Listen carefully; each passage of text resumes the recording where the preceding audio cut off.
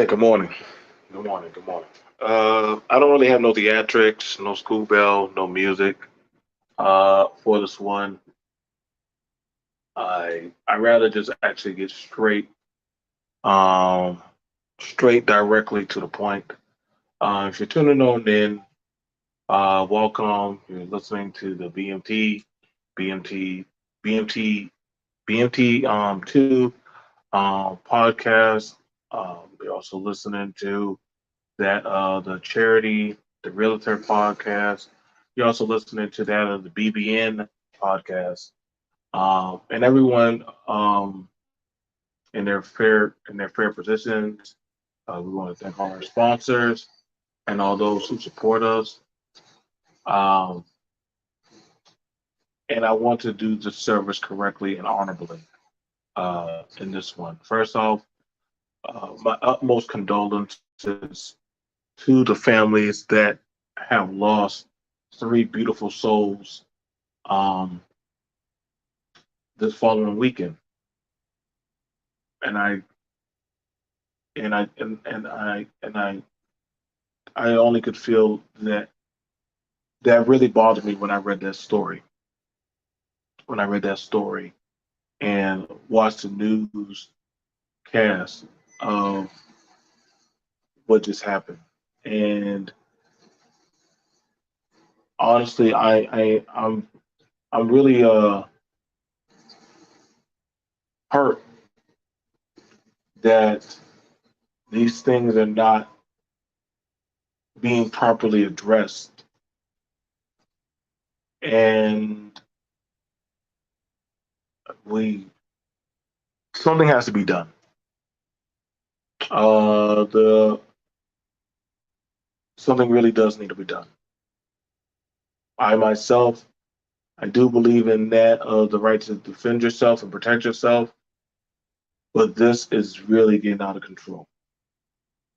And this is not the first time this has happened, especially to Black Americans. This is not the first time this has happened to Black Americans. We already just had the one shooting, a mass shooting at the grocery store.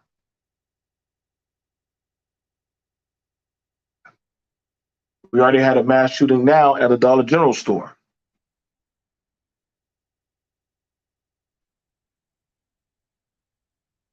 And I'm being realistic with you guys. Uh, yeah, this definitely needs to be actually there actually needs to be something done about that in firearm. I'm actually and I am I know a lot of y'all. Oh, whoa, BMT, no firearm. Listen, dude, no, no. And I'm actually charging. I'm actually acting the right side. Yeah, if you're a black Republican, a black conservative, and you're afraid to talk like this or talk on this, I mean, what's it going to take, man? These are two mass shootings that have happened to black people in America, racially motivated, to bystanders who weren't doing nothing, they weren't bothering nobody. They literally, I mean, I've gone to Dollar General so many times just to go get some snacks, just go get some toiletries, just to go get some food. That was definitely a targeted attack.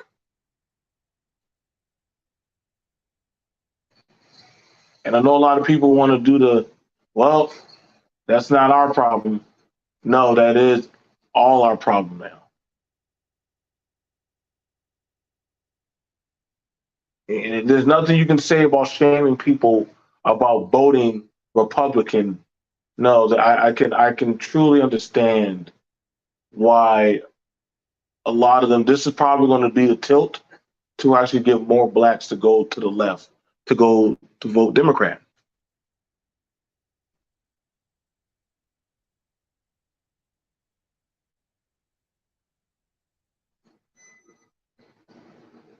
Literally, This is not even too far apart from the shooting at the supermarket. If you are a black Republican and you still want to talk about single mothers, broken family homes, and X, Y, and Z, but you don't want to address this, you're a problem right now, dude. Bernard Raleigh, Queen Mayat, conservative. What other hard press of Amazing Lucas, the whatever kind of twin dude, I forgot their names. Yeah. If y'all don't want to talk about this kind of stuff, hey bro, I mean, I don't know what's your main agenda. Y'all want to talk about fathers, y'all want to talk about Black America, but you don't want to address this, we got a problem. Why isn't anyone now they peep from Officer Tatum? Yeah. Why isn't anyone talking about the little 9-year-old girl killed by a black guy? She was making too much noise outside of her Chicago home. Hang on, let me help you out, dude. Get out of here. Quit trying to disrupt our conversation, dude.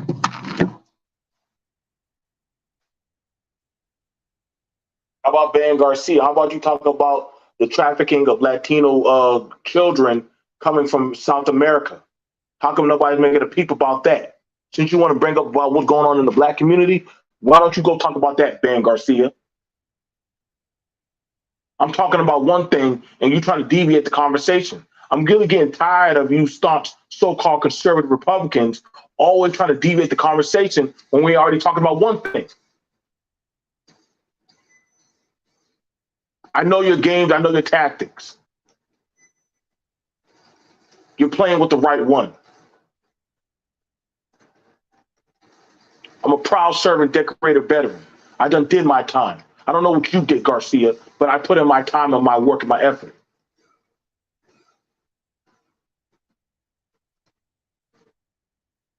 Don't deviate my conversation or come in any of my chats with some bullshit. Play with your friends. Play with your kids. Don't play with my time. No, you're right about that, Cyrus. Of course, Tatum is not going to talk about that. Tatum doesn't want to rile up his fan base by talking about these issues.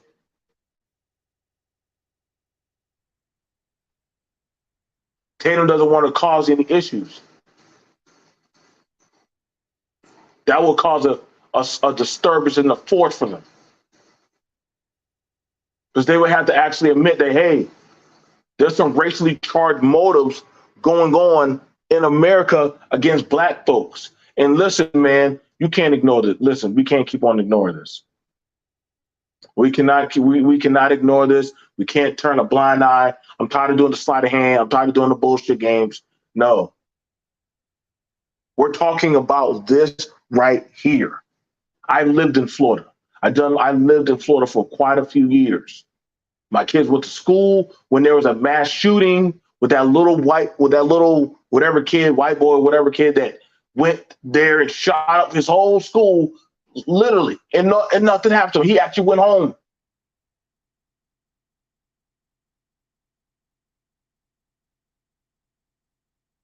So now we're actually bringing about talking about this.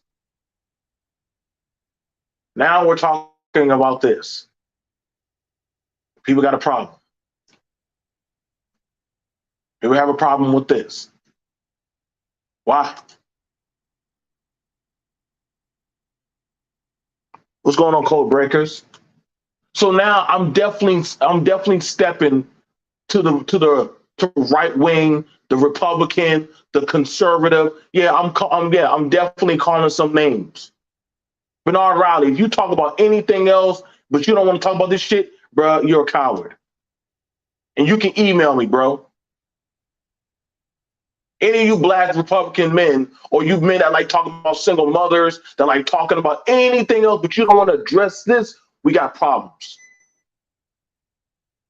And I don't mind jumping in your chats. I don't mind jumping on your panels.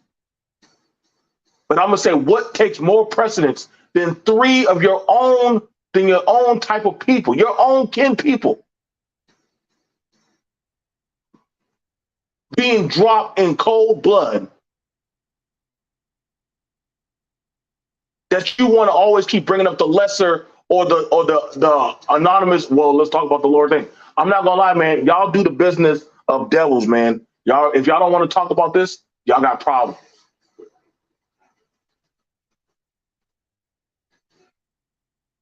There's no way we have this many mass shootings. Other groups would have been done, got a bill or a policy or something passed for them.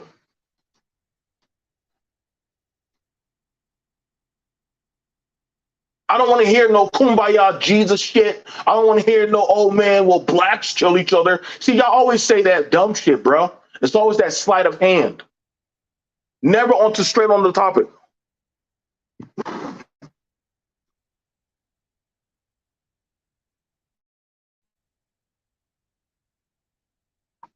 Ain't going. Now look at how the chat. Now notice when I'm trying to talk about the topic, now they're coming at traffic on Latino children. Who's letting it happen? Dems, Democrats won't even do a DNA test on children being smuggled to the country. Why you black? Why you Black Garcia? You scared of the truth? Oh, so now we're trolling. Now this amazes me. DC, do you have a wrench? I don't have time for this. Code breaking. Do you have a wrench? Cyrus, do you have a wrench? Because notice how when I'm actually calling out on the right side for accountability of this topic, men, I got you, bro. I got you. Sadly, you have to play hall monitor. Hang on, let me get you squared away. Let me get you squared away.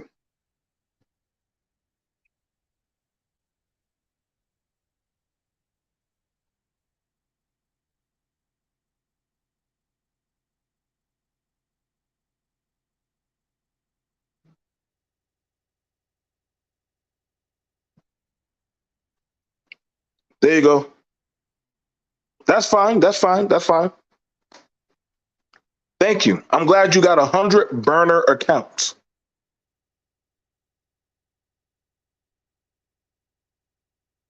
But we want y'all to understand, do you see this of how y'all say talk to other people, talk about accountability,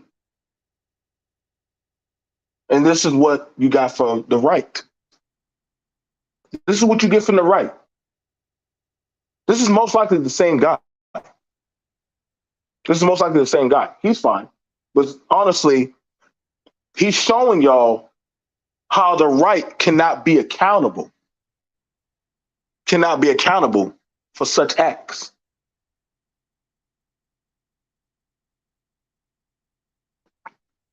So y'all get to see this from a full-grown man while we're talking about the mass shooting of 3 innocent black folks. He comes to try to disrupt the conversation.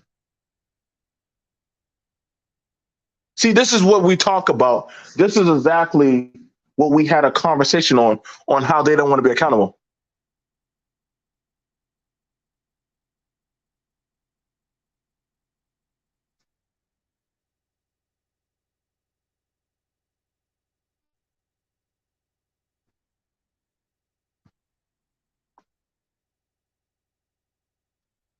And this is what you get to see.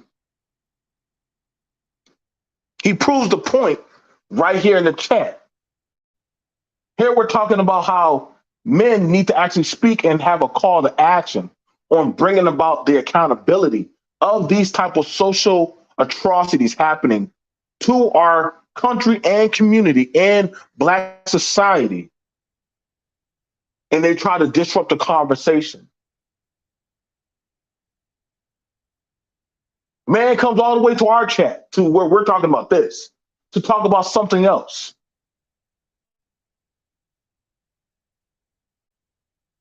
But he's not going to distract us. He's not going to take us from our pivot because, see, that just shows us that what we're talking about is valid and just. We're talking about 3 lives that were taken. This man probably don't even know who they are. Probably really doesn't even care.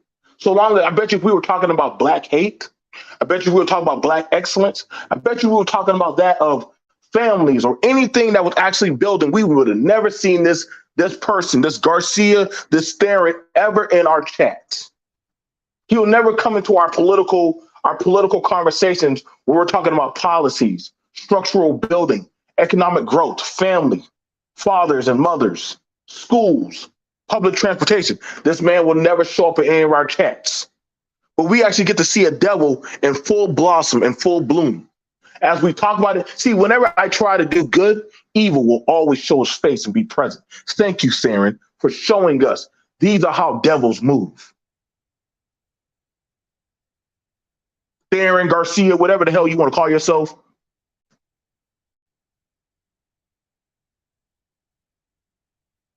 Because now you're pissed off because we're calling out the right side. You mad because we're calling out this white boy, this white Latino boy?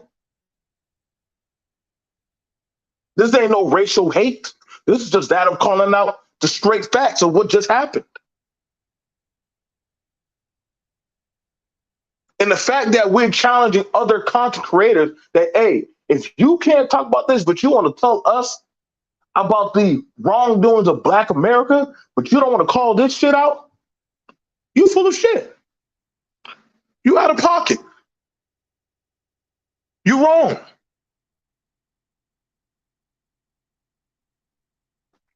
You wrong. The fact that DeSantis wants to show up to the Black community and start talking after he already done pulled that stunt about trying to rewrite Black American history for the school books, then talk about HBCUs, yeah, he got booed. Yeah, nobody wanted to listen to DeSantis. Nobody wanted to hear what DeSantis had to say. Then he want to talk about HBCUs. Man, they said, man, go on, dude. Go on, dude. You just here, you trying to get back on your political campaign. Get out of our face, dude. You just doing your roundabout chicken circuit trip.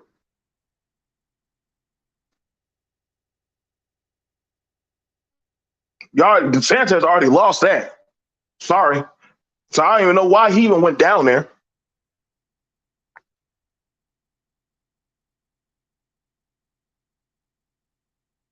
So now we have it right now where we're now looking at that of the Republicans, the Black Republicans, the ones, the niggas for Trump, as they want to call themselves. The niggas for Trump. You know, the ones who like to troll, run up a chat, run around and do all kind of clickbait. All right, here you go. You like talking about accountability. You like talking about manhood. You like talking about the system and oppressions. Here you go. You want to talk about everything else from all the LGBT, D Wade, and doggone Stacey Abrams. Now I'm putting the ball in y'all court now. Now I'm putting it in y'all court. Now we get to see, well, are you going to say something as a man now, as a woman, as a law-abiding citizen, or you just came around just to stop the progress of whatever some of us actually are trying to do?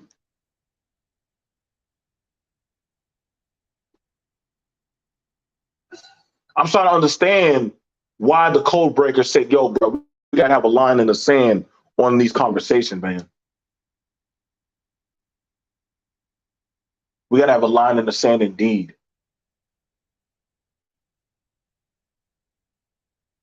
Some of these people mean no good. They mean no good for that of the safety and the well-being of their own. That's crazy.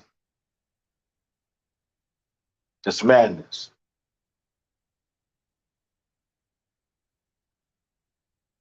It's not like that man got those firearms illegally. It's not like that man actually stole those. He literally, that evil demon, that devil, who lives with his parents, probably sits online and complains about how the country and the system is unfair and how he was robbed of his birthright, whatever kind of shit that these weirdos talk about. Told his parents he was going to go to a Dollar General store and go kill black folks because he felt that he was unjust, that he was robbed.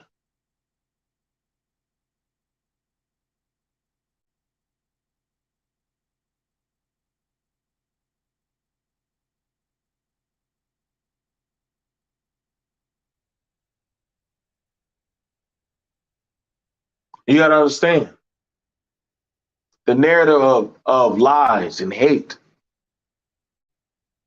As you can see, you got a white man in the chat right now trying to push out all kind of narratives.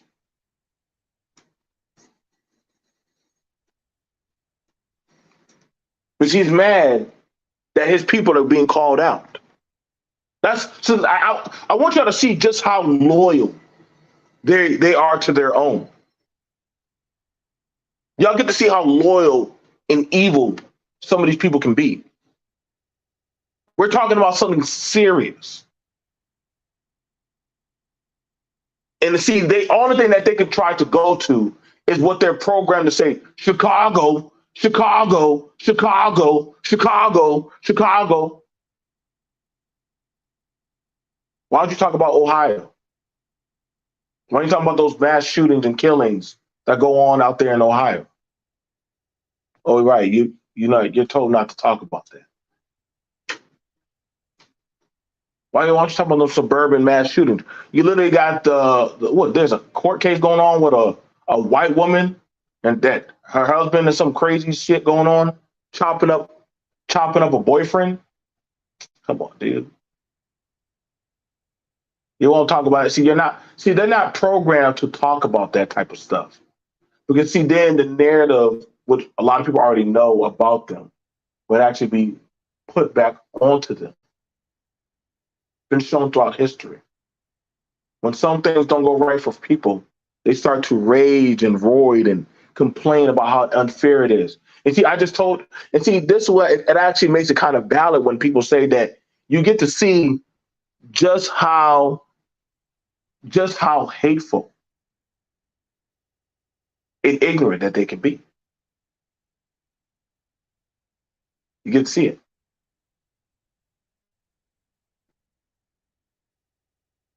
This is their talking point, not ours.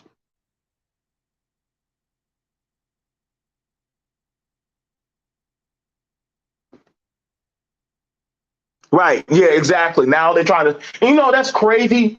And I gotta give a shout out to Paradox in DC. It amazes me whenever a certain group does an atrocity in society. You ever notice that they always call it mental health? He had mental health issues. Oh my God. He got a beating when he was a child. Oh my God. Mommy never hugged him enough. Daddy should have not drunk no liquor and worked 2 extra hours. Why is that? Why is every time they're brought up or they're called up, they have mommy daddy issues? Somehow that they just can't get right. They just can't get right. For whatever reason, they just have these problems. So I gotta give you somehow y'all Nostradamus that. Y'all saw that coming. Oh, I can't wait for our next meetup. Somehow they got mental health issues. The media is already saying, well, he's mentally challenged, or, he lived with his parents, so he just, he was having a rough day. Wait, so 1 minute, now they can't be accountable for their actions when they commit whole atrocities against that of a group of people?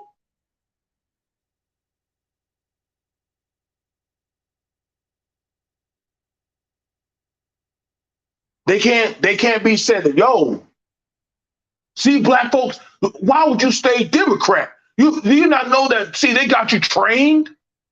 So who's more trained now? Who's more trained now? Who's the step and fetch? Every time that they do something wrong, they have a bad day at preschool. Daddy didn't love them. Mommy had a bad divorce. So they always get an out. And like Paradox even said, hey, it's because their group is never going to call them out. Why would they?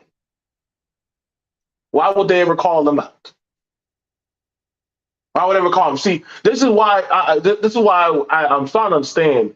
I don't think some black can even say how they truly actually feel being on the Republican side. I'm gonna be honest. Listen, y'all already know. Y'all know my stand. I'm BMT. Y'all know what my conversations I've been having and had. This is why I'm starting to grow annoyed with the. Listen, bro. This is why I'm growing annoyed with the right. I don't think I can even do it no more, man. I'm still going to talk about politics here or there. I'm still going to talk about politics. I'm still going to have conversations. I still do believe in family. I still do believe in accountability.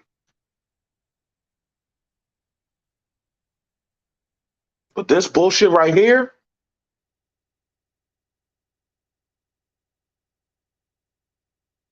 you got a wrench, right, DC? But this right here, no, this ain't it. This ain't it. This ain't it. If y'all like talking about Stacey Abrams so much, how about y'all pivot on to talking about this right now? Pivot on over and talk about this.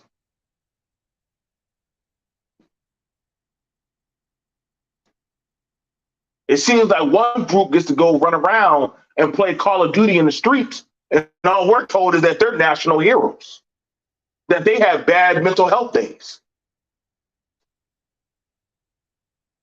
Oh, BMT, here you go again. You're rambling. No, see, it's called rambling. It's called you're pivoting from that of the issue.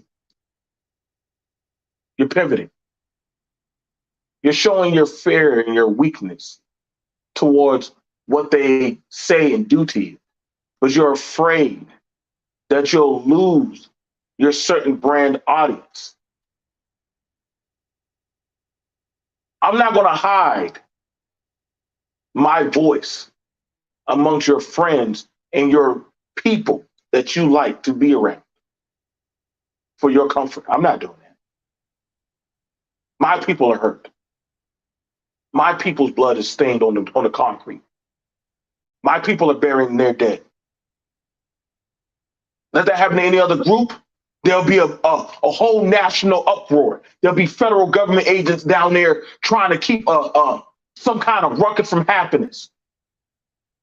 Only thing they're going to try to throw out there is some kind of black Republican pastor to say, hey, give it to Jesus and let's try to work it out and have a kumbaya. Fuck that shit, bro.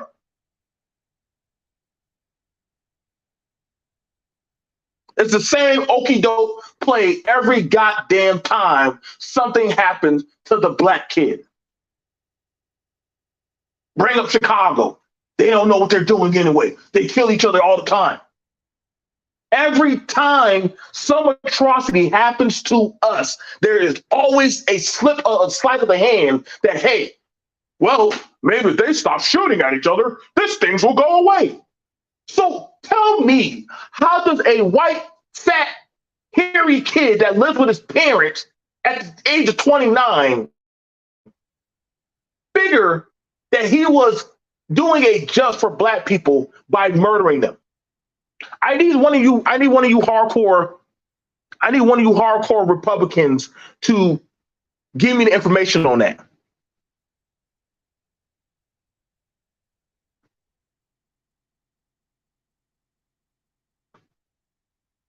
I got that, DC. I might have to grab that.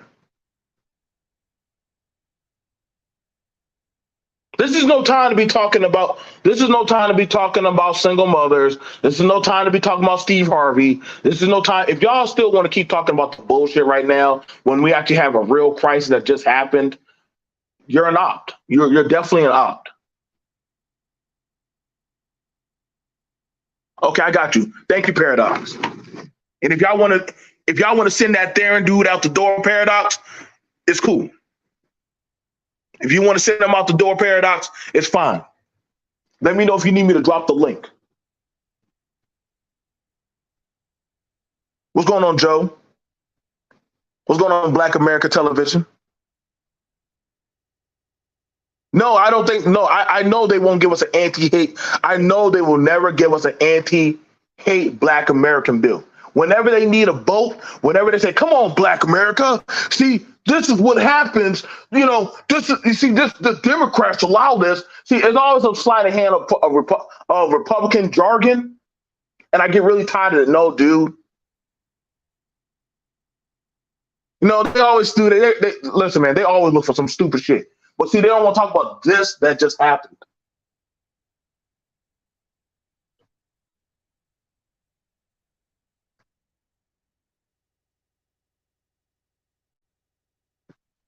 And that's so true.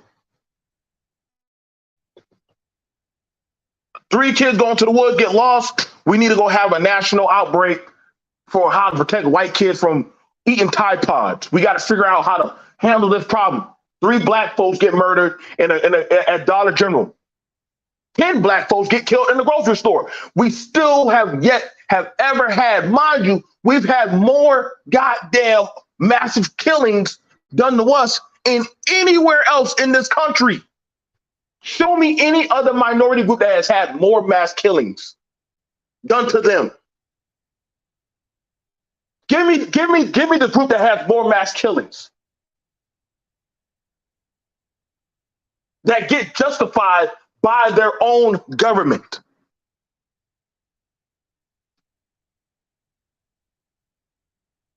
And you can't say, well, that's back in the day. Because right now we got some up-to-date mass shootings done to us. And ain't nobody want to say shit. That's how I know these people are out of pocket, man. You can't ask me about being an American. If any of y'all motherfuckers come to me about being American and they really don't want to talk about it,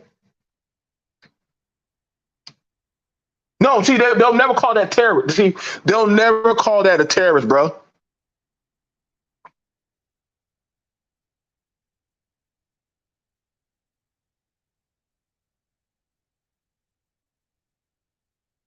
They never, I don't know how they never got the terrorist. See, that's the thing that kind of bothers me. When these mass killings, they talk about foreign terrorists, but they never talk about the domestic terrorists that goes on here in America. They never talk about the domestic terrorism that goes on here in America.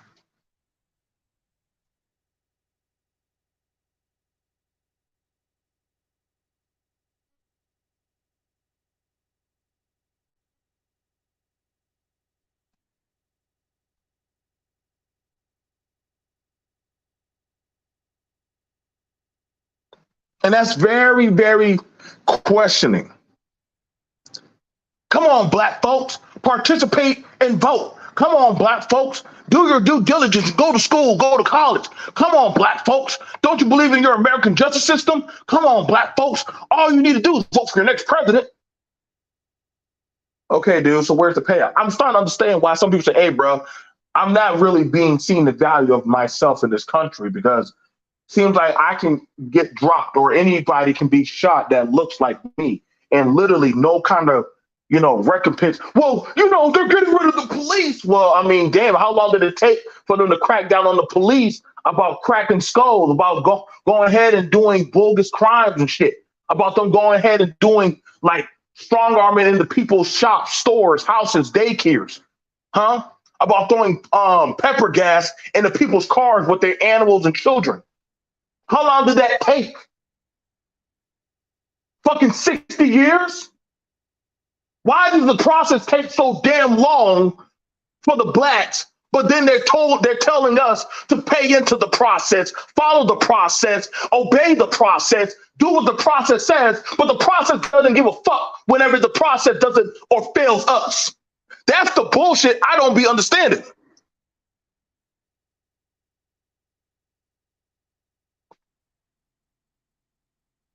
Little Tommy has a bad day, shoots up a school. Well, let's pray and give it to Jesus. And hopefully we can get him the mental health he needs. Jamal has a bad day and brandishes a gun. We got that one. He was always a criminal. Let's look at his Facebook. Yep, he has gold teeth. He has single parent household. Yeah, we got this one. We stopped it before he get out of hand. Ain't no fucking way. And you can't say it with my own two eyes, but I've been on this earth for quite some time. I haven't been watching this. And I tried to tell myself in the back of my mind, you know what? No, maybe if I just try harder, maybe if I become an American soldier, maybe if I just, I remember the frustration and anger I had with the Trayvon Martin shit. I remember that. The fact that I saw white America having an auction to buy a gun that was used to kill a black teenager, and it was supposed to be funny. It pissed me off with with unimaginable anger. I couldn't even go, bro. When I said, listen, bro, shout out to Staff Sergeant Gaines. Listen, bro, like that man saw them tears and anger come from my eyes, bro. He said, Johnson, go back to the barracks. Go back to the barracks. Why does Johnson listen? Go back to the barracks, Johnson. Don't say nothing. Just keep walking there. The anger I had when I saw people making fun of Amiri Rice being shot, and people say, well, he shouldn't have been playing with a toy gun.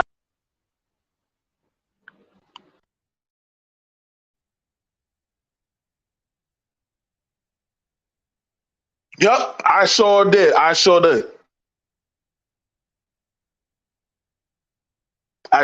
did.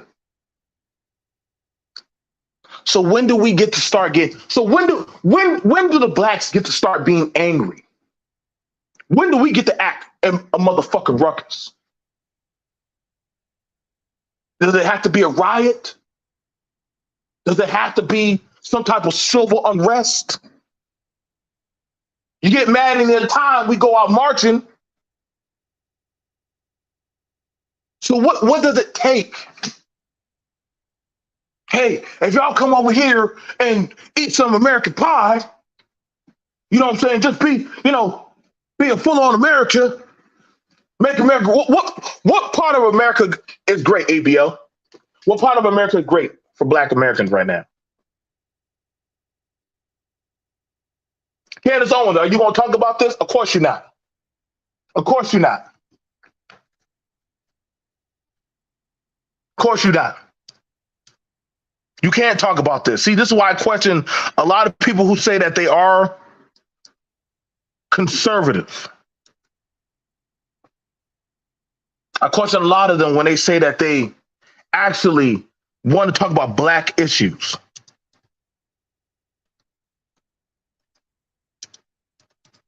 Or probably, no, better yet, talk about American issues.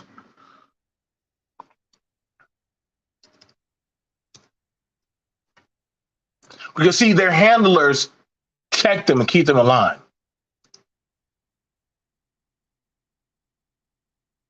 They keep them in line. Ain't nobody, listen, bro, see, ain't nobody runs these channels that I abide in or work in. Nobody works this. I'm an activist in Chicago, went to protest nationwide. I can't lie, 80% of the protests were other races.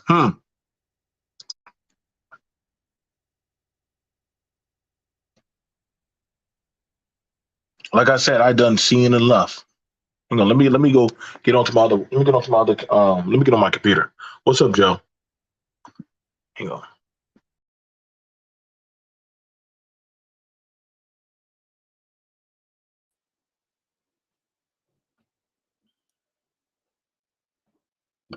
I'm only on my computer because Paradox dropped something, and I respect my homie. I respect my homie like that. But yeah.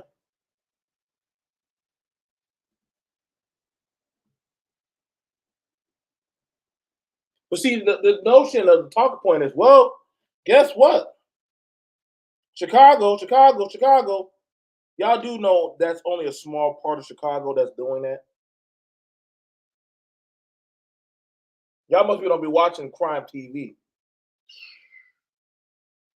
Y'all think Chicago bad. Oh, there's some more crazier places in America that don't ever get no play. It ain't the black kids making all the noise. No, they are. They are going to downplay it. They're going to downplay and say, what about Chicago or North Philly? They always do it. See, that's the sleight of hand, stupid shit that a lot of them are trained to do.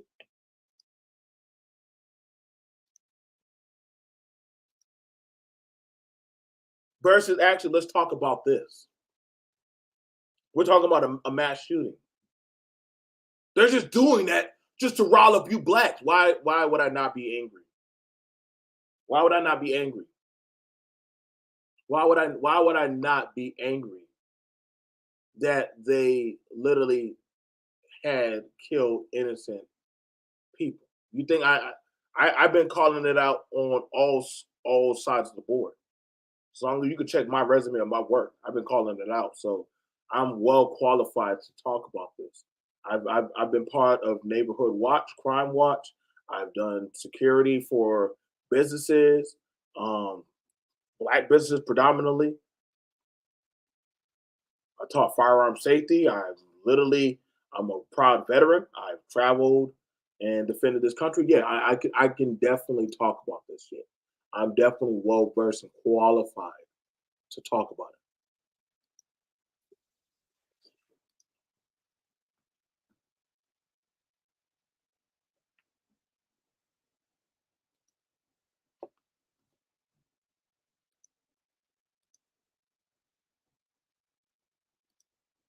All right, y'all. Let's go see what Fox News has to say.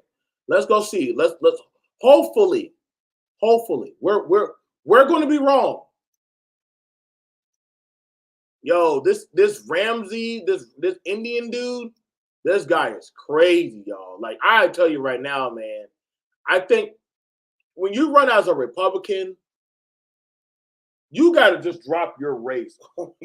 You got to drop your racial pride to run as a Republican candidate. I think that's part of the tribunal. But this man has been saying some crazy shit. Ramsey defends comments about white supremacy and KK. Wow, yo, bro, you gotta just. I hope they're offering them something at the cookout. Joining me now is 2024 presidential candidate Vivek Ramaswamy. Thank you so much for joining me this morning, sir. I want to start with what I began the program with, which is this racist shooter killing 3 Black people in Jacksonville yesterday. What is your reaction to the shooting? It is such a tragedy, and my heart goes out to those families. This should not be happening in the United States of America, and it is wrong. The reality is we have a mental health epidemic in this country. There are reports that this particular individual, the perpetrator, was indeed evaluated for mental health deficiencies as well. And I think we need to have the courage in this country to bring back a practice of putting back psychiatrically ill people who pose a risk to their communities into psychiatric institutions, not just drugging them up, but faith-based approaches and other approaches that fill our longing for purpose and meaning in this country. I think it is just a shame that we even have mass shootings like this, be it the one that happened in Florida, be it the recent one, the Nashville shooter in a Christian school, killing 6 in a school. We have to address that mental health epidemic, and we need leaders with the courage to do it. But my heart goes out to those families, and I hope something like this never happens again. Mental health is one aspect of these shootings, and apparently, and we're still learning a lot about what happened. The facts are still coming out. Also, this was very much apparently racially motivated. The sheriff there said point blank that this shooter had manifestos coming, 3 manifestos, and said specifically that he went to this dollar store with the intent of killing Black people. I think that is heinous and deserves to be called out for what it is. The reality is we've created such a racialized culture in this country in the last several years that right as the last few burning embers of racism were burning out, we have a culture in this country largely created by media and establishment and universities and politicians that throw kerosene on that racism. And I can think of no better way to fuel racism in this country than to take something away from other people on the basis of their skin color. I've been saying that for years. And I think that is driving, sadly, a new wave of anti-Black and anti-Hispanic racism in this country. I think the right way forward is if we want to stop hate and discrimination on the basis of race, let's stop discriminating on the basis of race and see what unites us as Americans, because I do not think this kind of racial division and any division is good for us as the United States. I believe that there are a lot of people of color in this country who don't think it was just lasting embers of racism, but that a lot more work had to be done, particularly given the history of the systemic racism in this country with slavery and beyond. I want to ask you about a comment that you made about white supremacy in Iowa on Friday. I've never once encountered that yet. I'm sure the boogeyman white supremacist exists somewhere in America. I've just never met him. Never seen one. Never met one in my life, right? Maybe I'll meet a unicorn sooner. And maybe those exist too. So just because somebody hasn't encountered one doesn't mean that the notion of white supremacy doesn't exist as a threat in America. What do you think goes through the minds of the families of the 3 victims in yesterday's shooting when they hear you say that white supremacy is basically a fantasy? I'm sure they're grieving for their loss, and I don't want to politicize those victims, Dana. This is a very sensitive situation where we should have nothing but foremost respect for those victims and not bring them into partisan politics. But I was responding to a question where someone asked me, what racism have I experienced in recent years? And I answered honestly, most of that racism has come from the modern left. It's happening during the course of this campaign. Kara Swisher calling me Ramaswamy the other day and reveling in making twists of my last name. People effectively reducing me to the color of my skin and my attributes. That comes today from the modern left. But the reality is, do you this is acknowledge, part of though, a that dogma white in this supremacy country. does still exist in the United States? I acknowledge that all forms of racial animus exist in the United States. Jesus Christ, this shit is cringe. Like, I'm gonna have to do a whole study on this shit. Like, what the fuck?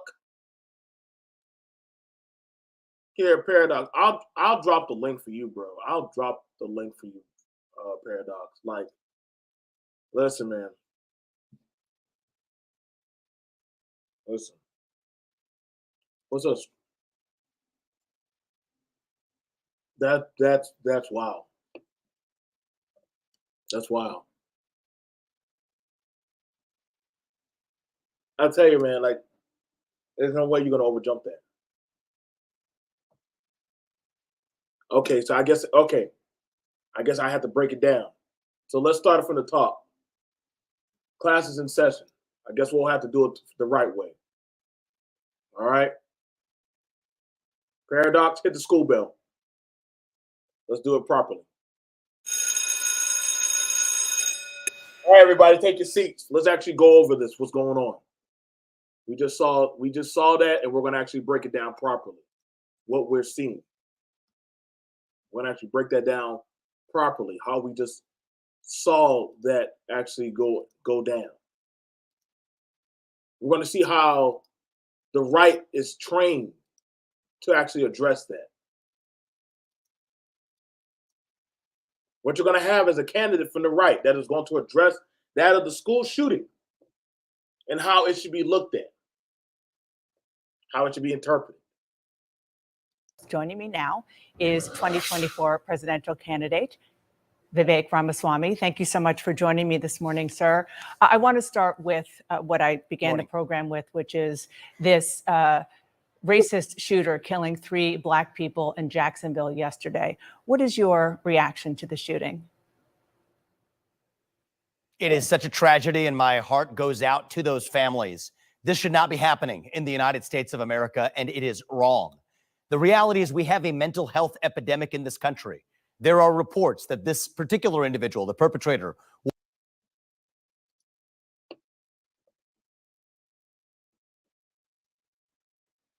I don't know why. I don't know why. Good morning, I'm listening. And we had a conversation about this earlier, just this weekend, that there's always a path for these types of things. Independent Black production, manufacturing, You got meet up production. You know what, Seth? You must have foresaw this, man. I don't know how you did it. I don't know how you did it, bro. You must got some more grade. You said, bro, somehow every time these things happen, they always get the mental health card. Now, I don't know how this is viewed as a mental health when literally the effort you got to have to write 3 manifestos. One person just writes 1. This man wrote 3 manifestos. Like, listen, man. And I guess it's easy to code it with mental health because you are passing past a psyche. Even for me as a soldier, being in combat, you are passing past the threshold of a psyche to take a life. But see, I don't hear that for a drug dealer. A drug dealer had a mental health psyche that he had to sell them drugs to little kids. I don't ever hear that for somebody who strong arms a robbery. Well, he had a mental psyche that, he was mentally distraught that he was going to lose his apartment or he needed that money. So clearly we got to get a mental. No, I never hear that. This happened right here with these mass shootings. Got to be honest. This particular group, we always start hearing the story. We always start hearing these stab stories. We hear the side story about the mass shooting in New York at the supermarket. Now, mass shooting at Dollar General. What strike do we have to get to? Are we on strike? So we're waiting for strike 3. So what does that have to be? Does that have to be another church? Does it have to be the church? Was that a mental health issue too? So literally, we're up to 3 mass shootings for Blacks. Church, supermarket, convenience store. What's next on the bucket list for since we're going on the mass shooting circuit? Do we have to wait for a daycare, a school? And the fact that the fact that it's taking. That y'all do see it's climbing up the ladder. You already hit your religious place. Your religious house of rest already had a mass shooting. Your place of where you go eat or you go congregate for food that had a mass shooting. Place now where you go shop had a mass shooting.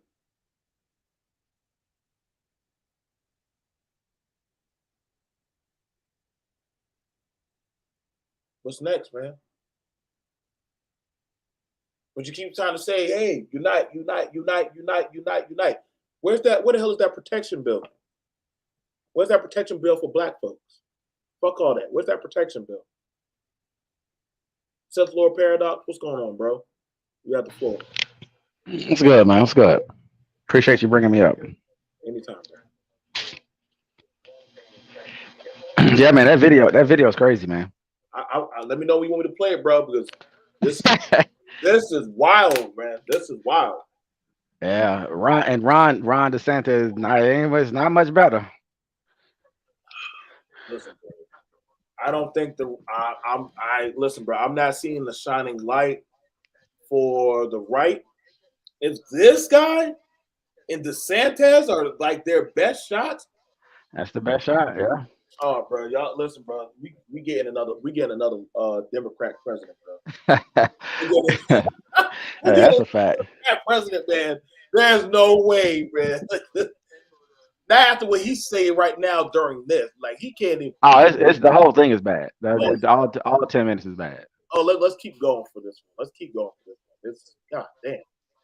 Was indeed evaluated for mental health deficiencies as well. And I think we need to have the courage in this country to bring back a practice of putting back psychiatrically ill people who pose a risk to their communities into psychiatric institutions, not just drugging them up, but faith-based approaches and other approaches that fill our longing for purpose and meaning in this country. I think it is just. I want to pause it right there. Y'all do know instituted in the psychiatric care, they do. You don't have a choice to take your medication. They do drug you up. Absolutely. So he doesn't even know what he's talking about in the mental health that they do. You don't take your medication, they're going to. I've been inpatient at the VA. You either do it the easy way and take your medication. Okay, then go ahead and get call Bob. Yeah, and is he gonna commit to spend $500 billion to build institutions to start to house people long term? Because even now with the mental institutions, regardless of the politics, they really are not gonna let you stay in there long. They're really trying to dump you really out into the streets in a lot of cases. They already did that. They literally. I mean, they did in the 90s. Yeah. Y'all about to have them mad. Hey, your side about to flip on you. Wait, we got to pay for the mental health now. Right. You want universal health care now? Right. Oh man, let's go. Just a shame that we even have mass shootings like this, be it the one that happened in Florida, be it the recent one, the Nashville shooter in a Christian school, killing 6 in a school. We have to address that mental health epidemic, and we need leaders with the courage to do it. But my heart goes out to those families, and I hope something like this never happens again. Mental health is one aspect of these shootings, and apparently, and we're still learning a lot about what happened. The facts are still coming out. Also, this was very much apparently racially motivated. The sheriff there said point blank that this shooter had manifestos coming, 3 manifestos, and said specifically that he went to this dollar store with the intent of killing Black people. I think that is heinous and deserves to be called out for what it is. I don't know, dude. Like, who writes these scripts, bro? Like, we need to see his PR man. We need to see the publicist. Is it Candace Owens behind that mic? There has to be somebody, dude. I had to stop right there because. Yeah, he's gonna pivot out of every statement because he's been trained to do it that way, and I think he doesn't realize that the more he talks, the more people are gonna realize that he doesn't. He's not really gonna answer things. He's gonna keep pivoting and pivoting and pivoting. Never really give you a straight answer. And that's not a president nobody would want. Like not when he gets on the big stage and everybody gets to look at him. It doesn't. You can't really speak like. You had to be a very special person to try to play that. It's very rare to be able to accomplish something like that. He's not. Sorry, brother. You're not the right skin tone. And you ain't got the right tint to pull that shit off. So no, because he's all over the place with race. The thing is that he doesn't understand how race works, and so he wants to move back and forth. One moment he's never had a racial incident. I can show you one video, and then another video where he had racial incidents, and he just ignored them. He didn't want to deal with it. So he's all over the place. Now let's get at that. Okay. Get at that. You know, we're 2 well-qualified men to talk about that. So, this is the qualified class. We are qualified. we are the entrance exam for this type of study. So what we have here is this type of conservative Republican that is programmed. I don't see race. I don't acknowledge race. Mm-hmm. But y'all need to pull yourselves up by the bootstrap type of shit, type of race. And every time they talk to him on the right, they bring up his race. Wait. What? But they like to say, hey, you talk better than the others. Hammer. Yeah, you talk better than the others. He's the only person in the first debate that even brought up race. I'm a brown guy with a funny name. You know that Obama line. I noticed a lot of them. Him, Tim Scott, even sometimes I'm not sure if DeSantis had to do it. They always have to use their race as a pimp card. Like, you see how I rise above my means and look at where I'm at. So what's going on with the rest of you guys? You know what I'm saying? Like, there's no systematic issue. Look where I'm at right now. And you'll be like, well, so you're using your example of yourself as a proof that, hey, I'm the only one that made it this far like this. That's not good. Why is it only like a little few grains getting through like that? Oh well, yeah.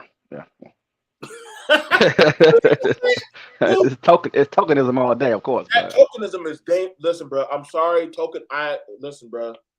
When I start hearing them tokenism people, it's like watching the movie Glory. I implore a lot of y'all, go watch the movie Glory. Ain't lying. And the general for the Negro regiment had a black. Pretty much, he was a slave. Denzel called him out what he was. You a house slave. You a house Negro. He said, no, I'm his friend. He loves me. We're friends. We read together at the fire. Do you sit at his feet when you read them books? Does he pat you on your head? And I'm like, Jesus Christ. Like, I think there's a level of you just got to just kill off your whatever kind of humanity to say this shit. You have to. I think even Karen's trying to figure out, like, damn, are you really trying to pull this card right now? Well, the problem with Vivek, I think in the business world, you can probably play the non-racial game, and weave through those things, and because you're making money.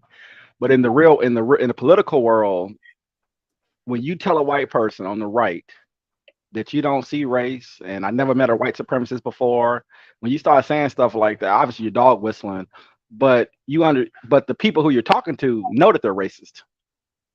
You see what I'm saying? So they know the people who are deceptive, and you're trying to use that. You're trying to align yourself with them, but they know that you're not white. You know, so it can get tricky when you're trying to talk about, well, are you really honest in what you're saying when we are racist and you're telling us that we're not, and we're just going to nod our heads and go with that. It puts you in a sticky situation, I think, when you get on the big stage. Boy, this is rough. You know, because when he wants to talk about history, he'll play that 1776 game, then he gets trapped when someone brings up Jim Crow, when someone brings up the Klan. She's going to say it though, but he's comparing Grand Wizards to black Congress people. What the fuck? Oh my God! Hey, let's continue. And Dana Barrett did a good job on that though. She did a good job. She got his ass. She even blinked. He doesn't study race. He's trying to leverage fantasy versus reality. The fantasy of America being something is one thing, and you can sell that like on a local level maybe, or in a business office, but not in the real world, not in the big American where it's an impossibility. He talking about colorblind meritocracy and stuff like that. I'm like, bro, it's not the world doesn't work like that. The liberals played that game, by the way, and it didn't work, right? Right. Because you have what do you call them? The old liberals. I forget what they call them. Not traditional liberals, but whatever. Those people they're the ones that used to say it all the time. You know, let's try to be colorblind, and they're frustrated that we're talking about race all the time, but you got to deal with the reality that you created. Let's keep it going. Let's keep it going. The reality is we've created such a racialized culture in this country in the last several years that right as the last few burning embers. I just want you to understand it wasn't created in the last several years. It was created. Think about his position on that, right? That's scary. That's an immigrant for you. That's a first generation born in America immigrant conversation. You hear from all colors of people who come from other countries. My parents came over here and they did just fine. What's your problem, Negro? Right. Shit, I was born into the system. Because That's why you would find immigrants, regardless of their skin color. That's why you would find them being what do you call it? Kind of glamored by what he says. They'll be like, "Hey, y'all need to start making excuses." And I'm like, "Well, nigga, you benefited from a goddamn. Let me You tell you benefited something. from the shit. If you find me a Republican, obviously, you know I'm a conservative, obviously, but if you find me a Republican that comes out and says, I want to get rid of race, then we're talking about something there. But if you notice when he's talking, he won't really get to it though, right? Well, let's end all the racial categories. Let's remove whiteness. That get him in trouble. That you trying to sink his ship before he get out the harbor. Of racism we're burning out. We have a culture in this country largely created by media and establishment and universities and politicians that throw kerosene on that racism.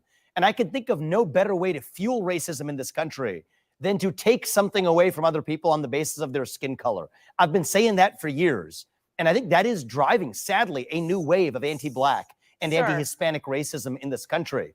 I think the right way forward is if we want to stop hate and discrimination on the basis of race, let's stop discriminating on the basis of race and see what unites us as Americans, because I do not think this kind of racial division and any division is good for us as the United States. I believe that there are a lot of people of color in this country who don't think it was just lasting embers of racism, but that a lot more work had to be done, particularly given the history of the systemic racism in this country with slavery and beyond. I want to ask you about a comment that you made. I had a conversation with the first generation African, and he was like, "Why do Black Americans complain about the system?" And I'm like, "Well, how long have you been here?" He said, "Well, my parents came over here." I said, "Well, you're welcome. You're welcome. You're welcome." All the bloodshed.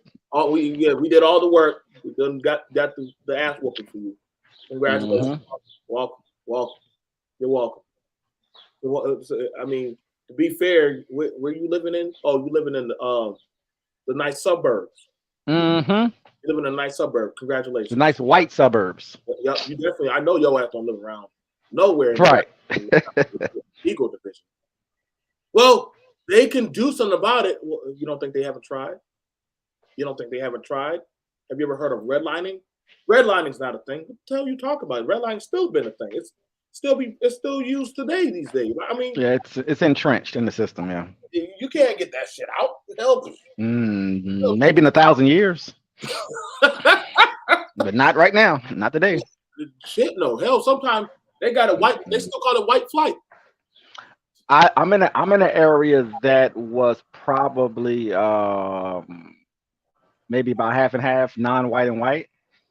And everybody in the area knew that there's another neighborhood, another town that's right next to the area that I'm in, and we saw a pattern starts to happen. The more non-whites moved in, we started to see growth in selling in the area and moving over to the next town. So everybody didn't leave, but about 20% left. And that area is about 95% white. So yeah. When I was in Georgia, I think I was happy. I bought a nice. I really liked that brick home, and I never forgot. Then after that, I told a few other friends that were coming, that were going to be stationed down in Georgia. Hey, they got some good houses out here, and I began to see as more different groups started to come. I started seeing the picket signs of for sale, for sale, for sale, for sale. And I was like, what the fuck? Why are they moving out? I make good money. I turn down my music when I come to the gate, Paradox. I don't speed fast. I do the same thing. Y'all can't hear my music. I try to fit in. Listen, bro, I be at the HOA meetings. I be participating. I'm still seeing people move out. I'm like, what is going on? Hey, your kids be playing in the streets, but your kid was just playing stickball with my kids.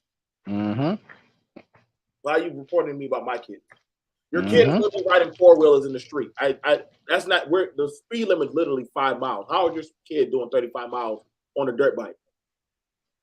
Well, it's a dirt bike. He's just a boy. I'm starting to understand.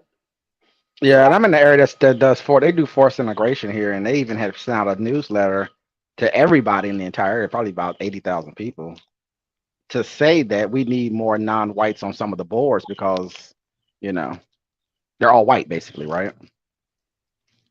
Hey, And then what they're not trying to understand is that why do you think that is? You know, stuff like that.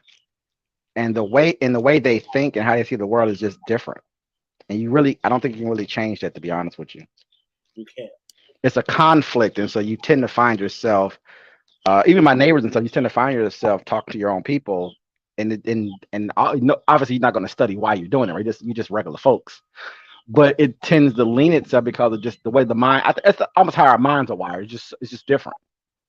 It is. We see the world different. How you treat people is different. How we see things. I mean, it's different. And like you said, there's the history. You can't replace history. The history's the history. I don't like that paradigm. And as long as I've met you and you know me, and as kids, I don't like that when I gotta pretend I don't. I don't like that. We have to like. There's so much other stuff other than just slavery that has happened. Oh yeah, so much. I'm like, dude, y'all do know those are counterable lawsuits, right? Y'all do know those are earth-shaking lawsuits that we can literally that are on the book, stealing deeds, actually burning down whole farmland and houses and properties, getting rid of black general stores. Like these are no little bullshit ass stuff. These are generational built establishments by American Negroes. That's what y'all call them. That's what it was called by us. So those are attainable things that we have built that were destroyed, and say, well, there was no system out there. What are you talking about? Like right now, I mean, you sold a certain type of market of grain, you didn't get the same amount that the white colleague got. You didn't get that. You probably got 1/3 of that, but you're still supposed to keep up with the mortgage of the land. Let's continue on. About white supremacy in Iowa on Friday. I've never once encountered that yet. I'm sure the boogeyman white supremacist exists somewhere in America. I've just never met him. Never seen one. Never met one in my life, right? Maybe I'll meet You want to pause that one? Yeah, I was just waiting for you. I was just waiting for you, man. Like, holy Jesus Christ. Like, there are so many red flags going on. Like, Now he's saying, remember, like I told you before, I follow all this stuff, of course, but he's saying that he's saying slightly different things to different audiences too, by the way. So you know, he's playing with his lies. Hey, bro, listen, I love the background. You got the brick, you got the American flag, you got God is real. There are two genders. You got everything. Listen, man, But remember, earlier in the conversation, he just said that there's black racism and there's brown racism, right? He literally said that 3 minutes ago. Yes. I don't think. And now all of a sudden he hasn't made anything that's right. I mean, it's insanity. I don't think he keeps up with what shit he says. No, he just running off at the mouth. Really, he's looking for trigger points to solidify that I support the right no matter what. And if he doesn't have the skill set to really weave in and out of that position. So he knows if I say it this way, you know, no CRT, no this, no that, then that's gonna make sure that it locks in their brains. I have no space because I'm not white and I'm not black. I have no space. You know what I'm saying? And he's going right in for the gut. He's going right for the kill. And then, like you said, the problem is, well, most white people are racist, if not all. Right? So it's kind of like you're trying to tell people the people who structured the system, the people who implemented the system, it doesn't even make what he said doesn't even make any sense when you think about it. This is even the person he's talking to, by the way. I'm like, if you can't talk about the real issues in front of and see, that's the thing about it. This is why I challenge the candidates, the the ABLs, the Branham Tatum, the Hood Conservatives, all these right-leaning hardcore. They're hired operatives too. So Right, but see, that's the part of this. They want to. It's like they want to sell a car to the black on why it's so good to come over. Yeah. But okay, so you want me? So okay, Betty, you want me to buy a house where? right. You want me to move over there? Mhm. Where if my son Carlton rides in his little Beamer, he's gonna get pulled over for stealing a car. Mhm.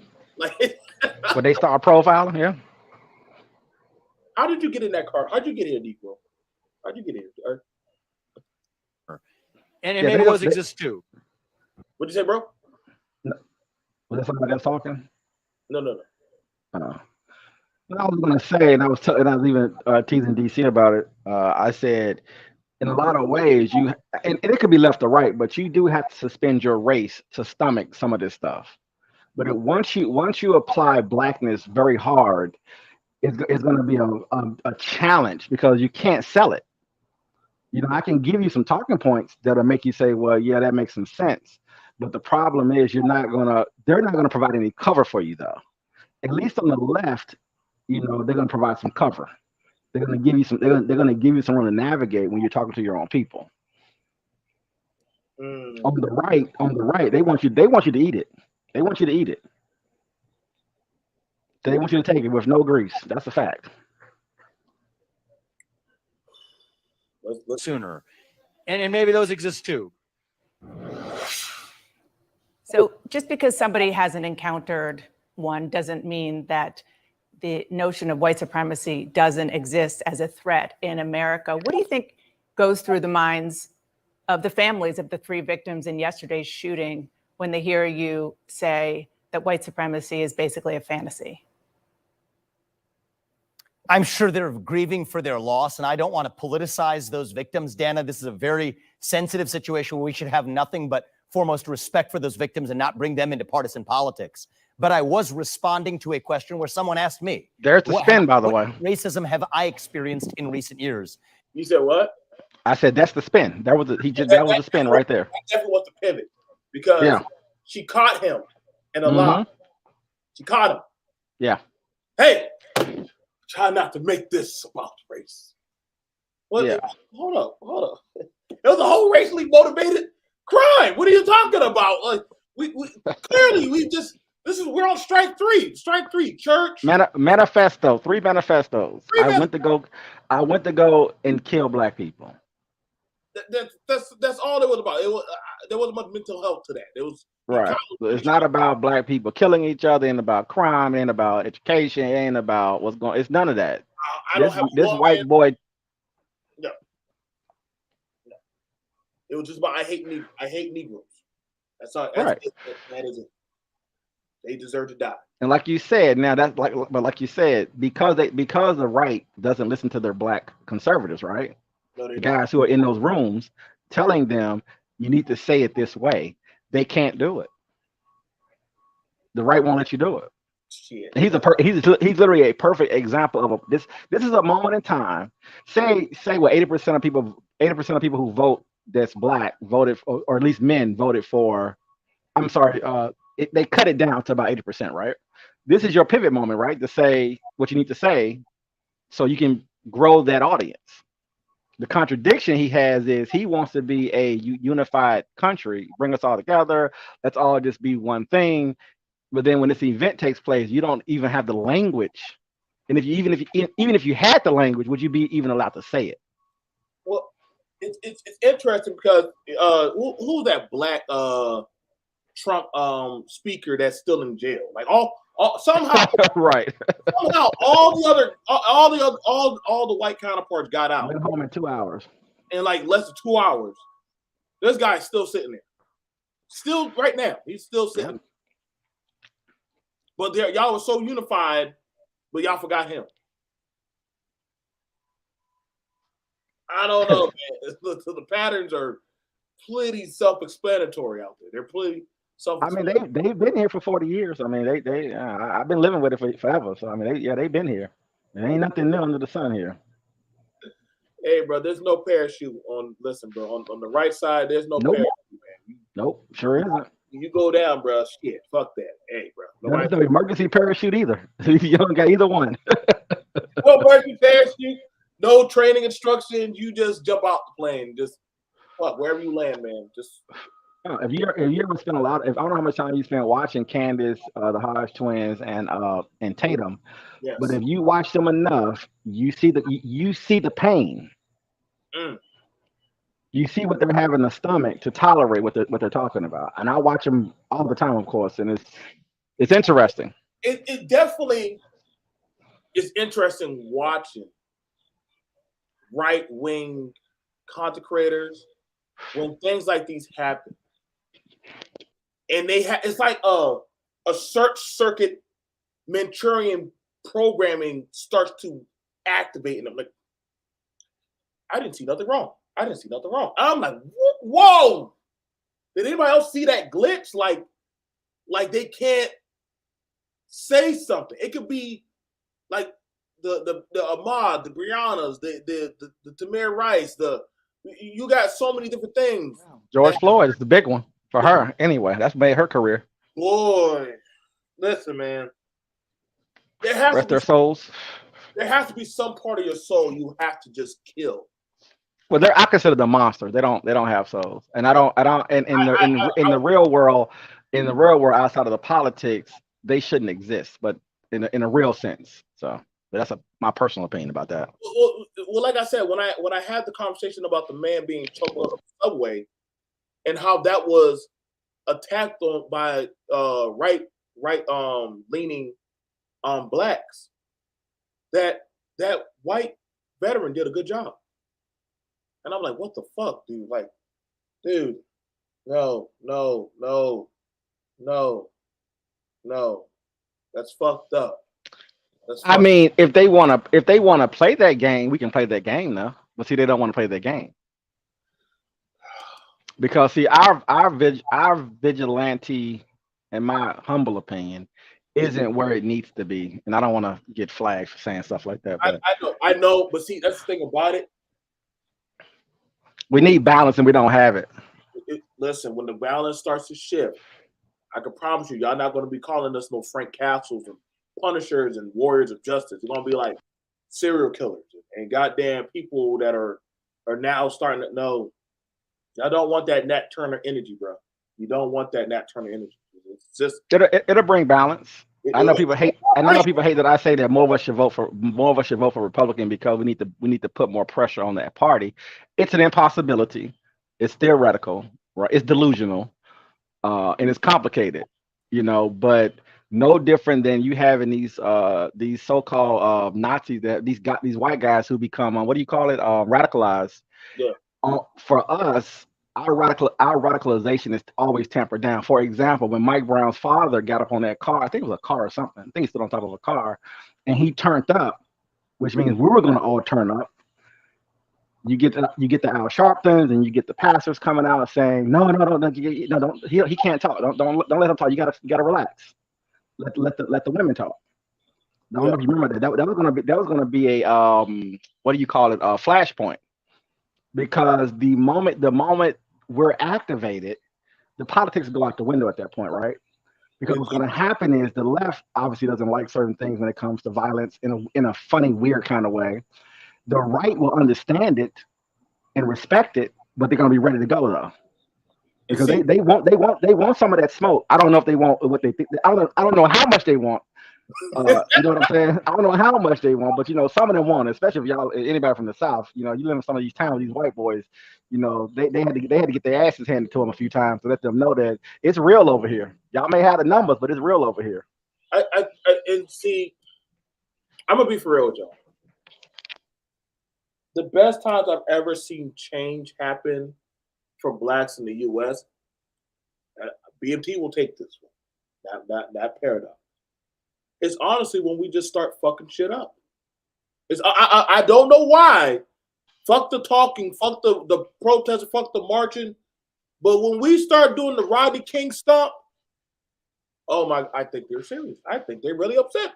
Paradox, they really are mad. Absolutely. Well, damn. I mean, Paradox sitting in the chair like, well, gee, Skip, I've been telling you, I've been telling you the gorillas have been angry. You didn't think they were going to kill the cage? Now they're killing the keepers and the handlers of the zoo. Now y'all want to say, oh shit, maybe we should probably start listening to them. I'm sorry, but it seemed like that was the best. When they killed King, yeah, the riots happened. All of a sudden, the city started burning. Shit started getting fucked up. They said, fuck the law. The law doesn't work, so we're gonna just do it our way. Once that started happening, you got some people. Oh, come on, guys, let's unify and peace. No, fuck up. Get out the way. Go back. If you study whiteness, and if you study white empires, be it the Hungarian Empire, the Greek Empire, the Roman Empire, the English Empire, whatever it is, or the American Empire, one thing about understanding how white minds operate is that they only understand violence. That is true. Hard stop. That is true. Like, listen, y'all better take that flag serious when they say don't tread on me or for liberty or some justice. Mm-hmm. Like, y'all got to believe that is actually a mindset. When I was in the military, that is a mindset chant of death. Yeah, they would keep on saying, like, I'm going to go out there. We're going to go out there and kill something, kill. And at first I was like scared. After my battle buddy, no, John, it's okay. Dude, we're about to go over and shoot some people. Come on, man, it's okay. We're on the side of right. We're fighting for America. What? Is this what y'all said before y'all attacked the Indians? What is this? Like, y'all must, like, you literally, that's what I'm saying, dude. Like, when some people have to get to certain mindsets, like you can't reason with the unreason. Like, that's what I'm saying. Like, in this mindset, it's God, America, and pie. Like, this is part of the American. Well, let me ask you this, and I don't want it to even sound contradictory, which is probably going to. It's going to sound ridiculous, but I'm going to ask you. If more of the men had more of a, not politically speaking, but had more of a right mindset, guns, protection, etc., do you think that would trigger a stronger response when it comes to understanding this country? Versus from a left perspective, which is a little bit more, much more of a softer approach. Believe it, like trust in the system that is going to do me right. Yeah, I would say yes, and I'm gonna tell you why. Because this is one level that the right has over the left. If I can't get my way, I'm going to take it. And if I feel like I'm not being justifiably heard, I'm going to run up on you and I'm going to take that shit. I'm going to do it by force. That's why I understood. That's why I understood when they were shutting down the nation. You started seeing all these people pop up out of nowhere wearing military gear, militaries and guns and stuff. And police, did the police get in? Hell no, the police didn't get in their way. They got it. Like, hey, hey Tom, hey Andy, just get out my way. You might get shot. Like, I'm like, oh, that's the right for you. That's the right.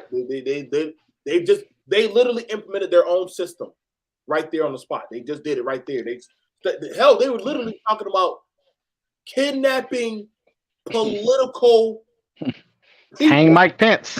That's the type. Could you imagine if one of us said that? What that look like? Oh my God, bro! Our channels would be gone. Bank accounts would have been frozen. Dude, we would have been having SWATs kick through our windows and shit. Like, they would do what North Korea does to their own people, which is, I want all your family. It ain't gonna just be you. We're going after everybody that's related to you. Black Panthers, them families are still on the FBI watch list. They still on the FBI list. Yep. As I'm saying, you can't tell me what group gets to go run up in the nation's capital and all get goddamn probate courts and shit. Like, what? Who gets to pull that? Listen, bro, that would have been black people running up on Tatooine, bro. We would have been getting mowed down, bro. That would have probably been a Star Wars massacre right there, bro. Like, that's why but at that time, every other group should have understood they must got a card that we just don't got. They got. I think because of their history, they are willing to sacrifice individual lives for the whole. And I'm not sure if we are there yet on that level. I'm not sure. We might be, but I'm not sure. We were, but see, when we start talking like that, Yeah. A good majority of us get afraid of that. It's sacrifice. It's tough. Because it's talking about sacrifice. Listen, I'm gonna be honest with you. How white people talk about sacrificing and how black people talk about sacrificing are totally two different levels. It's like it's like a relishment of going to Valhalla or some shit. Like they're going to the next level. Yeah. Black people. Yeah. Come by, yeah, me Lord, come by, yeah. Well, not only that. What's even more interesting is that the black people that we have, specifically black men, the ones that have that energy, they do everything in their power to snuff them out, to suppress them, to put them in jail, or figure out ways to manipulate them or soften them up. So we have that energy, but they know that energy is there, and I think the system does a tremendous amount of things to sort of quell that energy and then bring up all the other people over them. Yeah, before they get too loud. Like I didn't have a problem when that black militia, the Don't Fuck With Us, showed up. A lot of people are like, why are they doing that? Why are they acting like? I'm like, I don't see a problem. Everybody else got a fucking goddamn group. They all running out there with guns and shit. Why? There's 1,000 white militias in this country that's training every day. So why do you have a problem? That he's like, hey, 1,000. Everybody, they got group. Now they're going around to state to rally up black folks. Like, hey, y'all, we need to start gearing up too. Are they causing a division? Tasia, Jamal, don't listen to him. He's trying to separate you. No, what did he say was wrong? What did he say was wrong? Y'all, I've been down there to the gun range. I'm pretty sure Paradox been down there to the gun range. Y'all must don't see what they talking about. I'm waiting for that one day Jaquarius get out of line. Like you said, I think our if you study the white space, right? Yep. And we talk about sacrifice, we're not talking about individuals, we're talking about groups, right? Within the white society. They're structured in a way to where if sort of the average white guy or the average white woman is just living their lives or whatever, they'll just use them as fodder at the end of the day, right? Yes.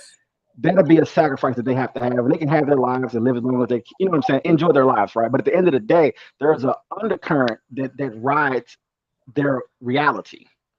Those guys, which everybody knows is there, those guys are the guys, if they need to turn up and sacrifice, they're available to access whenever you need to.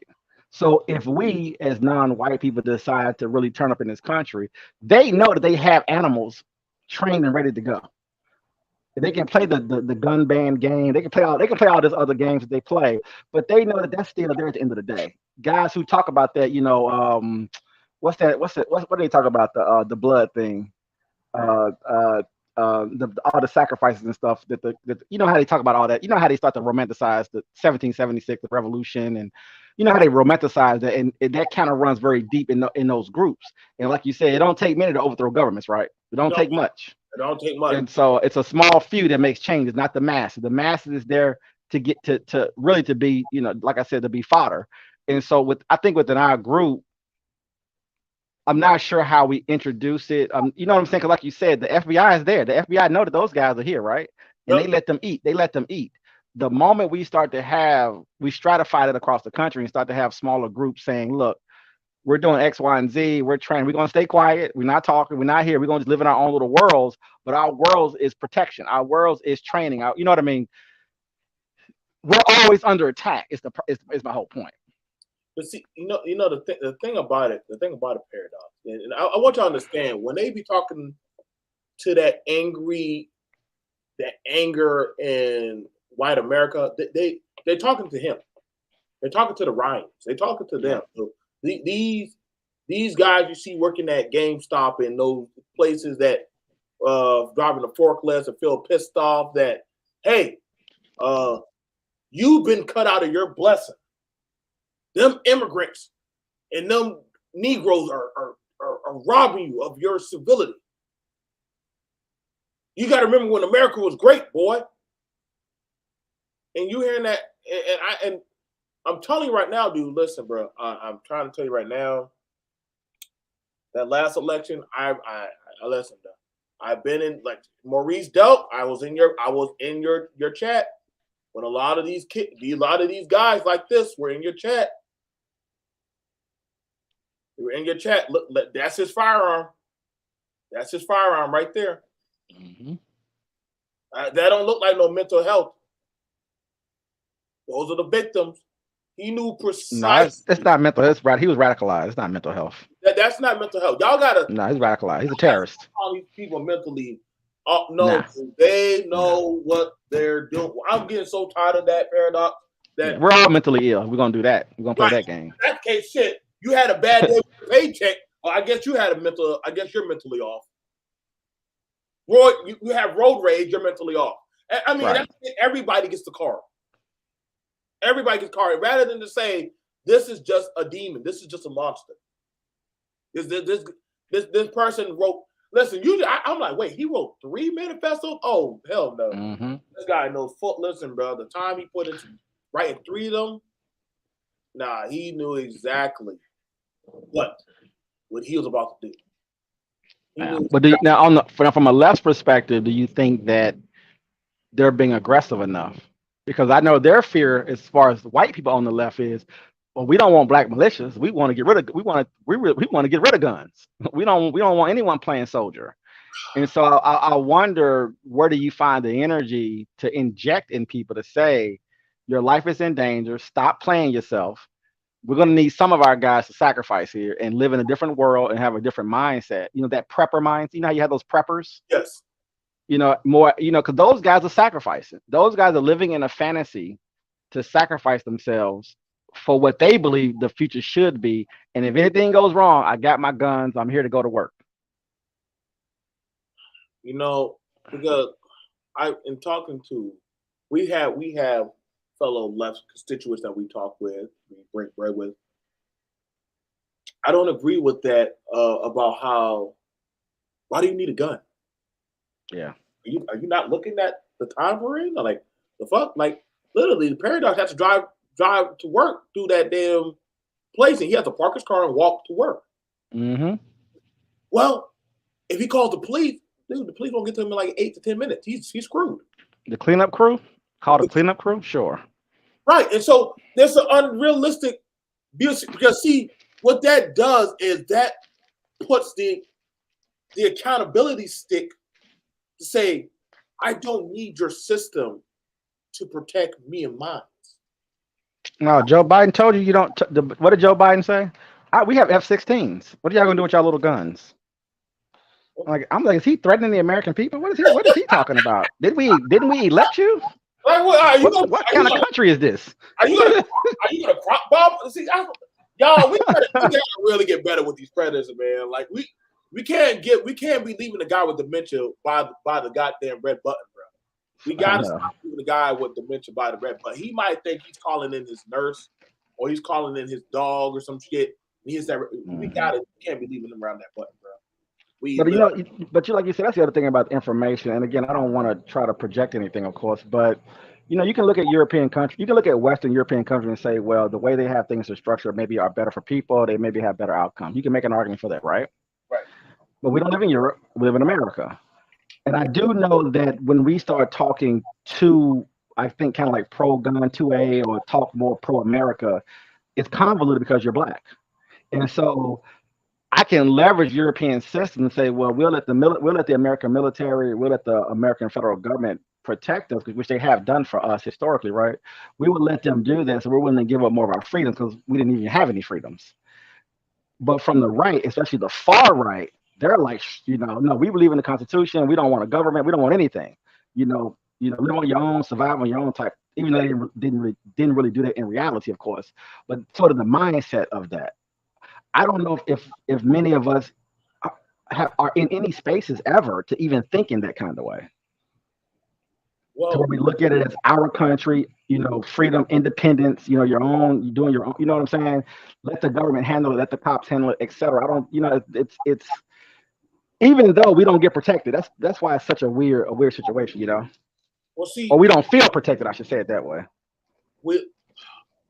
That's why I said, earlier I said, listen, has there ever been a time where as much atrocities done happen to the blacks, there's ever been a bill of protection given? No, we should be the most armed people in the country and the most paranoid. Listen, but I think y'all are hyper conflating, or y'all don't ever talk about what goes on in Chicago. You don't ever talk about. I'm like, come on, man. But Chicago's the perfect example of what I'm talking about. They're not protected by the government, so it's lawlessness.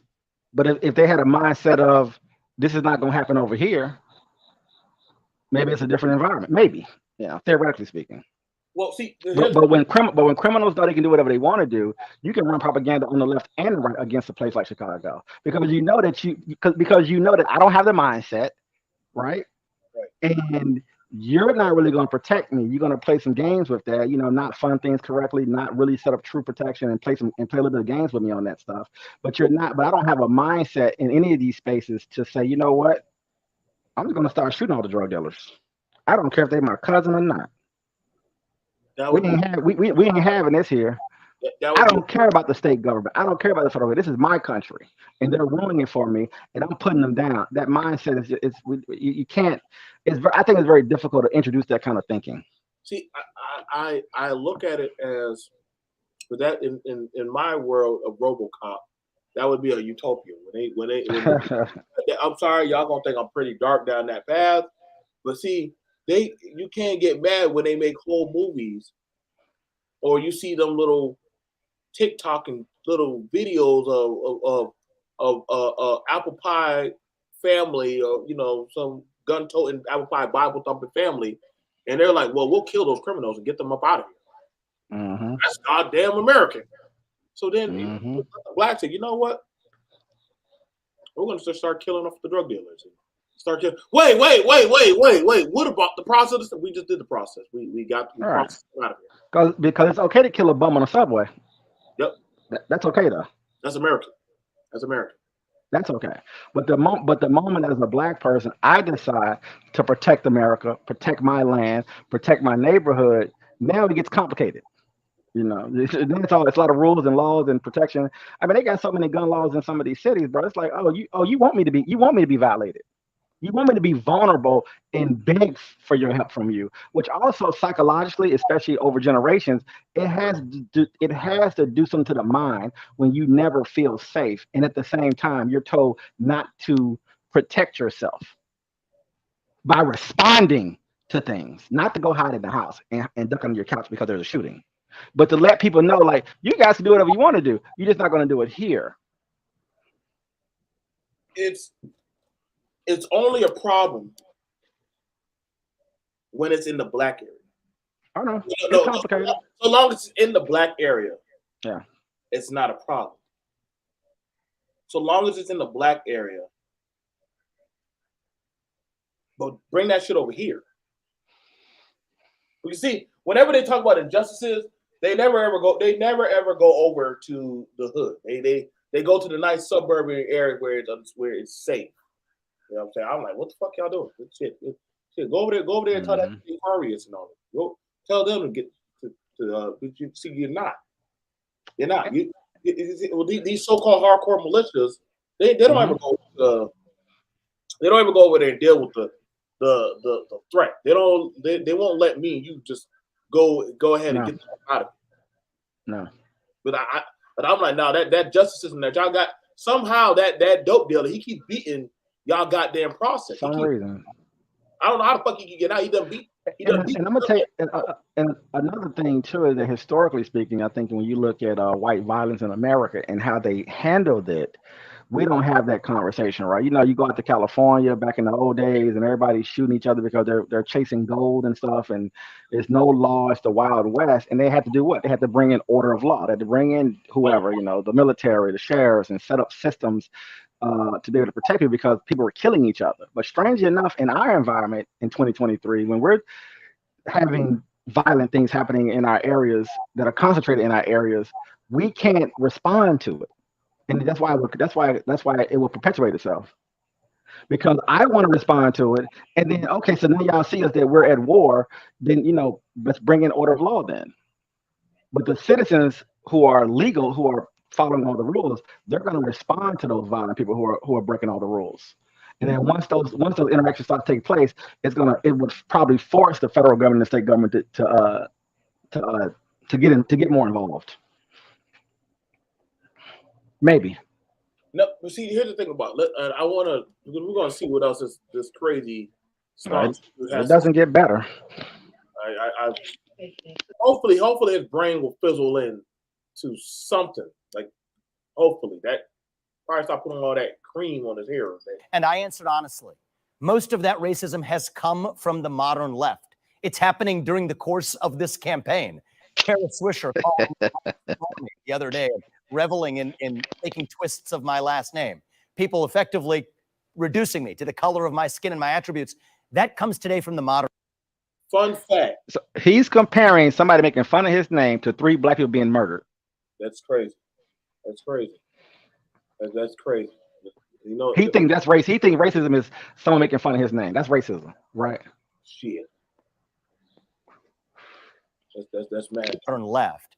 But the reality is, do you this is acknowledge, part though, of a that dogma white in this supremacy country. does still exist in the United States? I acknowledge that all forms of racial animus exist in the United States, including fringe branches. I mean, that's clearly what was at the head of this mentally deranged individual responsible for this shooting. Yes. But I think there are many forms of mental derangement that cause us to see one another on the basis of our skin color and our attributes. And I think what we need to revive, Dana, and it's my job as the leader. It's a funny thing because politics, they literally sit down when they're doing their political campaigns on national TV and say, well, how do we get the black voters?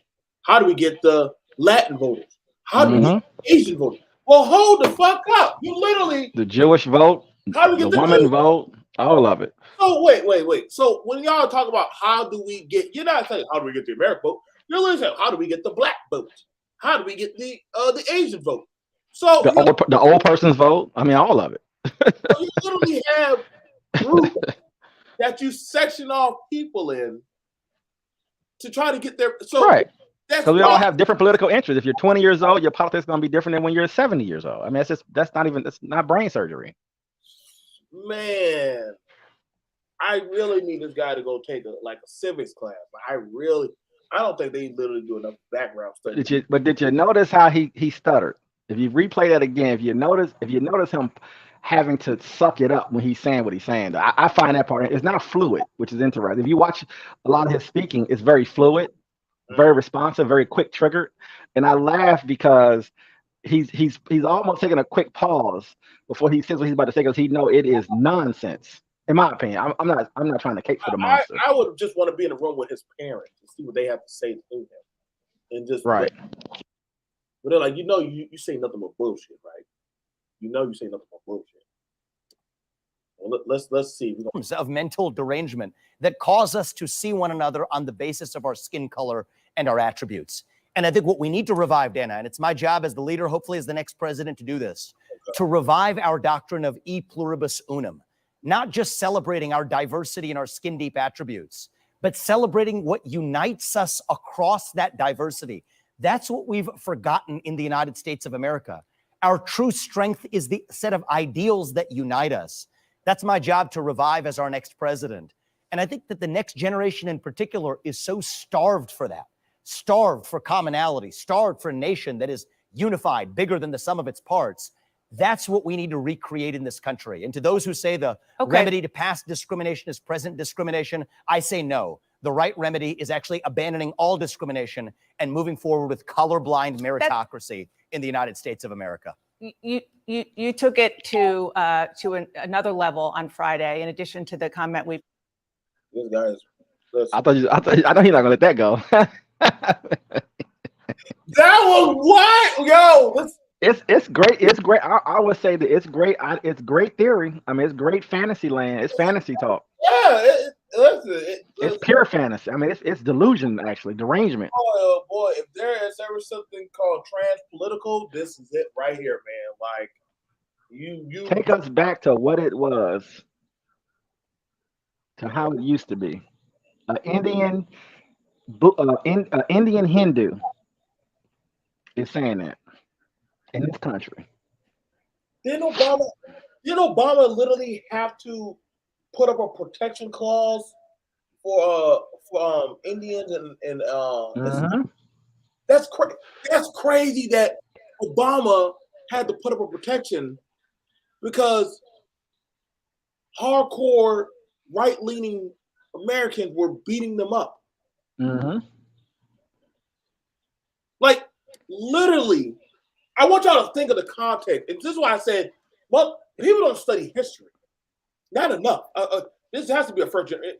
Mind you, he's not that old. So I don't know how he jumped over that, and if he's a 38. So how did he miss that? That Obama had to make a protection piece for his group of people because they were getting harassed. Mosques were getting vandalized and burned, and getting vandalized and Molotovs and stuff. So, what boogeyman did you miss?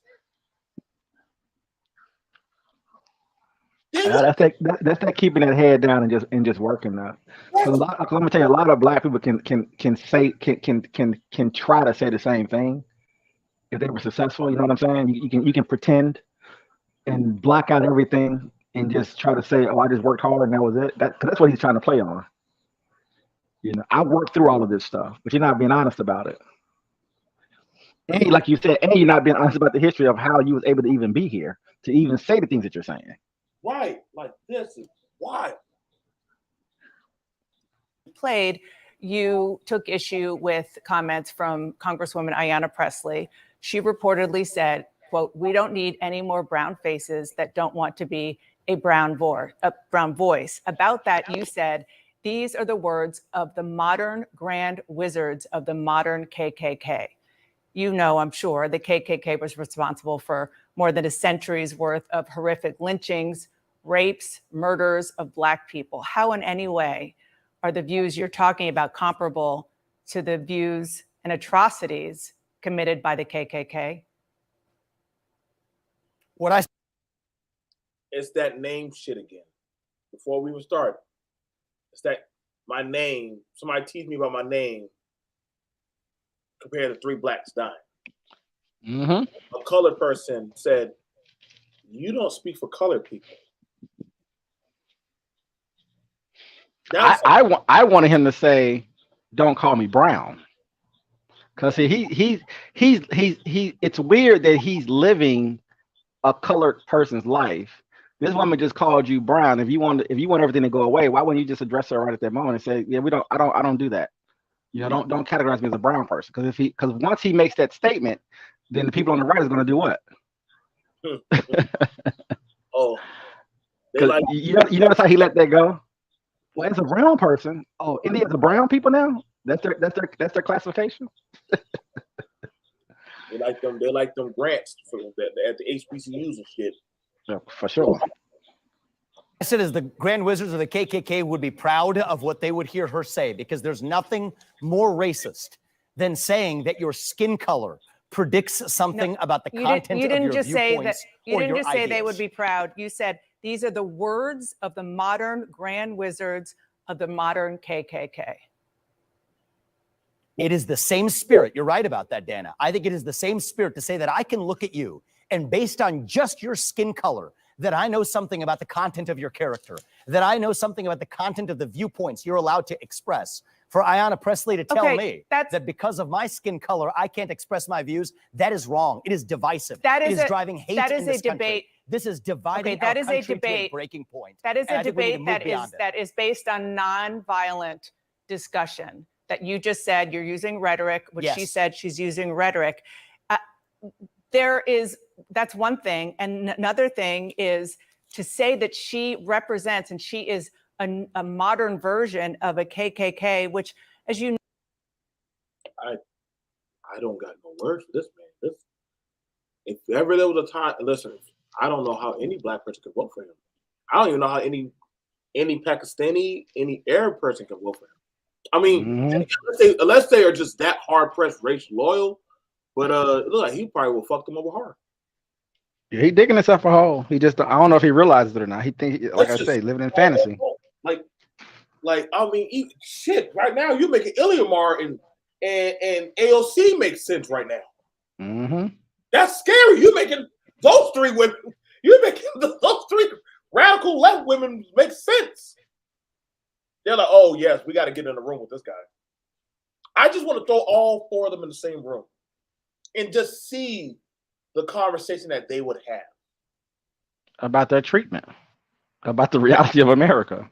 Right. I because at some point he's comparing a woman that said, "Hey, dude, and here's the thing about it, where I want you to understand where I understood the message of the context where the person said, the woman said, "Hey, are you a speaker for your people? Mm-hmm. They elected you." That's not wrong to say, because you know what I'm saying, certain groups elect their class of people to speak for what they want. She said, well, you're a brown person. She didn't call you you a hajib, or she didn't call Right, a towel head or something. Right. none of that. She said, you're a brown person. Mm-hmm. So I feel like as us as black men, when we see a black politician, we're like, hey man, you don't do a good job representing black people, or you know what I'm saying? Like, hey, like, Mm-hmm. you know what? Hey, that bill you just passed, man, that's not really helping us. Mm-hmm. Like people do that.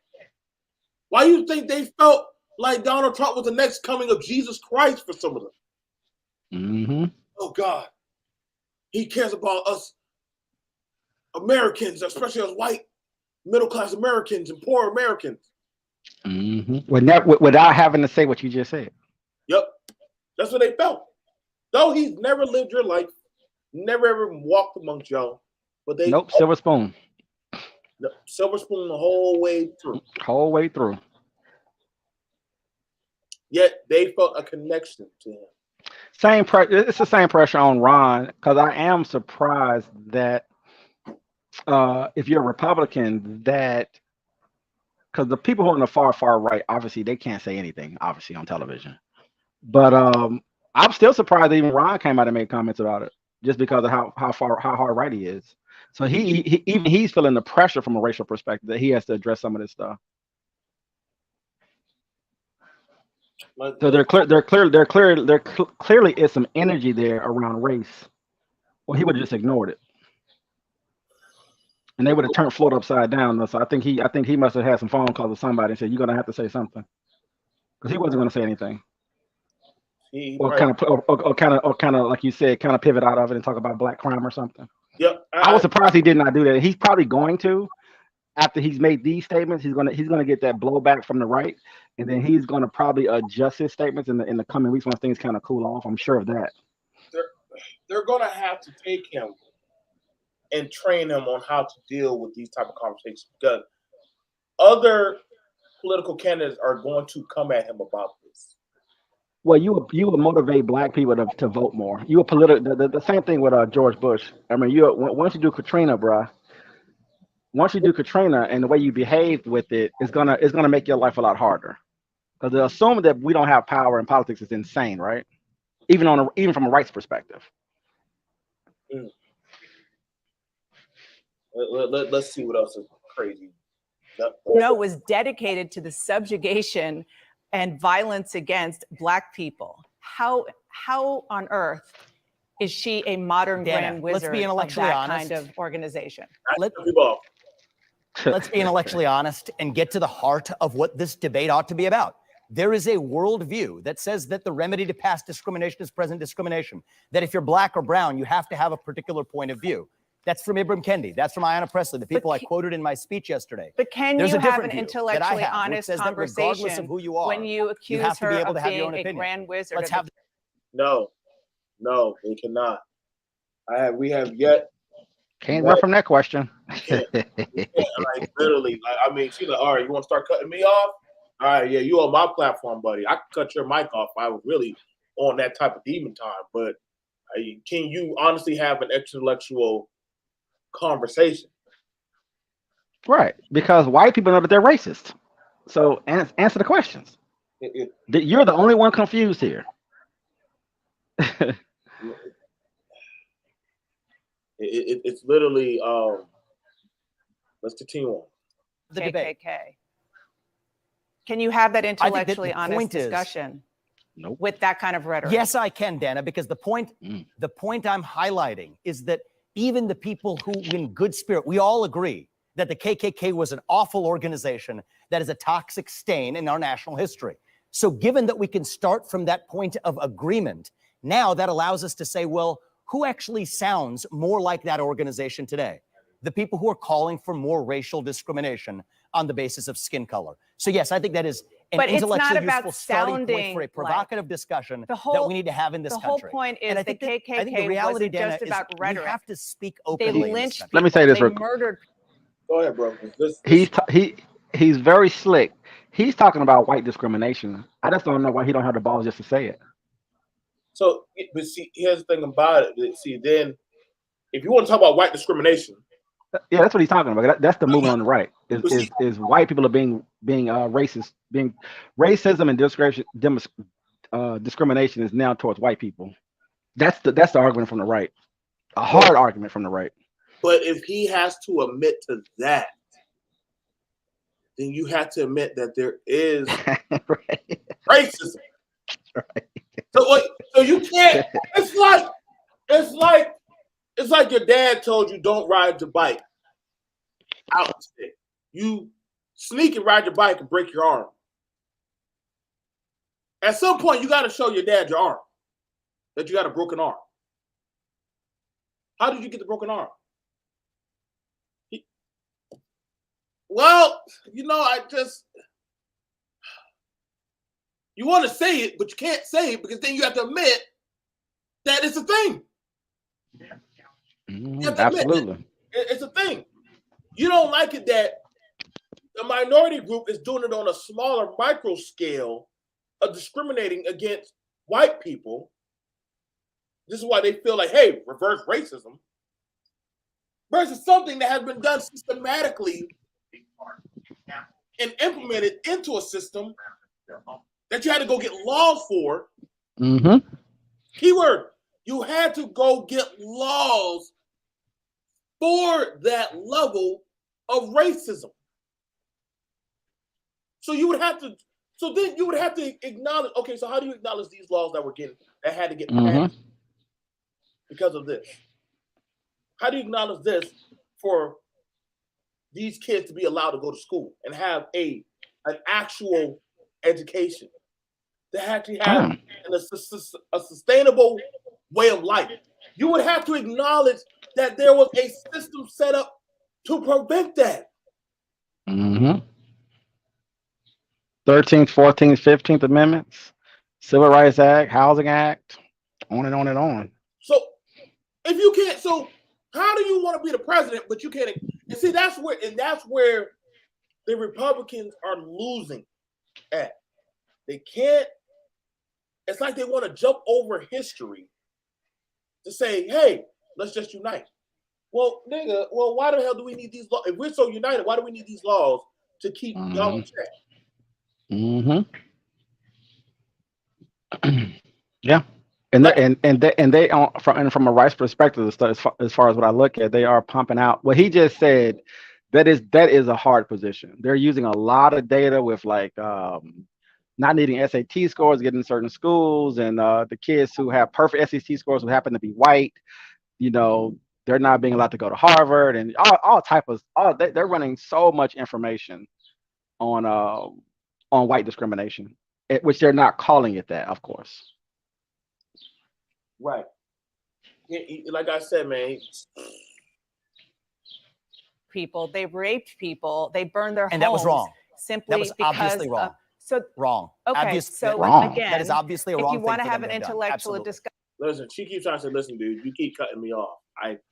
His strongest word to us being lynched, hung, burnt down, destroyed neighborhoods, bombed neighborhoods, it's just wrong. That's just wrong. The energy, see, that's how you know that it's not honest, obviously, right? Where's the energy at? It's not nothing. The only thing he can say that's wrong. It's by far past wrong. It's way past that. You have white people who live right now who was a part of those things, who did those things, who are still alive now, who still haven't been convicted or investigated for that matter. Hell, some of them are still in seats. Yes, That literally, hey, is that you in that picture? absolutely. Well, that was my heyday. I was just having fun.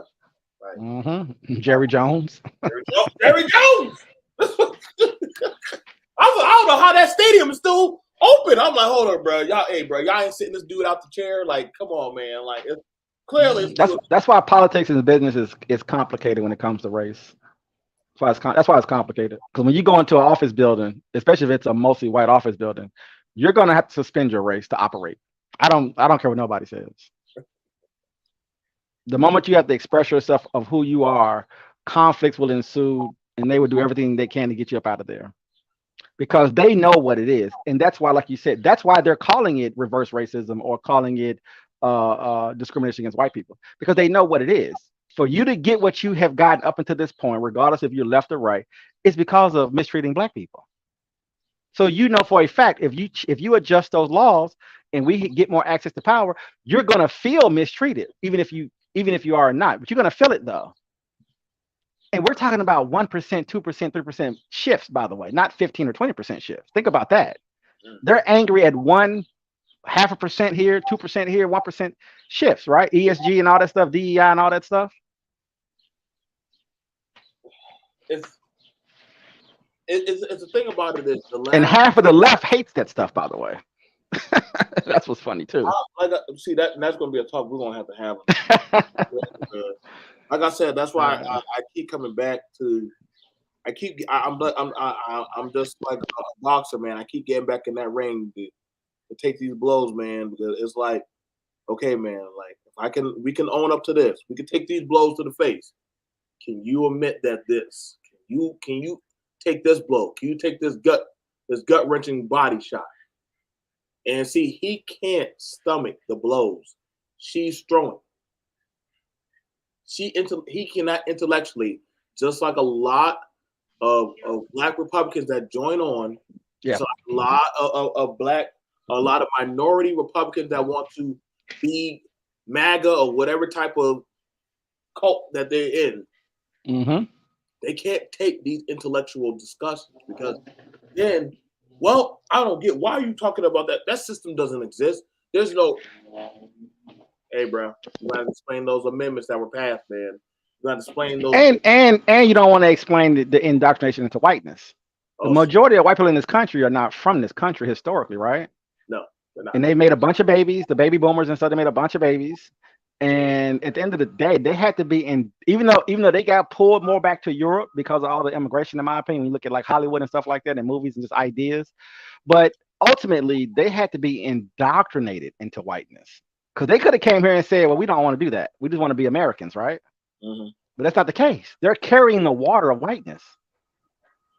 And so so it's convenient to be an immigrant when you come to this country, especially if you're not white in this current time. And he's showing what that looks like. And a whole bunch of other people, obviously, who are on the internet shows it all the time.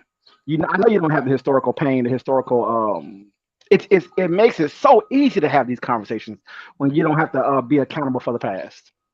See, but what I had and we're not moving forward. There's no such thing as moving forward either, by the way. That's just my opinion about that.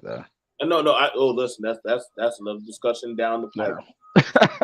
Literally, it's like when I hear to go back to your country, I'm like, well, I am in my country because I was born and bred. Only one that we know. Last time I checked, I was born and bred here. I'm 100% American grade. Like that you migrated. You listen. When I've been up, I'm a Boston native. I'm from Massachusetts. When one of them died, they start pulling out them bagpipes and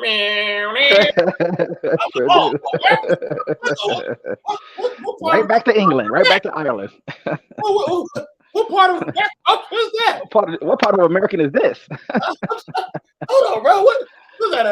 You might even see an Irish flag pop up. That's some Anglo-Saxon, Celtics. Man, yes, of our people, the Celts. I'm like, hold on, bro. The Celts, what castle? is there in America of that, bro? What But caste? and like you said, and the reason why every single immigrant that is in this country, legally or illegally, every single one of them, they left and came to our country because they could not operate in their country. And one thing that no one would ever interview an immigrant on, white or non-white, specifically Guy Vivek, is that tell me about your country. You know, tell me about how history impacts your country and why you can't move. It's the reason why you can't move and operate in your homeland, right? Which is why people try, which is why people, 1% or 2% of people leave their countries all over the world. Everybody does it and everyone moves everywhere, right? But if you just talk to the people who actually leave their countries, fundamentally, you can't operate within your country because it's really because of the history. So to come to America and for Black Americans and non-Black Americans to let immigrants just make that argument about the American dream nonsense, you got to get out of here with that conversation. You have to lock in on, well, you're from a country that has history, and depending on who you are and when you and where you was born within that framework, you wasn't allowed to operate. And it frustrates your family so much. You become a refugee and you ran away and you left because your family was born to a political group that was being killed, right? They were being killed off, like in Iran or something, right? And so then you run to Europe or wherever you go to, and give your loyalty to those particular places. But you conveniently forget that we have how many years of history in this country? 400, 500 years of history in this country. You're just gonna you can't erase that and play this "we just got here" game with us. It's ridiculous. But we never really we don't have language around holding immigrants to those standards, in my opinion. Yeah. And it's convenient and it's very convenient to have them kind of people run things in this country, by the way. It's very convenient because they don't carry the weight of the country, but it's disrespectful to the people's ancestors who's been here because we have to carry the weight. I don't want to carry it. I have to carry it. But see, the thing about, and that's when I get frustrated when they come to you and I paradox and say, well, can you prove it? You know what I'm saying? Can you prove that your people did that? Oh shit! Look around you. Look around you, motherfucker. Like, what are you talking about? Like, literally, I mean, come on, man. Bro, there's a reason why Barack Obama was president. I mean, there's a lot of reasons why. But the major reason, if you look at why Barack is president, if Barack was African American, right? I would always ask the question is, does he win the election? Because he doesn't have to carry the burden. Like I always pinpoint towards that because he said earlier 7 years. I said 7 years. What the fuck is 7 years? Like hundreds of years of shit that we done been through. What the fuck is 7 years? Yeah, same with the Holocaust. What's 3 years or 4 years, whatever it was? I mean, goddamn! Like, what the hell? What are we doing? Yeah. Like, you compare a brown woman asking you, putting you on the spot about your representation of your people, and you said you must be modern KKK. It's crazy.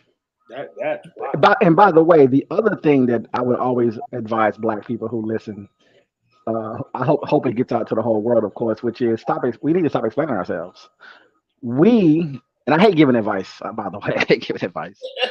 But I will say this, personally speaking, you have to hold, I wish we could be more trained to hold a position of ownership and not get into, Native Americans lost their land and white people have systems that to own things with paperwork. And we get into a lot of that stuff and kind of tries to disrupt the system here, right? You can get kind of caught up in some of that conversations. But if you put that to the side and just say, look, as an American, as a Black American, as shedding blood in this country, as making this country a better place to be in, as basically what I feel like we've done as Black people in this country is civilize white people. And we're used continuously, I think, to civilize them, in my opinion. But we have to have an ownership position. So I'm no longer going to explain pain to you. I'm not going to have to keep telling Vivek when he goes on a Breakfast Club, wherever he goes, I have to keep telling these people my pain. You're in my country. What are you going to do for me? We're not going to get it. But I know that we don't have those, conversations aren't really set up that kind of way, obviously. But does that make any sense? is that constantly having to explain things like, well, why am I explaining something to you? You just got here. See, like White or black or African, European, whoever you are, and it's like we're in this weird subjugated position mentally to where we're not able to break out of and say, well, I own this land. I bled for this land. So when you come to me, I don't want to hear anything but what you're going to do. Because I'm not going to here to try to make you feel a certain way. I don't even care about how you feel at the end of the day. like I'm gonna let you know, like slavery was not the same as the Holocaust, different levels. Well, I'm gonna tell you right now, it actually was worse. Especially chattel slavery, specifically the type. It actually was worse because you were wiped clean from the slate of your own bloodline. You were bred genetically to do a service. And also your mind was warped, you was beaten, bred again, tortured, I mean, God damn it. Like I don't know anybody. I don't know anybody that put a candle to what the fuck we did. Well, one, they can't. We have no evidence of that at all historically, right? But they have figured that. But you got white people specifically on the right. I'm gonna take that arrow. That they're pushing a narrative that we should be thankful for the Civil War. We should be thankful for America because we ended slavery. That's another talking point that's really big right now in this space. That shit is crazy. We should say thank you to them. By the way, these aren't historical whites. These are 3-4 generation white people making these conversations. As I looked them up, the ones who were talking, whatever, as I looked them up, look at their history. All right, so you got your family got here in the 1930s, and now you've elevated to where you elevated to, politically speaking, and then you want to spin an idea that I should appreciate America. The man, I'm telling you, boy, the mindset of that kind of statement.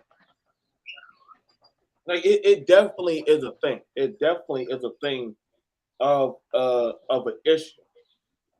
That's why I said, like, when people, and I want you to understand it, man. And I literally did a video where I actually can drive to these buildings that are still some of these buildings. I actually showed myself going to a sundown town. I actually showed that. I actually said, hey, like this, y'all do know these buildings still exist. Like these places still are standing. And BMT, like, no, like these things are still alive. Like, believe it or not, these families are literally within proximity of each other. Like I don't think y'all understand that. Like I actually, if y'all come down to the Carolinas, I literally will take y'all on a goddamn trip. I literally will take you on a trip. You know, I had a little field trip because somebody said, how can you prove it, BMT? How can you prove it? Just real quick. I literally drive down the road. And I can show you. I can show you down the road of the sundown town, all the way down there. You know, the dirt roads, they're all set still there. How the blacks all live in one area. Like a lot of these people, like, y'all believe. That's why what Paradox said. These people are still alive. These people are still alive. These people are. Some of these Klans members are definitely still alive. The building that I'm driving up on, which I'm going to show y'all. See that building right there? That church, that church right there. See that's an historical landmark. That's a historical landmark that was attacked by black. That was attacked because blacks were there.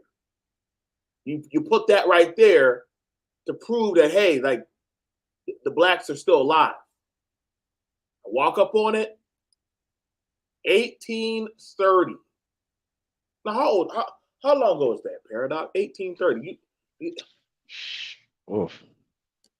Almost 200 years, 193 years. Now, literally, it shows right there, Pineville had a house for chapel, an academy, library, racetrack. Wait, so the blacks weren't just sitting on their ass? They weren't just sitting on their ass. They were actually building stuff. Yeah.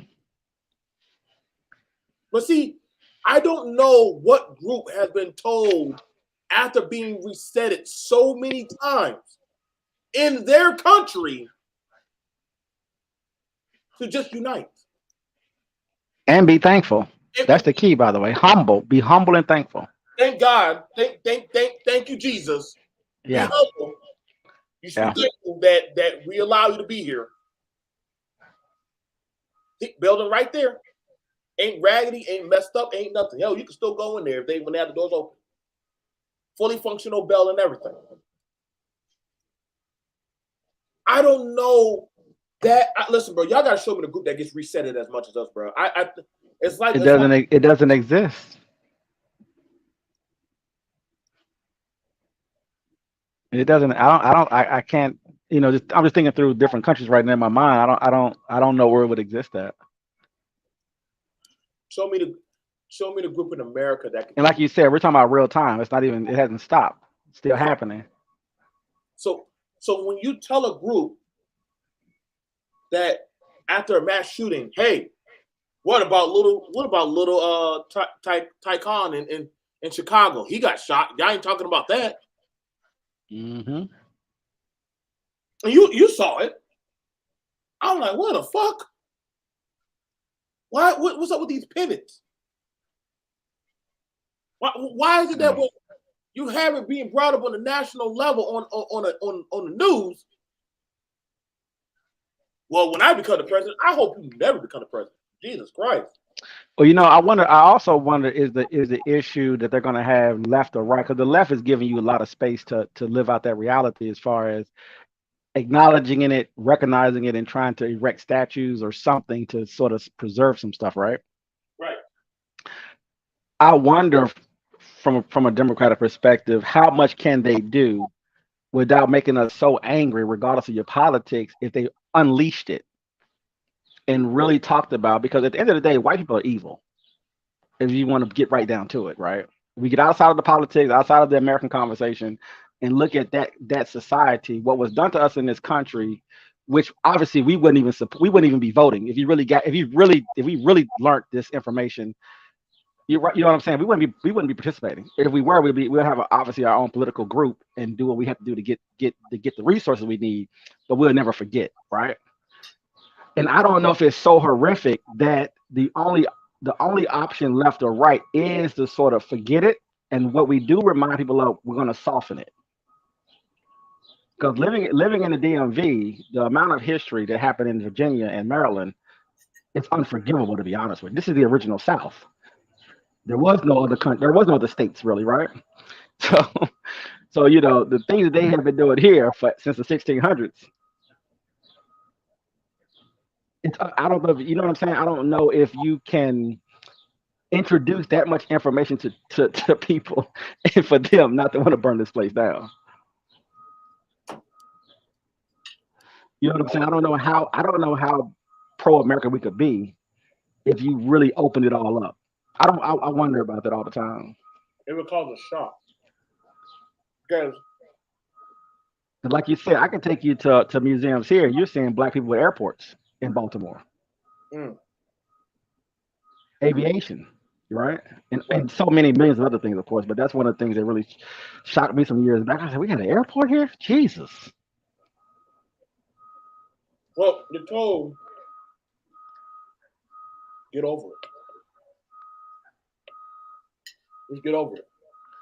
Even though there's a black market for all black slave and Jim Crow paraphernalia that runs a multi-billion-dollar underworld industry of them trading back and forth our history. We have so they're not forgetting at all, by the way. If you go to Charleston, if you were to ask the whites, hey, where do you go get grass back? I'm going to show y'all some real shit. Ask the white people, where do you go get grass back to that? Oh, you just go to downtown Charleston. Ask the blacks. Oh, it's at the old slave markets. When you said in front of the college, slave markets, that's what those things are? Yes, that's actually where they sold slaves at. Oh my God! Yes, you didn't know that that's what those buildings are that y'all been walking in and out of? Mm-hmm. Oh, you just thought those were like little huts that y'all walking in and out of. I'm sure you've been down there, Paradox, to see them. Mm-hmm. They just walking in. Them damn carriage get off the boat and just walk around in them. Absolutely. Fuck. I can't sit in this shit. You still see the goddamn irons that were put in the wall. Absolutely. They tie you to. They Yeah, still even plantation weddings trying to be trendy. I was like, what kind of shit is this? Slave houses are still there. They still right there. Now they just doing, hey, you want to buy my paintings? You want to buy this cool World of Warcraft sword in the slave house? No, I'm good. Yeah. Mind you, none of the blacks probably going into those places. Listen, bro. I'm gonna tell you, it almost feels like we're living like 500 years into the future a lot of times, because they're trying to they want us to pretend that these people aren't still alive. Some of them still own these plantations, even, and like you said, it's just. Man. Well, I think that's why I understand why he is trying to pull his narrative. I get why. Yeah. Listen, like we live long enough to study and understand his way. Like, but she's like, hey, like, are you going to try to jump past that in this conversation? Mm-hmm. I better listen, bro. See, that's what I'm saying. When you start meeting these type of intellectual people, they start putting you in the corner. They start putting these type of people in the corner. Oh, don't worry, Paradox deals with the blacks too. Just like, and you start actually dealing with the solution-based black man or woman. You know what? See, they're afraid to put them on that platform. But that scares them. Both sides are scared of that type of black person. Wait, where this Negro came from? I was always here. Y'all just don't talk to me. Y'all talk to every other goddamn thing but us. Y'all talk to every shit. We don't want your agency. Let us run it how we see fit. I can promise you, get off the ground. Well, I'm gonna tell you when Obama got elected, I don't know how often you're around white people. Just look at their faces. Oh, that was priceless. If he was just an American, and we're celebrating, we're happy that we just have an American in the president in the White House. Those are things you never can forget. Doesn't matter their political position either. Just looking at their faces, it says a lot. Listen, it was priceless, man. Listen, my cousin lived in D.C. White folks were acting a fucking fool on that front. I said, where the fuck did these people come from? I said, the right and left came together to unify about Obama? Like, I said, man, you know what? I learned hate brings people together.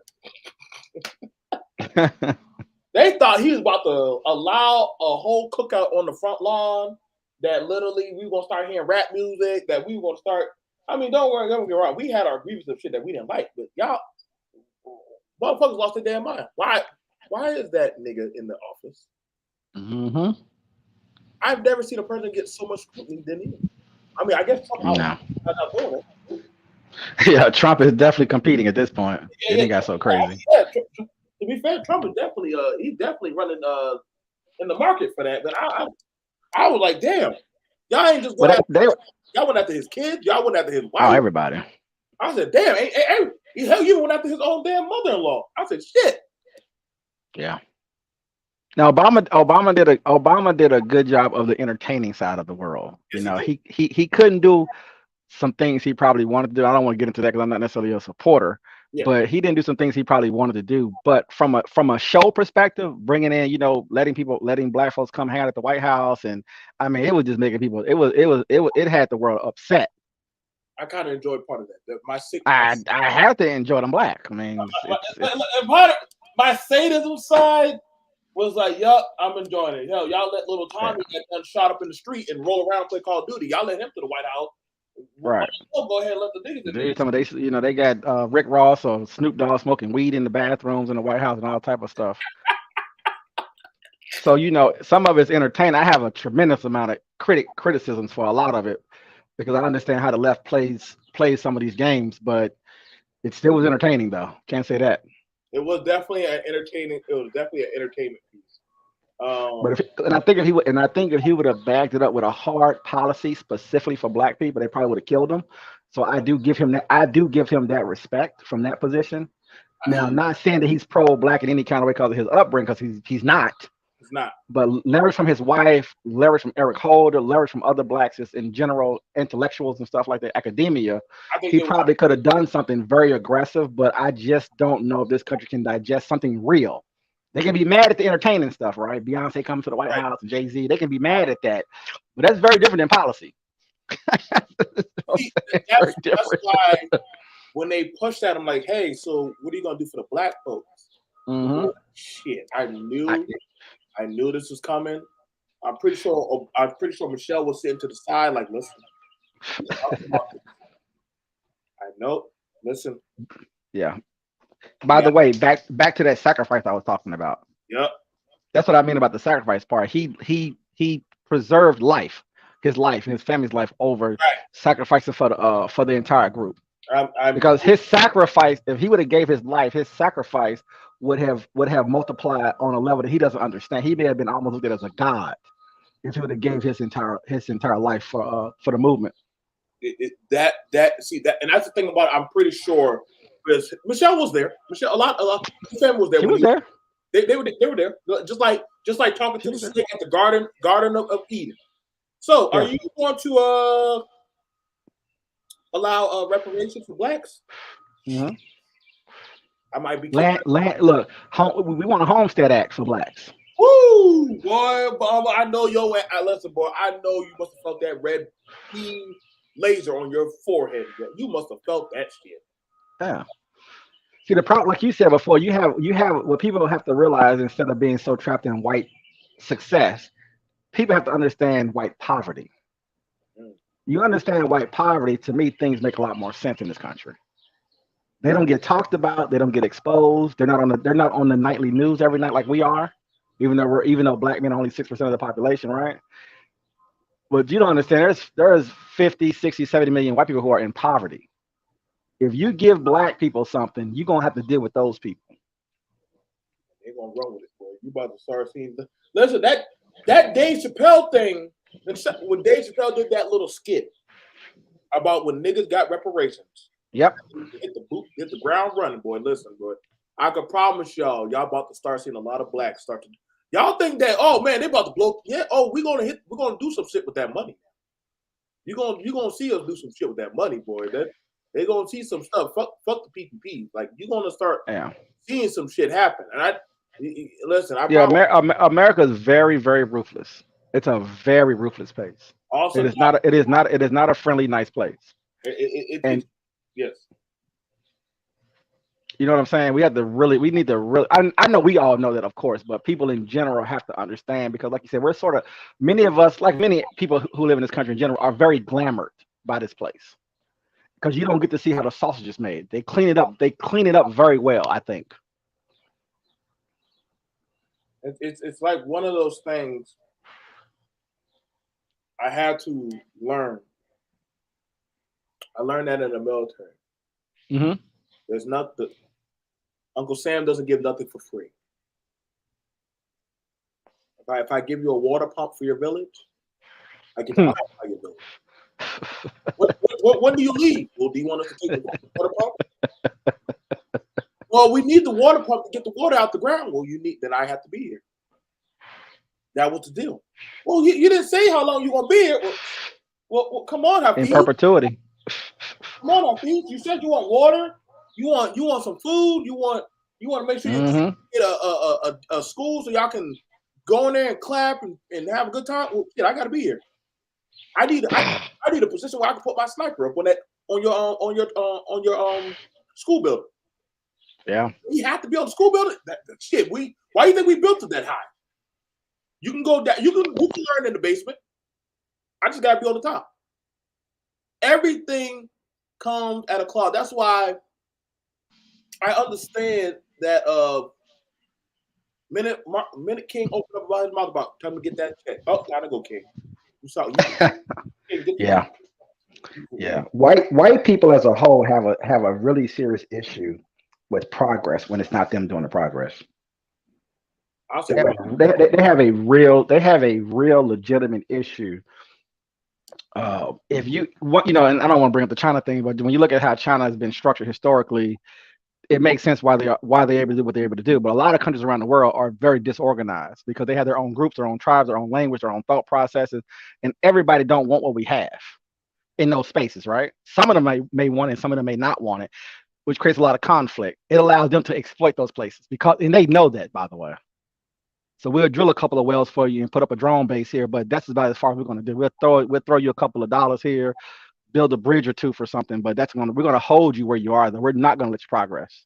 Yeah, right. Like that Because you become a threat at the end of the day, economically, militarily, etc. Once you get the keys on how to build a jet and on how to build a nuclear power plant, it's a wrap, and they know that you're more difficult to deal with at that point.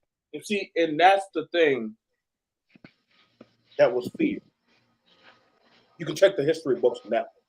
Yeah, Who had all the skills at the time? and that's above politics, in my opinion. And see, but that's why that's when we had the conversation. That's empire. Yeah. See, that's the thing about it. When your people taught the slaves and gave them all the set skills, well, damn. we freed the slaves. Hold on, wait. We don't know how to do nothing. Wait. We freed the slaves. Who the fuck is running the goddamn railroad tracks? Yeah. Well, Thomas, you go out. Look, brother. I have taught enough white guys how to do my job in my lifetime more than I hate to admit to. We still living it.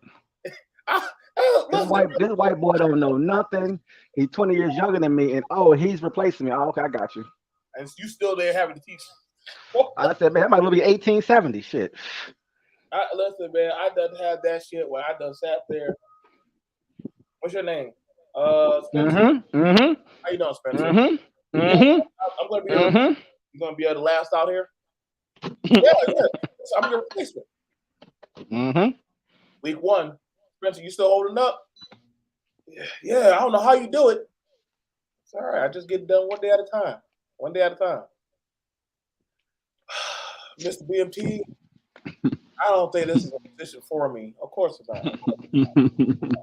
You down here at the furnace. Of course you don't know how to work this damn furnace. You know what? Go on. Tell your granddaddy that you can't do the job. Tell him have another offspring. So that way y'all can probably so they leave. That's why I told that's why when I said, listen, you gotta always have somebody to fill in. They have figured out how to fill it in properly with that class. Like that's why I understand us as that permanent working class. We what the hell? What are we? What's the program after the Negro working class? I don't know, Thomas. I don't know. What do we do?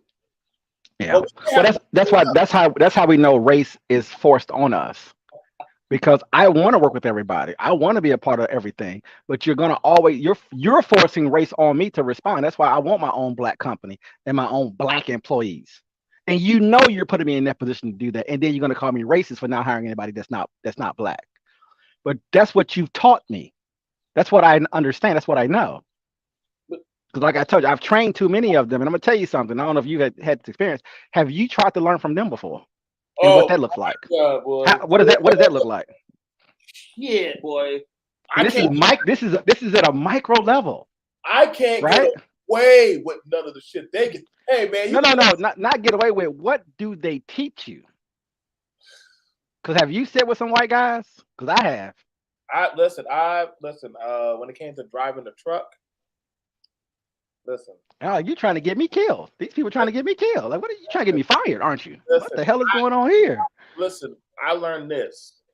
Take pictures of your truck before they start driving. So that you ain't about to fuck me up when we figure, hey, this truck got a lot of dents.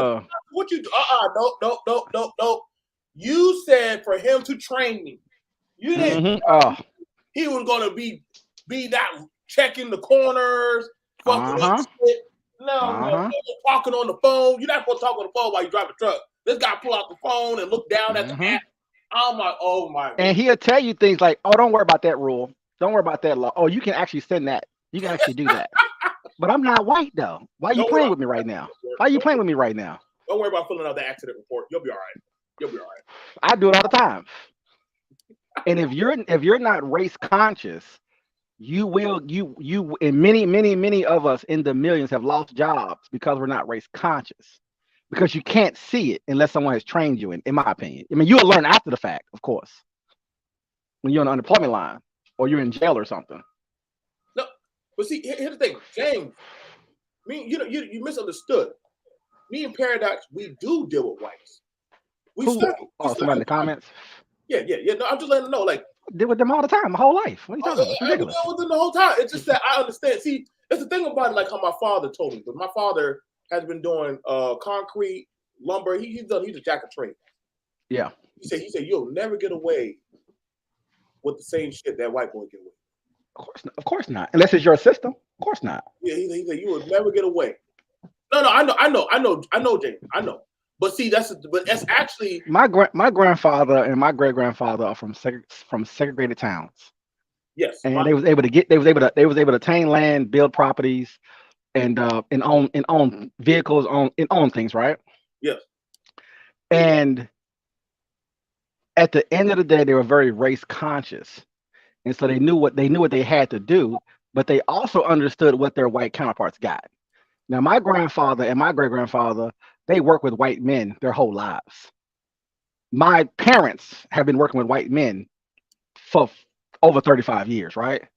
So I have and same as you, obviously. I am indoctrinated around them people, bro.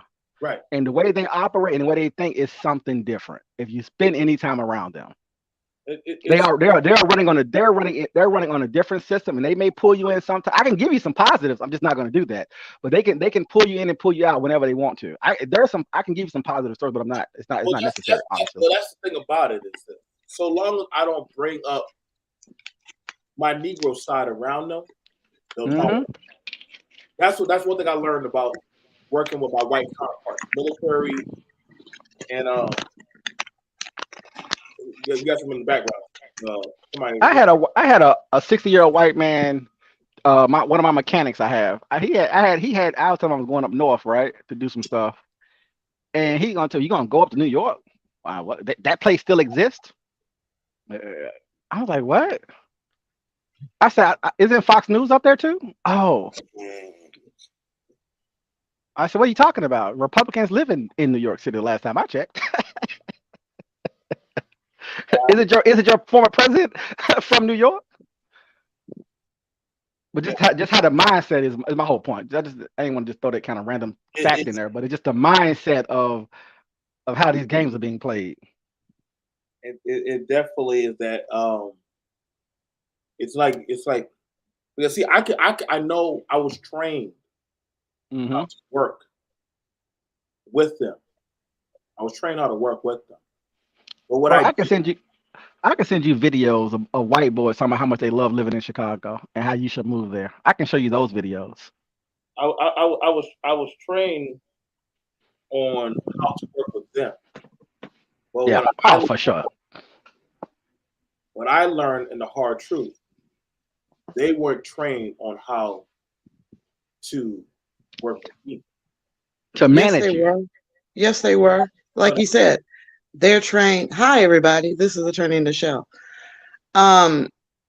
Yes, they were. They, especially over the last 2 generations, they've been taught a different kind of managing us, so to speak, because whether they like us or not as individuals, they still have in the back of their mind that we, as African Americans, and me in particular, because I'm both female and an African American, I have received more benefits than they did. I'm not playing on the same field as they are. So they are very guarded and hostile. I've been told by some of my colleagues,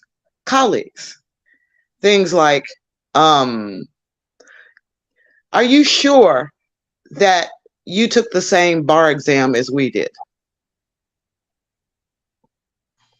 Wow.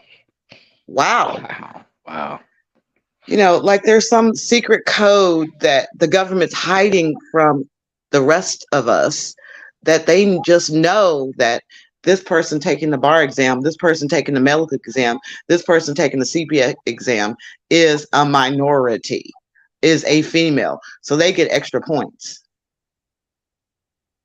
And if you say you give a scenario of someone being despicable to you, unless they use the N word or call you a monkey or something like that, then, oh, they're not being racist. They're just being an asshole.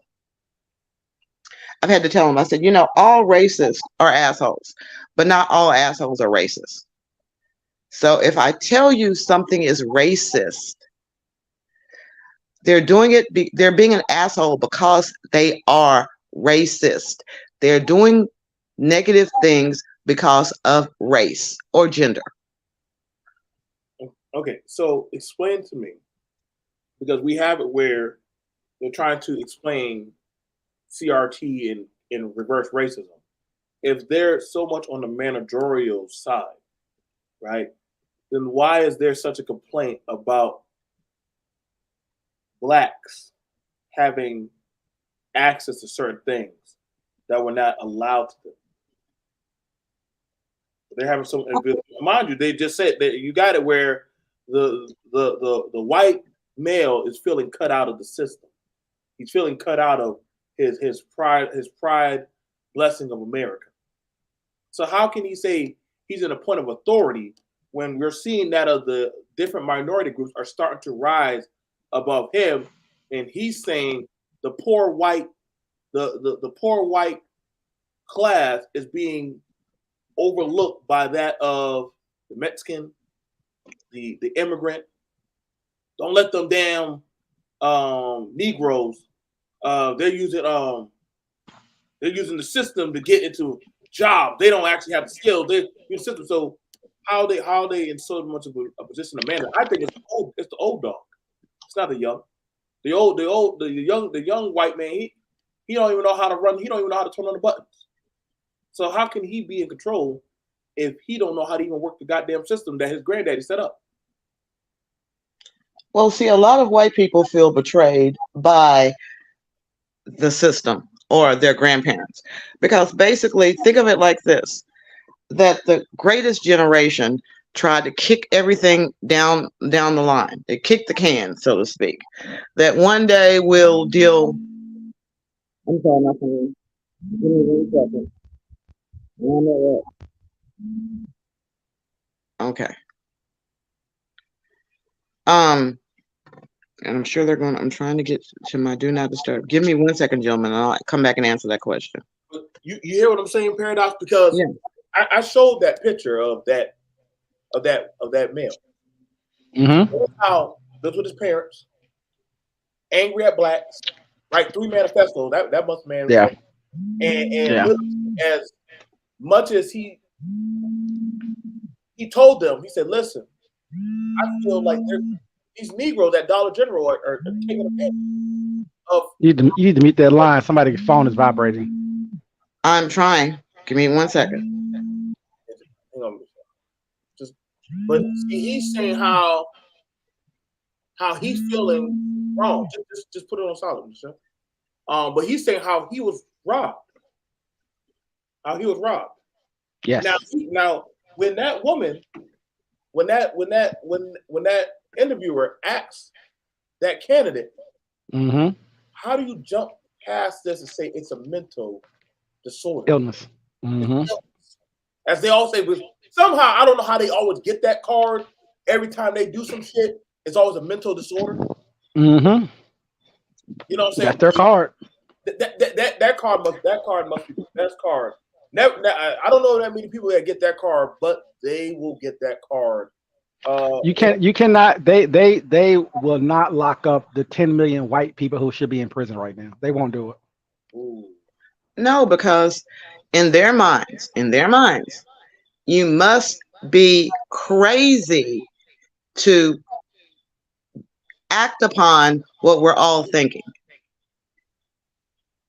Only the crazy actually act or say what We're all feeling that way, but we're sane enough to hold it inside. We're sane enough not to act on it. That is how racism becomes a mental disorder, that you are unable to control your impulses. And they're convenient. And I'm on a lot of white racist sites. They're inconveniently wanting to ignore these social media spaces that are radicalizing people. Not a mental illness problem, but taking their poverty and a lot of their angst that they have about the society and radicalizing them. And Amazon and Google and other server businesses are allowing those sites to still permeate.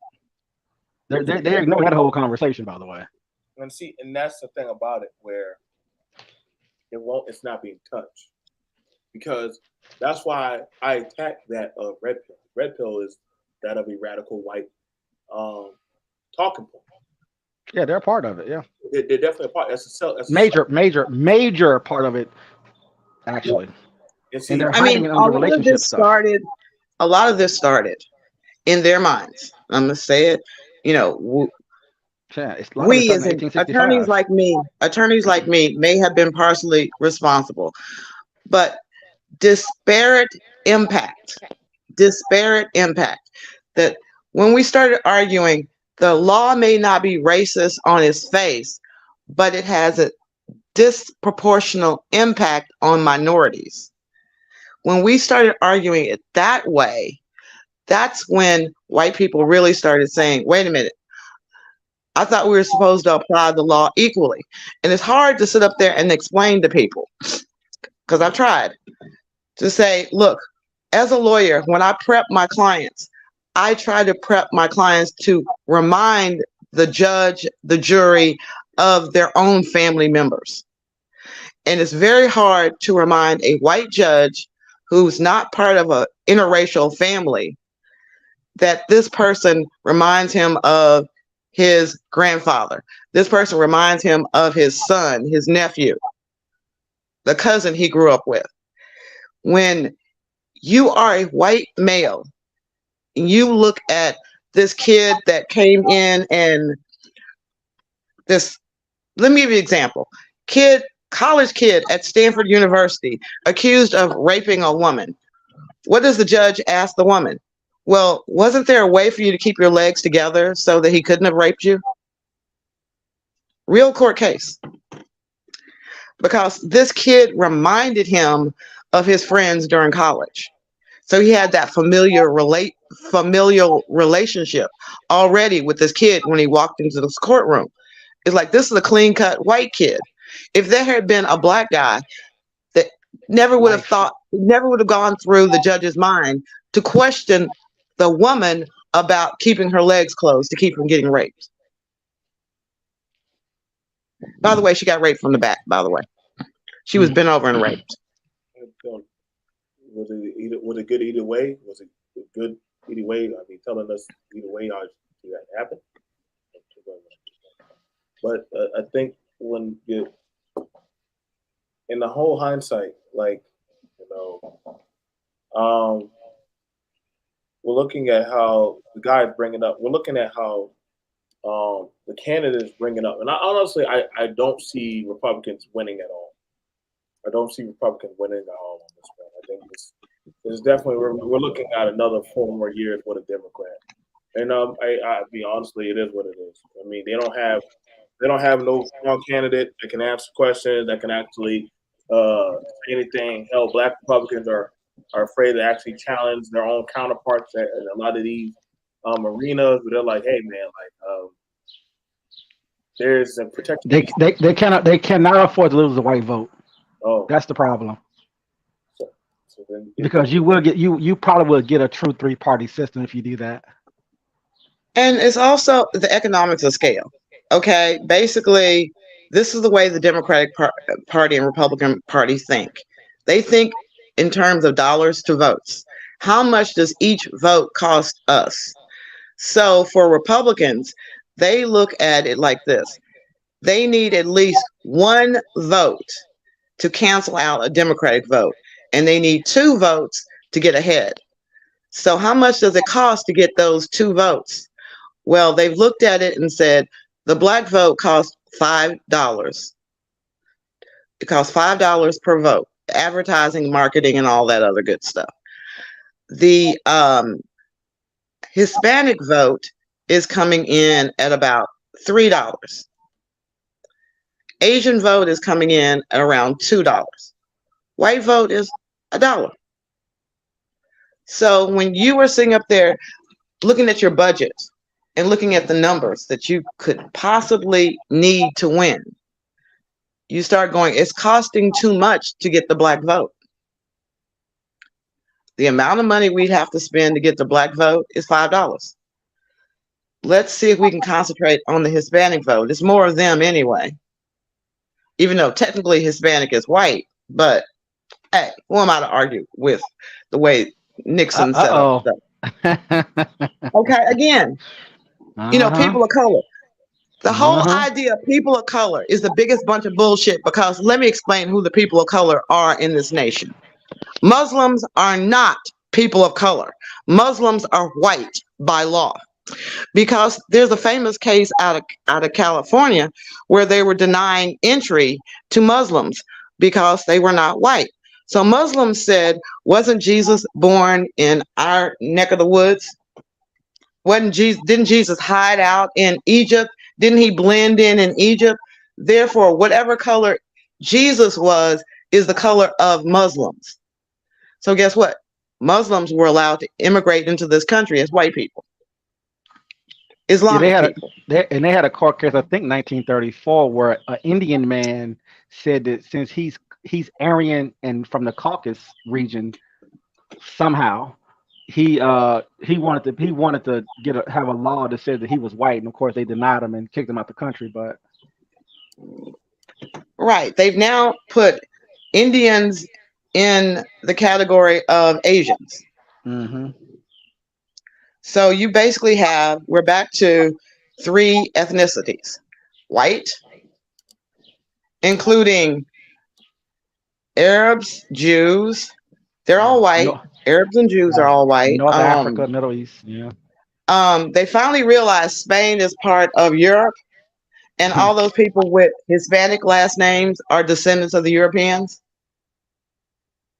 So you can be white Hispanic.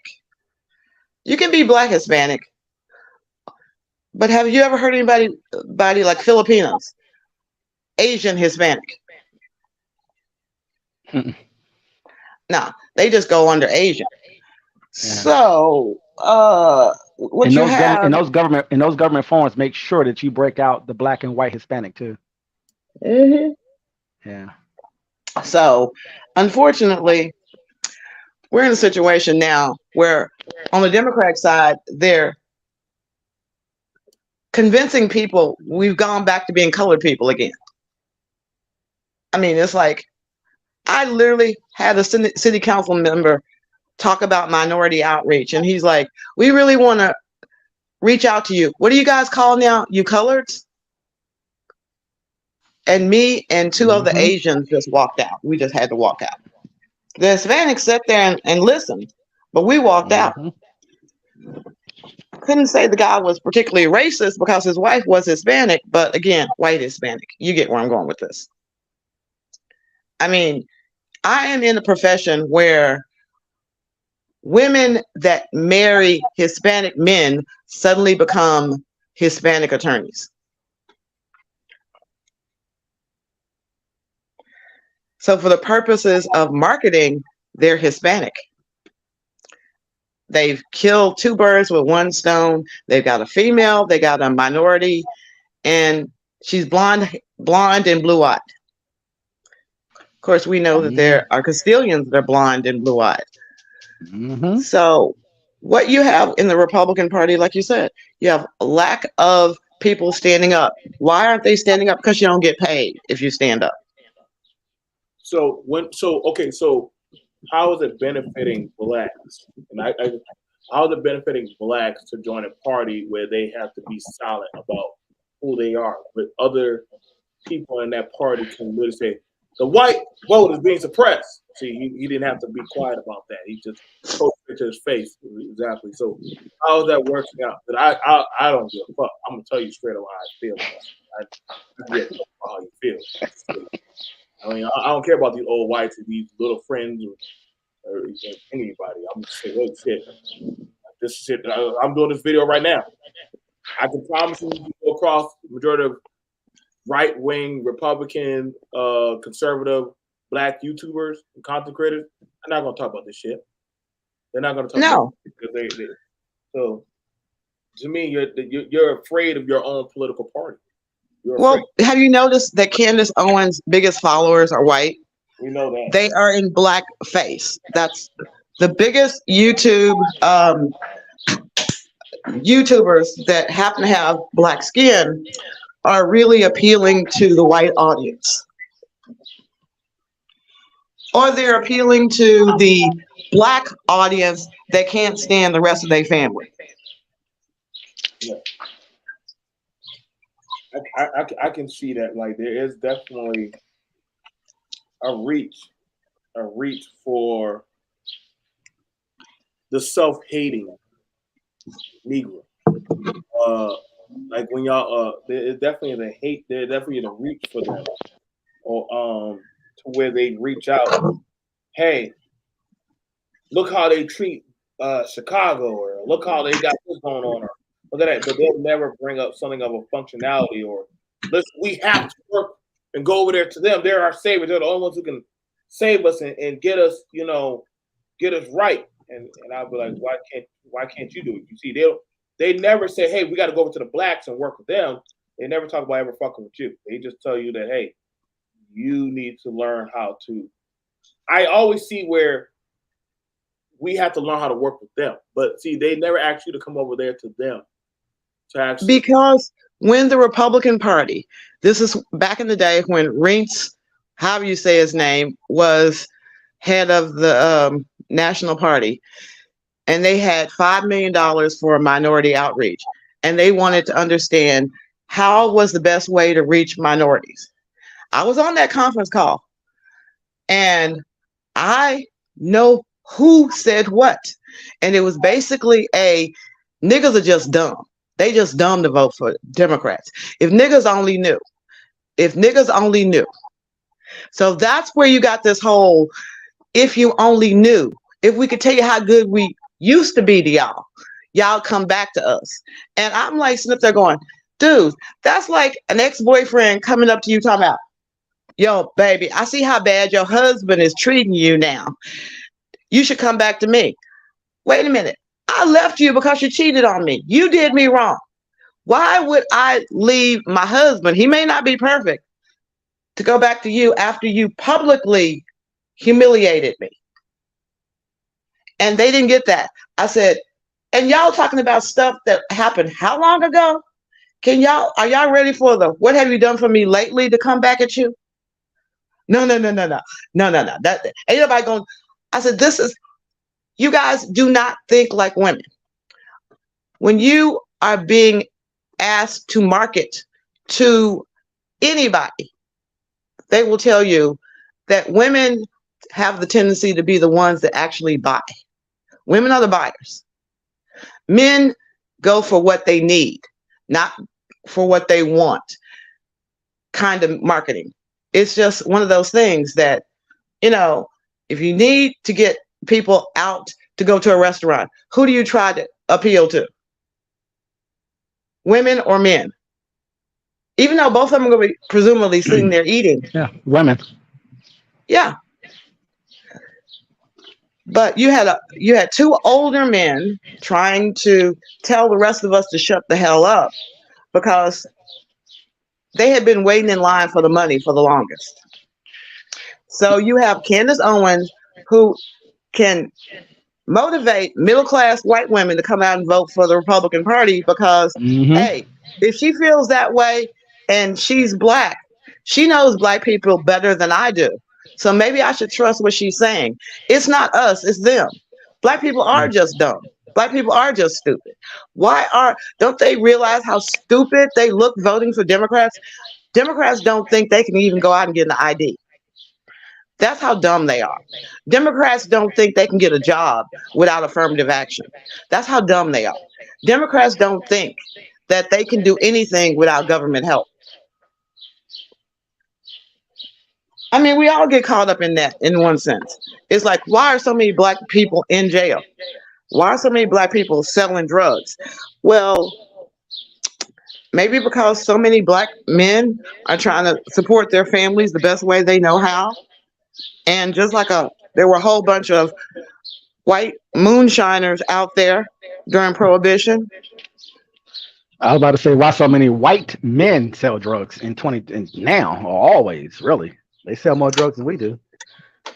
Oh yeah, and my white friends had the audacity to go in and start getting the laws changed so they could sell drugs.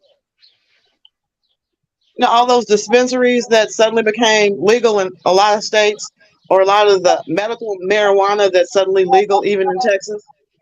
Mm-hmm. That's because a group of people got together, and instead of marching, they got together and went into the primaries and got the rules changed in the primaries, which forced the candidates to strongly consider changing the actual laws on the books, because this group had shown that they had a lot of members that would actually come out and vote, spend money and time.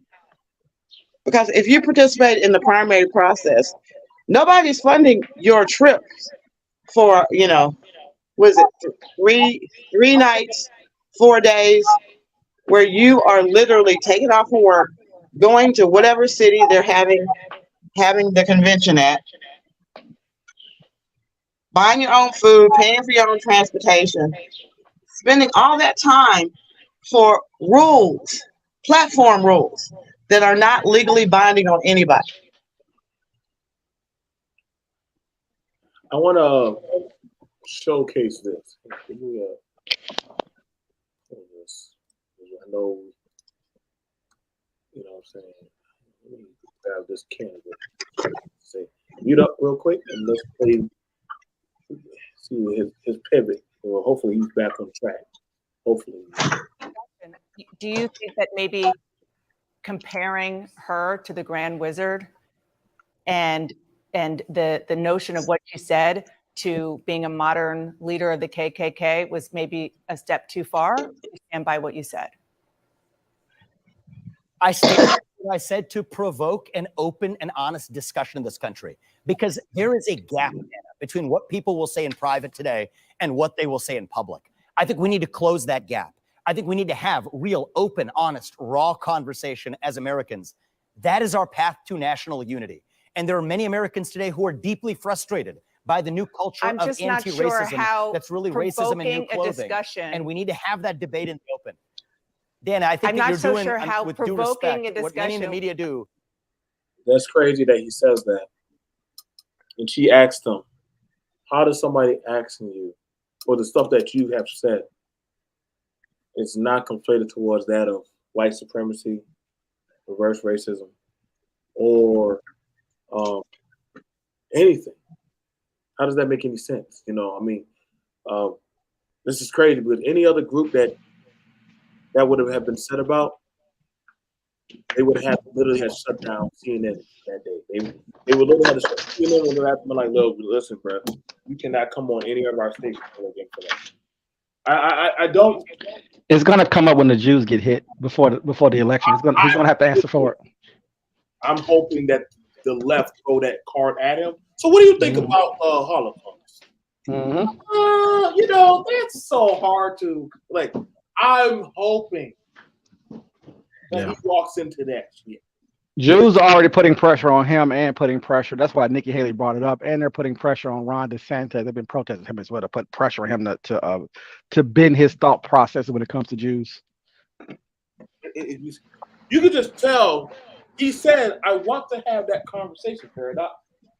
And so she's like, "I don't think you're intellectually qualified." Again, they're not intellectually smart enough for that. Because I'm trying to have it with you, but you keep pivoting off. I'm trying to have it with you.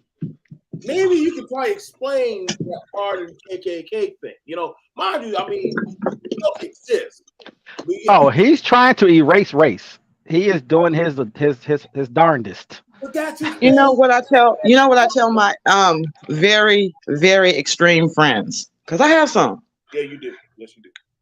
And I tell them point simply, you know, all you people that kept saying, I don't see color, I don't see gender, y'all are the reasons why we have a transgender movement right now. Do not tell me you don't see my beautiful golden brown skin, my brown eyes, and my beautiful kinky ass hair. Don't tell me you don't see that, because how can you not see that when you look at me? Me. I'm proud of my skin. I'm proud of my hair. I'm proud of the things that make me me. I'm proud of the fact I got rhythm. But you sit up there and try to tell me, oh, I don't. When you tell me I don't see a black person, I just see a person. Well, are you trying to tell me you whitewashed me when you see red hair, you see blonde hair? Why can't you see kinky hair? When I say I am from Texas, I'm saying I'm proud of being a Texan. Just like if somebody's from California, they can be proud of being California. But we all in this together. We still Americans. So why do you take offense that I'm being divisive when I say I'm a black woman? Now, Am I divisive when I say I'm a Texan? now, question: when you say we're all in this together, like we're all in what together? We're all in what together? We're all in this country together. We all in this country together. Now, I'm not going to go on this, oh, we're all in the same world, open border bullshit. No, we all, let's just put it like this, we all live in the same block. No, we don't. I don't think so. We don't live in the same block. We never lived. Well, I'm saying it figuratively speaking. No, but I In the sense that we have to have a common good. We have to have a common good in this country. What is the common good? I would like. I've yet have heard the common good, and I literally have served this country for many years. I have yet been able to pinpoint what is the common good in this country. I truly do believe blacks are tolerated in this country. We're not. We're tolerated. We're tolerated. You much as you want to tell yourself that your white friend that make I don't see race shit, that means they're tolerating you. That doesn't mean that they like you. It means they just tolerate you. I understand that completely. Oh, I get that completely. When I'm saying common good, I mean, we all understand we all unite against a common enemy. If we go to war with China, for example, which we are in, we're going to unite We're not at war. against, huh? We're not at war with China. We're at war with China. They have publicly declared that they are going to ruin the United States dollar. Our financial dominance in the world market will come to an end in about less than 60 days when the brick hits the market at 55. It's $55 for every brick. Send me that story. Send me that story. I will send it. I'm gonna send it. Send it to me. Wait a minute. You haven't heard about the brick? Oh, the brick is a new currency. It's the one that we know all Libyan about it. Libyan president died over. Me and Fred actually talk about these things almost every other weekend. We have these things, and it's crazy. But now I'm the one that's getting bet. I don't know. Gaddafi, y'all do not understand. Why did Gaddafi get killed? Gaddafi got killed because he was circulating the idea that the American dollar should not be used for his country to buy or sell oil and gas. He's like, why do I have to go and get American dollars? Why do you have to go get American dollars in order for me to sell you my Libyan oil? And so he was going around to South America. He was going around to China and Russia. That was his dream. That is why he really got killed. You don't think because he was hopping around from different military sharing secrets around too much? I'm sorry, I didn't understand the question. You don't think Gaddafi wasn't hopping around in bed with too many political secrets and sharing? No, that wasn't the timing of it. Was as soon as Hillary Clinton got him killed, she said, we will recognize whatever government is willing to sell oil and gas to Greece and Italy, Greece and France on the terms that they want to pay. Because Gaddafi had said that the price of food for my people has gone up. So the price for oil and gas for your people has to go up. So he was assassinated because he would not sell his oil and gas to Greece and France. They were just having massive protests in the streets because people just could not afford to heat up their houses anymore. Okay, so I won't go down a rabbit hole on that today, I but told you on that one. I already know. I'll let you have it. Now, listen. China can barely even keep their own shit afloat right now. Right? This is probably why they hop from country to country trying to. Do you know how much of our debt China holds? China owns the United States. China literally owns. I mean, if you look at macroeconomics, where are you getting this information from government records? Which the amount. Look at when you say which countries hold the most American debt. You will find China in the top five countries that we owe money to.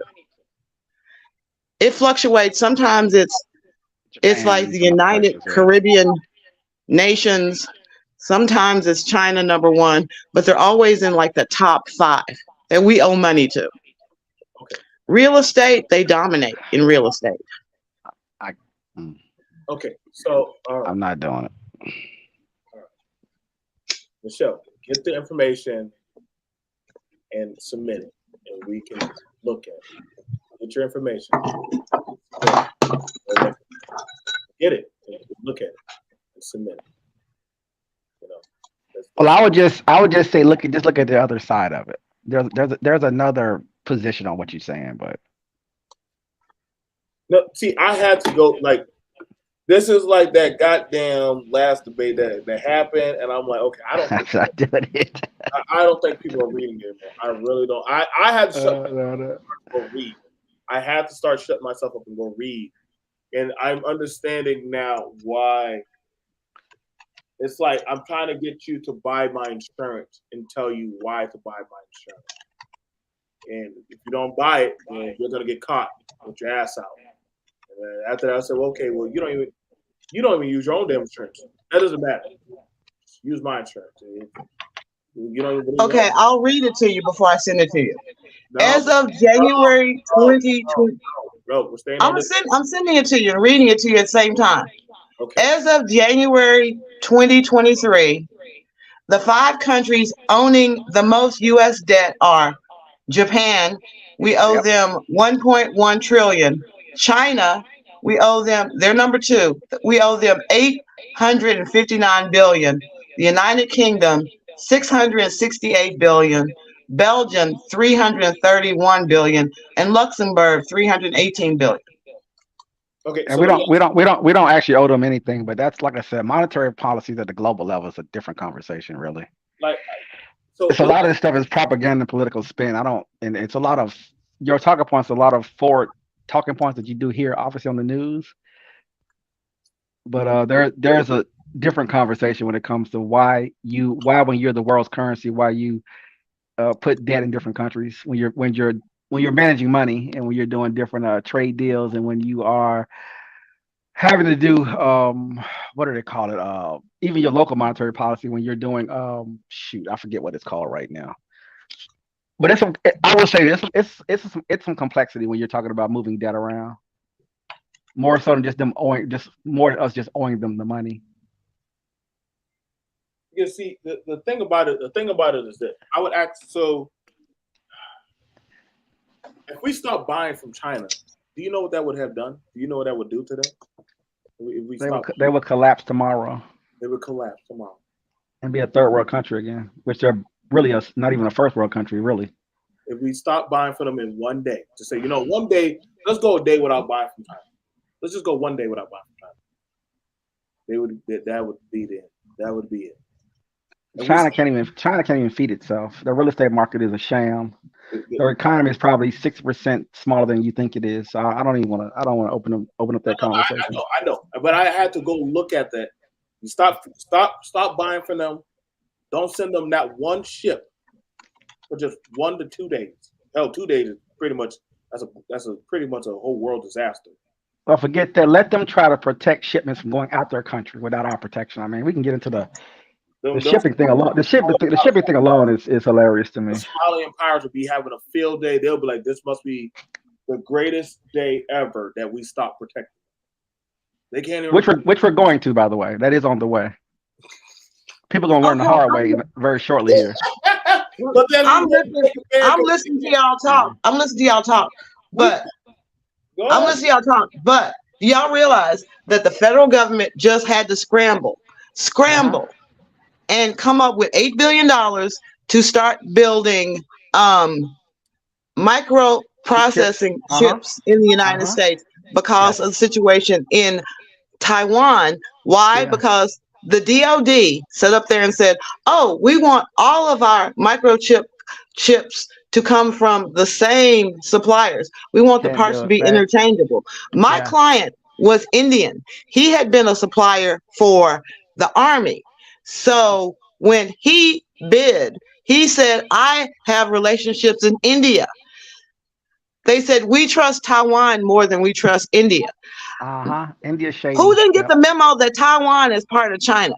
So all of our microchips for the Department of Defense being manufactured in China. So we had to scramble and try to figure out how we can make some of these things here in the United States. And they're going to have to bring over at least 400 skilled Chinese workers in order to make them, because we don't have people. Why would we have to bring them over? Like literally, and they literally pay us to come over. I don't. You know what? Also, the other thing is, I did not want to have that conversation, but a lot of things get conflated between doing business, getting the lowest cost, putting everything in one place and having to adjust to the marketplace versus the end of the world type stuff. A lot of things are being conflated, in my opinion. And the propaganda machine runs with a lot of that conversation. But she is correct. They are making adjustments because of the chip situation. More of a business situation, in my opinion, more than anything else. But you can easily conflate that to something, obviously much worse. Intel is going to give Ohio, I think, about $20 billion to build 3 factories. They got a deal they're doing in Germany right now. They got obviously a factory coming in Arizona as well. Okay. Let's see. But it's how you. I always say it's how you want to interpret that information. I know what we're being told about things, but in my opinion, as you dig into things, it's a little bit more complicated than that. But like I said, it all comes down to dollars and cents. At the end of the day, most Black Americans do not even know where the country Niger is. They do not understand the Russians just backed. Why do you believe that most Black Americans don't know where the country Nigeria is? Because I've been seeing the posts where they're like,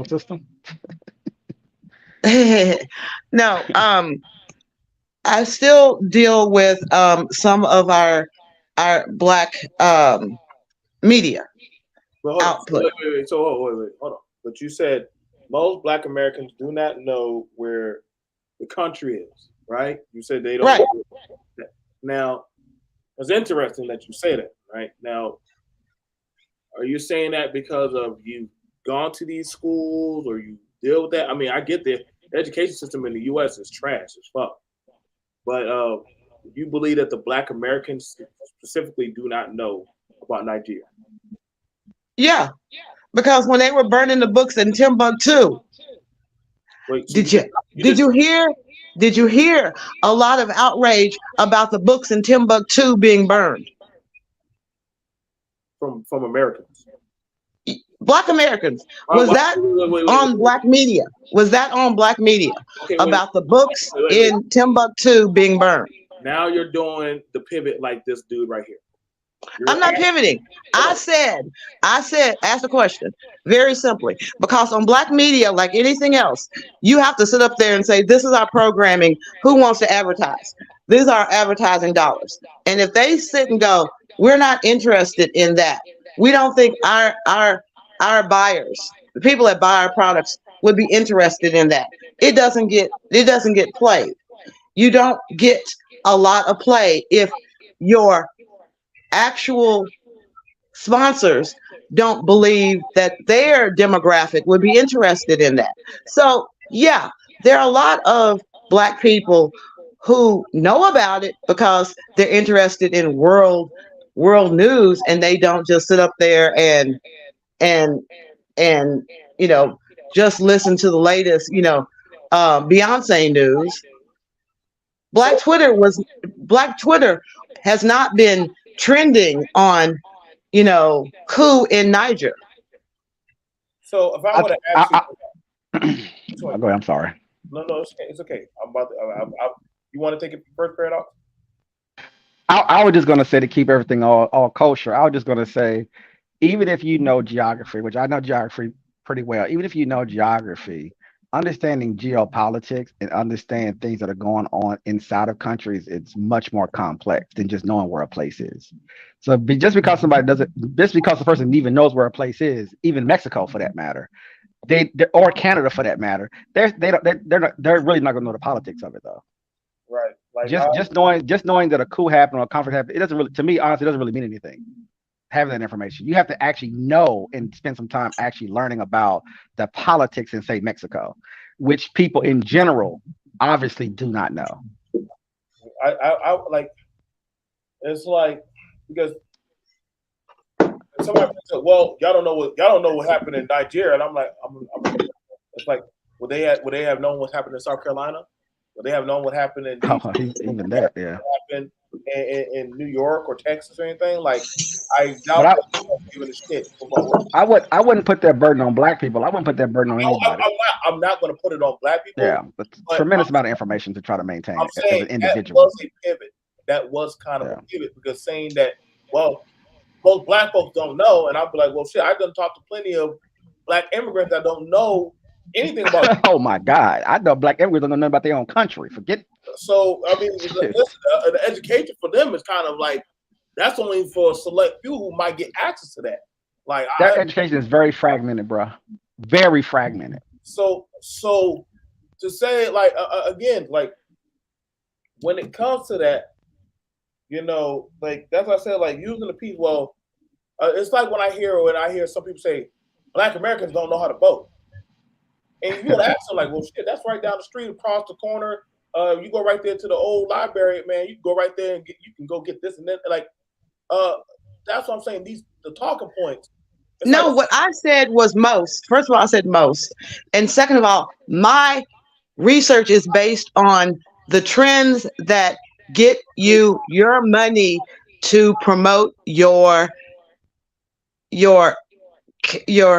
no, but what trend? To get sponsors, whether it's a newspaper, whether it's a magazine, whether it's even a podcast. If you're looking for sponsors, people who pay you to reach an audience, to run ads, they are looking at the trends. They are saying whether or not they believe their demographic market would be interested in what you're talking about.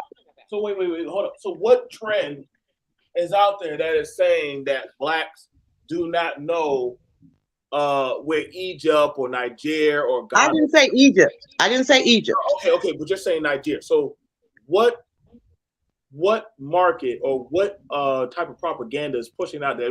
That's like whenever I see certain political groups say Black people don't know how to vote, we have to teach them. And that's wow, boy. And I'd be like, well, fuck. Right, but Joe, let me put you like this. You're kind of pushing like white supremacists be doing it. Like, for example, one of the groups is the what does Natara stand for? Okay, for like Black hair care products, there is a marketing group for Black hair care providers. Currently, they are one of the biggest advertisers around. You know, even though a lot of those former those companies are now white owned, the Black hair care industry is still one of our leading industries that's totally for Black people, not necessarily by Black ABBA. But when ABBA came out, ABBA's whole goal was to market to the Black demographic about Black hair care, how we could wear our hair. And so most of the members, the original founding members of ABBA, have sold to Caucasian companies. The few smaller companies that are left are looking to get the most bang for their buck. So when they advertise, they're not going to advertise in the United States about Black world politics because they do not believe that a large portion of their buyers actually pay attention to that kind of news. But that does apply across the board in America, right? What do you mean? CNN, Fox News, and NBC, which are the three big ones. Generally speaking, in this country, the last time I checked, most people do not watch the news. They make the news more entertaining to now get more clicks, but the news is obviously propagandized and watered down because people can't hold their attention. But to get that ad space, they have to do the news a certain way, but it's not really informative. Even with all of that, the average viewership on some of the shows on MSNBC is like a couple of 100,000 people. Many newspapers, obviously because of the internet, many newspapers don't exist anymore. Those news channels are struggling to survive because people in general, from a marketing perspective, from an advertising perspective, it's not entertaining enough because news is generally supposed to be boring and dry. Most people tend not to watch. That seems to be more of a cultural function in our country, I think, more than anything. Right, but if you're trying to reach a particular audience, I don't care if it's Hispanic or Hispanic speaking, because one of the companies I worked with tried to do broadcasting for like George Lopez type shows, and there was no polling data that we could find that would really encourage sponsorship of George Lopez kind of shows, because you had Telemundo. Telemundo was for. Yeah, it did. But that just happens. Yeah. Telemundo, everyone nowadays has an exit strategy. But Telemundo was really capturing the Hispanics in America that wanted to know about things that were going on in Latin America, so to speak. Yeah. So when you have the diaspora. Are you hold on. I like what you just said. Are you equating Black people in America to Latinos who are mostly immigrants who just got here? They want to know what's going on in their home countries? Yes and no. I'm saying for a marketing perspective, for marketing, when you were sitting up there trying to figure out your ad space, who am I going to market to? Who are my customers? Who are my clientele? That if you are looking for people from the diaspora, you're looking for Nigerians, Ghanaians, Zimbabwe, whatever all the countries are called, Caribbean. That is a different market. But then when you try to sit up there and say a very small market relative to Latino people, what does that market? Excuse me. What does that market? That market? What percentage of that market is actually African American? It's small. We're 13% of the population, including the African and Afro-Caribbeans who are part of that recent part of that diaspora, African diaspora. So when you try to market to those groups and you're sitting up there saying, okay, how much more money do they actually spend less money, less disposable money than a typical African American. Then you have a harder sell to include that in your news cycle. Mm-hmm. So I got a question. How much do you think African Americans affect the world? I'm sorry, say that again. How much do you think African Americans affect the world? I still didn't hear the last part. How much do you think African Americans affect the world? Well, considering we keep saying we have, what is it, $1.2 trillion worth of buying power. That does 3 trillion. 3 trillion, whatever the numbers are. Our buying power. 2 trillion. We do have a tendency to affect the economics of certain industries. No, I said media-wise. Media. How much of our Media-wise? I mean, Soul of the South. When we founded Soul of the South, I mean, right away we were able to raise like $3 million.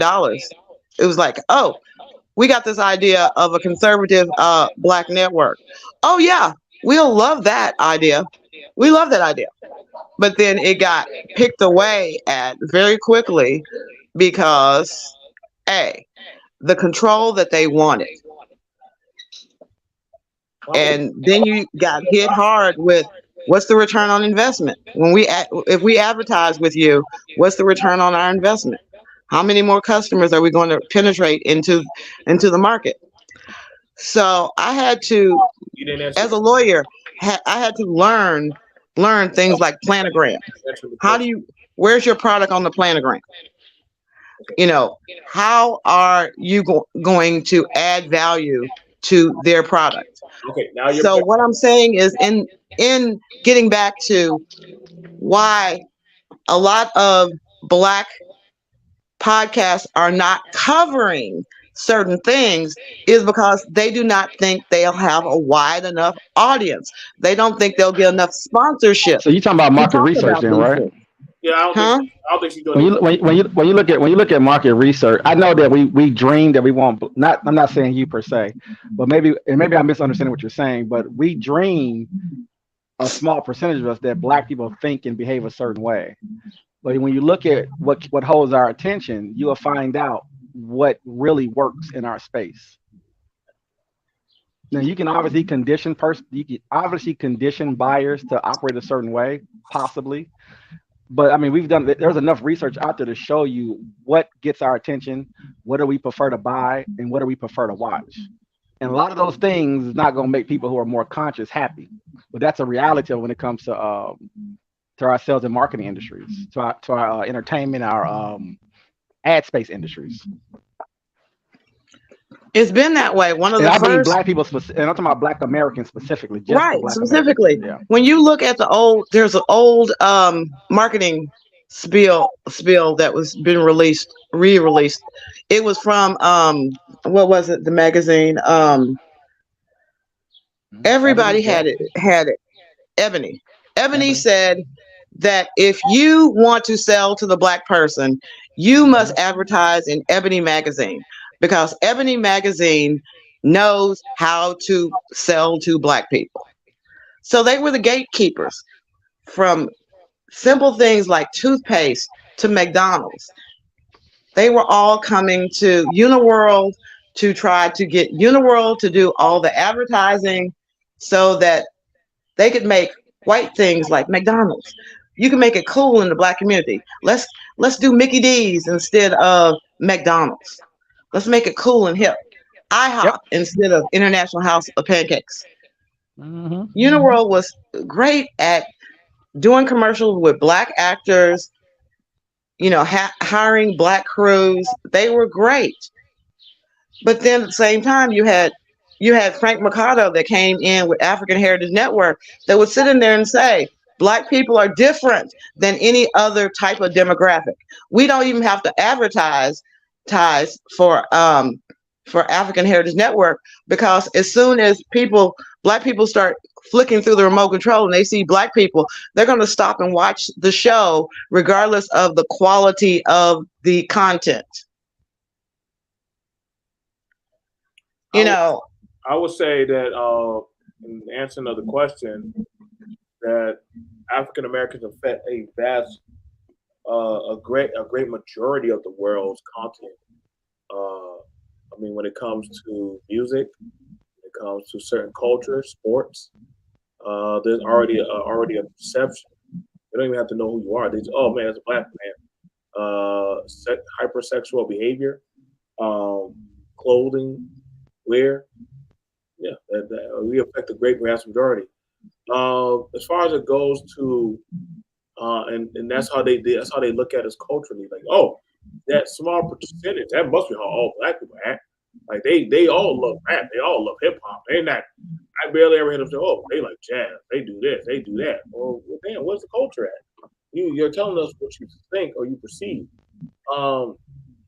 Like I said, other groups mimic. Yes, and I'll say that mimic American culture.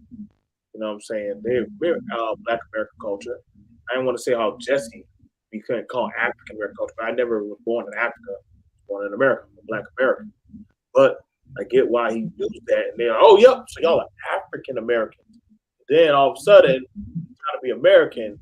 Remember, you're a Black American. Don't forget who you are. Like, don't forget you're here with us. Stephen Marbury got his own statue in China from playing in the the B-ball league. Yes, he did. He did get his own statue put out there. It's no secret. Freaking goddamn Dennis Rodman went to China and talked to Kim Jong, and somehow his ass made it back. We don't even know how the hell he pulled that shit off. But the concept of, I think we whenever something goes wrong in America, look at the black folks. Look at what they're doing. Crime, you're not that bad, Mike Marion. Look at what this black kid over there is doing.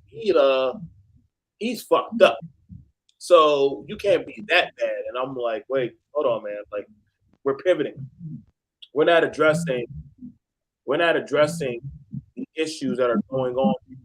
We're not looking at it. When we're actually contesting these type of talking points right here, that's problematic. That this guy, a guy of first generation, refuses to stand 10 toes down. That's full of shit. That I think some people, they want to be so in the mix that they literally cannot stand 10 toes down. I'm bullshitting my way through. Picking on some fringe comment in the context of a broader context that I was offering it in a speech. All right, so you just said that your comment was fringe. Let's have the courage to confront the meat of that. I'm saying you drew a fringe comment from a much longer speech. As I described you picking one fringe comment from a long speech that I gave. But as a politician, you should be aware that the littlest thing you can say can come back to bite you. I mean, grab him by the pussy was a conversation that has haunted this man. How long he had that when he was younger, and it came back to bite him. So 30 years ago, probably. So we understand in the political arena, any dirt you can dig up can always help. If I would have run for goddamn political office, I couldn't imagine when they'll pull up a goddamn YouTube on me. Shit, boy, they're like, hey, remember when you said this on you and that paragraph guy was talking about shooting drug dealers? Yep, I sure enough did say that. You know what? I am trying to get a bill passed for a black militia, you know what I'm saying? So I mean, hey, I'm glad you reminded me of that. I'm about to own it. I'm gonna have to just own it. Like, that's the problem when you are in this type of political party as a minority. You can't stick your chest out. Because she can box you in your chest and call a blonde hair, blue eyed, middle age, older age, mature woman, a white woman can call you out and say you're full of shit. I know my white man very well, and I know damn well you were dog with pandering. See that's what I'm so happy Karen called him out. See, you had to get the Karen to call him. You're pandering, motherfucker. You're pandering to him. You know, you gotta lie. I know my very well. Hell, they literally got a bill passed saying, hey, our men come home and get drunk and beat us. That's not true. Well, how you gonna tell me? We had a whole separate. How you gonna tell me? You cannot tell the enemy's goddamn wife or daughter what she don't know about her own people. You can't tell. That's why I find it interesting. A first generation is told a white collar To duck debate from the real. literally a first generation is telling a white collar woman that at some point the laws even told them they were not allowed to have that job.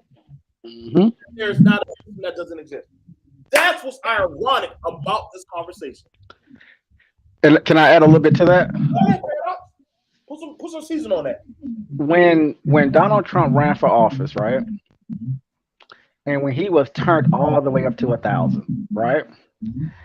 All of the white liberals and white Democrats on MSNBC and CNN and many other stations had to come out and say, well, my father loves him. Mika Brzezinski, Rachel Maddow. My mom loves Trump. And then you realize that a lot of these folks you see talking on TV, half their family are Republicans. Yes. Including their parents. It's you gotta understand. It's a what do you do when the child of the group that you're banging for is calling you out? Like, nigga, I know my granddaddy better than you. I know. I know. Listen, that's what I'm saying, dude. Like, you're not gonna tell her. She's like, I know my man.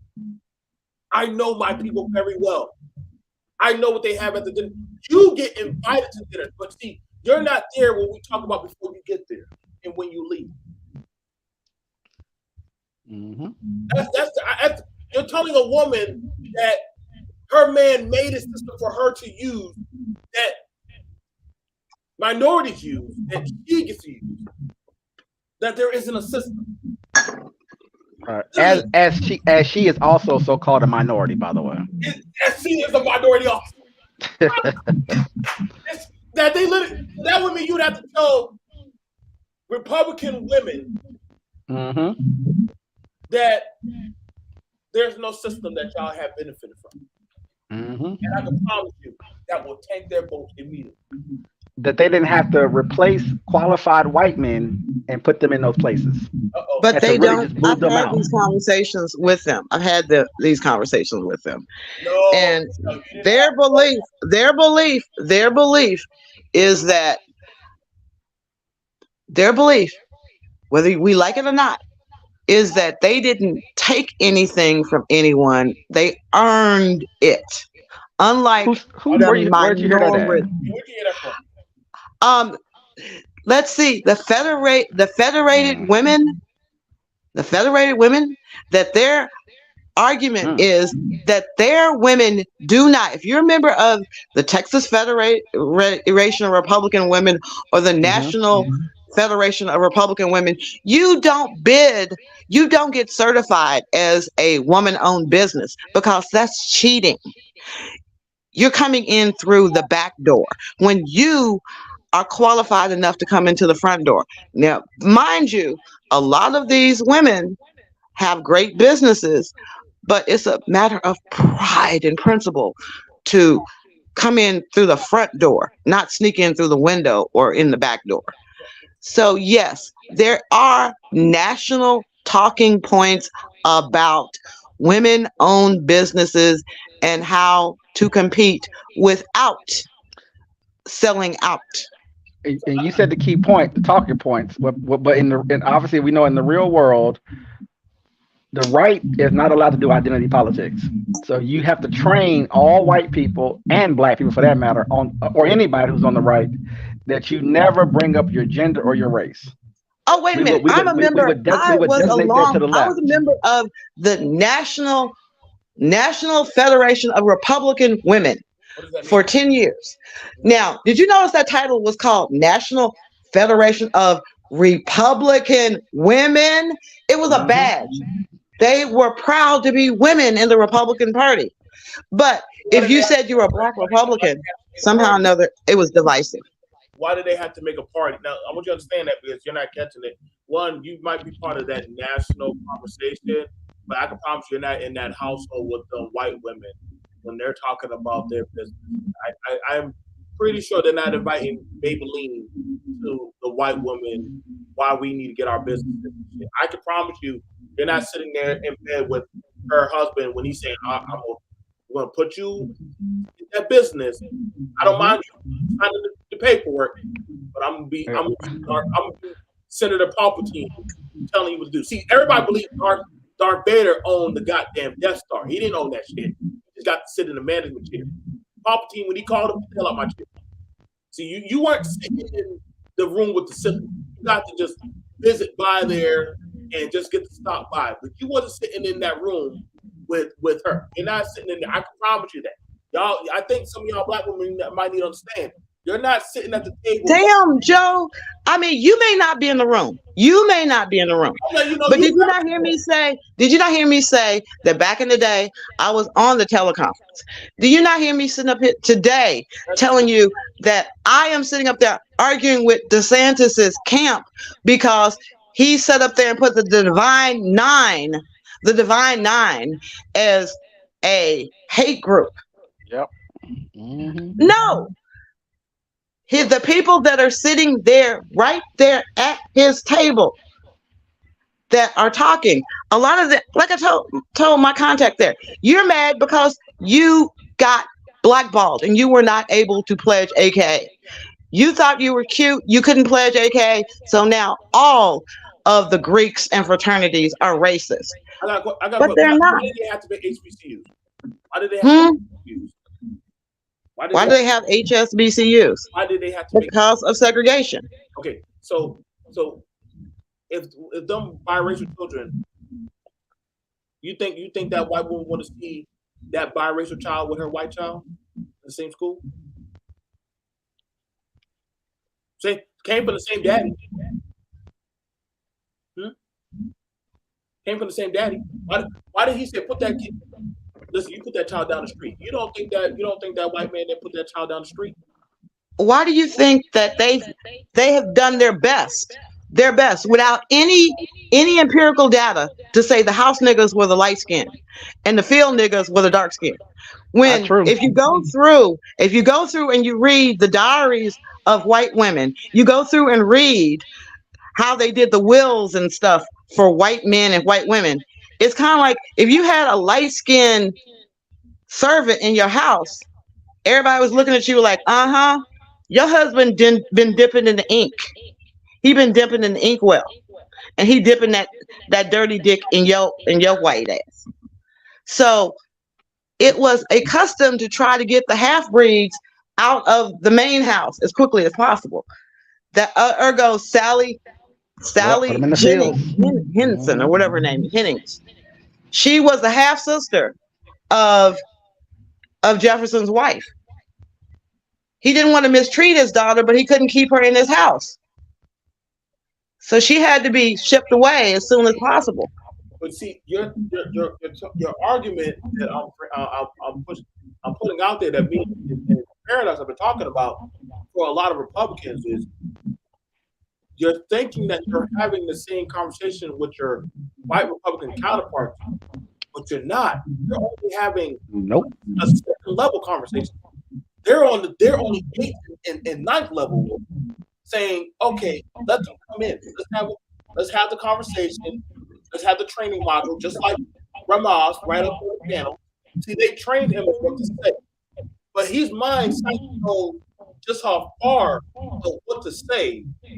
Or fear that, hey, get your ass back in the field. So okay, Joe, you have two groups that come in that actually get to the decision makers.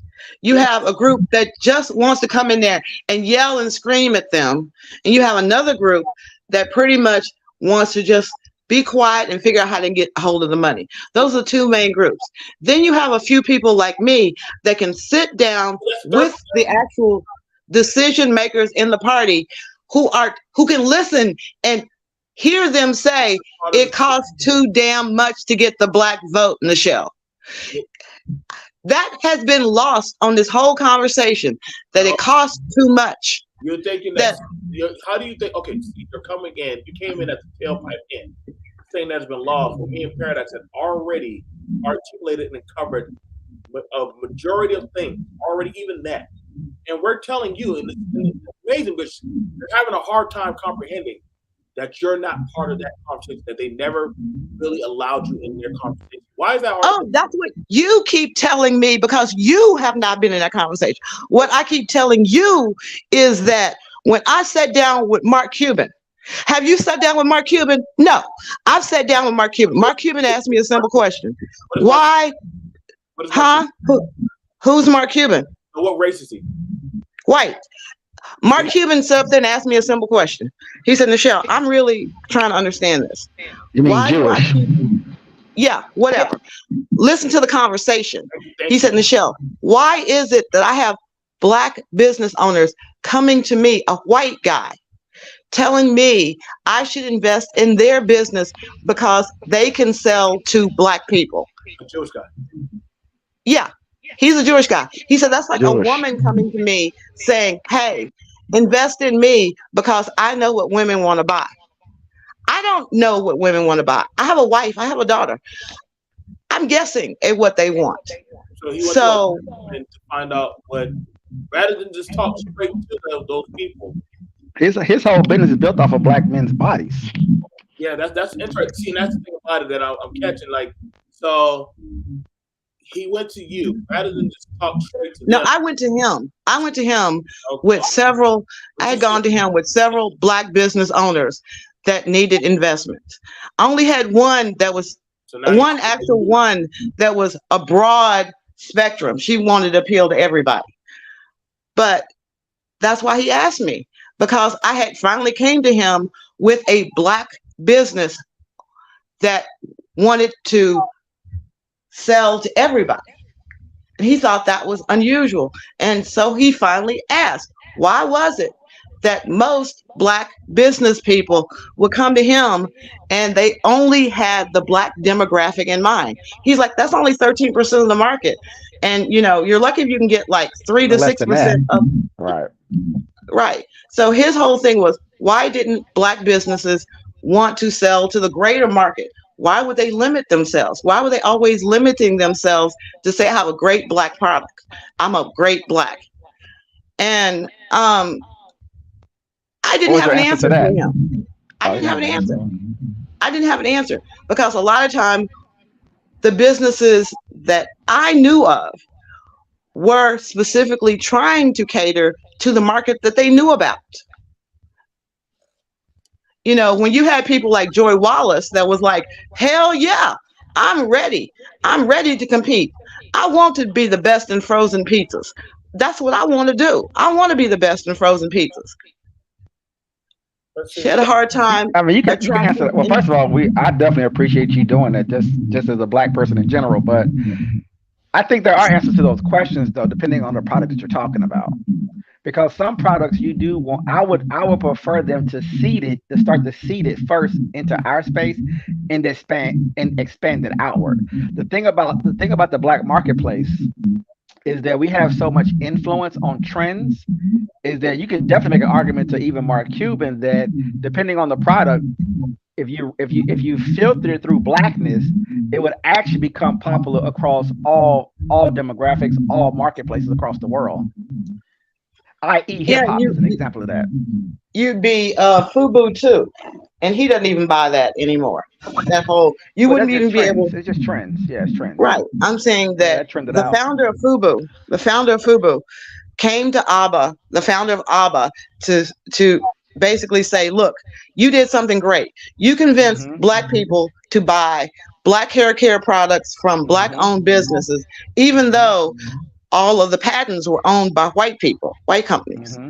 So we have a tendency to try to support our own, and then we can rise up. So for us, by us, FUBU became a trendsetter.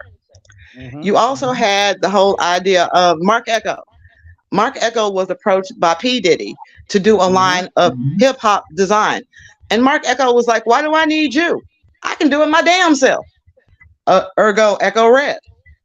Mhm. That you do have a lot of Same forces. with Supreme. Supreme is even a better example, actually. Supreme is crazy.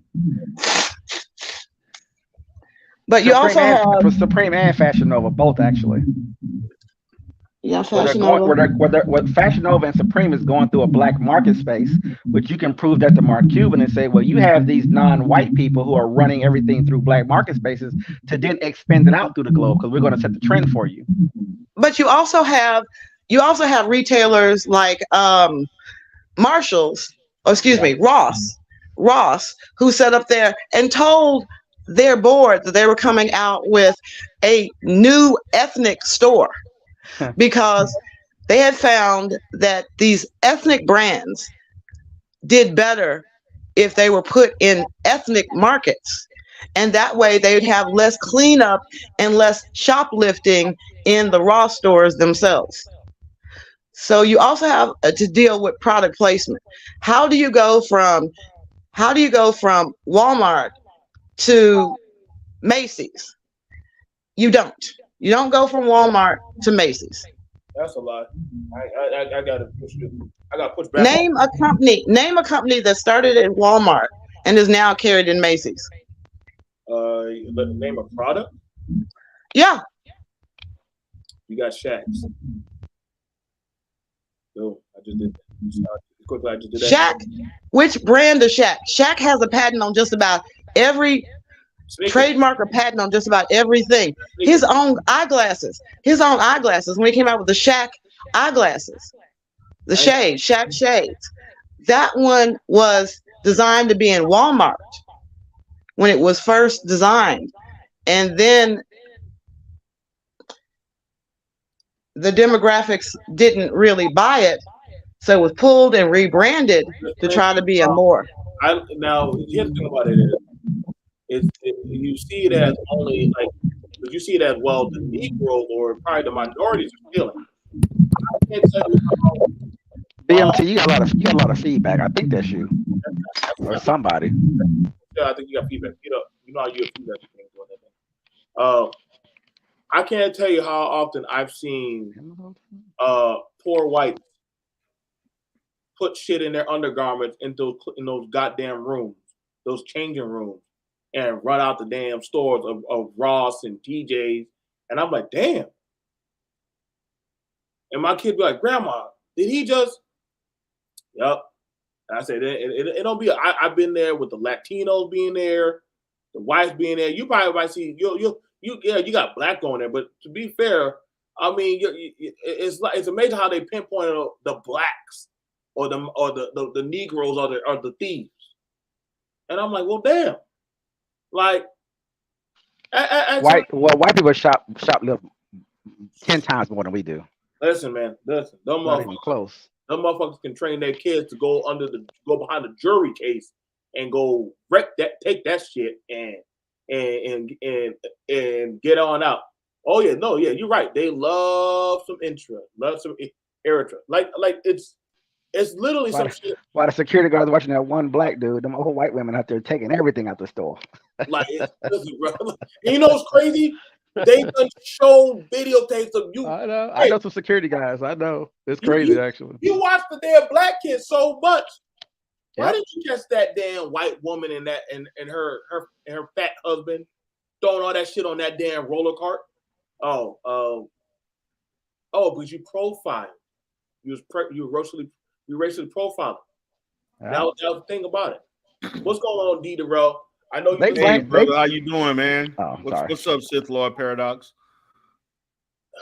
What's good? I wanted to comment on some things as I was hearing the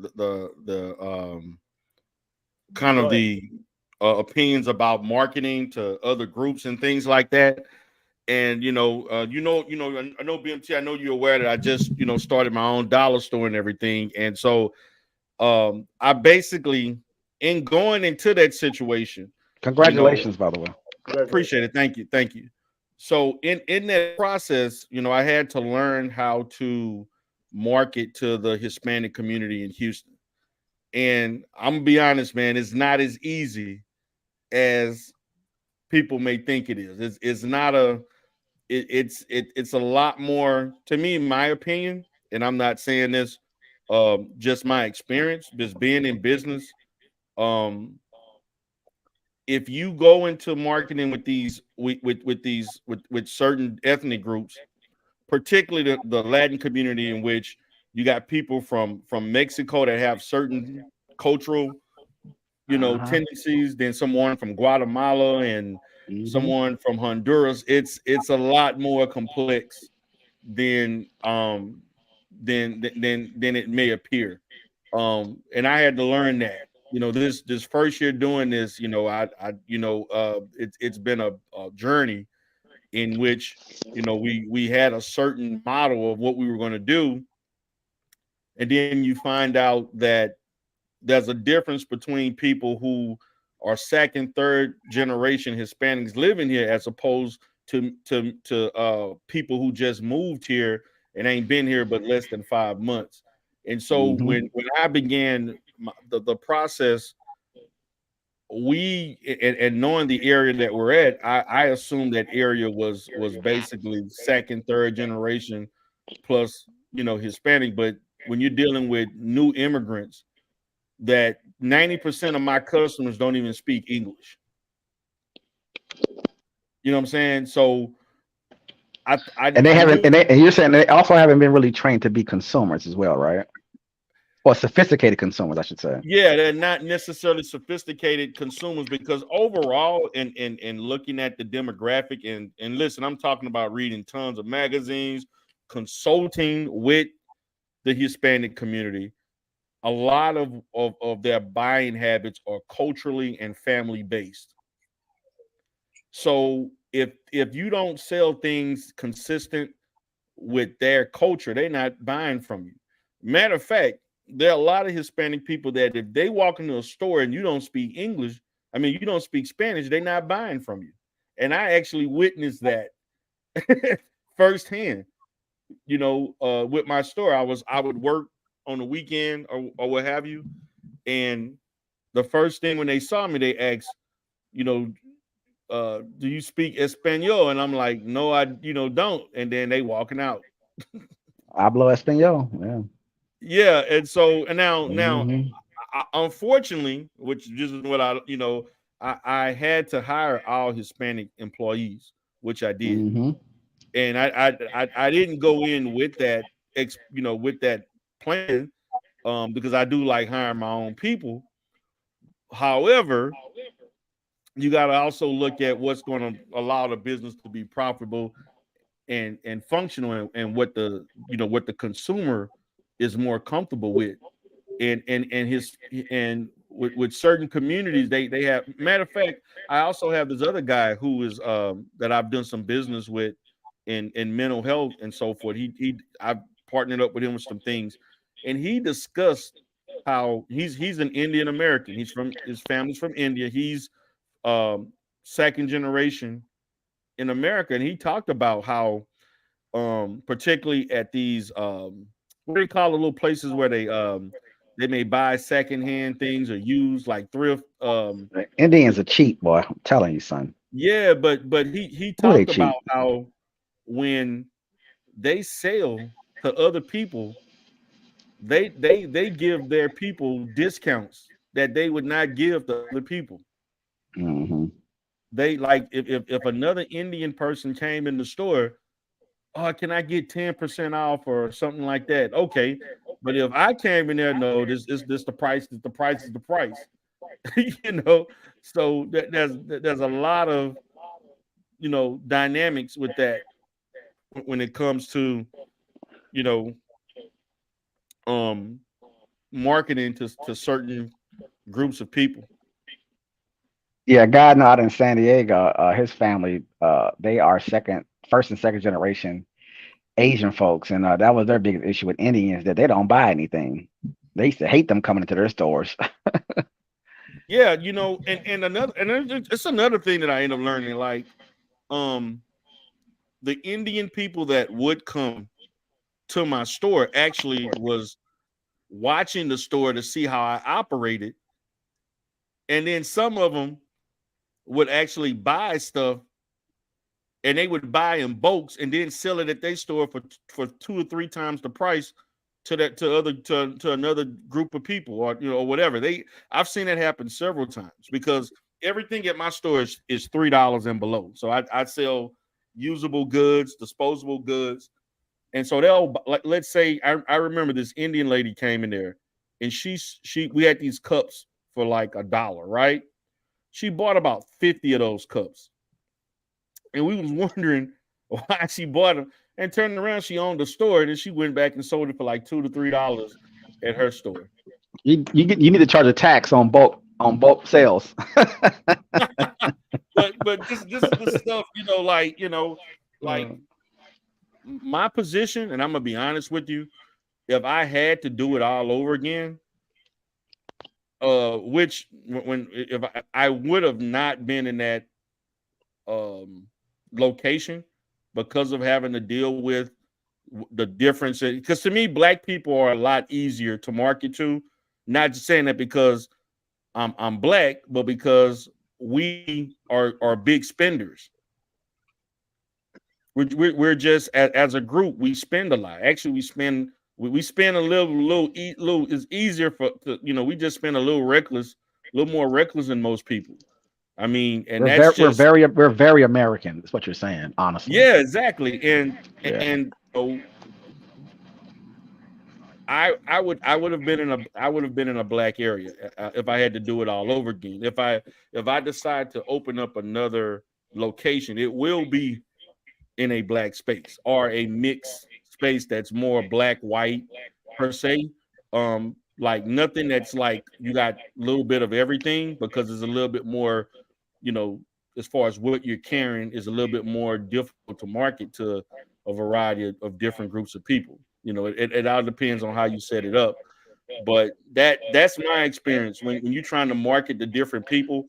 Like we did research, man. I actually bought some services from this research company with the Houston Chronicle, and we spent thousands of dollars marketing within a 3 to 5 mile diameter, and in those zip codes and so forth. And there was all kinds of things that were coming up that I was not aware of, as far as people being from these different countries that want certain things. Certain people want that, they're buying things that are culturally based. We had to buy, like, I ended up having to buy like these religious candles and all this kind of stuff, different things you had to put in there that would attract them to buy from the store.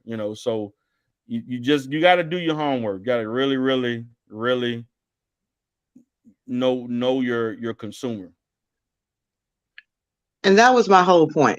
You have a businessman that just came on here and said he went into an area, and it came right down to he had to change the products that he was offering based on the culture of that demographic within a 3 to 5 mile radius. When it comes to the Republican Party, they buy the same marketing research. They buy the same marketing research as any business owner. And you say, how is it broken down by race? Based on some of the things that you buy. Okay, so if you're using that, and I want to be fair in the show, how is it that they use the same marketing research, but whenever you having a call out of an injustice or issue? So are y'all gonna talk about Chicago? Are y'all gonna talk about Chicago? We're gonna talk about Chicago. So how is that the same marketing research, and they bring up that false correlation of issue? How is it the same marketing, and they use that? That, like, literally, you hear a guy right here. He's marketing. Hey, there's no white supremacy. That's that old racism talking point. You can't say that they're using the same talking point, and that's their narrative that they're running. I don't know how to explain it to you, other than saying that he wasn't buying. He's a businessman.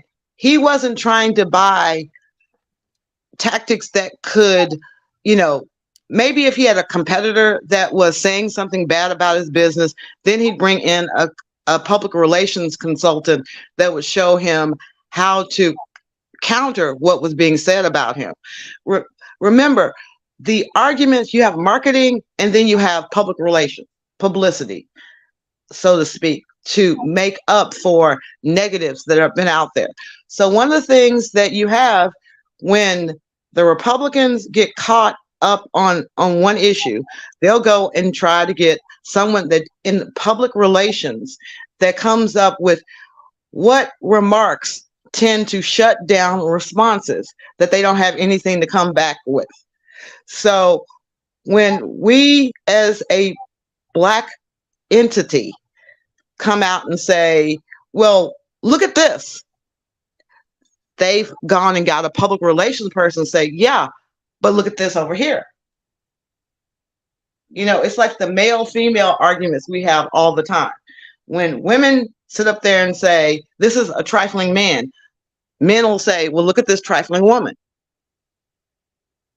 You know, we won't deal with the fact that, you know, the rumor going around about Steve Harvey. You know, it's kind of like Steve Harvey did all this, what is it? Think like a man, act like a woman. Steve Harvey. We don't care about Steve Harvey. I don't care about Steve Harvey. But it's the same marketing ideology. No, it's not. It's not. Yes, It's not. okay. A man is telling me, that marketing to women is totally different than marketing to Black people. No. That if I want to sit up there and say my audience is Black women, there's not a particular way of marketing to Black women. You market the same way to Black men as you market to Black women. We are the same. It doesn't work that way. Like, okay, so you telling me you're getting way off topic again. I'm not off topic. I'm talking about. I'm still talking about how our messaging, the conservative Black messaging, how it is being received and how it's being limited. What factors in when the powers that got money to get our message out there, what do we need to do to tell them, hey, this is the message that Black people really need to hear if you want Black people to vote for Republicans? How do we get that message out there? My issue with the issue with Republicans, and you know, I'm in Houston. This is a Republican state, is that they don't have a Black agenda. The Republican Party does not have a Black agenda. They don't have a civil rights agenda. And so when I've met with Republicans in this area, their main talking points is lower taxes, conservative values, small government, okay, and no identity politics whatsoever. Huh? I said and zero, no identity politics whatsoever. You cannot talk about identity. And to me, have y'all heard of Black PAC? Let me ask you this: have y'all heard of Black PAC? We are conservatives. Okay.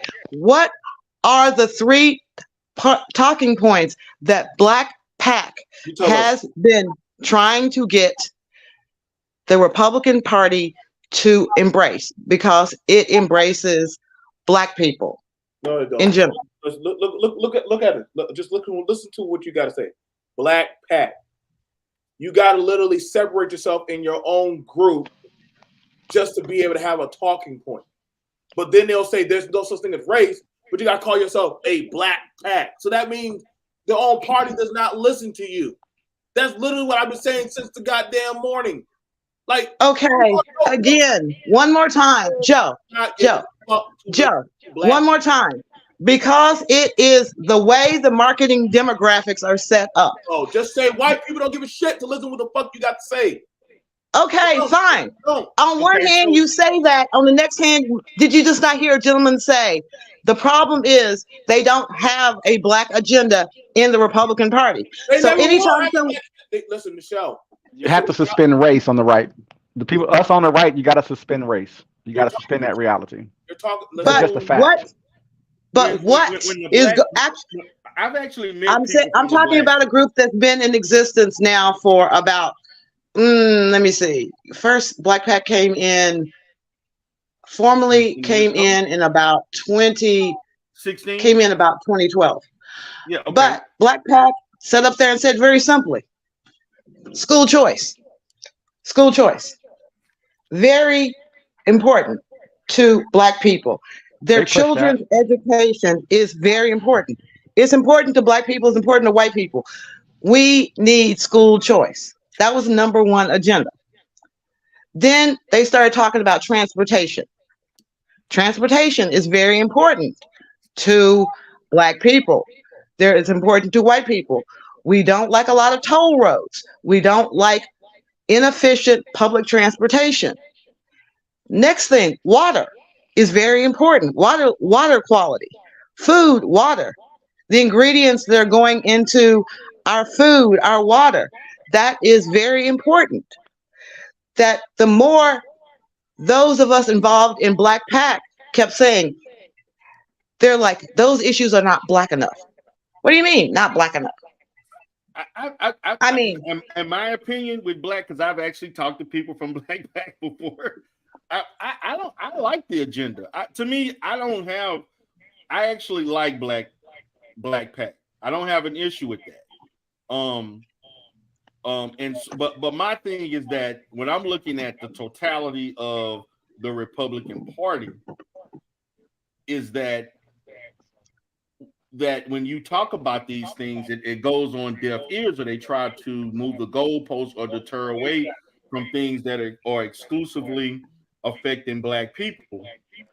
And also with that, Nichelle, my biggest issue with the Republican Party is how they treat or they disrespect prominent Black conservatives. Look how they treated. Look at Larry Elder right now. He wasn't even invited to the debate. And how many years Larry Elder was at the forefront? In my 40 opinion, years, something like that. 50 years. 40 years. Yeah, Larry Elder. In all fairness, Larry Elder. Oh, here you go. Elder just didn't. I mean, I was shocked. I was shocked. Come on now. Okay, let me tell you, I was shocked when I looked up there and I said, wait a minute, there are actually two Black men. Will Hurd was up there. Will Hurd has a Black agenda. But why is he not mainstream Black conservative? If I sit up there and said, yo, Joe, y'all want to talk to Will Hurd and let him in on talk, let him explain to Black conservatives why voting for the Republicans is the best thing, would you listen to Will Hurd? I will. I'm gonna hear him out. I'm telling you right now, they don't fuck with us. They don't fuck. They treat. Listen, man, and y'all know I've been talking on this conservative line, mainstream shit, and I'm gonna be honest. We just had the conversation. I done had it with everybody on this panel. They don't listen to Negroes. I like it when you Negroes. I like it when y'all talk about school choice. God forbid y'all start talking that Negro shit. Please shut the fuck up. Like I've been on. Listen, I literally had a whole. But what is that Negro shit? What is it? That Negro shit. When you talk about damn 3 Black people being shot, then we hear, oh well, that's mental health problems. You know what I'm saying? That's the problem. If y'all had 2-parent households, what the fuck did that have to do with Black people being shot by these white kids running up and just playing Call of Duty in a supermarket, a church, a goddamn Dollar General store? Why are y'all passing the buck? Like, I shit you not, bro. You're not gonna. This is what I'm saying. It's got to be some type of program. I'm telling you, like I said, if you can't, you can't have it with them. You see how they're programming when the women called him out on his bullshit. He was like, "What? It's. I don't want to disrupt their families, bitch. You just now said there's no white supremacy. Now all of a sudden they pull up the clip on you saying the dumb shit, and I can wait. Me and Paradise just literally went over it. You did say it. You knew what you were saying. You said it. He said white supremacy is a fantasy. That's a fan. It's a unicorn. It's a unicorn. Yeah, and also look at how the Republicans mistreated Michael Steele. Shit, that motherfucker's still sitting there. That's my boy too. No. And to me, They dogged him out, boy. was probably the most balanced, to me, the most balanced black Republican, prominent black Republican from my perspective. That's just my opinion. To me, he was to me the most balanced, and look how they treated him. They forced him out, and so one would have to look at those things. And he forgot I've talked to him. He forgot he was black though. That's what happened, unfortunately. They reminded him real quick. Well done. We'll come back for you. Like I said, man. Yeah, I mean, I agree that there's a lot of problems. And the question is, which ones are the most fixable, and what are the easiest to implement? Why do we got that? If you want a message that rings true, especially to Black people, like school choice. When we start talking about school choice, we get positive vibes. In Texas, when we start talking about the red light cameras, right. Everybody was sick of red light cameras. Everybody was sick of them. But we found in our research that they were put in lower income communities more than they were put in the upper echelon of communities. I don't want to talk about school choice. I don't want to talk about school choice because if Republican Party can't talk about the bullshit DeSantis just did in Florida, then talk about school choice. Talk about fixing that shit about the history of black people. How you gonna talk about school choice? You gonna jump over what DeSantis just did? Okay. Nobody in the right. Let's deal with the stupidity. That you now have a whole group of white people that are afraid of the word race. They're critical race. I heard the word race. It's going to make my kids. It's going to make my kids hate each other. Okay. Did anyone ever largely come out and say what the Republicans need to do is educate our own base, like we did in Texas when we got the sign that said, this is dedicated to the granddaughters of the Confederacy, to let everyone know that the Civil War was not about slavery. It was at our state capitol. It was sitting up there at our state capitol.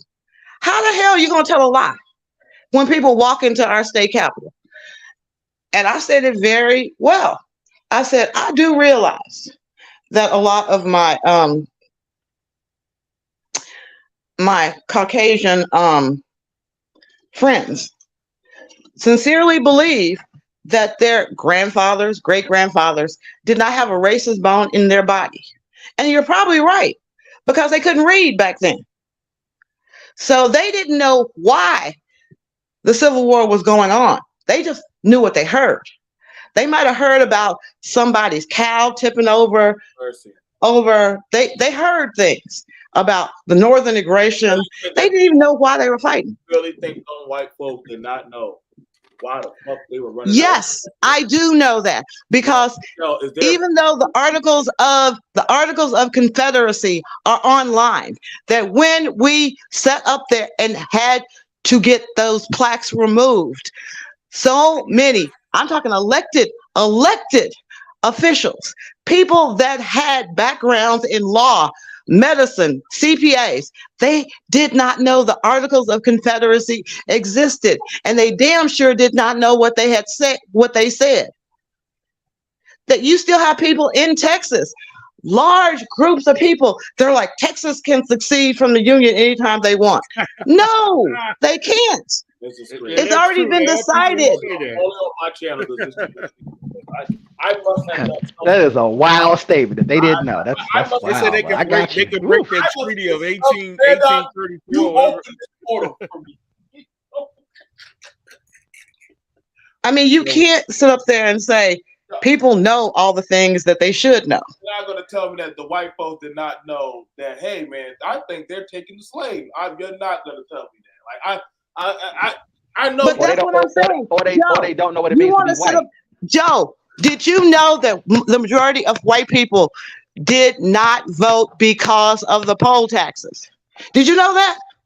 That the poll taxes is what really, the repeal of the poll taxes is really what made the white man start coming out and voting. Did you know that for the majority before the Civil War, the majority of white men could not vote? Yes, you had to be a landowners. Yeah. You got to be a landowner. Yeah. Okay, So when you sit up there in the context and you listen, you really listen to these baby boomers who just took for granted that they've always been white men have always been able to vote. No, only the rich ones were able to vote. Then you sit up there and they honestly think that, because they were able to read and write, their ancestors were all able to read and write, unless they know that one little story of the guy who dropped out in 4th grade because he had to help his pappy on the farm. Are you running a campaign for poor white people right now? I just need to know. I'm not running a campaign for white people. I am running a campaign for common sense, to sit up here and say that the murders this weekend were obviously racially motivated, that in this country right now, they are motivating the white male to feel as bad, I must hate to say it like this, as the black man. The black men in this country, we constantly hear black men say, our women don't cut for us. We are the most mistreated. Now you have that same sentiment. And I'm a black woman.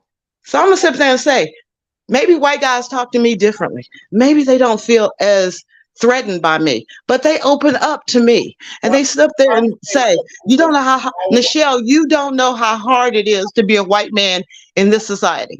Wait, pause. You telling me you let her eat a lot, boy. She eating right now. You gotta get that, son. That's the truth, though. Wow. That is a fact. There are white men that do think that way.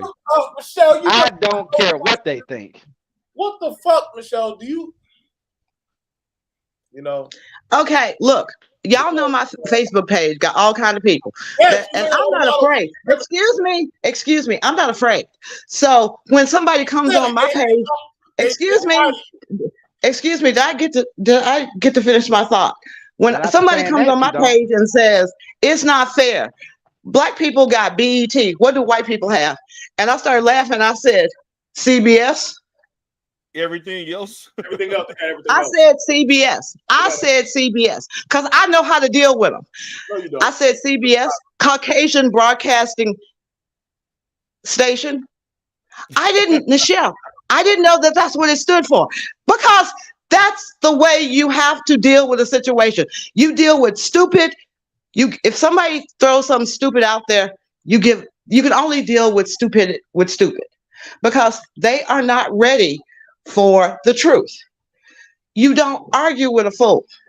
A fool is never ever going to believe that the sun rises in the east and sets in the west. Let me ask you a question. Do you think white people know that they're white? Mm-hmm. Do you think white people knew they were white in the 1700s and 1800s? Yes. Even the ones that couldn't read and that was illiterate? Yeah. They were told that. They were told. But you're talking about... So they understood how to move like a white person, right? Look, let's say it like this. What I say? Us in this one. You going on? No, I want to hold you right there. I want to know, do these people that you're calling white, that you're caping for, that are poor and suffering and can't get anything correct and can't do anything, do they understand in their literacy over the last 300 years that they were white people? Do they understand that concept of what whiteness means and how to maintain whiteness? Or were they just Americans that were just struggling? You mean the white people that sit up there and say, at least I'm better than... I came to America because I was tired of not being treated equally. So I came to America with the idea that I would no longer be put in the same caste system as my father and my grandfather. That was the whole winning argument that they had to sell to the indentured servants that came over here that you can come to America and no longer have to be a butler because your father was a butler. You don't have to be a tailor because your father was a tailor. You don't have to be. It's a land of milk and honey, a land of opportunity. That was some bullshit. They just sold that to get them on a boat, to get them over here so they could work for cheap. It's sad, but it's true. I'm gonna ask you Most again though. Did these people know that they were white? Did they understand know that they were- concept of no. being white? No, let me explain to you. How you gonna They say knew Billy they Joel were like they that? knew they were Irish. They knew they were French. They knew that they whatever little group of And language when that did they they spoke, and when did they give that up? When did they know to become white? Because they not that anymore. they figured it out when they got here and realized the person that had the funny sounding last name like Hartpin. If your last name was Hartpin, you were an immigrant. So you had to clean that shit up. You had to be Gary Hart instead of Gary Hartpin. So by the second generation, they realized they had to blend in to fit in. So by the second generation, and that was what Nixon said. Wait, That wait. You're jumping up. You know, from goddamn slavery. She done jumped I did 200 not years jump ahead. up. I said, guys you asked me a question. You're not gonna be doing time skip. You ain't answering it. I asked you a question. You asked me in 1740, did the guy from Ireland know he was white? No, the guy from Ireland knew he was Irish. When he got And they over to the became white United in States, 1960. huh? His ancestors. Then they finally realized they were white in the 1960s under Nixon. What you're saying? Under the Nixon administration, Or that when was they were, 70s. or when they were non-land owning, non-voting slave catchers. Did they know they were white then or no? They knew they were required to go to war because the rich white folks told them to go to war because the rich white folks were not part of the conscription. There we go. Conscription. That what they would do in the South, if you had enough money, you could buy your way out of participating in the Civil War, or you could buy your son's way out of. But if you were poor, you were forced into the Civil War, or either you would go to jail or be killed. So the old European culture of, okay, the landowner has gone to war.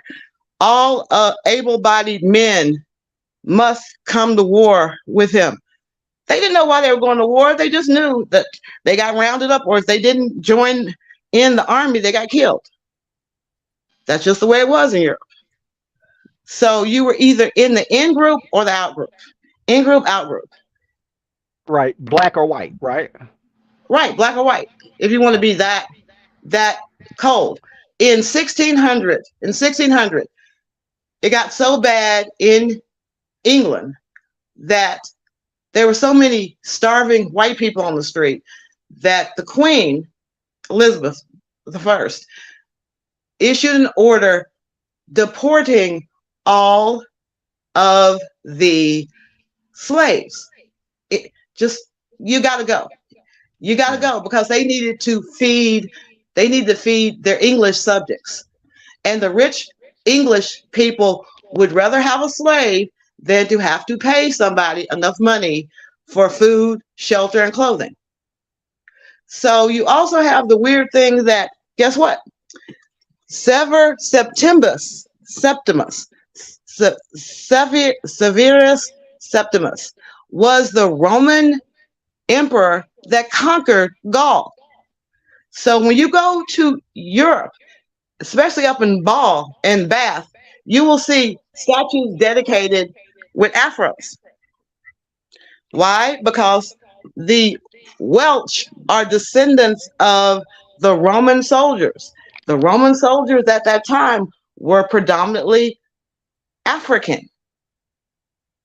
They don't like to teach that over So here. so in Over white there, Europe, it's common knowledge now. but right, we know, but so when Europeans came over here and didn't provide the African or the black man those courtesies and looked at them as animals, was it training that they got from the rich white people to look at us as cattle? How did that work? Yeah, Because it came down these to ignorant white folks seem to be pretty smart when it comes to us. yeah, it was one of the things that were taught to poor white people was, we may treat you badly, but at least we treat you better than we do the nigger. Facts. What's his name? Johnson. He basically said it's one of the things that's in his history is that as long as you make the poor white man feel better than the most able-bodied, the most influential, the richest black man, smartest black man, as long as you make the lowest white person feel better than the highest black person, that white man will let you take the money out of his pocket and say thank you. You mean when you say that, you mean giving them full access to the American economy? You mean giving them the Homestead Act and giving them free land? You mean giving them the GI Bill? What are you talking? What do you mean by all that? those things? It wasn't an idea things. or a conversation. They were getting physical, tangible things to become white. It wasn't just an idea that I'm poor and I'm suffering. They were getting real things. They were getting real practicing their things. whiteness. They were getting real things, but at the same time, the black man wasn't getting the little crumbs that they were getting. That what the rich white man was getting was a lot more than even those little, oh, we'll give you 1/3 of an acre, or we'll give you 2 acres if you work it for a little while. I'm trying to get the exact quote. But yeah,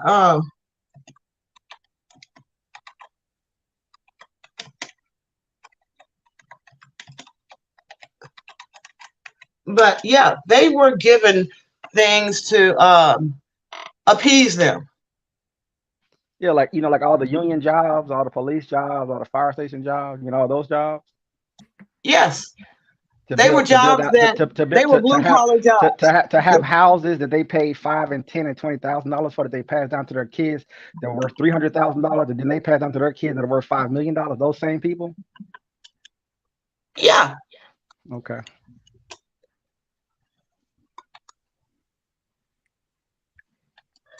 I mean, you seem to think that strategy is used today. It's no different. Yeah, but you don't get to lace up 100 million people and make us become the richest economy on the planet and produce this thing called the middle class, which is obviously going to be predominantly white, and ignore that part of it. That's the major piece here why this country's where it's at. And do you know that white people are going to transfer $96 trillion to their kids?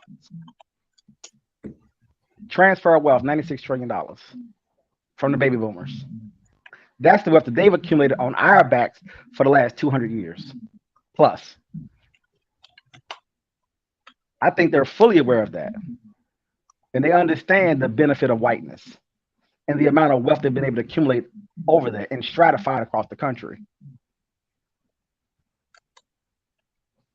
Interesting. The math don't lie. And the thing about it, we have a lot of transfer of you wealth. get to sit up there and tell them that all day long. I don't care about white failure.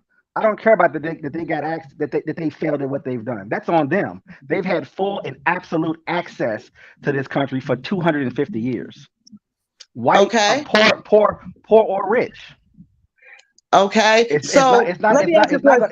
not going to carry the burden of white failure over generations. They've had access, they've had opportunities unlimited. They're able to fail and build companies 19 and 20 times over. Okay. So what are you saying? Because their woe is me and I'm suffering, it's none of it's facts. It's all counterfactual information. Okay, but so I'm asking you a question. If they're talking to you with you having that information, them talking about them being poor or them talk about them being suffering, I just think it's ridiculous. Because Okay. it's not my fault that your grandfather blew all that money. It's not my fault that your grandparents sold that land. It's not my fault that you sold a house and decided to go and smoke meth. That's not on me. That's on you. You need to be accountable for yourself. That's not Okay. being that's not being delivered in this country. White people and white failure is not being accounted for, and they're leveraging blackness to cover that up. And then black people go to white folks trying to fronting like, oh, well, you're just like me, you're suffering just like me. That's not a fact. That's true. But what is your overall point? That if a white man came up to you, I just made it. That was it. I'm done. okay. And again, I'm saying that if somebody walked up to me and said, Nichelle, you come in here with your fancy clothes on, you come in here with your fancy shoes, driving your fancy car, you act like you got it going on. What about the rest of us niggas? What about you? Don't you think we should have some of that? Go get it. I don't give a damn. If you come at me like that, I really don't give a damn. When you come at me talking about, Nichelle, all those rich white folks, why don't you go to those rich white folks and tell them to give us like $50,000 so we can clean up our neighborhood? Why the hell would I do that? But you just now told, oh, wait. You just dragging up, I'm part of the National Woman Federation, WWC. I'm like, okay, that's cool, but you're not in that room with those white women. You don't go behind closed doors with them and their husbands when they're sending their wives to go get certain grants or loans or certain stuff. They don't call you, Nichelle. They don't ask for you. They don't want you in there. Oh, damn. I forget how I've been supporting myself. Okay, never mind. You're right, Joe. You're right. I only deal with... It hurts. If white women was concerned about gender, Hillary Clinton would be president. But the whole deal was that they're concerned about white men and their position in this country. Yes. Not necessarily. It supersedes their gender. I'm gonna say it one more time. If it was about gender, Hillary Clinton would be president. Okay, if you assume that that's the only in dominating fashion, by the way, and getting a second term. Okay, if you assume, wait a minute, if you assume, did you vote for Barack Obama because he was black? Did you vote for Barack Obama? I did. No. Okay, so I didn't vote for Democrats. I did not vote for Hillary Clinton. My friends did not vote for Hillary Clinton because we really and truly despise her for what she stands for, because we all know down here in Texas that bitch is as lesbian as she can get. That her politics wasn't, huh? Yeah, her politics was not what we stood by. To us, it was from the very beginning when she started the whole, I'm not some Tammy Wynette stand by your man kind of woman. We know that, Hillary, because you really don't care what he does. This is a political arrangement. But Nichelle, you and your friends were calling Michelle a monkey and a man. Her hands don't lie. This is what I'm saying. Wow. Wow. That's crazy. That's wild. I mean, I'm just gonna say it like this: certain things, if I sat up there and said anatomically, when you discover certain skeletal remains, you can tell they're male versus female by certain bones in the body.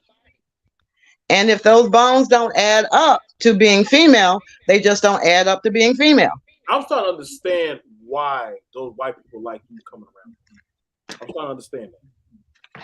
They like you. I'm starting to understand. I didn't know why. But you code switch. I started to understand. Did I code switch? Yes. Did I code switch? I just sat up there. Scary I have posted. I have sat up there and posted. I just sat up there and posted. Joe, I've even had a black transgender come on your show. I know, and you know what's so crazy? You know the thing about it is, the thing that's crazy about you, Michelle, on these things, you don't even know when you're code switching the way you do. Like it's smooth. Like, it's smooth, boy. It's like smooth transition. I'm like that. You know what's crazy? It's like maybe if this guy Ramos or whoever this dude is, maybe he learned less from you on how to code switch. You don't even know when you code switch. Like I don't even think you hear yourself at times. That's what be scaring me. Like I defended you black folks. No, Nichelle, you didn't hear yourself. I don't think you be hearing yourself. I got to start recording you. So that No, I hear myself perfectly fine. But the thing about it is, when you get on these shows and say, I don't give a damn about white folks, they can't take away from black folks no more. That's what y'all just set up there and said. That Well, I'm gonna say this. You know, listen. You, unlike most people, you can maintain your blackness and still operate in those spaces. I mean, I would guess, Nichelle, without knowing the educational background, I would think that you probably went to white universities. You probably went to a school that probably was majority white, you know, at some point or something like that. So it's not like you don't understand the social atmosphere that you're in and how you have to operate. So, I mean, it's not impossible. just for the record, I did go to Duke University. I did go to George Washington University Law School.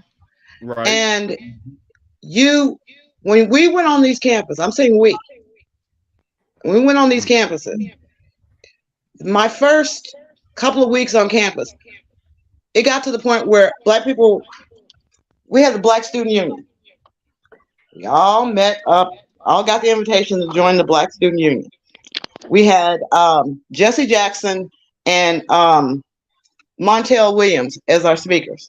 Montel Williams didn't charge us anything. Jesse Jackson said, I need $10,000. Y'all at that rich white school. Y'all can afford it.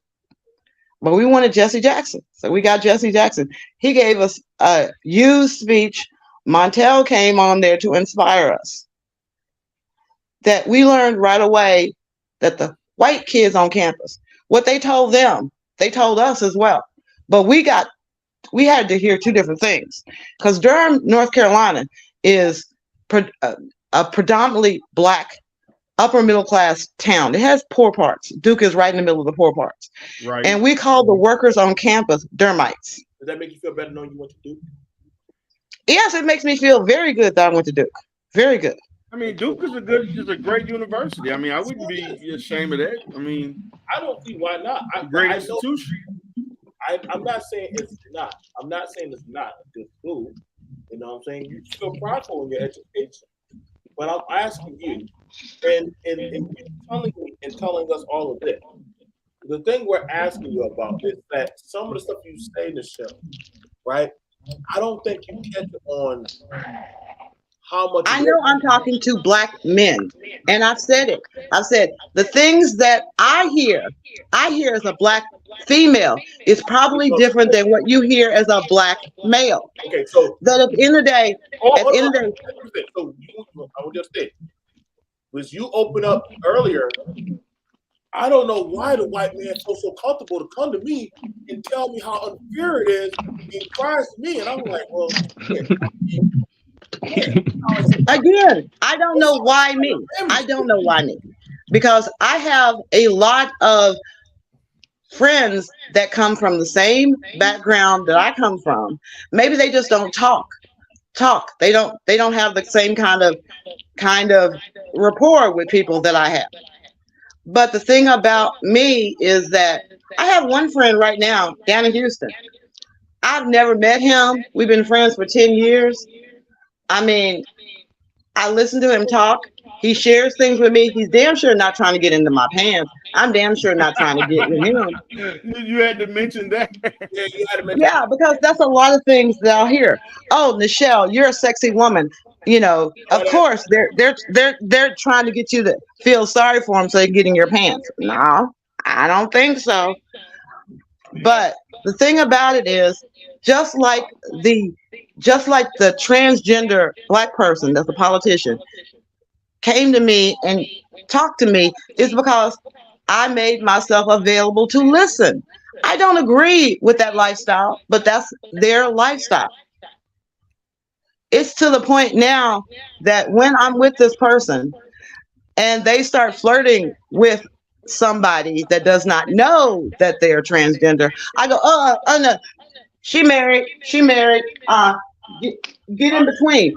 Not because I hate on my friend, but because I worry for my friend. Okay, so That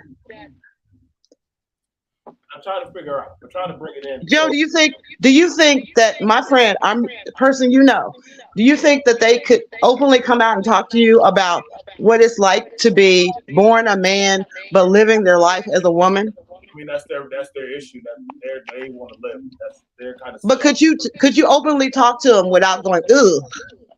I mean, I don't got no skin in the game. They can talk to me. I mean, I've done shows. I mean, but BMT channel has been very open. I've had them come on my show, and I've talked to them and say, okay, this is how you think. All right, I'm doing the show, and that's it. I move on. It's called doing an interview. I don't put no skin into it. Oh my God, like freaking out. I just okay, cool. Like that's it. Like I got plenty of shows of me talking to people and moving on with my life. It's not that hard. It's called content. Like, Okay. Well, I actually had to go a little bit deeper and say, aren't you worried about what's going to happen if someone finds out that you are actually, still got the whole package? Aren't you worried about what could happen? now, what does this have to do with our topic? Now we're talking about. It has to do with how you open up to people to find out their issues, how you get people to open up to you and come up with a solution. At the end of the day, if we're sitting up there saying, why will not the GOP recognize the issues that Black people have? Okay, And now I'm saying, conflating the issue of Black people being shot and their political agency not being heard to the LGBT.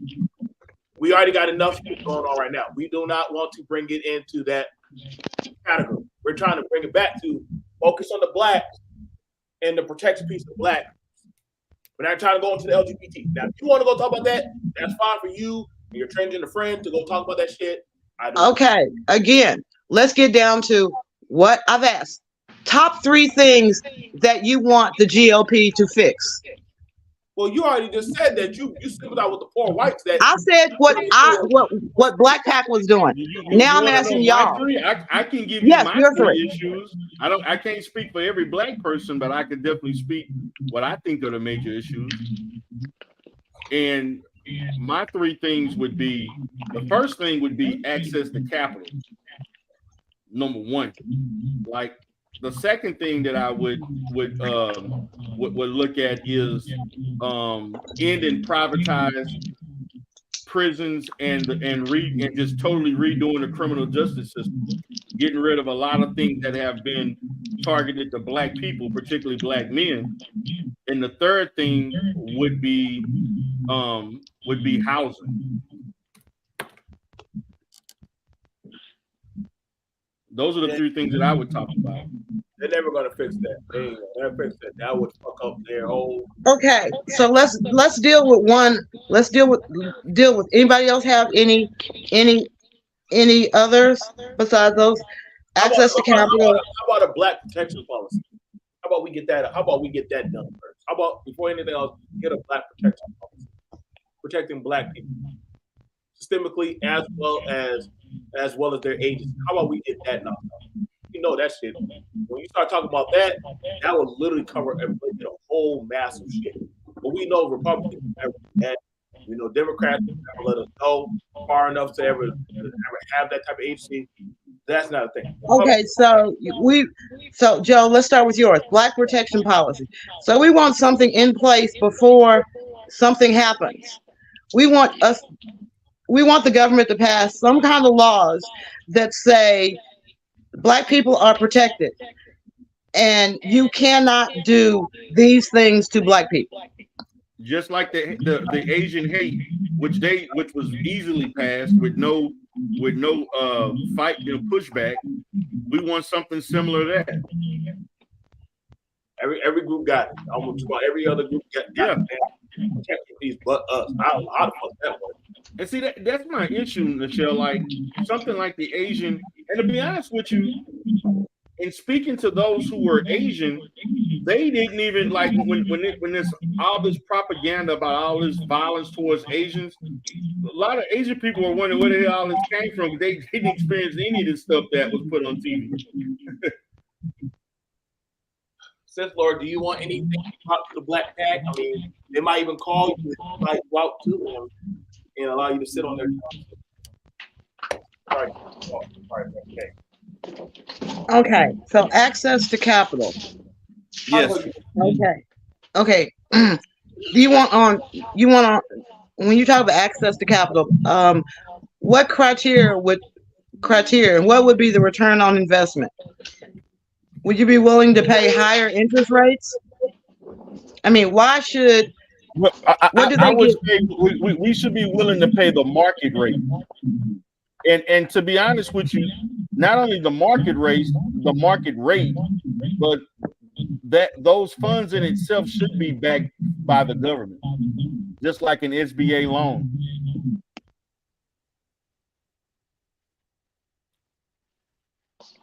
Hello? Yes, I'm taking notes. Oh, okay. Yeah, it should be market. No one's asking for like these 1 or 2% loan, market rate loans,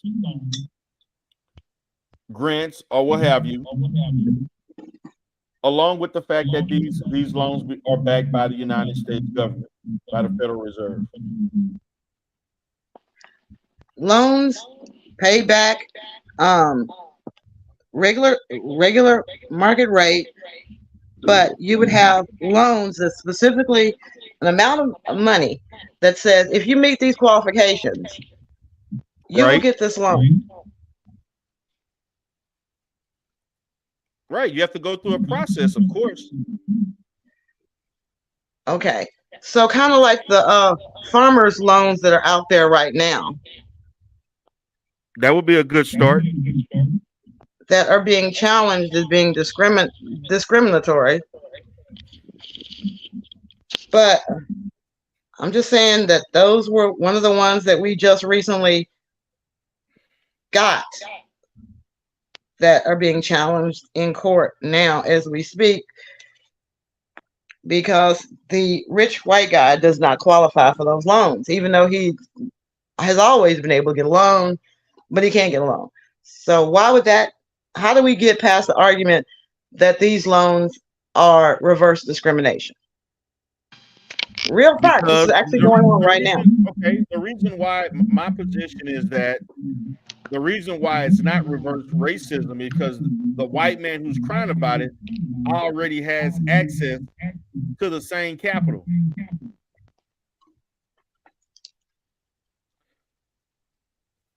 No one is blocking that white man from getting capital. He already has access to it. Now, as a business person, let me ask you a question. If somebody told you that you had to give merchandise to Indians at a discount, would you sell that particular product? If someone told me I had to give a discount to Indians for a certain amount at a discount, right? It all depends. Indians want to come into your shop. If Indians came into your shop to buy candles, okay, that you had to give it to them at a certain amount because they had not been able to get candles beforehand. Would you do it? Federal government has a write-off as well. Yeah, I would do it. Which is what they do for us now. And the circumstances would be the candles that I'm selling will also have to be purchased by me wholesale at a discount rate. And also I have to look at the fact that is it going to be profitable for me to continue to do that? The federal government will guarantee it. They already do that now for people. So if it's profitable, why not?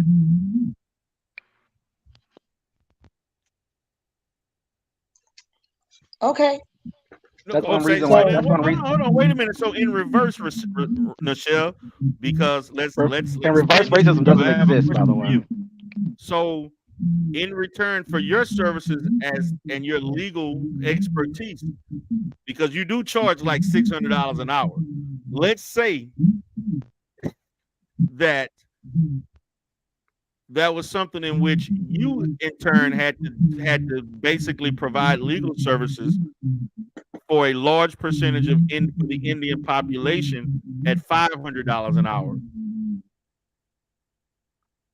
How would you look at that deal? Unless you were flowing, I'd need at least 3 clients, 3 Indian clients. In that hypothetical, I had to reduce my fees by $100. I'd need at least 3 guaranteed Indian clients for every 9. Actually, I need 9. I need 9 Indian clients to make up my money. I need 9 of them. You'd have to guarantee me a greater percentage than I'm currently getting. If I'm just chilling right now. I'm chilling. Yeah, I get it, but what I'm getting at is that even at a discount rate, the circumstances for you to accept that deal has to be in concert to you making money. You right, and that's all I'm saying. I'm agreeing with you. So we're on the same page. That we have to sell it as a profit. That they would make more money dealing with us than they would otherwise. We're bringing value to the table. Okay. So this is the value that it's going to be more of us applying and paying you back on time. Right. Than it would be if that same money, that same $1 million that you were just going to loan to Hawaii, if you put that $1 million aside and you loan that $1 million just to Black businesses, those Black businesses are going to pay you back more or faster than the regular market would. Okay. As a business person, that would be what would make sense to you. Not just that's being guaranteed by the federal government. That's an extra insurance policy. Right. But that's all I'm saying is that when we go to the table and start negotiating, we got to see it from their point of view as well. Not saying the people that have the money, they want a return on their investment. So if you can bring in more business for us, we'll be happy to set that $1 million aside. Well, the more business that would basically permeate throughout multiple sectors of as far as the economy, that's where the selling point is. The more access that we would have to that capital will actually spill into other sectors where we're spending and purchasing and buying, and we're actually employing more people. So we're actually being a benefit to the economy by having more access to that capital. So it's not going to just be to one direct person. It's going to basically be spread out throughout different sectors. So a rehash of the mentor protege program, where we sat up there and said, wait a minute, we having trouble getting these minority contracts because we don't have as much experience because we weren't allowed to be in this market that long. Okay, if you do a partnership with a mentor, a majority-owned company that's been in this industry for a longer time, and they have, the political clout, the economic clout to get these contracts, you partner with them, there'll be a return on investment in the community. So if we can expand the mentor protege program that basically says that you as a minority can go out there and partner with a majority company, give them 49% of your company, give them 40% of your preferred stock, and still compete as a minority. 40%? And you can 40%? That's a lot. 40%? You understand preferred stock is a loan. Yeah, I know. No, but I thought you said 40% of the company of ownership. I said no. I said you give them 49% of the company, and you allow them to have up to 40% of the preferred shares. So what I normally do here is people say, damn, Michelle, 49%, fuck, that's a lot of money. Okay, let's see, 100% of nothing. 100% of nothing. 100% of zero. 100% of zero is still zero. So you have a business right now that is not making that much money. But if you partner with this experienced company that's not only they're experienced, they have the political and capital clout that you need, but in exchange for that, they want 49% of your company. You're still in control. Okay, so my position is this. So what you're telling me is that, okay, let's say the business I've only been in this particular business that I own has only been around for like 8 months, not a long time. So if what are they going to do that's going to turn a business in its first year from not making that much money just on the fact of who they are? What resources are they bringing to the table that will allow a struggling business to automatically, evolve into something profitable? Like I need to understand, like, what are you saying? Like, what type of capital are they infusing into this company that's going to change it like that? Like, I need to understand that, because just to the fact that they have this don't mean that the company is guaranteed. Let me give you an example, a real world example. When they were building the Dallas Cowboys, when they were building the Dallas Cowboys Stadium in Arlington, they needed minority contractors. Most of the minority contractors didn't have a lot of experience because they were shut out. So what happened? A gentleman by the name of Michael Williams had done 1 or 2 contracts with he was a former Cowboy, this particular Michael Williams. He understood the rationale. Look, there is a $20 million contract on the table. Okay. $20 million contract. I can't get it by myself. I don't have the experience. I have 1 or 2 projects I can show you that I've done. I damn sure don't have the capital to go out and get bonded for that type of project. I can't afford the bond. So what am I going to do? I'm going to partner with the general contractor, Manhattan, and I'm going to give him 49% of my company, and he's going to infuse me with capital that I need to bond, to get the insurance bond. That's the first thing. Then I need to hire workers. I'm going to have to pay the workers until my first rollout. So, my first allotment, my first track of payment, I'm going to have to put a lot of capital out before they pay me for this part of the project. I'm going to have to keep a retainage. All these things he knew about. So, yes, he became, even though there were a lot of other minority businesses around that were trying to compete, he had the capital, the connections, and the clout. You can't really argue with the general contractor being your partner as being the one the general contractor was going to hire. Now, is this part of that, what is that, the opportunity zones that you've talked about in the past? Is this part of No, this is the mentor protege program. The SBA has a mentor protege program that's open to minority and women-owned businesses. But the deal is, with their expertise and so forth, they're going to want 49%. Yep, pretty much.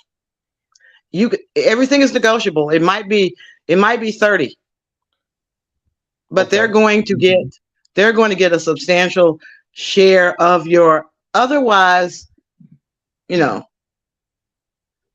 getting that contract company. Is there like an initial fee to join them or something? Like, is there like a fee to even get in the game? No, the mentor protege program is open. It's open. It's free for you to get involved with. But again, you got to apply. You got to get your certifications. Now, the certifications, depending on who you go through, may cost you, a couple $1,000s to get certified. As a what? As a minority-owned business. Minority-owned business. Okay.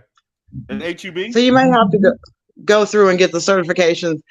The interesting thing, women, Black women, Hispanic women, we have to choose. We can either be minorities or we can be women. They won't let us double dip.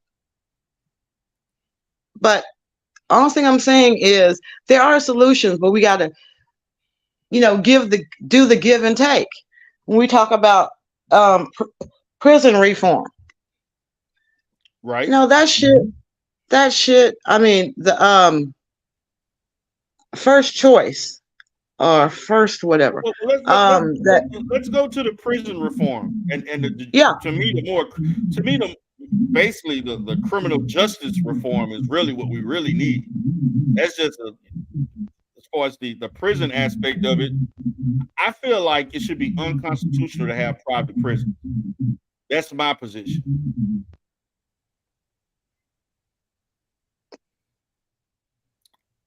I can definitely see that and understand that.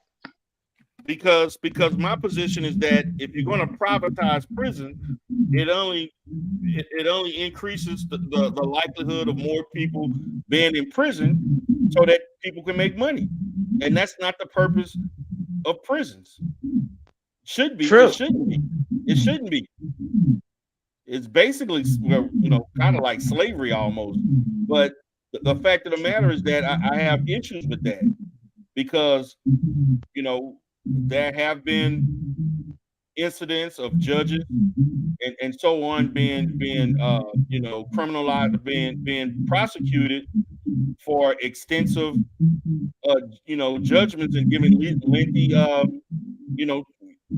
training sentences that were not typical in the past. I mean, there have been judges that have happened to.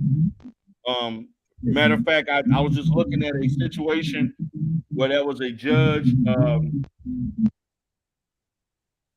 I want to say in North Carolina or South Carolina, that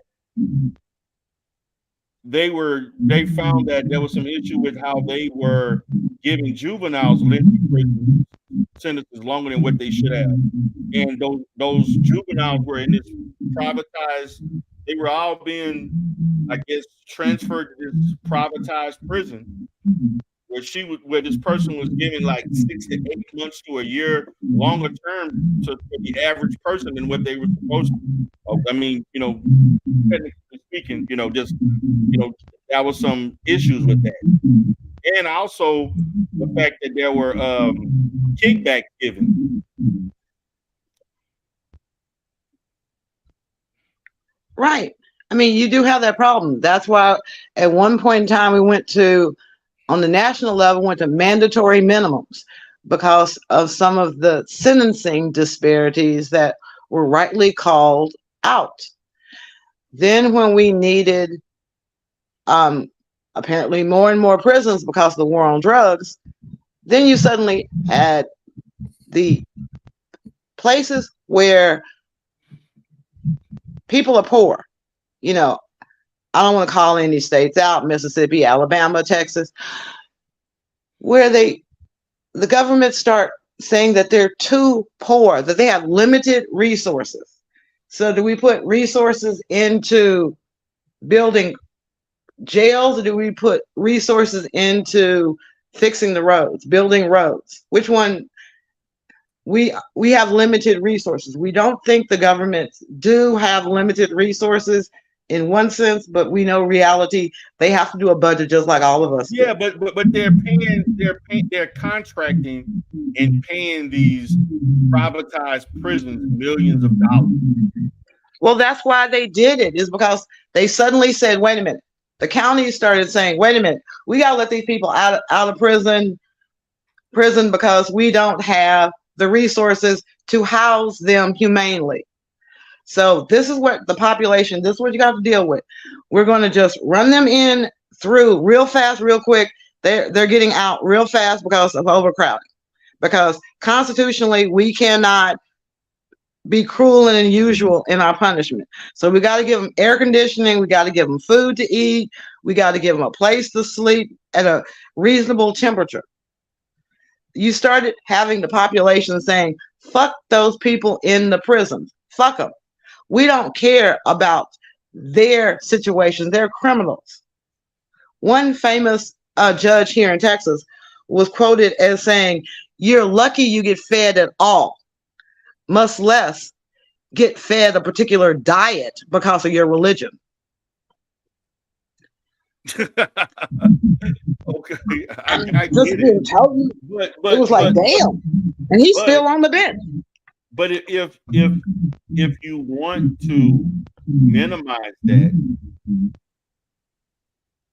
then you have to start decriminalizing certain things and quit give like and stop like mandatory minimums and things of that sort. And there's certain laws that are instituted to produce the amount of people being, you know, convicted so that they can go to prison in the first place. Right. Because guess what? This is my favorite part. I sit up there and listened to a city council member. I was so glad we got him out of office. He sat up there and said that if you were poor, you really didn't contribute to the city's budget by paying sales tax. So the only way the city could get your share of maintaining the city was through fines and tickets. What were people getting tickets for? Oh, like your light is out in the back of your car. Your tags are expired. Your this is little bitty ass shit was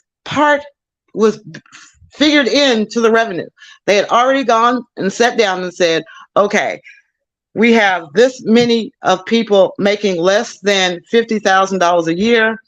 These people really don't contribute a lot to our city's sales tax. So we have to figure out the most common things that these people who are struggling to put food on the table will forget to pay. They don't have insurance. Okay, if you don't have insurance, we're going to charge you a $300 fine. Oh, you failed to get your license renewed. Oh, again, $300. That the minds that be in the government are now working towards producing as much revenue for the government to spend on, like, you know, building a new monument to somebody we don't even give a crap about, as opposed to building and maintaining safe prisons for those that do commit crimes. So there are a lot of crimes that shouldn't be crimes. I mean, in Texas, I'm from Texas, so I just talk about Texas a lot. We're trying to make it so that police officers do not have any discretion in arresting people who commit a Class C misdemeanor. What are Class C misdemeanors? Oh, well, like driving without a headlight, you know, one headlight busted, one tail light busted. You don't have your insurance. You don't have your driver's license. You know, you're standing too long in one spot, loitering. You jaywalked. You learned as a kid to look both directions before you cross the street, but you cross in the middle of the street, so we're going to give you a jaywalking ticket so we can get some revenue out of you. There are people who are paid to try to figure out how they can stick it to the poor people. Maybe that should be one of the reforms, that you should not make it a crime to just not be able to afford things the government tells you you have to have. But then you have people that said that's not fair. Why should I have to have insurance and you don't have to have insurance? You should be punished. The government made me get insurance. Why don't you have to get insurance? Do you realize there was a whole lawsuit filed because once Congress said, if you don't get Obamacare, your fine will be $0. People tried to sue the government because, well, if I have to get Obamacare, you should have to get Obamacare. You know how stupid that sounds? Y'all still there? Joe? Yeah, we still here. I'm still here. No, I'm just saying that there are agendas. I mean, access to capital, prison reform, housing, those are major things. I'm just going to jump on the housing so y'all can have some fun with me. If we're going to talk about housing, how many of us are really aware of Blackstone right now?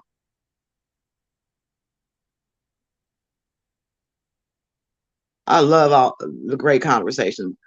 Okay, Blackstone is a private equity group that pretty much is trying to corner the residential market.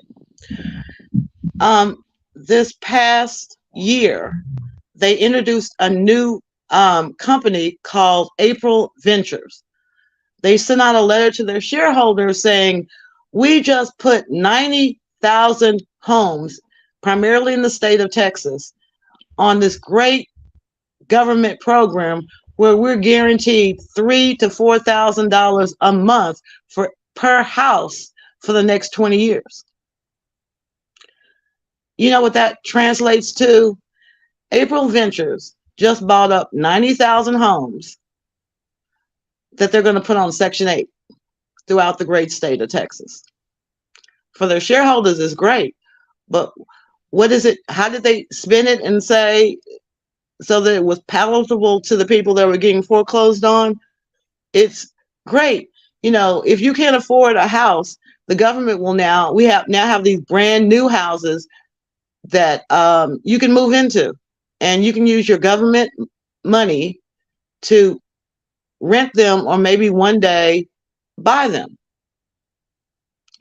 So if you're a minority and you're concerned about gentrification, understand that there are powers that be that are constantly looking at your property values and your property taxes and thinking, okay, well, if I buy next door to this house that's worth $50, if I buy their neighbor's house at $100,000, then they'll want $100,000 for their house as well. So then I can buy another house down the street for $200,000, which means everybody else is going to want $200,000 for their house. And they keep doing it until they get to the point where they brought the market rate up to $400,000, and they're now selling their house that they bought for $100,000 for $400,000, and they're giving money away for these houses. You go and get in this house, and you really can't afford this $400,000 house, so it's back on the market. It's being foreclosed on again, and you're asked out again. But if you stay in Section 8 housing, you will be guaranteed a place to stay for the next 20 years, and the shareholders will be guaranteed $3,000 to $4,000 for the next 20 years. So when we start talking about what we need, we also have to start talking about what we're willing to give in order to get what we want. That's one of the reasons why we keep saying the Republican Party doesn't offer Black people anything, because what are we going to give? How many votes are we going to give the Republican Party if they start addressing these issues? And maybe how many votes are they going to lose if they start addressing these issues?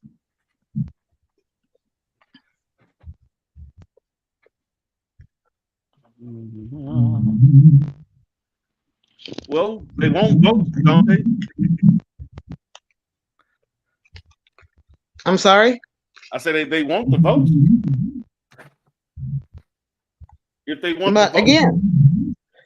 again, a business decision. How badly do they want the vote at that price? Well, if you lose enough elections, you don't want the vote.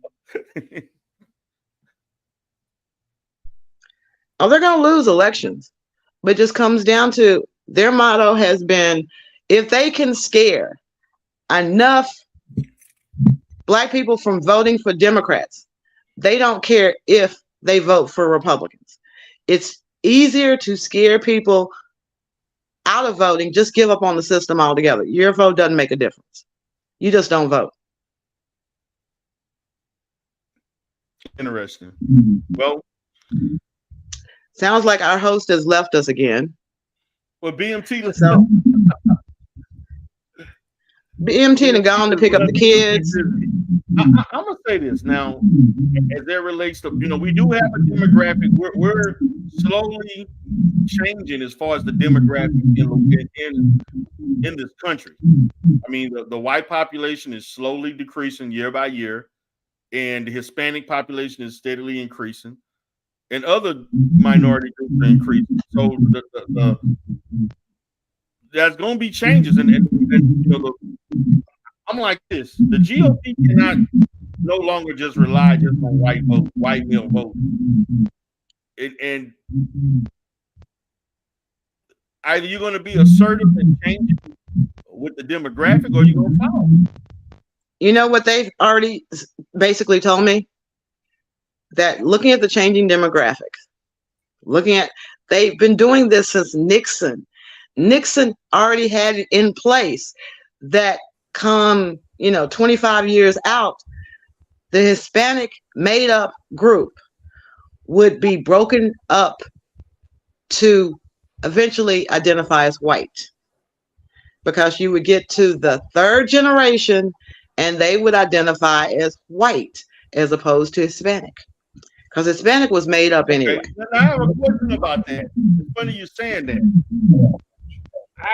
I mean, I hear this thing about saying, white, Hispanic, and all this other stuff like that, but I don't see Hispanic people saying it in the normal aggregate. I don't hear them saying this. I'm gonna just be honest. I sat and listened quietly, and under none of the coming about black policies for protecting black people or There's harassment. a lot of feedback, BMT. A lot of feedback. Not at all. Not a damn thing came up. I sat and waited patiently. About when was that gonna come out, and that's why I said black people, even on the right side, they don't give a fuck to listen. It's definitely something sure. Like, I mean, the candidates that the minority candidates up there can never speak up for black people or people of color, because they're white delegates don't give a fuck. There's all the black compact, black Negro squad. That shit, they give y'all a little club to the side, but behind the goddamn building. You don't want to hear what the fuck y'all got to say. They don't. It's self-apparent. But Joe, I'm gonna say it like this: that when you don't got shit to say. Okay, Joe. Only thing I'm saying is that when Byrd, when there was the dragging death, Joe, when there was a dragging death of James Byrd in Texas. No, nobody cares about James Byrd. Did James Byrd get a bill passed? Eventually, yes, he did. What did it do for black people? It made it an enhancement that if your crime was racially motivated, you were prosecuted under the hate crime bill, and it was enhancement added to the punishment. So guess what? So that means that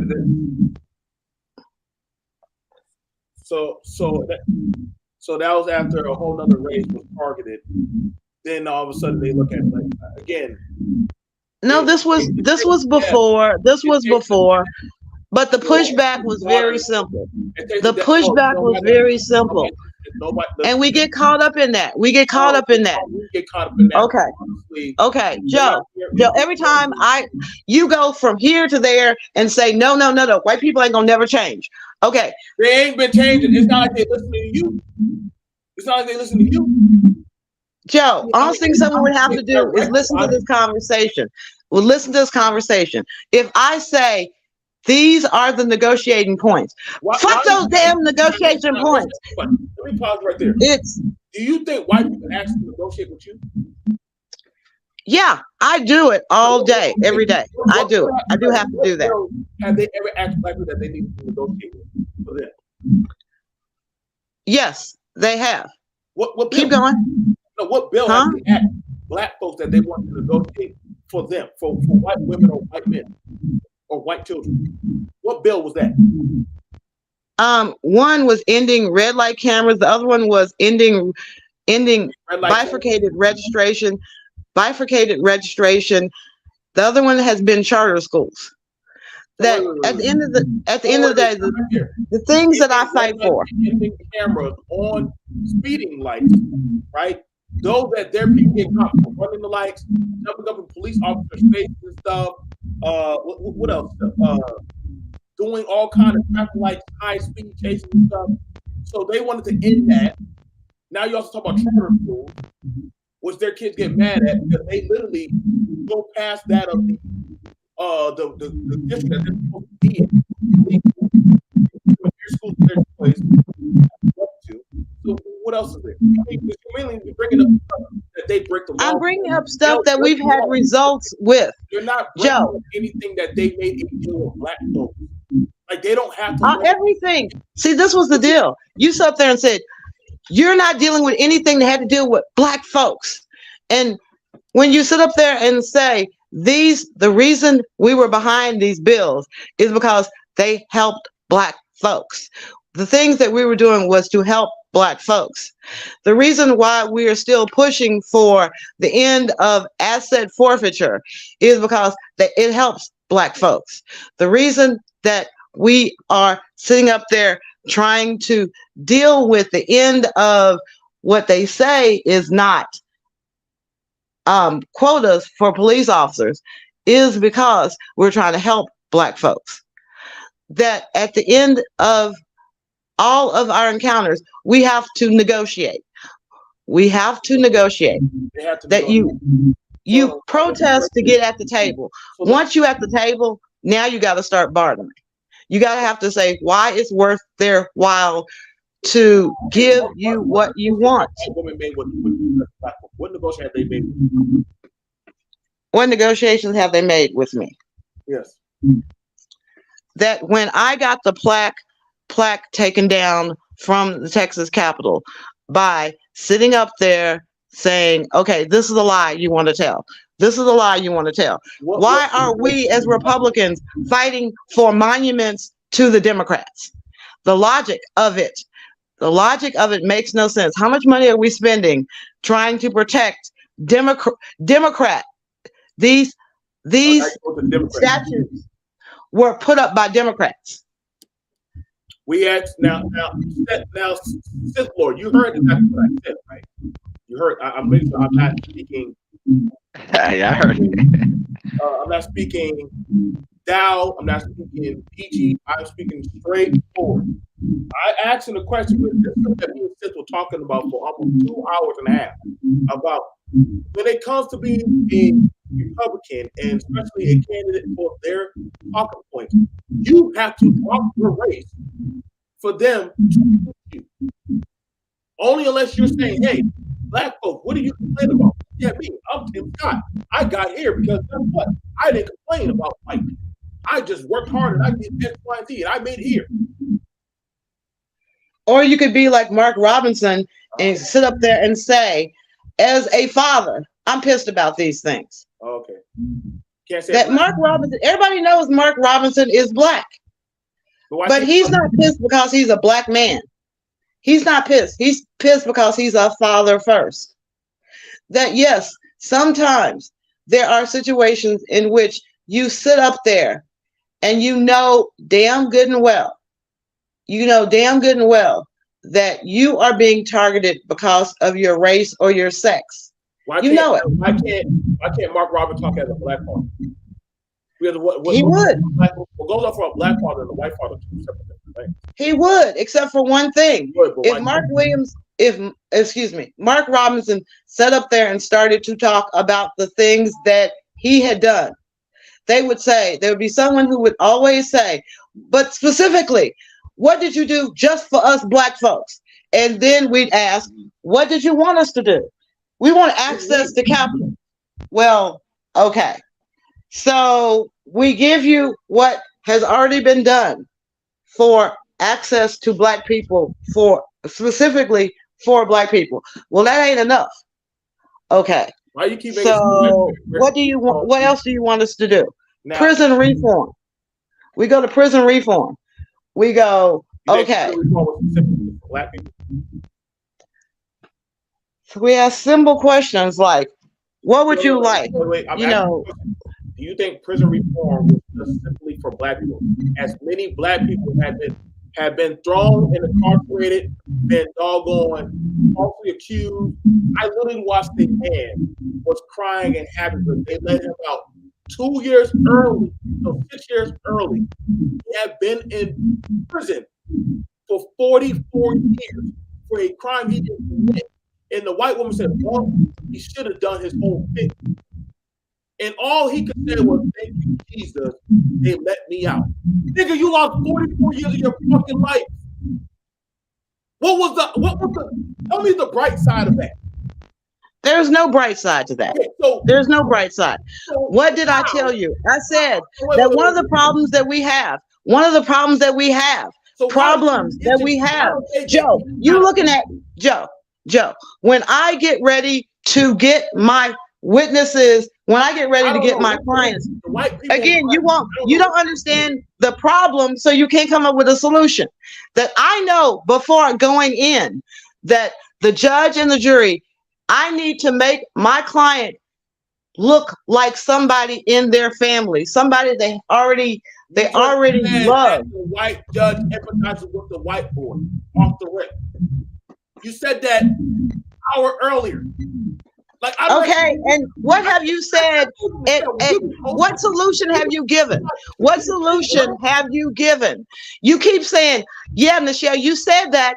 And I said, a real world problem that lawyers have when we have a client that we have to go before a judge or jury, we have to try to make the jury empathize with him or her. And it is harder when you have a jury that's majority not looking like your client. Pause. Dita Rowe, in your profession, how you would deal with a white youth versus a black youth, are you both the same, or you understand you're going to have to handle situations both different?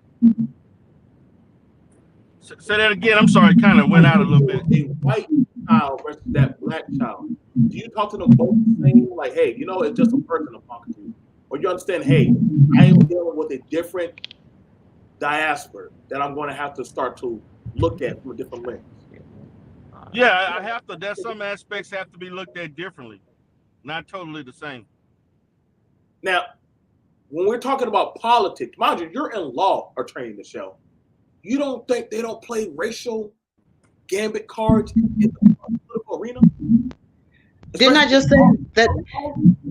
Did I just not say that when you're preparing your witnesses, you are sitting up there trying to make them understand that they need to get empathy. They need to identify. They need to, the way they dress, the way that they talk, the mannerisms that they use. They need to find something to make them empathetic to particular jurors. We're doing our best to try to get a jury. I'm just letting you know, you haven't really done a good job in the law. Because literally, okay, again, Joe. Here's the irony. This is why we have to look at these folks. You literally brought it up with the white Republicans who got in trouble for the Trump issue and the black man who got in trouble for the Trump issue. Which portion is out of jail and which portion is still sitting there as in jail? The black guy is still in jail. Okay. No bond. So with no bond, shout out to Moon Team on that one. Which one, when they stormed the Capitol, was still sitting in incarceration, and the ones that got out were doing it? I'm starting to notice a pattern. Okay, Joe, at the same time, I'm also looking at a Yale law student. No, I'm looking at a Yale law student, Yale law school graduate that wasn't even in DC on the day of the bullshit. He wasn't even there, but his ass is in jail for how many years? 18 years? How are you looking at a Yale law student? How do you know what he did? Excuse me? He was convicted, sentenced to 18 years. He went to Yale Law School. Hey, Michelle, ask me a question. How do you know what he did? How do I know what? How do you know what he did? Because they had a whole trial on what he did. No. How do you know what he did? Because they had a whole trial on it, where he was at the time, what he had done, what he had said, and he is doing 18 years in jail. Do you know where he was when that happened? He was at his home. His defense came up and said he wasn't even there. Now, He wasn't there. I'm gonna show you. I'm gonna show you this. That one story you brought up. Do you know how many black boys have had the police just pull up to their house that wasn't even at the scene, and they still get booked, they still get processed, they still get incarcerated? Do you know how many black people were just walking the street, and because they did some random that they get thrown in? Like, so Yeah. you're bringing up that one poor little Tommy in Yale versus Garrett coming from work from Dollar General, and he gets booked and processed and said, "Hey, bro, we got this confession on you. If you don't sign this paperwork, you're looking at doing time." Well, we got a confession out of him. How many black people have already had that happen? That they're I don't know, Joe. You know everything. You tell me. For a crime, for a murder that they don't even know what the fuck happened. I don't know, Joe. You tell me. I just went through a whole thing of Joe. Again, you rambling. Every time someone sits up there and says the jury is biased, juries are biased. Juries are biased. What more do I need to say? Juries are biased. That I don't care if you are representing a poor white boy, that when you go into that jury, you try to clean him up to make him look as middle class as you possibly can, so they can empathize with him. So he looks like their nephew. He looks like their son. That's what you do. As a lawyer, that's what you're trained to do. And I wonder how many black boys that literally get hit for a little misdemeanor, that they try to make him look like America's most wanted, that they go through his social media, that they'll pull up a picture of him with a joint or anything. No, this was a criminal. This was a terrorist. This guy, he definitely was a gangbanger. Like, we already just see what they did to Trayvon Martin. We already just see what they did to black boys about Arbery. But let it be. Oh God, he has mental health issues. Oh my God, his mommy and daddy had a divorce 10 years ago. So clearly this was the only way. So, I mean, they took a whole nigga that shot for church, Burger King. Like, I mean, I don't know the level that of gymnastics you have to go through. See, I'm very in touch with the party when Ahmaud Arbery walked into a house that they were building. Why would he go do that? Clearly, he must have been a criminal. I mean, he got arrested. So yeah, he was robbing that house. How do you rob a house that ain't even built? What do you take out of it? What can you take out of it if you just walk in the street? You get chased down and gunned down, and you're still the criminal. Breonna Taylor, everybody called her a criminal. It literally was in bed with her man. And because her man fought back, when they were shooting inside of their apartment with an illegal warrant, see, the Republicans said, well, she dated a criminal, so she had to be part of his criminal organization. Though they had been broken up months ago, she had moved on with her life. So, okay, Joe, you're right. You're right. The system's just fucked up. Let's just throw it out. There's no hope. You know, Ghana will let you come back there. You don't have to deal with the white people. You don't, no visa required. So are you telling me to go back to my country? No, I'm not. I'm saying you have that option. You have that option. That if you can't fix the problem. Are you bringing up Africa? I'm talking about. I just said, you said that there's no hope for white folks.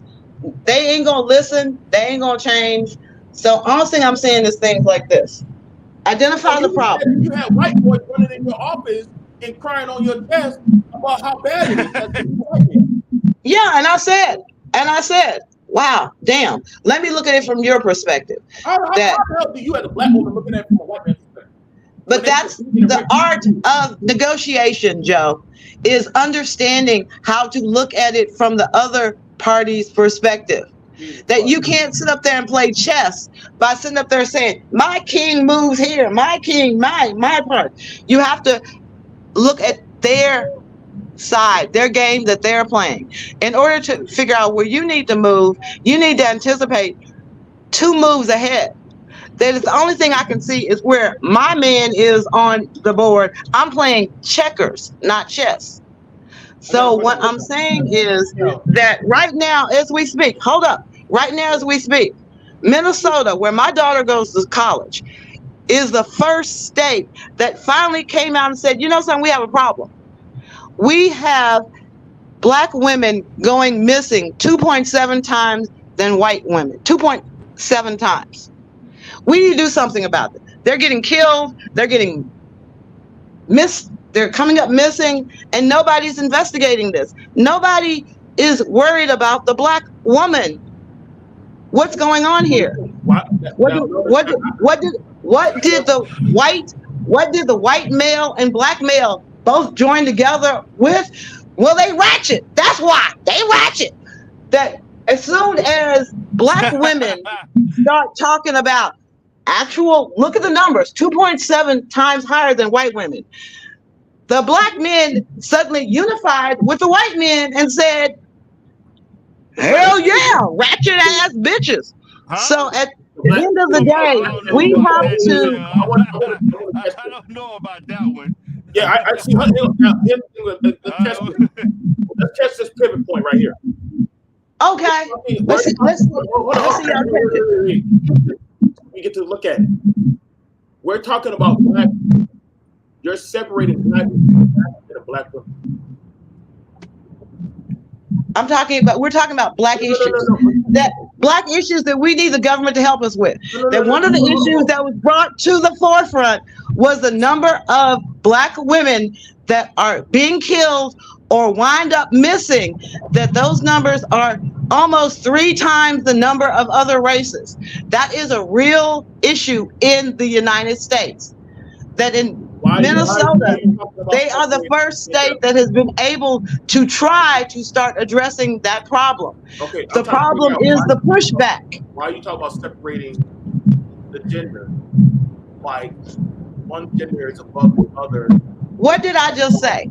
I didn't say I was trying to separate it. I said this is a major problem in the Black community. The number of Black women that are killed or end up missing in the United States is almost 3 times that of other races. I've identified a real issue in the Black community. Okay. That's a real issue in the Black community. Okay. But when women start talking about it, what do we get? The pushback comes from. You know, it also is a really big issue that literally we're talking about getting protection from Black people as a whole, and she's only focusing on just women. How many Black men, let's just put it like this one more time, that I sat up there and said that really and truly, when you sit down and start talking to white people about the number of unarmed Black people versus the number of unarmed people, men of other races that get shot by the police, they actually go to the FBI and pull up statistics that says there are more white people that have been killed by police than Blacks. I said, one, y'all are a bigger part of the population. The numbers should be higher. Percentage-wise, you still should be high. You're right. You don't make the news. That when Danny Shivers got killed by the Dallas police, there were no protests for Danny. It was shown on the news where the police were laughing at him as he was George Floyded on camera. They were laughing at him. There were white boy. Yeah, white boy in Dallas. Black issue. Now this is crazy. Talk about a fucking Black issue. And she's bringing up more white folk. This is what I'm saying. I don't know where. Like, I don't know. Okay, again, Joe. What did I just say? This is America. Fuck out of here. I can't do this shit right now. I can't. Come back tomorrow, Michelle. Come back tomorrow. Come back tomorrow. Gone. She's slipping those talking points in there, boy. It's crazy. No. You sure that wasn't Candace Owens? That must be Candace Owens. No, she is a smooth operator. I'm in the conservative space. I know what it sounds like. Listen, there is no. She dropping a whole bunch of them talking points in there, boy. About Black issues, and she slided in white people's issues. If you know the people that I know online and in the news who say what she just said, because that's how they talk. Yeah. They literally have entire conversations in very high level areas in a lot of these think tanks, and they say that last thing she just said. They say stuff just like that. Because those think tanks, as you just said, those think tanks are sitting up there playing chess, I should say. They're playing chess. That as soon as a black problem comes out, they're able to counter it. They're able to counter it. Because if I sit up there and say that one of the biggest crises that we have in America is the number, statistically speaking, the number of missing and killed black women, the numbers are there. The numbers are there. But all thing I've been hearing, Joe, your whole conversation was about, you know how many black men been walking to the store? Well, Michelle takes her medication. Come on back. Take her medication. Damn, what happened? The white man called her back. He called her back.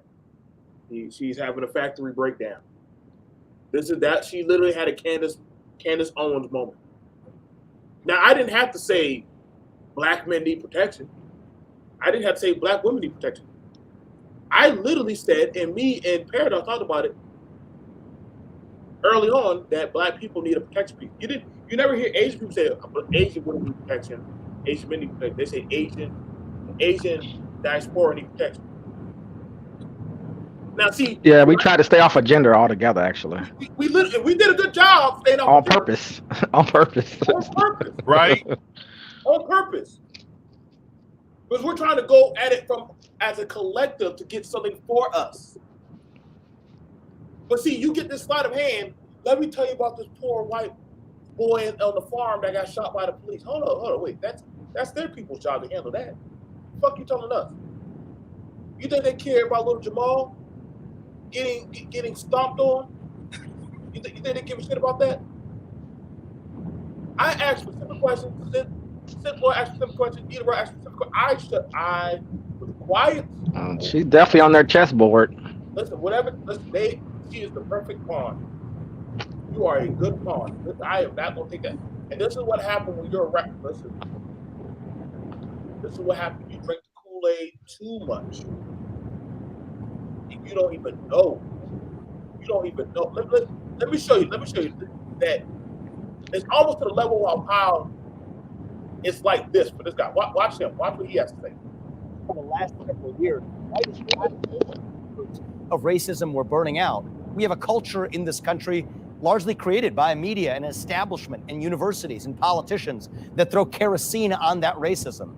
And I can think of no better way to fuel racism in this country than to take something away from other people on the basis of their skin color. I've been saying that for years. That would literally be, if y'all, I kid you not, you would think Michelle is on the other side of that mic talking to him. Honestly, right now, you would think Michelle talking to him on the other side of that mic. And Paradox and I are just sitting there on the soundboard. You would think that I really taking something away. And I think that is driving, sadly, a new wave of anti-Black and Sir. anti-Hispanic racism in this country.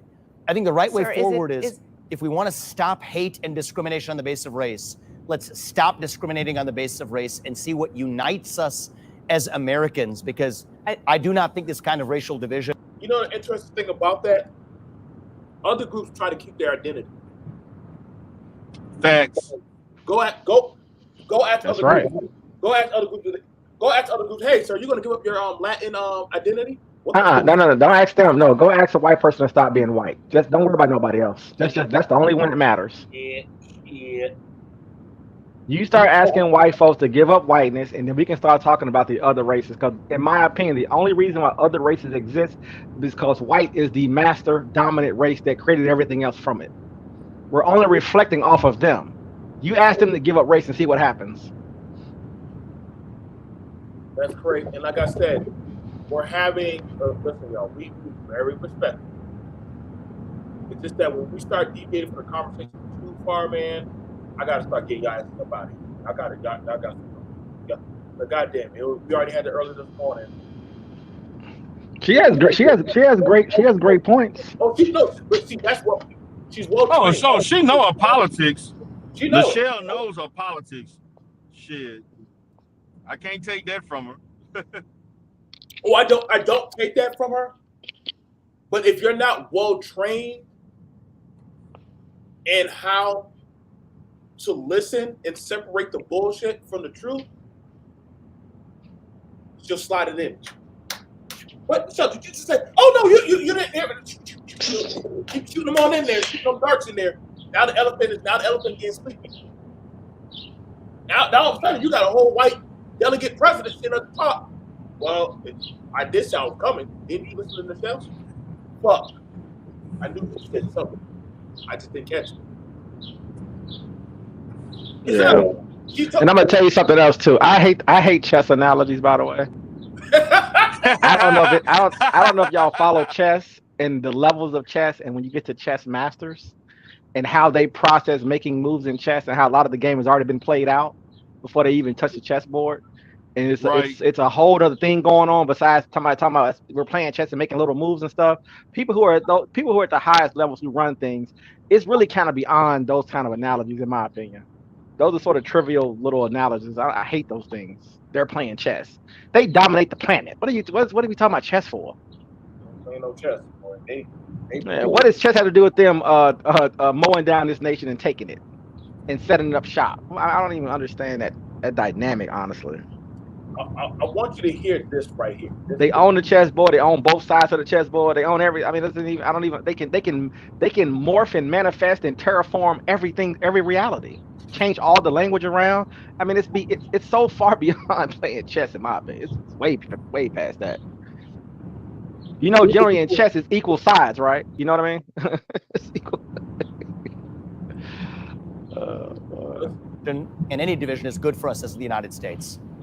I believe that there are a lot of people of color in this country who don't think it was just lasting embers of racism, but that a lot more work had to be done, particularly given the history of the systemic racism in this country with slavery and beyond. I want to ask you about a comment that you made about white supremacy in Iowa on Friday. I've never once encountered that. God is real. There's two genders. Human flourishing requires fossil fuel. Reverse racism. Racism is racism. Mm-hmm. Racism. Open border is something. I wish I could read the tenets of being this type of Republican. I would love to read their tenets. I would love to read. I would love to go. Silly. I would sit in their classroom. I said, Paradox, take some notes. Come on, D1. We got to take notes in their class with the tenets. I want to know what they talk about. I would love to see it. I would love to be a tenant. Just know what y'all tenants are talking about. See, I'm sure the issue. She's overly optimistic about the GOP and how they handle shit. And the thing about it is, to me, an example of that is that when black people are trying to get something passed, we got to go through this long ass process, fight, march, and everything else. And when that Asian hate bill was passed, that went through seamlessly, with no fight or nothing. It's like, oh, we just passed the Asian hate bill. Bam, here you go. You know, it was or that $3 billion that somehow consistently goes to Israel. Yeah. A year, every year. You know, and the same thing happened with the LGBT community. They got all kinds of stuff without pushback. Mm-hmm. It just went through, passed. But when it comes to a Negro bill, oh damn, we gotta negotiate, we gotta process and do the research, and you're gonna have to do this, and what do we? And they got to do a bunch of studies, and they got to do studies on it, and study it again, and then study the study. Yeah, you got to go through all this shit just to get stuff us. Everybody else, okay, it just passed. So yeah, when it comes down to it, both parties are ineffective when it comes to us. So we shouldn't be. Nobody should have our loyalty. Now, that's a fact. Because Obama said, I'm for the whole country. I ain't for you Negroes. Good luck on your ventures, CBC. Yeah, you know. And the only thing that's gonna work is the, if was what we're trying to fight for is black exclusively latent legislation. Mm-hmm. Exclusively, and not adding in everybody else for shit that.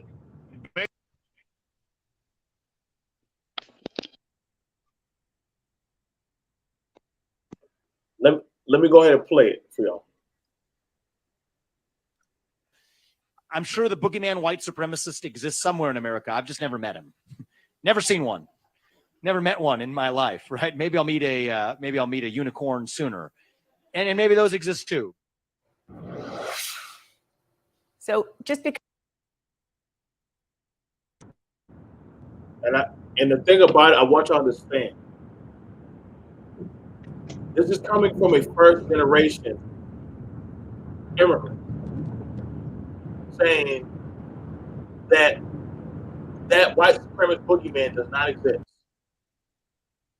That his same group have benefited from that of the suffrage of Black America. Shot, buried, stabbed, whole atrocities done to us. So he can run for a political office. So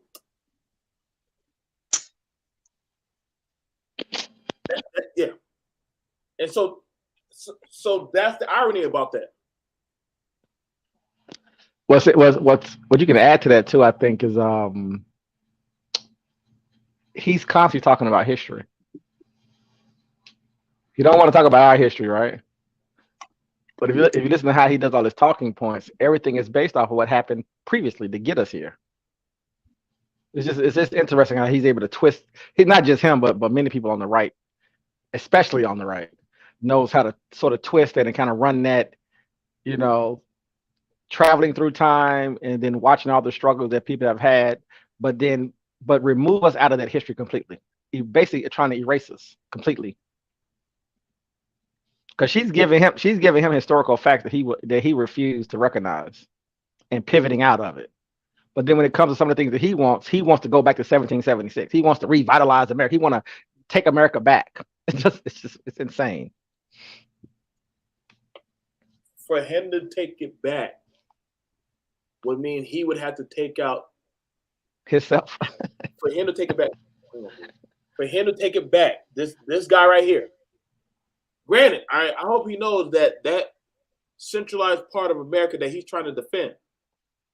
Don't fuck with his brown ass. I hope they know. Does he know that they call them Turkers and Haji men and silence you? Like, he's never seen blue collar. Has he ever seen blue collar comedy? Mm-hmm. Has he ever seen that on Comedy Central? They had a whole piece making fun of his people. And people who are making fun that has power. So yeah, I'm finding it interesting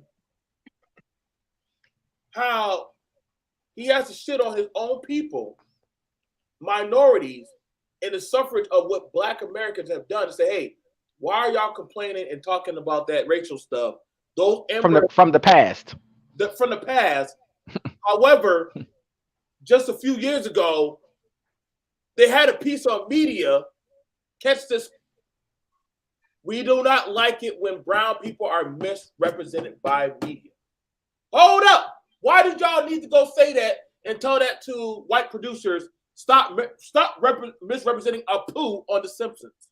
Stop representing Hamir or Akmar. Mm-hmm. So why do you need to go tell the white man that if it didn't exist? Why would I have to say, hey, poor representation? Apu is poor representation. We don't like it how y'all mistreat us when we go try to get into these schools and these colleges. Mm-hmm. Who you weren't telling that to the blacks? You damn sure weren't telling us that. Well, if race didn't matter, it would just happen naturally, right? Nah. See, but that's the thing about it.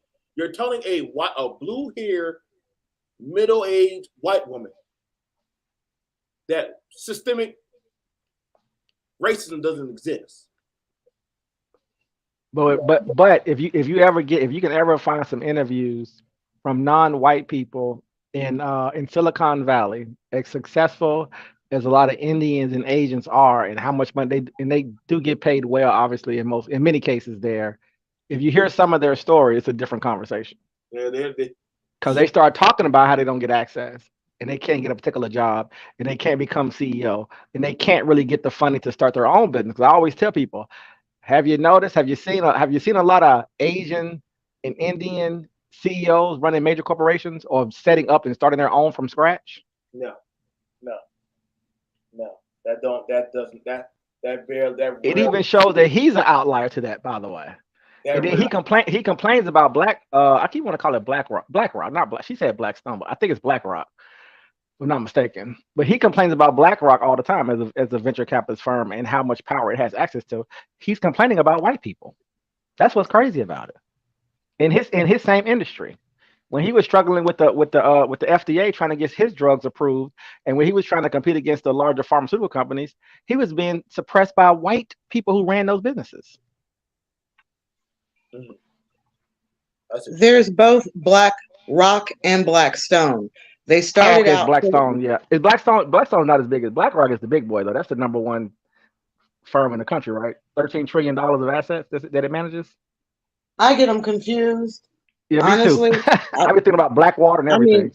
I think it's hilarious that that right now the richest white person in America is actually a real bona fide African American, that the companies that they're most afraid of have the word black in them.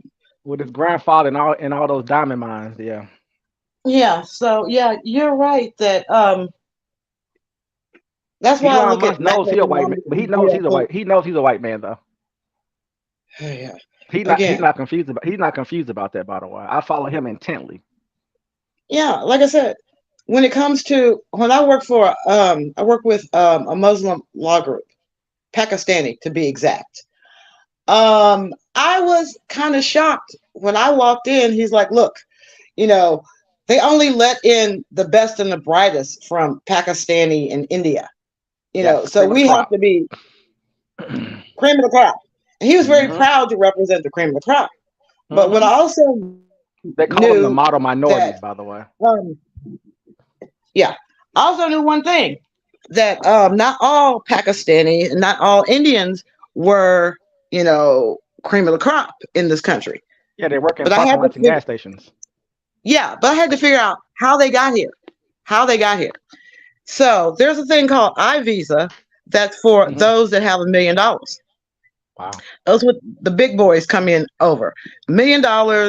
Of course, we know about the worker visa, that they actually do have to show that there's no American that could take that job.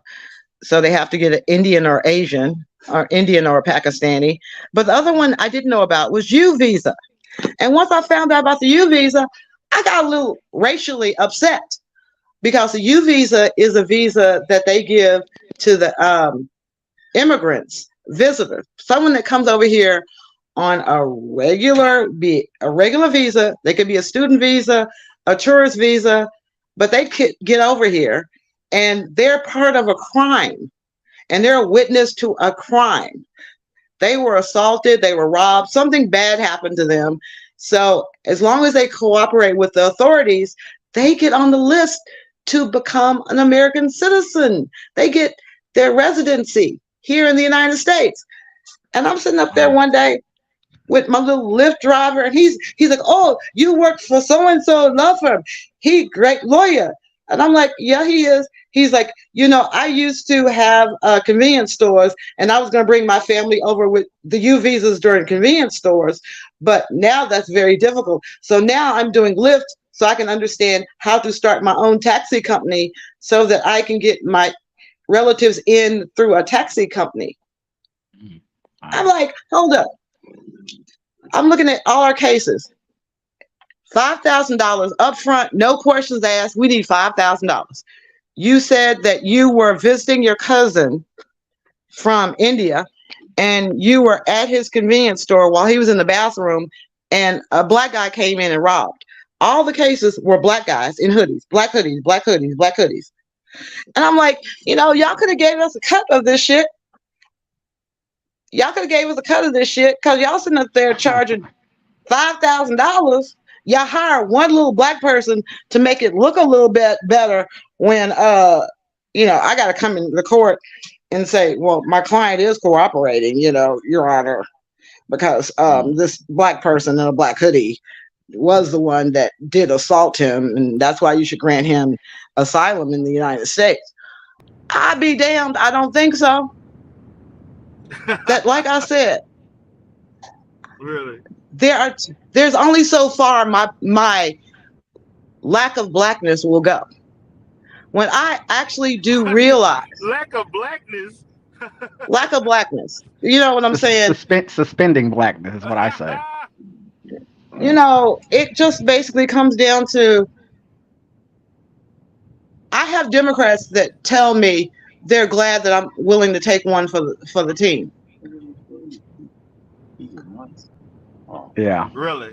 Yeah. So it's just a matter of sacrificial lamb. I've been that way. I was raised here. My mother was active during poll taxes when, she would go around and collect donations so that they could get black people registered to vote. That having that type of politics in my family, my grandmother's grandfather was the first black man to address a national political body that just happened to be Republicans. He was the one who gave the first civil rights speech to the House of Representatives. And I am my grandfather's granddaughter, because he said that he did not want to be equal to the white man because he did not want to lower his standards. This was a man in 1870s that was willing to say he was better than white people. He held himself to higher standards, higher morals. He said our black women were often more pure than the white woman, that the black woman had to get off the sidewalk to let this trollop pass by. These were things that John R. Lynch said throughout his course as a United States congressman. He started out as he was born free in Louisiana. His father died. His father's best friend finally told everyone, hey, look, these kids are really mixed. His wife is mixed too. So they got sold into Mississippi. He ran away at 14, joined the Union Army, and fought against the Confederates. So that kind of history with someone who has the last name Lynch, who was willing to call out white people, is also something that the black people and Republicans are afraid of. I don't have a problem telling y'all that my grandfather, at least one of my grandfathers, was crazy enough to run away from slavery so he could have a chance to kill some of the people that were enslaving his people. That's just a point of pride for me. Do you think it makes sense to bring in more black people or non-white people in general into the Republican Party to bring some balance overall, to put more pressure on Republicans to bring more of the identity politics into that space? If we understood how to do it, it would make sense. How we have to do it is at the primary levels. It's not these talk shows. It is not, what is it? Niggas for Trump, niggas for the GOP. It's not that kind of stuff. Well, you need if you had from my point of view, if you had major politicians from the right just say the word black in a positive way, you could shift 20% tomorrow. I look at it like this. And I'll tell you why I say that. If you look at our unemployment rate, you look at our education, you look at our success, you look at the millionaires that we produce every year, you look at our contribution to this country over time, it should be a very easy thing to be able to do. It's a strange thing that as much as accomplished as we are amazing people. We're almost magical, almost. It's interesting that they cannot find talking points to really speak to the amount of college graduates that we produce every year, et cetera. Right? It's very unusual when I think about it. It only comes down to, and I'm gonna say it like this: it's gonna be heartbreaking in one sense.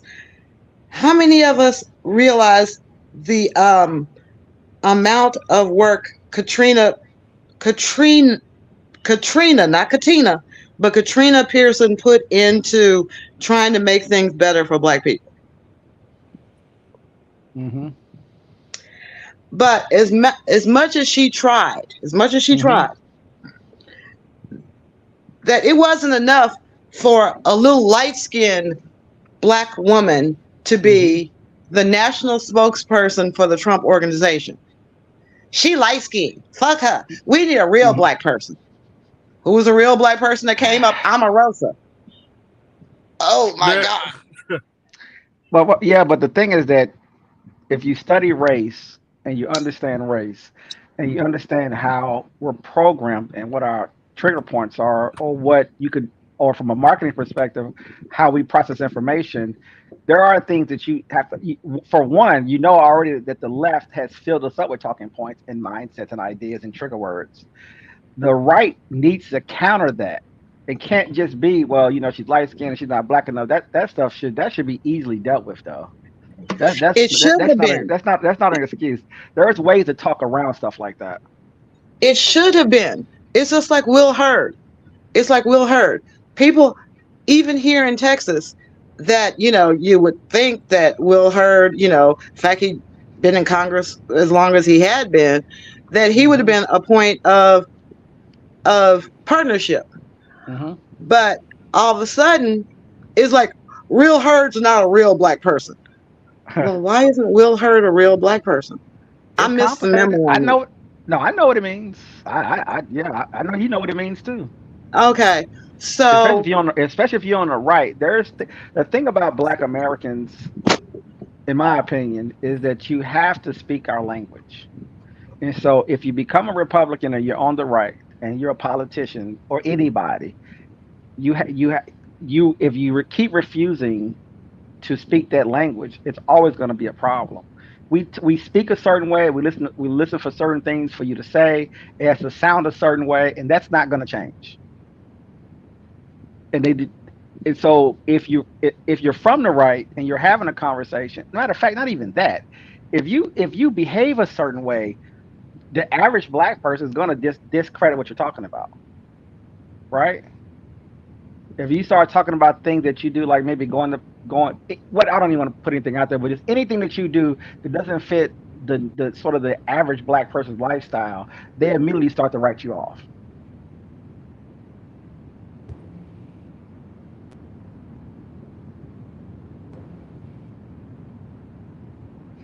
I hope I didn't kill the conversation. My bad.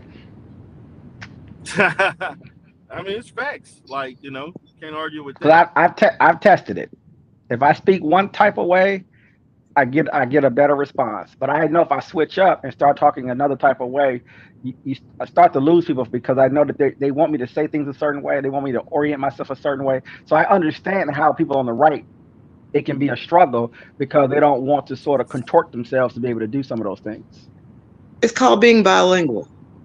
One of the things we studied at Duke, yes, I'm going to say Duke, was the philosophy of Dr. Martin Luther King, and why Martin Luther King was picked over others to be the kind of like the spokesperson for the movement. Why Rosa Parks was picked over the young Black girl that had gotten kicked off the bus. That whether we like it or not, we want somebody that, Martin Luther King was a highly educated, Dr. Martin Luther King. He knew the cadence, he knew the cadence, he knew the big words. I mean, when I listened to his speeches versus Malcolm X was well versed as well. Very well versed. One of his most famous speeches, by any means necessary, wasn't even given to a black crowd. It was given over in Europe, in England, either Oxford or one of those universities there. Yeah, Why is it that Cambridge. when a black man says, give me liberty or give me death, he's Mhm. considered subversive? Mm-hmm. That they were killed. The black people that actually told the truth and said, fuck the devil, they were killed. Even now, I mean, I say Trump is orange is the new black. I keep laughingly telling people orange is the new black, because at that point in time, I had contacts in the black media, strong contacts. And I'm like, Trump wants to talk directly to black people. They're like, well, he needs to come on my show and he needs to book this kind of ads and he needs to pay me this and he needs to pay me that. And I'm literally working with like the Tom Joyner show, will you do an interview with Trump? Will you give him a chance to talk? It got to the point where we were shocked. I was shocked because Katrina was just like, fuck it. Let's just go directly to the largest trending black media group is not, Tom Joyner or any, what's the little chub, Roland Martin. It's actually a Media Outtake. Mm-hmm. So he went to Media Outtake and said, hey, can I pay you guys to run a segment for me? And he asked the simple question, what do you have to lose? Yeah, I remember. He actually did try. Yeah, but what do you got to gain? The question should be, what do we have to gain? Why would I vote? Why would I vote for you in order to leverage what I have to lose? What can I gain? Shit. Okay, you're right, but what I'm saying is that has any politician, with Barack Obama, we gained, racial pride, I guess that's what it was. But realistically, at that point in time, Trump didn't even have to ask for the black vote. That at that point in time, there was no real consensus on what it would take to get blacks to come out and vote for a particular candidate in large numbers. That at the end of the day, it was kind of like, we had, Reagan, we had Bush that hired a lot of people, that tried to put blacks in high profile positions, that tried to make, loans more available to minorities. There were pushes done during the baby Papa Bush administration that, they tried. And a lot of those people from that group that stayed around long enough, they got sullied and soured by their own people. Because, my favorite clip from Trick Baby is where they sit up there and said, if you give black people the creature comforts that we as white people enjoy, pretty soon they're not recognizable by their own people. And there's a rift between the blacks that have something and the blacks that don't.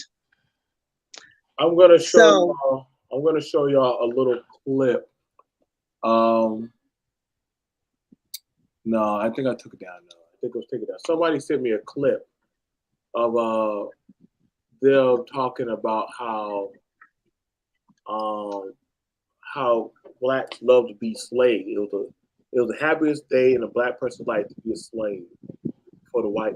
That probably was the easiest time. They didn't have to worry about eating, food. They were taken care of. And I was like, where did this documentary came from? I said, where did this documentary came from? That literally the FDA and the U.S. Health Board said, damn, the only reason why they had stepped in because they didn't know how to tax it. Do you tax it as cattle?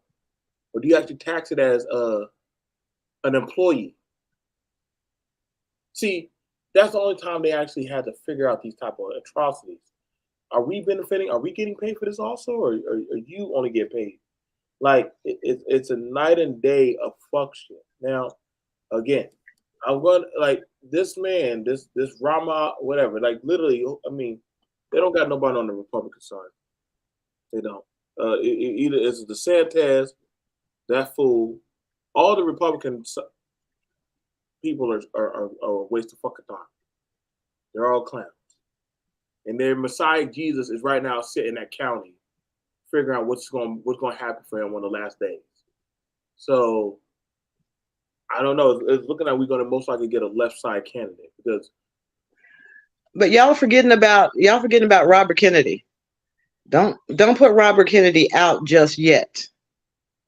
Because believe it or not, Robert Kennedy, even though he can't get Secret Service protection, he's actually speaking some stuff that needs to be said.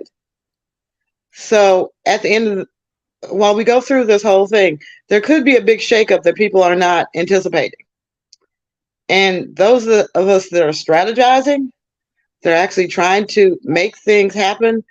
Because I know some of the people that are backing Trump, that back Candace Owens, that want to see the black vote, that want to hear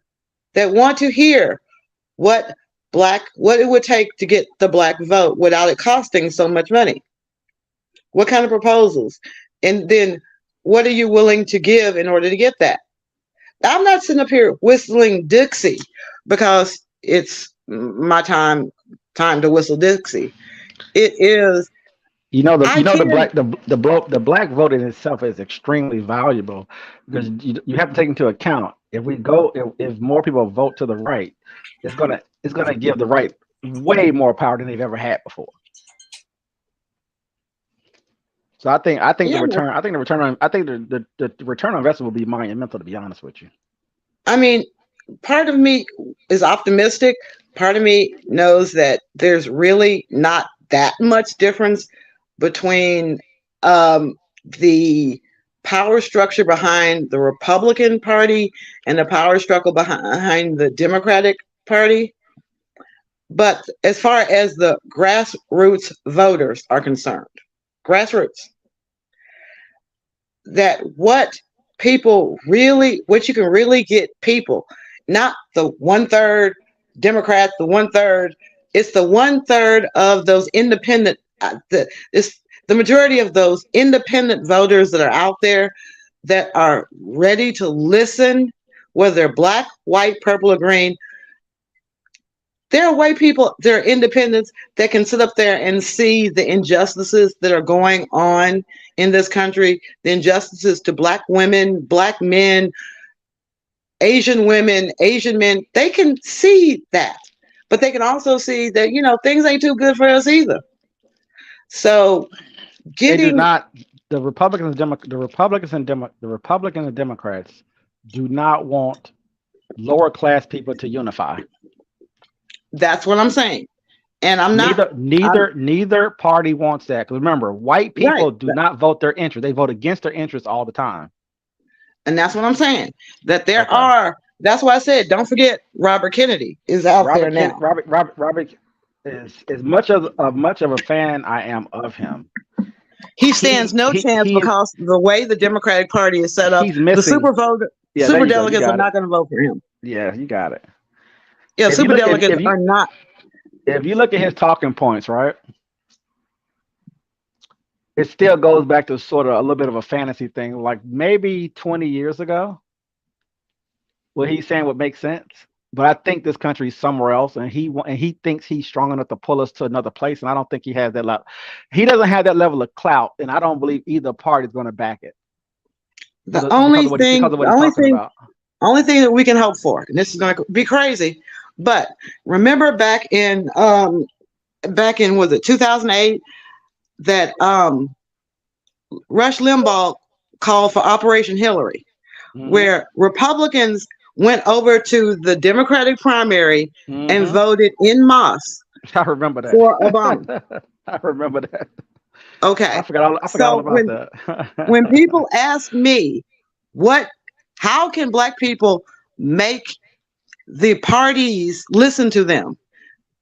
The way that you get your agenda is you focus in on the primaries, identify the primaries, get people on the ground.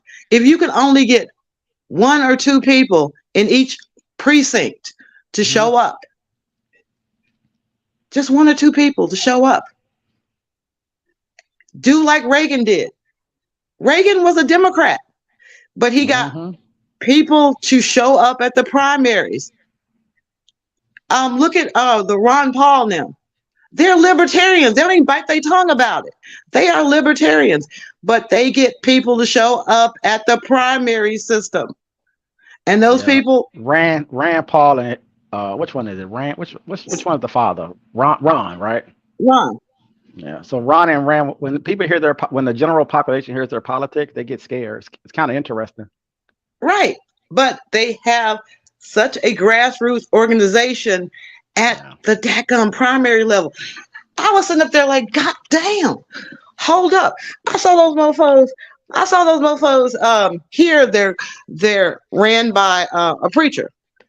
You know, he's not a televangelist. He's just your, you know, fire and brimstone preaching, young-ish. Now he's like, you know, the white early Christian? 50s. Yeah, he's early 50s now.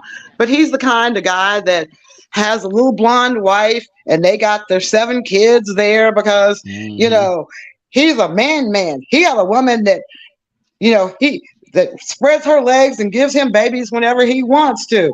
And he doesn't need any government assistance to maintain his family. That kind of guy. Besides that tax break for having that church. But yeah. Yeah. Okay. But you and I see that. But again, average white guy is just going to see preacher. He's a man of God. And we're going to follow this man of God that's making the government do what God wants the government to do. But I think one issue with that part right there is that a lot of this country has become atheist or agnostic or non-Christian. And that's affecting both parties.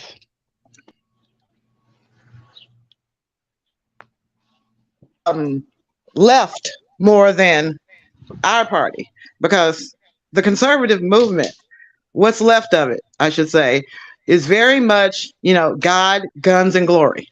God, guns, and glory. That's just the way it is. So even I had a Jewish woman tell me, she goes, Nichelle, I just grit and bear it. You know, everyone knows I'm Jewish, but they keep giving me, you know, Easter eggs. They keep giving me Christmas presents. And I'm like, you know, I wouldn't complain, you know, shit. I'll take a Kwanzaa present. If you want to give me one, I'll sell it. If you're giving out gifts, giving out food, I'll be there. So I don't get into the debates about, do I celebrate the 4th of July or do I celebrate the Juneteenth? If you throwing a party and there's free food, I'm going to be there. That's just the way I am. Do I realize that they represent different things, different people? I'm okay with that as long as y'all pass me out some food. The same with Trump. I mean, half the party had to bite down and bear it because he got so many of those votes coming in that he just took control because his lifestyle and his culture does not match. No, those pieces do not fit in my mind. I can't get them to fit yet. As far as Trump being a family man, yeah, he's been loyal to his kids. Yeah. But as far as, you know, was he a womanizer? Yeah, Trump was a womanizer. But everything that they hate that he does, that we do, that they talk to us about is insane. His lifestyle is a very Black cultural stereotypical lifestyle that you would see in a movie, in a rap video. But as an older white male, for some reason, it gets washed. It's fascinating. Don't forget that Ronald Reagan was divorced as well. That he led a very opulent life compared to Malcolm X. You know, we tend to whitewash a lot of things on the conservative side. You know, Malcolm X was actually the high yellow Negro, but when you see pictures of Martin Luther King, don't he look kind of light skinned to y'all? Maybe because of the photo. Yeah, but I'm saying the photo flash. Because the photo flash, he always has that, nice yellow complexion. You Malcolm X, they try to gray him down. you think about, do you really think white people care about the color is a Negro's a Negro, black is a black? No, I'm going to tell you that they have noticed, just like we did, because we told them that colorism is a branding thing. That You when said we we had, told them that, or they structured it? What do you mean we told them that? Yeah, like I'm trying to figure out who's we. Like, Yeah, because the Portuguese, the Spanish, the French, and the English decided the color code. Okay, but Uniworld was not dealing with advertisers in the 80s and 90s. That when we started saying that if you want to get into the black neighborhoods with your products, you have to listen to us and we'll tell you how to get into the black neighborhood. That when the Cosby Show was, America, all Americans love the Cosby Show. We collectively, the loudmouths, Don't said, do it. Don't do it. the Go ahead. loudmouth said Don't do that it. that wasn't keeping it real. The Cosby Show was not a real show. That when we start producing certain results, there's always a loud part of us that starts saying that's not legit. When we had beautiful music, when we had Whitney Houston, when we had Prince, there was always some loudmouth motherfuckers that said, but that ain't real, black folks. Prince ain't a real black man. Fuck Prince. He ain't real. Fuck Whitney. She ain't real. So we developed a subculture to the point of I had to cuss a friend of mine out because she posted, conservative woman posted this, trying to poke fun at the liberals. But I'm like, I wouldn't have even looked at that shit if you hadn't have posted it. Why do I need to see two black females talking about, excuse me for saying this, I gotta repeat it, my asshole is brown and my pussy is pink. That's my pussy good. That's why I keep putting out all these babies. And another part of it was I can't wait to give Joe Biden a blowjob. What the hell was that shit? But somebody's backing those girls. They're paying them to say that vulgarity. And they even have my conservative friends actually make them believe that we put that out because that's what we want to hear. So yeah, we've gotten to the point of if I don't do it, Charleston White, y'all all know Charleston White's from here in Texas, right where I'm from, right? Y'all know who Charleston White is, right? All right. What you got to say? Charleston was not interested in bringing in additional votes. Charleston was interested in getting money in his pocket. So he was as crude when they were offering him, like, Charleston, would you like to be, like a job? Would you like a job as the national, the Texas minority outreach for black people? Fuck you, niggas. I fucked your wife last night. Yeah. He wanted those type of, he moved up so he could get access to people so that he could videotape himself saying vile stuff to the white man. Like, yeah, that's what black folks want to hear. They want to hear a black man go right up and say, fuck you, Rick Perry. Okay, hey, some people want that. But that's the audience that he catered to. That's what he wanted. He's not trying to get votes out. He now has, his little niche in the podcast world where he says derogatory things about black people. And he can tell people that I've cussed this person out, I've cussed that person out. But if we want real solutions, I'm telling y'all, what we have to do is sit up like we did today and talk about the 3 things that we would really like to see the government change for black people in America. And that, Joe, yeah, I understand what you're saying, that we want the black person protection policy, but any law on its face that discriminates against either for or against one particular race in and of itself is going to be challenged as unconstitutional. That's Via, bullshit. if That's you, a lie. That's a lie. okay, That's a lie. Literally, okay, you got laws from specific groups of people, and they got passed. So what are you saying? they got passed, but that doesn't mean they're not being challenged. They got passed in like a few days. They got passed, but that does not mean they're not being challenged. Because there's a group. Did they use ethnicity or race? And that's the other thing that you always have to. There's a difference between ethnicity and race as far as the law is concerned. That they would get challenged, but literally the Asian crime bill. Holy shit! Like literally, specifically Asian crime bill. Is Asian race or is it ethnicity, or both? Technically, they're calling it ethnicity, not race. Technically, because technically, especially when you bring in Indians, that there are a multitude of races within Asian culture.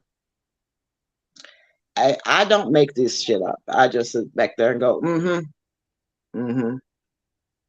So Indians are considered Asian.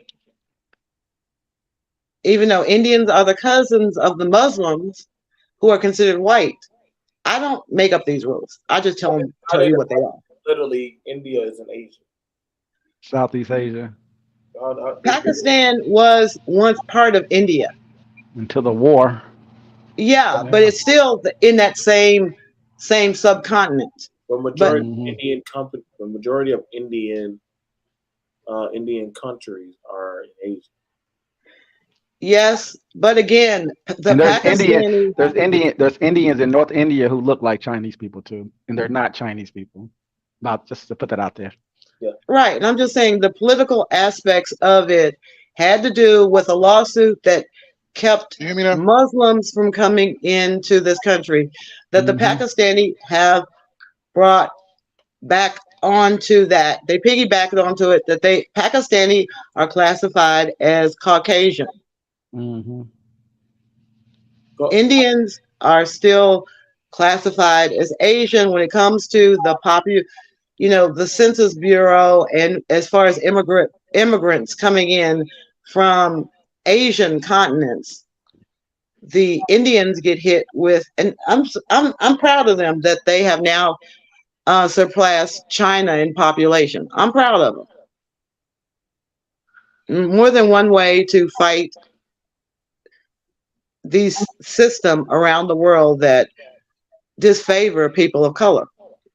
And the thing you were saying about some of the hip hop artists too, a lot of that music is, even though I know it is promoted and paid for, a lot of that we're not even listening to a lot of that stuff.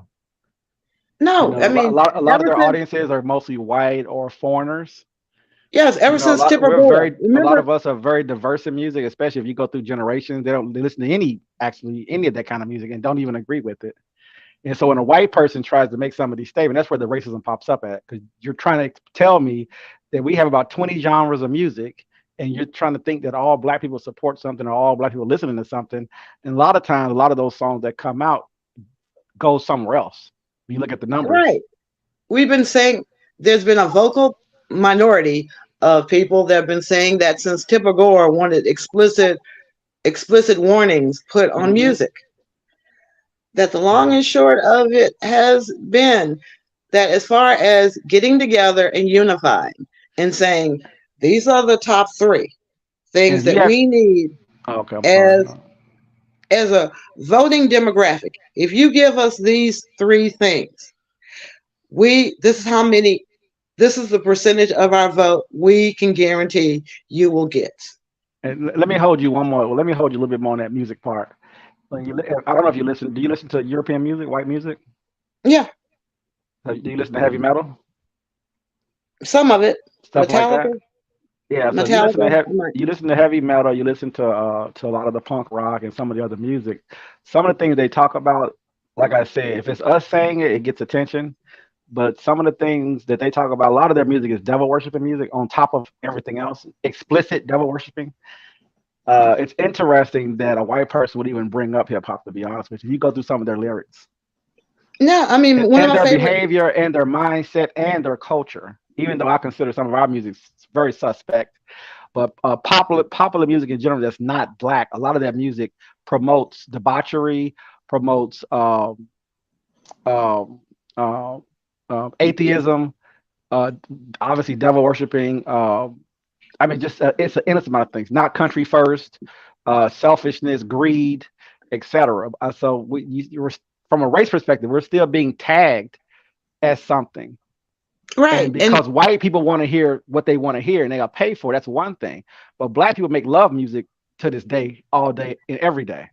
You know what I'm saying? So Yeah, it's not like I get it. we're like some subhuman creatures of people who promote this debaucherous music. It's not even none of those things are real. It's all propaganda. So you got to be Yes, it very is. careful saying And stuff there's like that and not very tagging it as being propagandist. there's very little. I just told you that one of my conservative friends put that crap up on her page and had all of these, black conservatives like, oh my God, look at the liberals, look at the liberals, look at the liberals. And it's like, black people are so dumb. And it's like, why do you keep doing that? Why do we keep allowing ourselves to do this to each other? But we don't have a machine. We should. I wish we did. And that's a different conversation Right. about having what are the ALU, something similar for us as well, for terrorist protection, anti-terrorist protections. But even from a white perspective, when you look at Hollywood, and they do criticize Hollywood, kind of criticize Hollywood. I don't think aggressively enough from a race perspective, but a lot of their films they put out are anti-American, and they just crank them out. Yeah.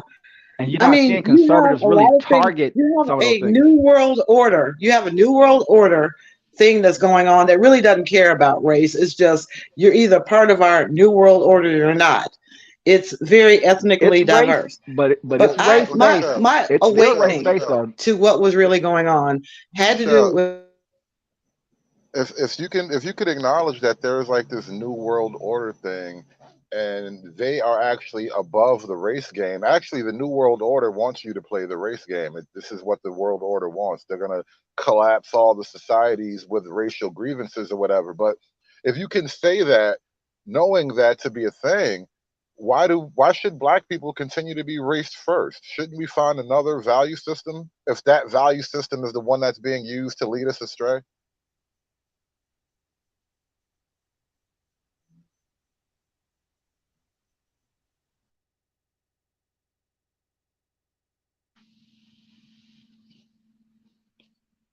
Is she on mute? Did she drop out?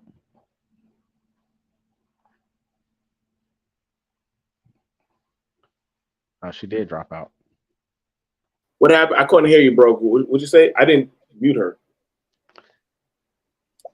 No, it was weird. I thought that was me. I'm like, damn, did everybody just leave? Like we just no. It wasn't you. It wasn't you. I asked the question because Nichelle says something about the new world order, and they really don't care about race. And what I kind of counter with that is, all right, if you can acknowledge that there was this quote new world order, right? We'll use that as a shorthand. And the new world order, not only they don't really see the race game the way black people see it, but they actually use the race game to their benefit. So technically, when black people play the race game, aren't we playing along with the new world order? Well, she needs to answer that question.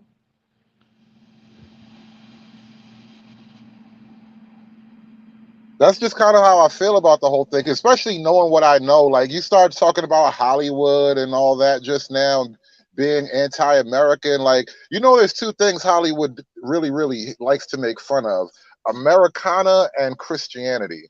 And so absolutely. With those two things, it kind of if the new world order is telling you that they pretty much hate classic Americanism, however you want to describe that, traditional American ethos. If they hate that in Christianity, maybe that and Christianity are kind of probably good things. Because if the new world order hates it, it's probably good for you.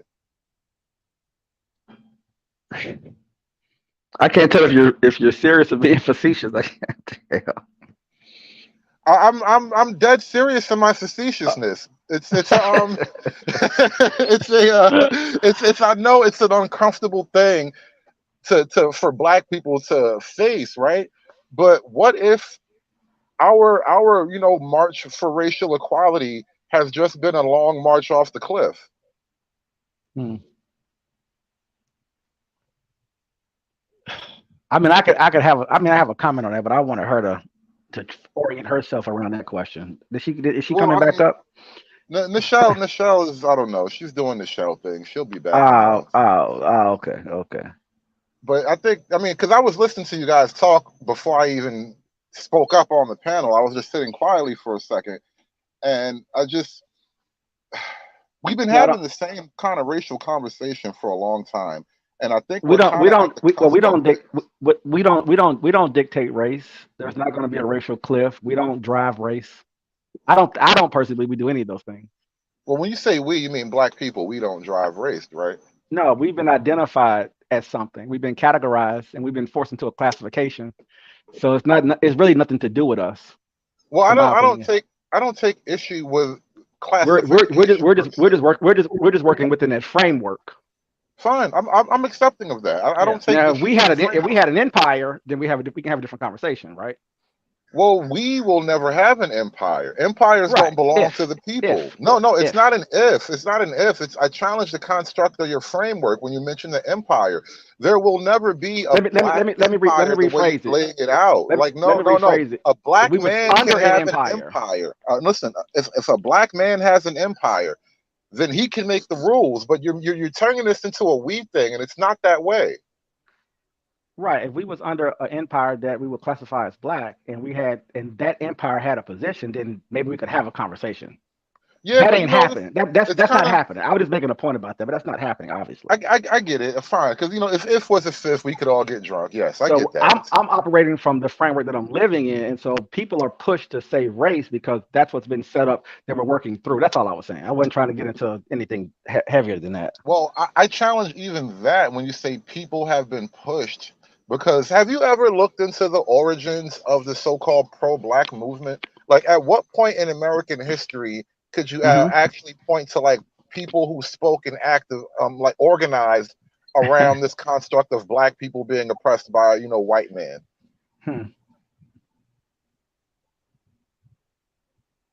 No, it was a question. Have you actually looked at the origins of it?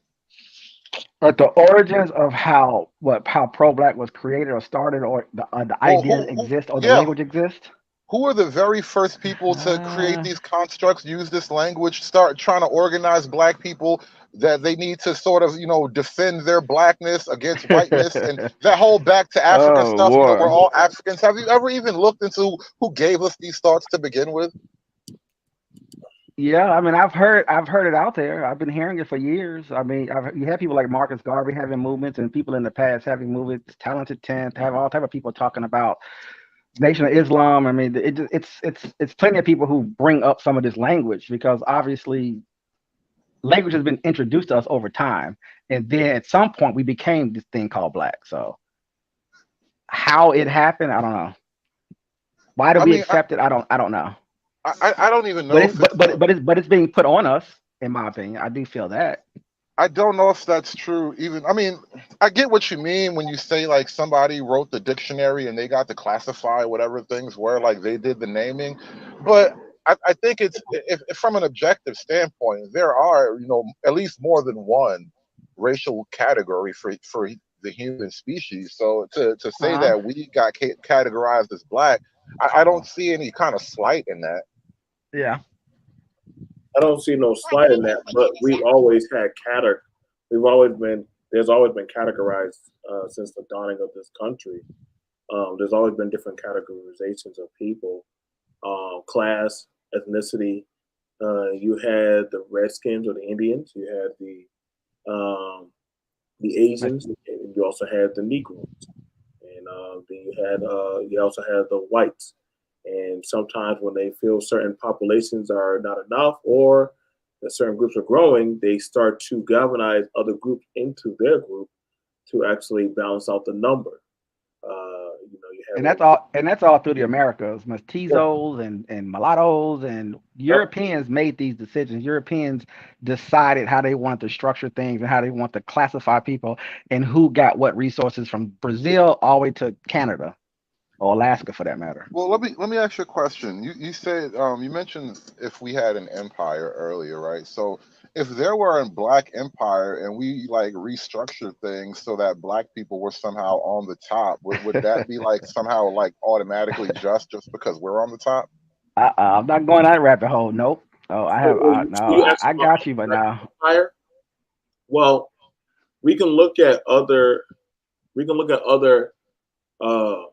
specialties of empires. You had the Ottoman Empire. You had. He said the word justice, so that's just Well, hold on, but I mean, you had the Romans. They had an empire. The Romans had an empire. The Egyptians had an empire. Different groups had empires, and they had their own brand of justice of how they treated their upper class, the middle class, as well as their subjects, peasants, and the peasants.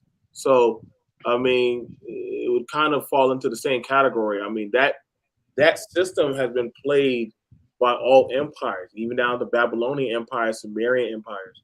Like, so there have been different diaspora of black empires that have all enacted the same system. I mean, hell, I mean, I guess you just couldn't call the European. I guess they call their shit kingdoms, but the Roman Empire, which literally, came to the Celts, to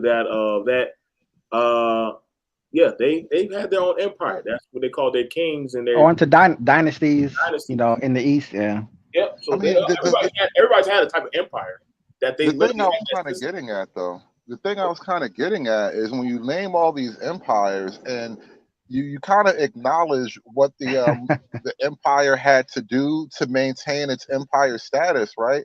How does any one empire get judged against another? Like, how are we worse than them? You know what I mean? How is the American empire somehow morally more repugnant than whatever empire you just named? The Babylonians, the the Egyptians. Well, Egypt never had an empire, but I get what you're saying. They had one. Yeah, that's they ruled like their neighborhood. That's not much of an empire. Like Alexander the Great was an empire. You know what I mean? Like that was some regional shit. I mean, multi-regional shit.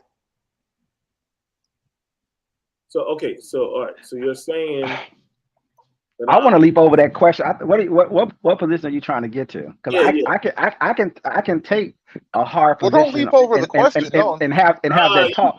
But why run me into that buzzsaw that you guys set up for me? Why don't you go ahead and let's leave? If you know it's a buzzsaw, then just dismantle it. I mean, we're all adults here. You can operate heavy machinery. If I don't understand the moral weight that slavery gets in America, considering what humanity actually is. Like you realize that all we do is kill and enslave each other. We have moments of peace, and then there's total savage, destructive war, and then we keep the people who lived, and we do the peace thing for a little while until there's another war. That's what we do. So I don't get the weight of the American slavery empire. I don't get the weight that's given to it, considering we are all pretty much hairless monkeys. So I got you. Okay, so your argument or your talking point is that what is the big deal of a group or any group bringing up that of an atrocity done against them by their country? No, the question I'm asking is, if you compare America to any of the other so-called empires that you just mentioned, are we really morally worse? Are we more evil than the Romans? Are we more evil than the Zulu? Are we more evil than all these empires that you just mentioned? Egypt was an empire back when Cleopatra was ruling. They were the main trade between the East and the West. Egypt was a part of Greece at that point. Egypt was a Greek outpost at that point. It was still Egypt, though. It was still an empire. I get what you mean, but it's hard to call yourself an empire when you're really ran by the white man across the water. Hold on, wait. Before you start your little bit, hang on. I went to go Look it up, and it was like ancient So Mesopotamia. you're not going back 5,000 or 6,000 years, right? It's not like you're going a little bit more recent when they were conquered. Egypt Yeah, that like fell into the ocean and everything else. Not the 56 dynasty that was never broken over, I don't know, 3,000 or 4,000 years. right. It was like the Egyptians were conquering all assortments of Africa. Oh, Yeah, Egypt was the north and south of the region or whatever, but they didn't really like extend their reach beyond their borders. It's not like their navy landed on other shores and dominated like Sicily or something like that. That's what I'm saying. Like empires go on quest and conquer territory. Egypt conquered some of the Middle East. Like you realize how vast the Mongol territory is, and to compare that to Egypt, I don't really consider them the same when we're talking empire. Yeah, Egypt kicked ass in its region. They conquered everybody that lived next to them until somebody who conquered the world came along. Surprise you if you did the Egyptian DNA research, you would find out that they are closely related to the Mongolians. Well, like I could accept that. At some point, they probably got some intermixing. I don't really think that changes the argument. They're seeing people for longer than those hieroglyphics that we've seen. There's much stuff that has fallen into the ocean that we're just now finding. And the researchers are finding that story of them being seafaring people goes way, way back. Yeah, I agree with that. Sometimes I get 400. Yeah, they don't mark theirs by conquering. Like not all empires are marked by war. They're actually just marked by how long that they lasted and what they did. I mean, some went out and taught other people how to become empires like them. Empire is almost uniquely defined by having vast control over territories far away from your capital. Like you have your main country, your main region, and that's usually a safe, peaceful neighborhood.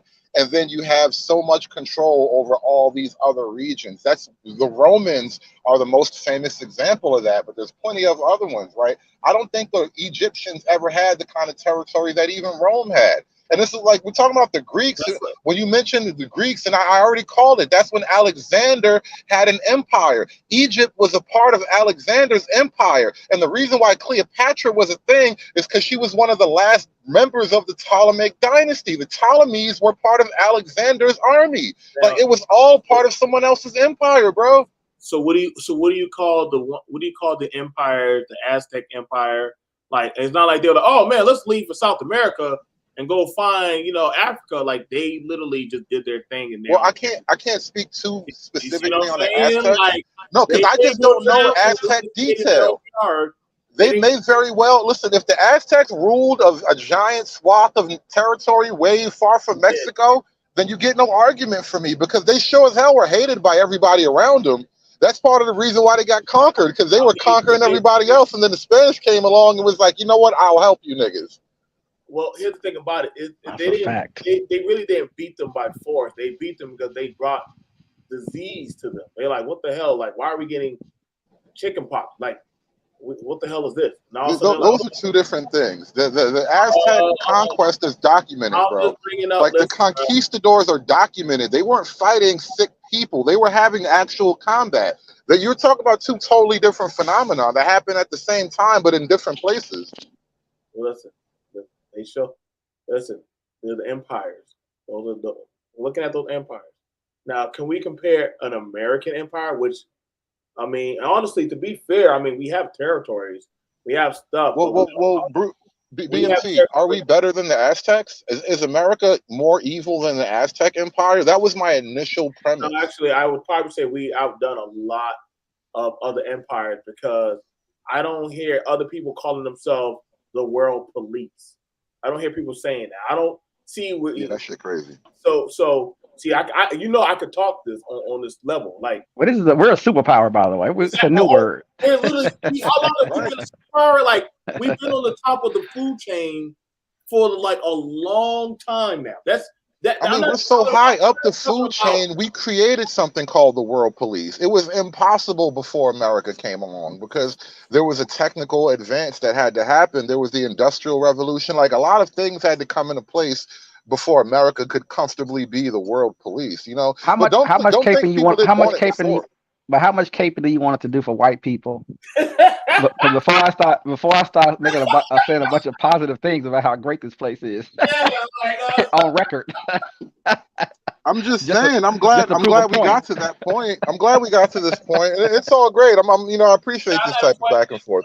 The thing is, why can't we just be honest about what we have and what we're throwing on the table? okay, so when you have a group inside of that empire that is saying, hey, like, we've done a lot of service for this empire, and there is no protection, no credibility being done, then what do you say to that group? What do you tell that group?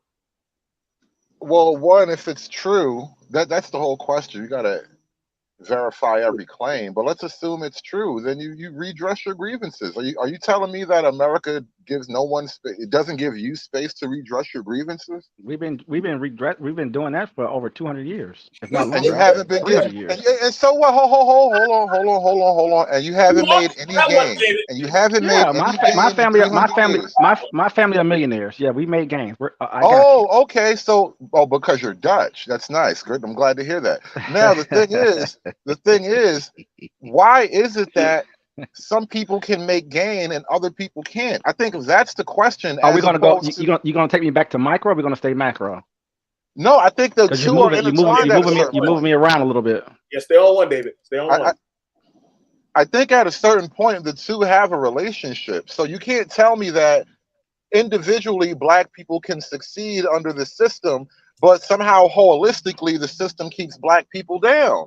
Individually, black people were buying their freedom. So what do we? I mean, I don't. Okay. You want to do micro or macro? Which one do you want to do? Growth. There was room for growth. I'm glad we acknowledge that. Growth for what?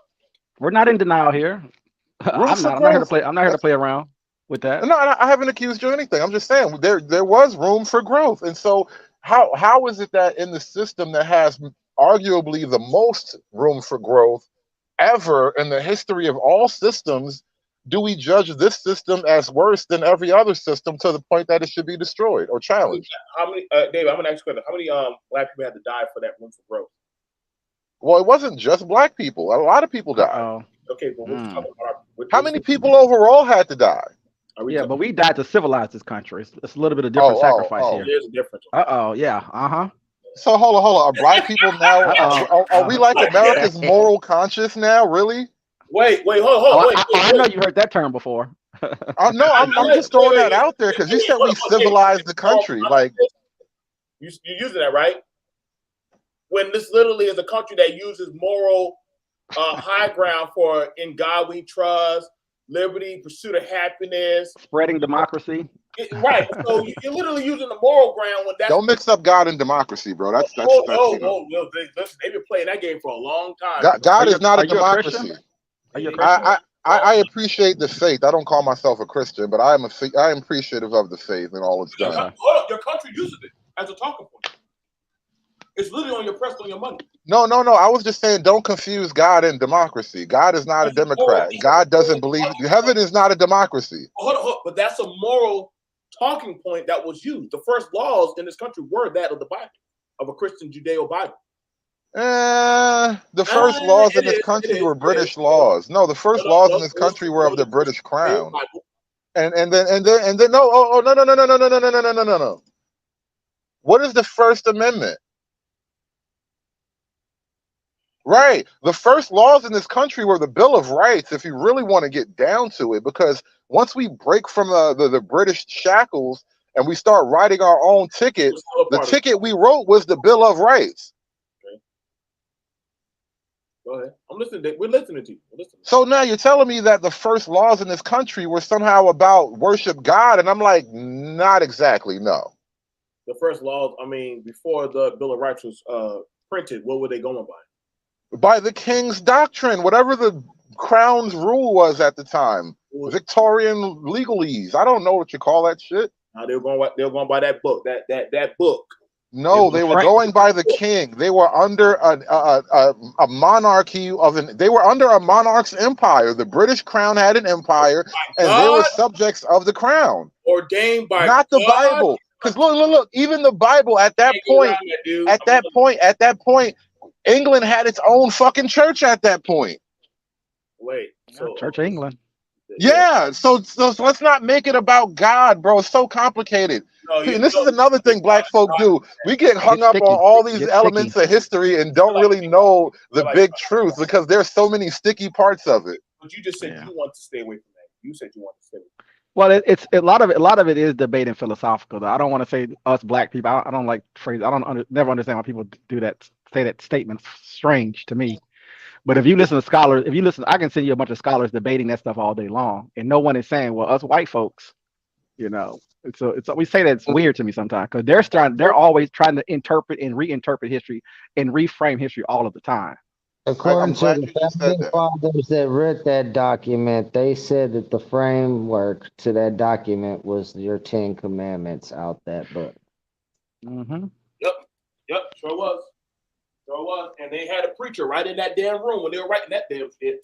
Okay, let's go through the law and tell me like draw the line from the law to the Bible for me. What do you think they were doing their meetings at? It was in the church, David.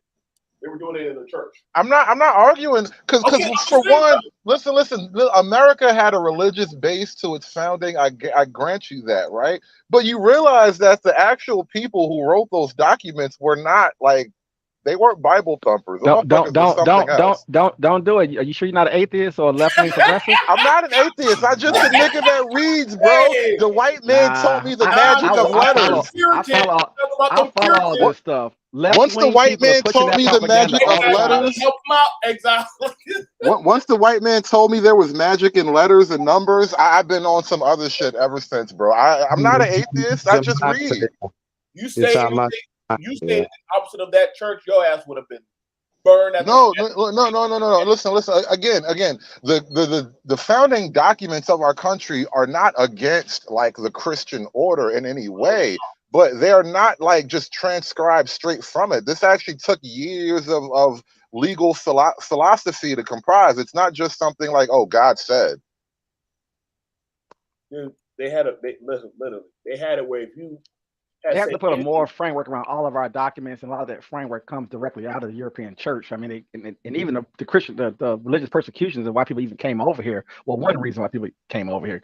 Clearly, religion had a massive impact on anything that got written back Christians then. Getting persecuted by other Christians. Christians, right? Protestants, Catholics, yeah. So again, the document in and of itself isn't like just this pure Christianity when it's, basically Christians are at war with each other. How is there a really pure Christianity when nobody knows the pure faith? So I don't know. Christianity is a different conversation. Well, it's a mythological construct, right? It's a construct. Who knows the absolute truth is all I'm saying. So people are arguing about things. People are arguing about things. All right, now listen. When it comes to that of the American Empire, as we're going to classify it for right now, we have been a superpower for quite some time. Have we outdone everybody else? Yes, we have. Yes, we have. You got it.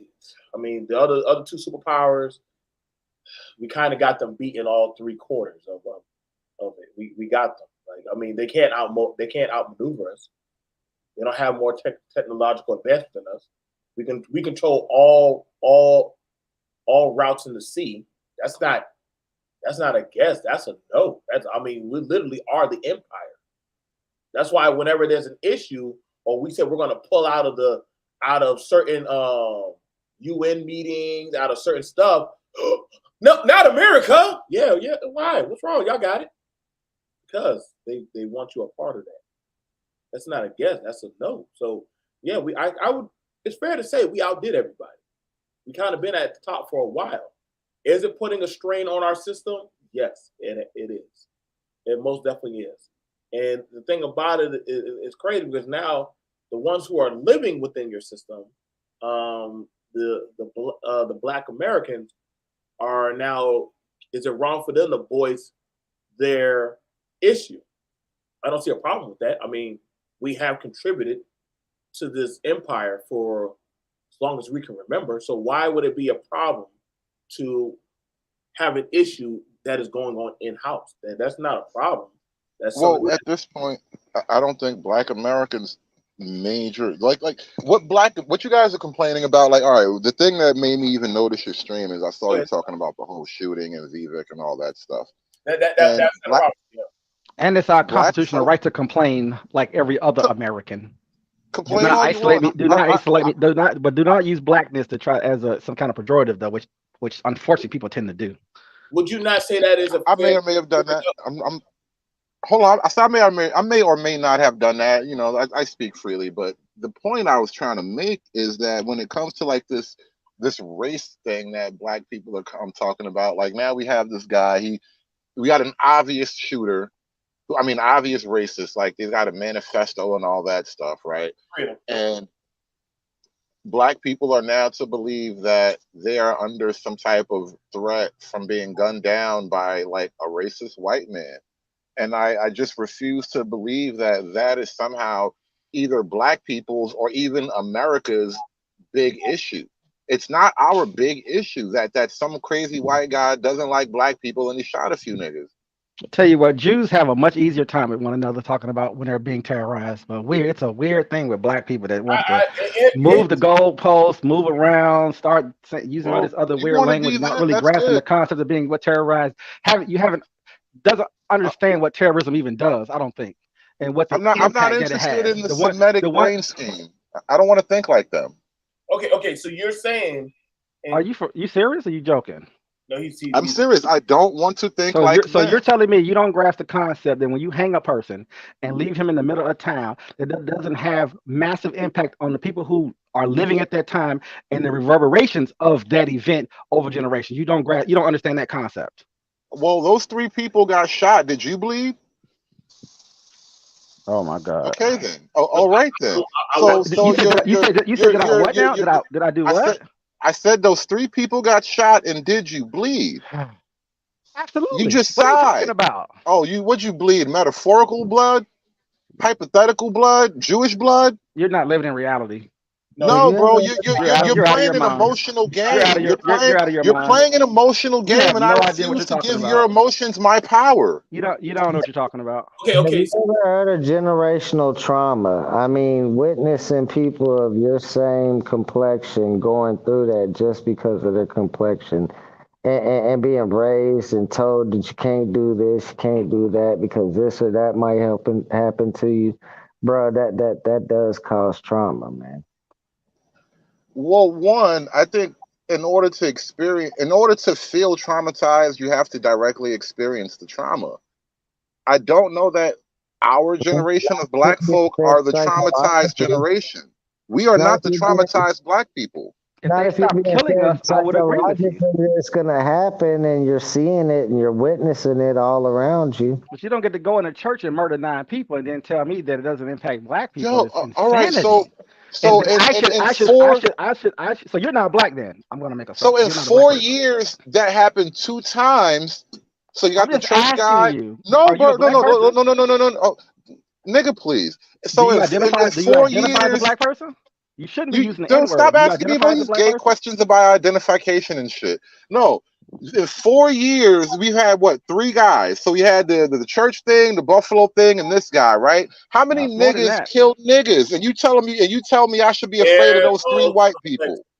And I should be afraid of those 3 white people. That's what I'm trying to say. Like, no, you guys want your emotions to be bigger than the facts on the ground. And I refuse to do that. I'm not emotional. No, you're not emotional. Your logic is feeling based. Even if you're not yelling and screaming and hyperventilating, your logic is emotional based. Because it's not actually based on any metric. It's not based on any really thing objective. It's just how you feel about a thing. There's an endless amount of studies. I don't even know what you're talking about. I want you to understand this. Stockholm syndrome, children who've been abused. I mean, it's just what are you even talking about? Black people have Stockholm syndrome now. Now we have Stockholm. Hold up, pause. I didn't say that. So what's the relevance of the Stockholm study? Are you serious? What's the relevance of the Stockholm study if not to say black people have Stockholm syndrome? Let him get out of Stockholm. I'm good. So let's look at this. It hasn't even been 10 years, and we've had 3 mass shootings. It's more than that, but okay. It's actually more than that. Well, yeah, I know, but it's a lot more if you stop counting by color. It's a hell of a lot more if you stop counting by color. That's kind of the point. I got your position though. I got you. It's my bad. That's Listen, I told you, Sith, when I said I thought he was speaking in honesty, but he's doing political stuff. So I got you. I'm gonna chill out on the deal. Exactly. Like you remember when I said no. This is who I am. This is what I think. No, understand. Yeah, but your thinking isn't your own thought. You're pulling that from somewhere else. You sound like a parrot. You're not really sitting down, really thinking and having a conversation. You're talking political. I know what I've heard this stuff too many times. It's not a unique idea that you're coming up with. You don't want to engage on it. You just don't want to go there because you understand how it empties your argument. You can't go there with me because you know it makes your argument weak. Oh my God, there's so many documents. It's just an endless amount of science behind this stuff for you not to know. Endless amount of white supremacist killings? An endless amount of white supremacy killings? Really?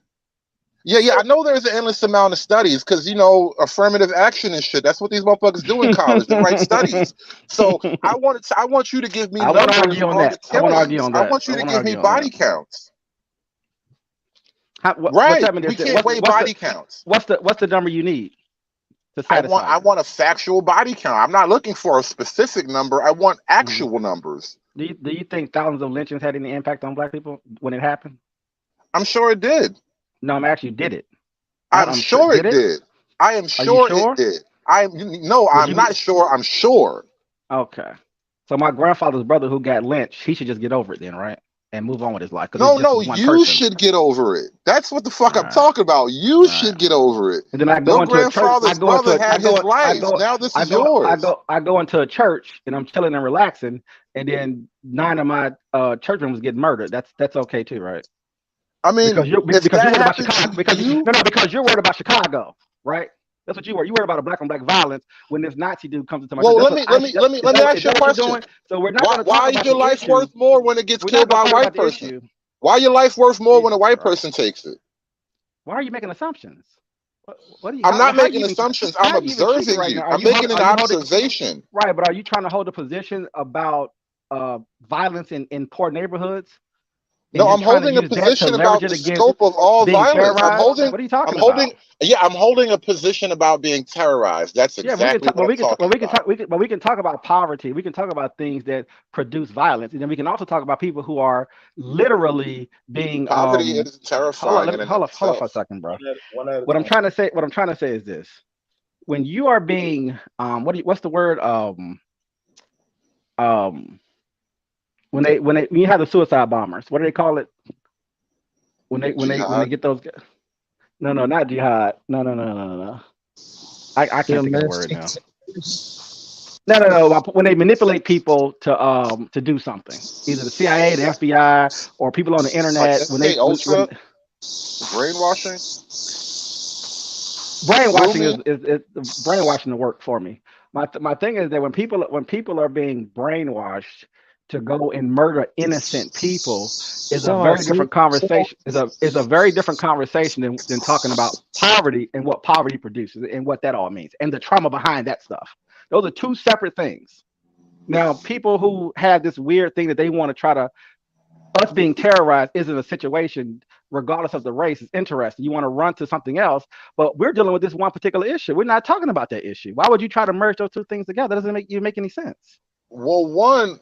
Radicalized. That's the word I'm looking for. Radicalized. Fair enough. I understood you. Sorry about that. No, we're good. You're kind of laying out an argument where, am I to think that black people just walk around daily with the feeling of terror that a white person will maybe murder them? Is that what I should think? Oh. Well, you used the word terrorized and terror several times, and so I'm trying to explore this angle now. What terror should I be feeling? Let me ask you this question: When 9/11 happened, what was the response to it? Did anybody talk about white crime? Did anybody talk about white on white crime or black on black crime? No, they wanted to get when 9/11 happened, which was a terrorist act. I'm assuming you agree with the language, correct? Yeah, that was terrorism. White folks told you to agree with that language, so you agree with that language. I'll tell you when we disagree, and it's not a white thing. I think it was terrorism. It was political violence.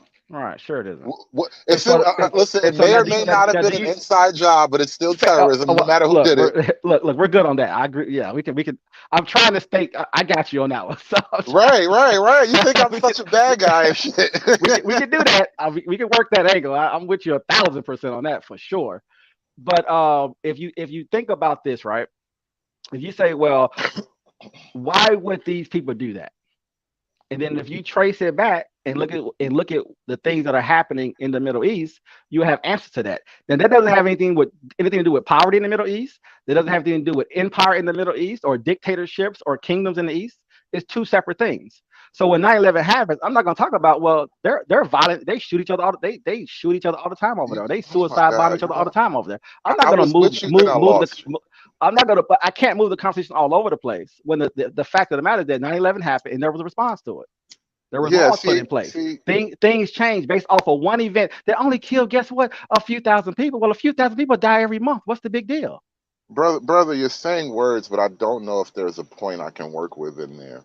I mean, I'm trying not to give you one. I'm trying not to give you. I'm trying to pin you down because you're telling me that a black person who you clearly see has no value in this country, clearly they're just, oh, wait, well, you get killed by blacks all the time, so why you worry about some white folks? You're the one that said black folk have no value.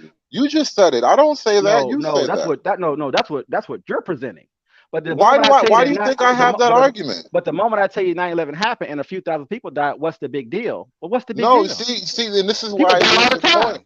This is why I lose your point, because you go from 9/11, which was a singular event, even though it was 3,000 bodies or so, it was a singular event. You go from 9/11 and we're talking about black violence, which is not a singular event. It's a daily, multi-daily, multiple times a day type of thing. No, 9/11 wasn't in the Middle East. No, see now you're trying to sandstorm the waters, bro. Stop. Don't kick up a sandstorm. You still think don't kick up a sandstorm? What are you talking about? Those niggas have nothing. Sand niggas ain't got nothing to do with niggas. But look at the response. Are you listening? Look at the what response. Does that have to do with black people not being able to live around black people? When a group of people in this country was attacked, it created fear, even though they didn't bomb all of America. It created fear. Malls all the way in California was being locked down because it created fear. And guess what? That fear still exists now. And the response to that was invading countries and bombing them to death. That was the response to that. How are you not? What are you missing here? Okay, that's a direct question, and I'll give you a direct answer. What I'm missing is the correlation, because your refusal to actually deal with the singular argument presented actually it translates into lives lost, because not you, but people who have this weird approach to problems. When I ask you about Chicago and you want to give me a speech about niggas in Iraq, that translates into dead black people. Well, Baltimore, New York City, Los Angeles, St. Louis, whatever major black area you want to name. So when we talk about these things and I ask you these things and you can't even deal with them, that actually does translate into lives lost, because people like you actually have elected officials and then in positions of authority, and they don't want to deal with the shit either. But you want me to talk about this white boy though? No, I mean, on my channel, I talk about all of it. I don't know who you talk to. I don't know if you know who I am, but I talk about, what are you talking about? Those are massive problems in the inner city. Are you serious? But I'm just not having that conversation. I'm having a different conversation. We have serious problems with black crime. We have serious problems. Matter of fact, BMT, man, you just talked about this about 4 hours ago, and what we should do with some of those people in those places. Didn't we just have that conversation, BMT? You still on the line? Yeah, I could have sworn we just had that conversation, right? But Sid, you need to understand. You know what I said? There are conservatives that will jump over. Did I not say this earlier? They will jump over this. They are programmed. They will jump over this. It's not their design to talk about this. It's not. And you got to understand that. You got to understand that. It's not. It's not. Well, what's to be said? What's to be done now? Like say what you want, but what's to be done? What do you want done? What would you like to see done so that this will never happen again? David, you're doing what you're supposed to do. And I am. I know. See, Sid, he's doing what he's supposed to. He admits to that, and I I understand that. That's why I am one with the force right now, BMT. I need you to see this. You have to see what goes on in the empire. You saw from the Shell side. Now you get to see from David's side. That's how you deal with. You remember the exorcism where when the preacher went up there to go see the girl, and he needed to see the demon. The demon was like, "What do you want? What do you want in here? What do you want?" He's like, "Nah, there's nothing wrong with him." He said, "No, you need to see this shit. I need you, Father. I need you to come down here and see this house." That's why I said I don't get mad at David. David is David. When David's demonic forces needed, that's when I set him loose. That's why I just set him loose. But then I understand this kind of conversation. This is not David's repertoire. You told us at David's feet. What about Chicago? I respect that. Thank you, David. Well, we're not even on Chicago. I asked you again, what would you like to see done so that this sort of thing never happens? Now I got a question. Would it be wrong to ask the federal government for a protection policy for blacks? Okay, like what? You want federal government to do what specifically? Like what? Our protection policy sounds good, but those are words. What do the words mean? You got to write a whole policy, huh, BMT? Well, I mean, because no. Man. To say protection policy Let sounds me go call good. my lawyers. I'll get it to you next week.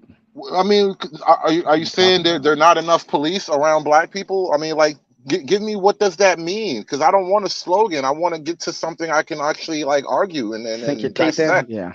Right. Like if it's real, I can touch it and give it shape and dimension.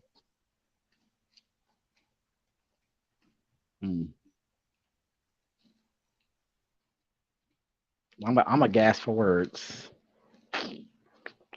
Don't worry, I'm gonna bring them over to your channel. I'm gonna bring them over to your channel. Is that what y'all Nope. No, Well, I question this whole thing because again, when I said this earlier, I fear that black people have been walked off a long cliff, right?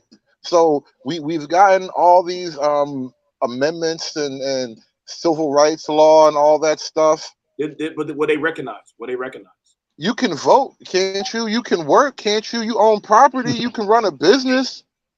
I can't. Yeah, I'm not denying it, bro. Yeah, we had that before that, though. And that was kind of the things that we were fighting for, to be given full rights. And so the majority of black people at any given moment in America can exercise their rights to great potential, to almost unlimited capacity. You are limited literally by the Constitution and whatever asshole that works for the government you got to deal with. So I'm curious, what more can we really ask for? And Do you think they want to take those laws away? No. With a 6-3 no. Supreme Court? No. Do you think anybody's affirmative action? I think we're good. Do you think anybody's already introduced it in some of the lower courts to start looking at it? Well, you don't introduce law to court, but I'm curious, what is it that you're getting at? Oh no, I was just asking a question. I don't know. I've heard some things have been discussed in some spaces about taking a look at some of the civil rights stuff outside of affirmative action. So I know, I get it, and I mean, seeing how constitutional some of that stuff is. So there will always be wars and rumors of wars. So I'm with you on that. But do I honestly believe that there's an effort to remove like black people's rights? Absolutely not. Now here's the kicker. Here's the kicker, though, and this is the thing I don't think black people really get. If you think that the government is somehow in the mind of removing your rights to some capacity, why do you expect the government to be the ones to protect you in any capacity?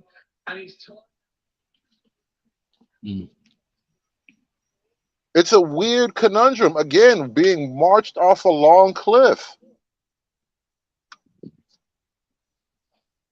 You can ask that in different ways, but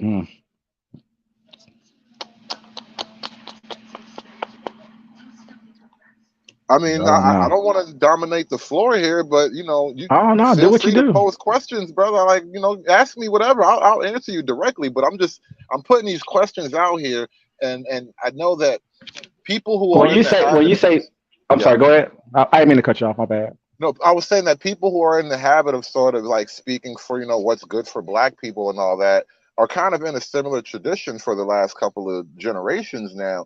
And I think it's fair to question it at this point. Have we gotten And all you we can said get what's from that? good? What's good? You said what's people are saying what's good for black people? What do you mean? Well, You mean I'm as a casual statement that's out there? I mean that loosely speaking. I'm talking about pro-blacks, broadly speaking. I'm just trying not to be You're pejorative just. about it. I I want to got talk what you're about the saying. thing without Do you- speaking negatively about Right, the thing. do you think that just Americans in general is to push the government, to bend the government, to use the government because it is us, we the people. It is us that's running these institutions. That if we have a grievance or if it's something that we need, the job is to hold. You know what's so funny? You said that. You just made me think about Obama for a second, right? Okay. Do you remember? You remember when he got elected, and then after he got elected, after he got out of office, you started to hear those conversations about, well, why didn't you hold his foot to the fire? Why didn't you demand things from him? Why didn't you complain more to him? Why didn't you put more organized and put more pressure on him? And it's interesting that when black people said, "Oh, thank you, we appreciate you," that you still got punished for it. Like what you were saying, right? Like, some people tend to say, what do we, whatever we need, we should do this, we need to be doing this. We're complaining about all those things. And it's interesting that when Obama was in office, the advice was after the fact, we should have complained. Have you heard that before? Well, I know what you're talking about, but I take a slightly different criticism of that whole thing. Because, yeah, once Obama got in office, why didn't you press him to do the black thing? Because isn't that what we've been told? This is what I meant about, generations of people who say they're speaking on behalf of blacks or whatever. You guys were all culminating to this moment of Don't Obama. say you. I'm not on the left. You're not talking about me. I'm not saying you directly. I'm talking about pro-blacks. But all right, well taken. Point sustained. Objection sustained. Now the thing is, I got all kind of issues with Obama. The pro-black movement has culminated to Obama, and one of the things is we wanted black people in positions of power because we felt like that would help black people, broadly speaking. And I get the symmetry in that argument. I'm not saying that's a wrong argument, but Obama gets in power and to the pinnacle of power, and black people, one, don't push him, and Obama isn't all that receptive to it. And the thing is, it kind of lays the question out bare for everybody now. What was the point in just voting black? And I think pro-black soured on him very early, by the way, if not white, if not beforehand. Well, yes and no. You're not totally wrong, but I think Obama is a part of the machine, and pro-blacks are definitely a part of the Democrat machine. And so, being a member of the machine, they couldn't just break away from the machine totally. I'm glad you put that on record, huh? Pro-blacks are a part of the leftist machine, huh? Leftist, Democrat, yes, either or, yes. And so, being a part of the machine, they can't just totally break away from Obama. Obama's still like the most loved black political figure ever, and so I think you have to really seriously ask the question, now that we've gotten Obama and that was a dud, what's the point in just voting black for the sake of black? I mean, even if I were to buy all the argument up till now, maybe this car has finally run out of gas. You mean the race car, or what are you talking about when you say car? Well, frame it just like that, the race car. Do you think that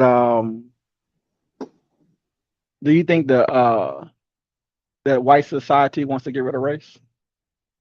Like, could you ask a white person to stop being white? Honestly, and what does that look like? Honestly, I think black people's clinging to the race card and what not black. That's a forced classification. Tell me about white people who run the system, bro. First you of all, you keep saying black like we could have some control over our race. We don't. We was identified as that. That's a fact. So talk about the people who actually created race, the people who organized race, and the people who tell them to give up their race. Again, I asked you a question about black people, and you immediately reverted to white people. That is your thing. That's your tick. It's not mine. It's not my thing. Do white people exist in America? That's not the point. I'm asking you a question. Do white people exist in America? It don't matter who exists beside me. I must be me. Do white people dominate industry in America? Do they It don't dominate the matter military in who America? dominate Do what. they I dominate must all of the be governorships me. in America? Do they dominate all Again, of the but state none of houses in that America? matters. You see, Do they you know what? do This they is, put white on their driver's license? Do they put white let's on the say they Census do. Bureau? Let's say they do. No. You're trying to tell me that the 220 million people who live in this country who identify themselves as white is trying to give that up? Because I haven't heard an Yes, argument yeah, yet yes, to they remove it from are. the census. Yes, they are actually. You know how? You Send me know how that. they are? Send me that information. Because they're letting Please send all me the that. non-whites flood in every day. You know why that is. You want to have that conversation? You know why that is, right? I'm curious as to what you think. I have all kind of non-YouTube approved ideas about why that is. I would But love to hear that. no. I don't really know anything, but I don't like immigrants. That's all I'm saying. Is I don't like immigrants, and I don't like I don't like illegal immigrants. Let me reframe that. I don't like illegal immigrants. I would say this, and I let you have this. Without immigration, this country doesn't exist. Oh, go the fuck to hell! You know what's so funny, bro? I'm gonna add some more to that. Right now, we are probably short about 600,000 or 700,000 immigrants a year that we need in our country for it to exist, for it to survive, for it to exist, and for it to be. No, what we're dominant. short of is bitches that make babies. That's what we're short of. Let me not even leave it at babies. Let me not even leave it at babies. Right? We're short of women that can run families. That's what we're short on. Women that can actually be a part of functional families. That's what we're short on. That's how we wind up in this baby bottomless pit. I don't. If we had more wives at home doing mommy stuff, you wouldn't be worried about immigrants filling these jobs because there'd be a bunch of teenage little snot-nosed motherfuckers to do these jobs. But can we do this though? Can we level set a little bit on that? We are where we are. Okay, and this is where we are. I was out taking my son to get pizza yesterday. And let me tell you a story. This is a funny story. And this is where, and I bring this up because this is, I think, black people don't understand the self-protection element in this. I was out with my son getting pizza yesterday, and we're by our favorite pizza spot. It's one of the best pizza spots. It's actually on the pizza tour in Brooklyn. I know the good spots. And as we're walking down the block, I noticed something. There's like this institute across the street from the pizza shop. It's like some kind of, I don't know, Talmudic institute or whatever. So, some scholarship going on up in there, right? So normally you normally see like Hasidics coming out of there. But yesterday we're walking down the street and we see a bunch of like African weird looking guys getting handed, like, I'm like, oh, they must be giving away food or something, because I see people eating and stuff over there. So I can kind of, after that, as I'm walking down and getting closer and closer, me and my son are both looking, and it's like some kind of like food drive helping out the migrants or whatever.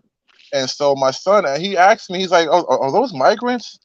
And I was like, no, those aren't migrants. They're fucking illegal immigrants, and they need to go the fuck home. And mind you, they were all black. Fuck them. Well, you know who's coming in here now, so you do know who's coming in here at the border. So yeah, it ain't really Mexicans like people think it is.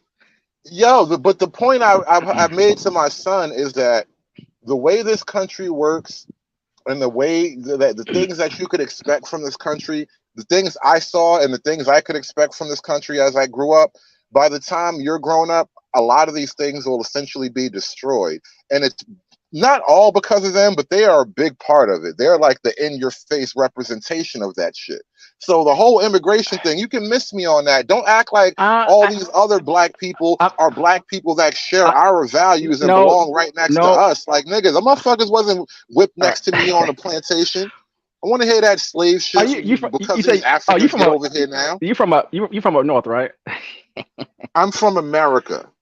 I'm just saying I'm just making a separate point, more personal point. You are from up north, right? No, I'm from Brooklyn. That's what I'm saying. Up north. I'm not up. I'm south of you. So. Got you. But I just laugh because people who are black people's friend. No. What I'm saying is that I always find it interesting when I talk to people, and I got I deal with people from up there all the time. I was just up there in New York over the weekend, and it's funny because when I talk to black people, it's just their take on immigrants is so interesting to me, and a lot of people I think in our country don't really know. I wish people from New York and northern New Jersey would talk more about the segregation. How different how things are kind of structured up there, because it's been really eye opening over the last say 20 years or so. I'm like, wow, I didn't really realize some of the separations, like in just different areas, Passaic County and Jersey and other places, just how you guys have to deal directly with brand new immigrants on a scale outside, I guess, maybe California or Florida or Texas has to deal with. So it's just interesting, the mindset. Well, again, that was a Democrat scheme so that the border states can be flooded with immigrants and not have to really get their issues met. And now that the immigrants are being dropped off, all right, perfect example. You see what happened. Now we got immigrants in Chicago and Los Angeles. Well, they've been in Los Angeles, but New York City now and Baltimore, all these places, right? They ship more there directly on buses to California, actually. Because Texas was like, you know what? Since you're sanctuary cities, since you're going to openly break federal law to house these illegals, take Great care of political them. strategy. Great political Serves strategy. you right. Yeah, yes and no. Now we're in the suicide death spiral. Which is, I guess that's how we were going anyway. Let's all die together. But I wouldn't say it's strategy. No, I wouldn't say death spiral. I wouldn't go that kind of hyperbolic with it. You know why it's a death spiral? Because they're never leaving. No matter where they go, you're never leaving. And now you just put it even deeper in the country. I don't think we want them to leave. And I think that if you look at a fucked up way to put it. If you look at the bigger picture, I can send you some. You should come on the channel. I can send you some documents on. I'm sure you already know though, just about demographics globally and how demographics is operating and the things that you're going to need over the next say 100 years or 200 years, and why you're going to need certain things based off of your particular country. On a more geopolitical level, outside of our obviously local politics or our personal politics, just why that have already taken place in this country, and why it's important that you actually probably need to increase it a little bit, actually a lot more actually, just to deal with some things that we have within our own country, and some other countries as well have to deal with it too. Now the issue is just like in this. I'm sorry. You drunk the Kool-Aid, my friend. That's all I think. You drunk. I haven't drunk any Kool-Aid. I'm just looking at data. I'm not drinking no Kool-Aid. This ain't about political spin. If it was about politics, listen. I would close all the borders. But that's just me. I have a whole different. Right. It's not even about politics. It's actually not even about politics. Politics is war by other means, and then I don't think people understand the threat of all these things happening. So, for example, let me ask you a question, and I pose this question to everybody. I'm talking about people who are really apolitical. Let me ask you a simple question. You live in your house, and you invite your neighbors. They're having, they had a fire or something like that, and now your neighbors live in your house with you because you're kind-hearted. You do what the good book says and all that. You're good white folk or whatever, and your neighbors, they have another relative who also had a house fire. Turns out he's a crackhead and he burned his own house down, but whatever. He had a house fire. And now that neighbor needs a place to stay. And you invite your neighbor's relative into your house. And so now you're all, it's crowded, but you're making it work. You got a system. Things are working. Everybody's running smooth. And then you meet a girl. And you move your girl in the house. Now there's more people living here. You got some kids and all that stuff. Getting crowded. And your girl, she has sick relatives. And they're down on their luck. And they have kids. And so now the sick relatives and their kids and everybody and the neighbor and their crackhead and cousin, everybody's living in your house. Is it still your house? The fuck they are. Is it still your house? Never your house if you was dumbass enough to let them people in your house like that. Yes, but I need a definitive answer to a yes or no, affirmative or not. Yes or no. Can I answer it? Will you allow me to answer it this way? I would prefer you to be honest and direct, my friend. I would prefer you to not be sophistry. I want you to get speak plain country words. I'm gonna get you there. Do you think when you're balancing your checkbook, obviously we don't do checkbooks anymore, but if you're balancing your checkbook, do you equate that to the American monetary system? Not at all. How we should pay our bills, or is it more sophisticated than that? No, it's not sophisticated. I equate it to my budget. It's about as sophisticated So as the addition so and the so the subtraction. monetary so our monetary policies, the way they're structured is not is the same as your managing your checkbook. What you're saying? I don't understand why we're having a conversation about monetary policy when Because I I asked you want about the to. I niggas just that want live to. in your Because house. I'm just trying. I was just trying to get more of an understanding of where you're coming from with that particular question. I'm not coming from anywhere but Oh, your you house. definitely are. No, you're Now coming I from. live in your house. Let All me right, tell now you. I'm in there Look, too. I'm in your house, I'm putting you in the taking matrix. up time in your bathroom, eating up your Fruit Loops, bullying your kids, smacking your bitch on the Okay. ass. If you're Is gonna it paint still that, your house, nigga? Is it still your house? I'm asking you a question. if you're gonna give me a good deal on my roof and fix it for me, if you're gonna fix all my plumbing, I ain't fixing if you're gonna shit. paint my house, if you're gonna That wasn't the cut my deal. grass, That wasn't the if you're deal. gonna go get a I'm job not and add fixing more shit. to it, You giving so we me can money. add and then I'm we can add sleeping more on your room to the couch. house. I'm eating your. Listen, If that's you're not gonna the deal, bro. if you're gonna build my personal, don't add to it now. You just gave me your information. Now don't add to it to counter what I'm saying. Because as they come in my house, then maybe I'm going to build a bigger house. Maybe we're going to add wings to my house now because I'm going to have more income coming in. I'm going to have a veracity of energy just Why flowing not through just have because of slaves all in this your excitement house? of coming. Why not just have slaves in your house? Since I that's mean, how you want to again. go. I mean, aren't we importing the new slave class? Isn't that what's happening? All the jobs that you don't want to pay Americans to do, all the jobs that you too good to do. Well, you know, ain't nothing as great as a bunch of nameless, faceless brown business? people, right? Are you pro business? No, I'm pro America. Okay. Business is great and all, but business can destroy America just like war. Do you appreciate the Industrial Revolution and the middle class? Sure, why not? Or would you have preferred things maybe not to move it at that rate of speed and bring in about 20 million European peasants to work here? Those European peasants actually had to go through a very strict system. They had sponsors and shit. People had to meet them at the boat off Ellis Island and shit. Fuck you. Stop lying to me. Stop lying to me, bro. So my point is that we had a demand in this country. We had to continue to grow our country, and we had to bring in European immigrants to push that. So you're telling me what's happening now is akin to the immigrants that can be traced by document, because every boat could only hold a certain amount of people, and each person had to have a ticket by name. And so you're telling me that those people who are coming in a control system can be compared to what's happening in your border right now in Mexico and in Texas and Los Angeles. I mean, California.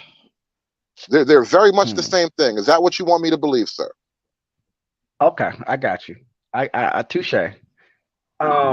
Thank you. And I don't mean to curse at you. Forgive me for that, but don't lie to me like that. I'm not stupid, and you're not either. Well, let me ask you this: do you think Republicans and Democrats allow people to come across the border over the last 30 years? Republicans and Democrats are both crooked on this particular issue. Absolutely. Okay. So I just want to kind of level set and see. We're close.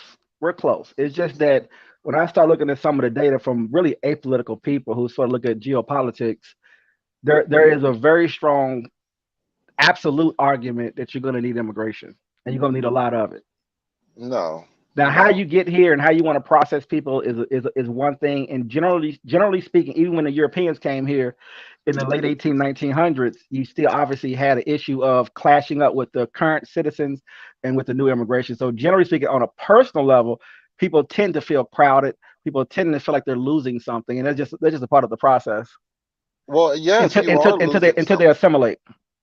Yes, you are losing something, and one, they don't assimilate when you just flood them in here. Assimilation is great when it's a steady drip.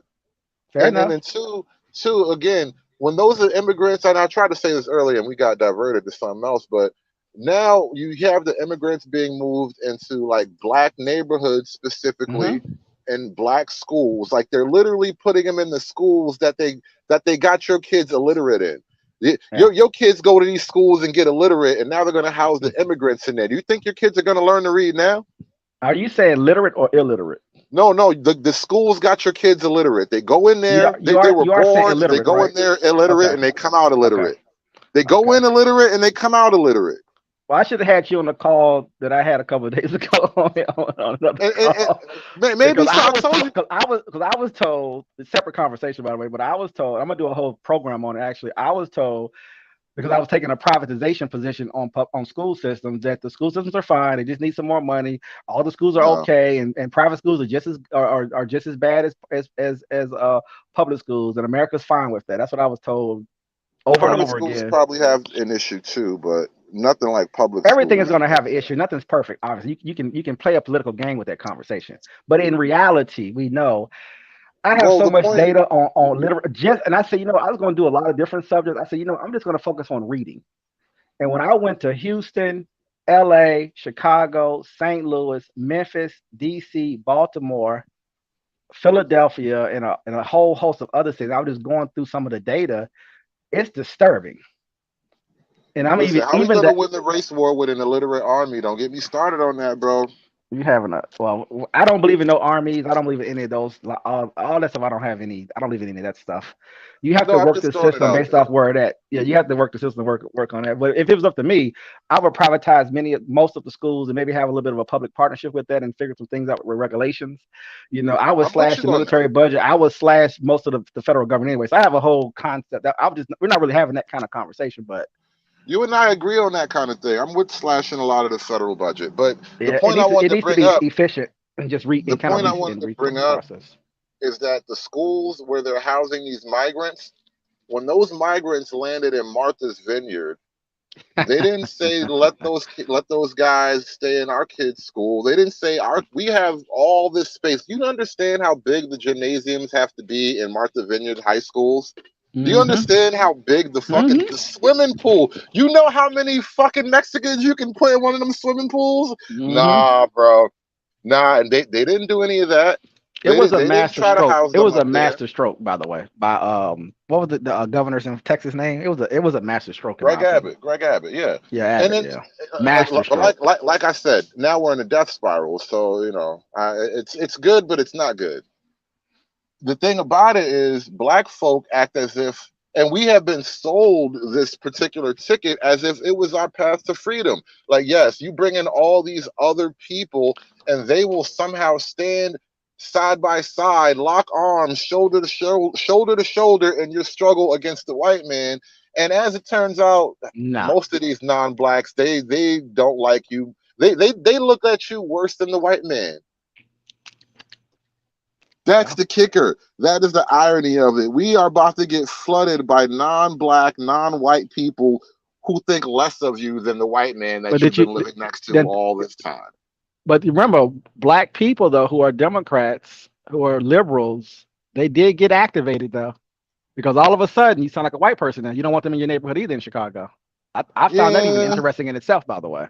They got mad, but they have no idea how far they need to go. This is why I'm on some you know what? I'm okay with the racist white man to a degree. Like, you shoot at me, I shoot at you, but we can talk politics. We've been dealing with it for hundreds of years. Right. So better the enemy you know. Now we got all these new strange people.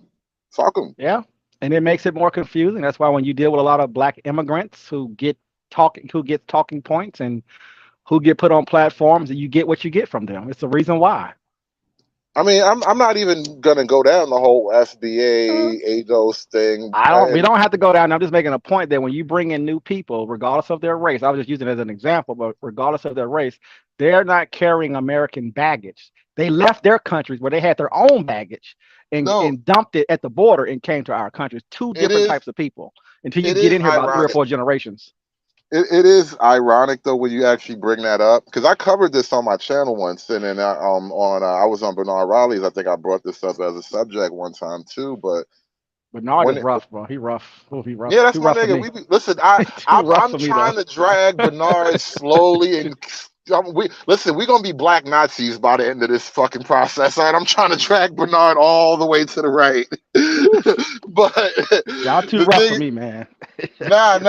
But like, we were talking about that whole FBA thing, and I was saying how it's weird how when it comes to black immigrants, so all of a sudden black folk are becoming like almost patriotic pro-America. It's weird how you discovered that shit now. It's like all roads lead you right back to the white man. It's so fucking funny. I can't get over this shit. It's hilarious because like now when all these immigrants are flooding your neighborhoods, and I on one of my streams I was playing clips of these old quote unquote racist white women on their lawn complaining about black people moving into their neighborhoods, and I was just looking at like, that video, wow, I've seen that one, the one I think you're talking about. the irony. Yeah, it was Levittown. And I'm like, yeah, the irony of it. This is fucking ironic. We're So nativists. ironic. We're nativists. We're pro-America. Well, we just don't know how to. What I'm saying is this: we don't. We have a hard time, I think, interpreting it and accepting it because of the politics, though. The politics are running circles around us, and it causes so much confusion. One thing about our channel is that our goal has been, we're not saying we're accomplishing any of it, is to try to reduce that confusion. Because if you understand what this is, I believe that you can operate better in it. Because it's not going nowhere. There's not going to be no black empire. There's not going to be no black, in my opinion. I don't see any of those things happening at this point, right? Africa's not going to rise up anytime soon. All those fantasies about all this stuff, all the blacks in the diaspora in South America and Brazil and stuff, it's not going to be any kind of thing. It's all fantasy talk.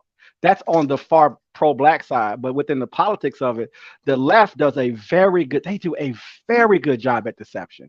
And they can play on our emotions very, very easily. And it's okay if we understand how to interpret it, though. And that's where I think we get lost at.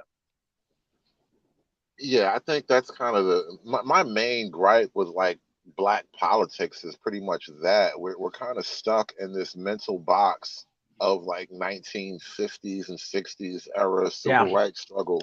And those are not my problems. Listen, ain't no white person stood in the way of my dreams. Not one white person has ever stood in the way of my dreams in my entire life. Are you able to say that? And I know you may not care, but I'm gonna ask you anyway. Do you understand if you say it that way directly to maybe say half the black population, they can't understand what you just said and feel comfortable with that statement? I think there's even if you don't care, you may not care, of course, but I'm just saying. No, it's not an issue with me caring because I see that exact problem. And to be frank, I think there's an element because all right, we're going to talk about when I said black folk are kind of stuck in this mental framework. Yes. If we can both acknowledge being stuck, then what I also say to answer your question directly now, I don't think it's an issue of they genuinely believe that. I think black folk are kind of just they're saying it because it's custom. It's almost like Pavlovian now. Mm-hmm. It's not an accurate, honest description of your actual life experience. You're being manipulated. You're being manipulated. A little bit, yeah. I'm gonna give you a perfect example of what I mean. Great grandfather sharecropper, his father slave, grandfather sharecropper, then become landowner, worked on a farm, worked in the factories and the sawmills in the South, went to the North, worked for some car companies in the factories, right? all his children, mostly went to college, most have master's, PhDs or college degrees, or the other ones decided to go work in the factories or to continue farming, right? No jail time, no prison time, never, really didn't get in trouble, very Christian, very conservative. And then if I just looked at that on his face and I tell a black person that, they're going to say, privileged, I don't relate to you. What are you talking about? Must be nice for you. Now, you know what? These people lived in a segregated town across the tracks. The whole works, right? The Klan started in this area. I mean, you know what I'm saying? Like the whole works. And they still got land, owned vehicles, lived a life, built houses from the ground up, etc. Right? Kids went to school. You know what I'm saying, right? Just the process, right? Right. And then was told, hey, if somebody around you is doing drugs, stay away from them. If someone is committing crime, stay away from them. Don't be evil to people. Don't be mean to people. Obviously, don't judge. Just the whole thing, right? The whole morality thing, how to behave, et cetera, et cetera. And generally speaking, what my grandfather would always say is that if you do these things, you'll be fine. He didn't introduce race, even though he's very aware of it, very, very aware of it. But he just said, keep your head down and focus. Get the things done, and you'll be able to get access to this system. You know what I think is missing from that generation, from this generation rather, compared to that generation, And I know, just to give a sort of one-to-one direct comparison, like my family doesn't have that strong patriarchal figure. Like, so you're talking about like your great grandfather and then his father. Like my family in particular doesn't really have that type of chain where it was like strong black man with values, and he passed that system down. It's not quite like that. And so I know my family is honestly a little bit more matriarchal. Like I know of my grandfather, and he was a sharecropper and all that at one point, but it's a whole different thing going on. Like his wife died and things got crazy. Like a lot of different stuff happened, right? And so what I'm talking about. Right. So what I'm talking about is like the shape of black life used to be more like what you just described, and that's all I know, by the way. And I know the street life too, and I know that's what I know. At the end of the day. What I'm saying is though that the shape of black life was a little bit more like what you described, with that kind of moral correctness and that strong male figure. And over time, that's just been sort of erased. And so we're now at a point where we're almost nothing like that. And let me add one more caveat, right? With everything I just said, right? And many of my neighbors experience things that are pretty similar. You have issues though, people pass away or leave, divorce, whatever, right? But ultimately, all working class for the most part. But we had a small piece, about 5 to 10% of people, right, who fell into drugs, who wanted to just be wild and crazy, dropped out of school, didn't care, angry at the world for whatever reason. Maybe it's abuse in the family, maybe they just didn't care, maybe because America has always had a street life. Street life can be what do you call it? Alluring to you, right? Very shiny because it's fun, there's no rules and stuff. America has always had, obviously, black marketplace, and always had sort of that's kind of undergirded our country for a long time, obviously, with mobsters and all type of things, right? But you were taught that those people, not from a race perspective, you were just taught that, those people over there, they didn't understand, they don't know what to do. They've decided to, break the laws, not follow the rules. And you sort of just kept them basically away from you and your family. And you let them know that, and they understood that, and they did what they did. But it was really never a race thing. It was really, we make mistakes and we're on drugs or we're selling drugs or whatever we're doing. And even if you're in those worlds, they understand what they're doing is wrong. They understand that they shouldn't be doing it. And they may feel like they don't have any other options because they made mistakes when they were younger, and they have to deal with those consequences. A lot of times on the left, there's a big space to make excuses for them. And that has now been around forever now. So it gets very tricky once you start to open up that door and start allowing people to have excuses. Yeah, race is the ultimate excuse. And then back to like our original conversation point, like that's kind of why I always look at these things suspect now, because there are racist people in this world. And you know what, even in this incident with that white boy who shot those people up, there was a clip I was watching earlier with the I guess the sheriff of that town or whatever. Somebody had asked him about this whole thing and the race element of it, and he was just like, listen, some people are just bad people. There are evil people in this world. And I think that is a way more truthful and useful line of thinking than just going looking for, the racist boogeyman under every rock. I think the race comes into play when someone tells you, if you get on drugs, I'm going to lock you up and give you life sentences, right? The race comes in issue that if I get on drugs, or if I dropped out of high school, or for whatever reason, I couldn't make it work, and you could not convince me of anything else, I can have an excuse for what I'm doing is wrong, and I can apply race to it, because somebody's going to come to you and say, "Hey, guess what? Well, white people don't do as much time as you, or white people don't get stopped and frisked like you." All of those pathologies start to come into play, though. That's where it becomes tricky when it comes to race. Because people may feel like, well, you're not being treated fairly. Yeah, I know I'm a criminal, right? I know I do wrong, but if a white man gets this much time, I should get the same amount of time. The justice system should still be fair to me, even though I'm a criminal. People who are very hard Christian people, they don't even want to hear that, by the way.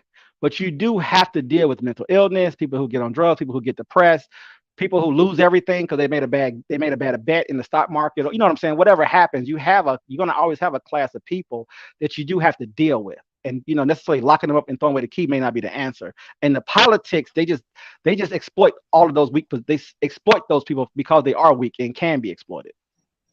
Well, I mean, and there you go. That's why so many black people vote Democrat so overwhelmingly, because the Democrats have figured out that if you can keep the black community in a state of somewhat perpetual weakness, Absolutely. they will always be useful for exploitation. And that's what I sincerely believe about politics and black politics. Even like it's not designed to propel your group to actual economic and family success, because Not frankly, anymore. that's not a part of the Democrat ethos. They're at war with success. They want to eat the wealthy. That makes no Paradox. Don't let this man radicalize you. Oh, me? Yeah. Oh no, He was a Sith Lord when I got here. You shut up, Renaissance man. No, I'm good. I'm hearing, well, I'd much rather deal with the white racists, or I didn't say that. Or I want to deal with the ones who are out front. I'm like opening their racism, and race isn't really an issue, and I'm I like, didn't say that either. No, David was saying that, and I hear you sound like you agree with him a little bit. And now here I comes mean, somebody from the West. Look how the empire works. Look at how the empire works. Somebody comes out of the shadows. Motherfucker just formed out of the mist. No, to come and drag you back into the fucking plantation. Nah, I mean, I have to live in reality at the end of the day, so I can have different conversations. But I mean, but in the reality that we live in, we do have to work with a lot of different types of people in this country. I mean, that's just a fact. I mean, we're all doing it already. I mean, where your money at? Wait, what do you mean? And where your money at? What do you mean, like as far as what, like savings, investments? Yeah, where they at? Where is it stock at? market? It's in the stock market. All right. Do you have a bank account, checking account, savings account? Yeah. All right. So we have to. My point is, we do have to work with stuff. I can't just pretend that that's not true. I mean, there's white people who are managing my money right now. I can't just make that up. I mean, that's a fact. I can't. Well, I mean, No, I didn't say like there's nothing wrong with people who are white managing your money. I'm just like, I don't, like you like, for example, your argument about, there are a lot of Christians who don't even want to hear the, well, if I was doing wrong. Not the hard Christians. I mean, the things that they say, boy, it's crazy. I know, but my whole thing with that is that's not a Christian issue. That's a constitutional one. Like people who say that they uphold the Constitution is equal protection under the law. Yes. Period. That's it. But that was my whole point, though, is that even though people say those things, and you tend to have people who fall out, the problem when the race comes in is people don't feel like it's fair. If you're doing crimes and somebody else is doing crimes, and if I come to you and show you that, hey, white people do crimes or white people get on drugs and this is how they're treated, now I'm gonna tell you that as being a black person, when you do the same thing, this is how you're being treated. And then I can take advantage of that. That's all I was trying to say. Right. That is what they're doing. That's what's happening. That's how you play politics. It doesn't have to be true. That's the whole point, because it's not about whether it's true or not. They want it. They want something to use to take advantage of you. The truth is irrelevant. So whether or not you're actually being mistreated when it comes, So let's look at the whole issue about sentencing, right? That's an argument that we're all familiar with. Black people just get more time for the same crime, right? But in order for you to tell me that to be true, in order for you to prove to me that to be true, you have to show me cases where everything was the same except for their race. No, you can look at studies. They've done studies. Like, fuck your studies, bro. Fuck your affirmative action retards. I need to see numbers and metrics whether there was a white person and a black person and everything else was the exact same thing. Because outside of that, you're just gonna feel some type of way and then lie to me. No, these are peer-reviewed studies. And I don't trust you or your peers. And I want numbers. What do you think a study is based on? This is what I'm talking about, Paradox. These are your conservatives here. How many studies did the cigarette companies do about smoking and tobacco? I don't know. Plenty of them. All right then. Your fucking studies, my ass. No, are you talking about the harms of it? Yeah, they knew it was harmful. They didn't lie about that. I thought you were They saying did lie about it. They had to pay billions of dollars for lying about it. yeah, they knew it was wrong. They knew it internally. But their studies said that they were harmless. Their studies said that smoking is actually healthy for your baby. Yeah. Industry Your studies fucking studies. Industry studies that they produced that were not peer reviewed. That's different. You can't take an industry study and an academic study and say they're the same. Why do I need studies about something that has hard metrics and I can just run numbers? That's what a study is doing. So I want to see numbers. I don't want to study. I want you to present me the cases. Give me a handful of cases. Like because outside of that, then I'm gonna give you wiggle room to start tap dancing and lying. And remember that time where they whipped your uncle? This is just like that. No, David, you don't read, do you? I read numbers. Yeah. And what do you think a study do? What do you think a study is made up of? I hear you quoting mythical studies, but I'm asking for hard data. So assuming the studies are real and true, I want to know that the data also matches what the studies tell me. Because I don't trust them just because you say study says. That's like cool story, bro. So now you want people to not only give you the study, you want us to go and give you like the Excel, and you want to go do the regression yourself. Okay. I'm saying, you know what, and I get your laughter and all, because I'm being a dick about it. Fair enough. But the point I'm trying to really make, all jokes aside, right? Your left wing empire of study. Let me make my point so you can understand my actual argument. Your whole argumentation system has been suspect, because all those people who write those studies, if I ask them what is a woman, they're gonna fart and piss their pants. Oh, I don't trust these people no more. Your fucking studies, you shove them up your ass. You never did trust them, but anyway. And apparently I had discussions but forget the studies. The prison don't lie. We're in jail. We have the felonies. You can't. Well, the other thing is too, like, go visit a prison. It's just right there in your face.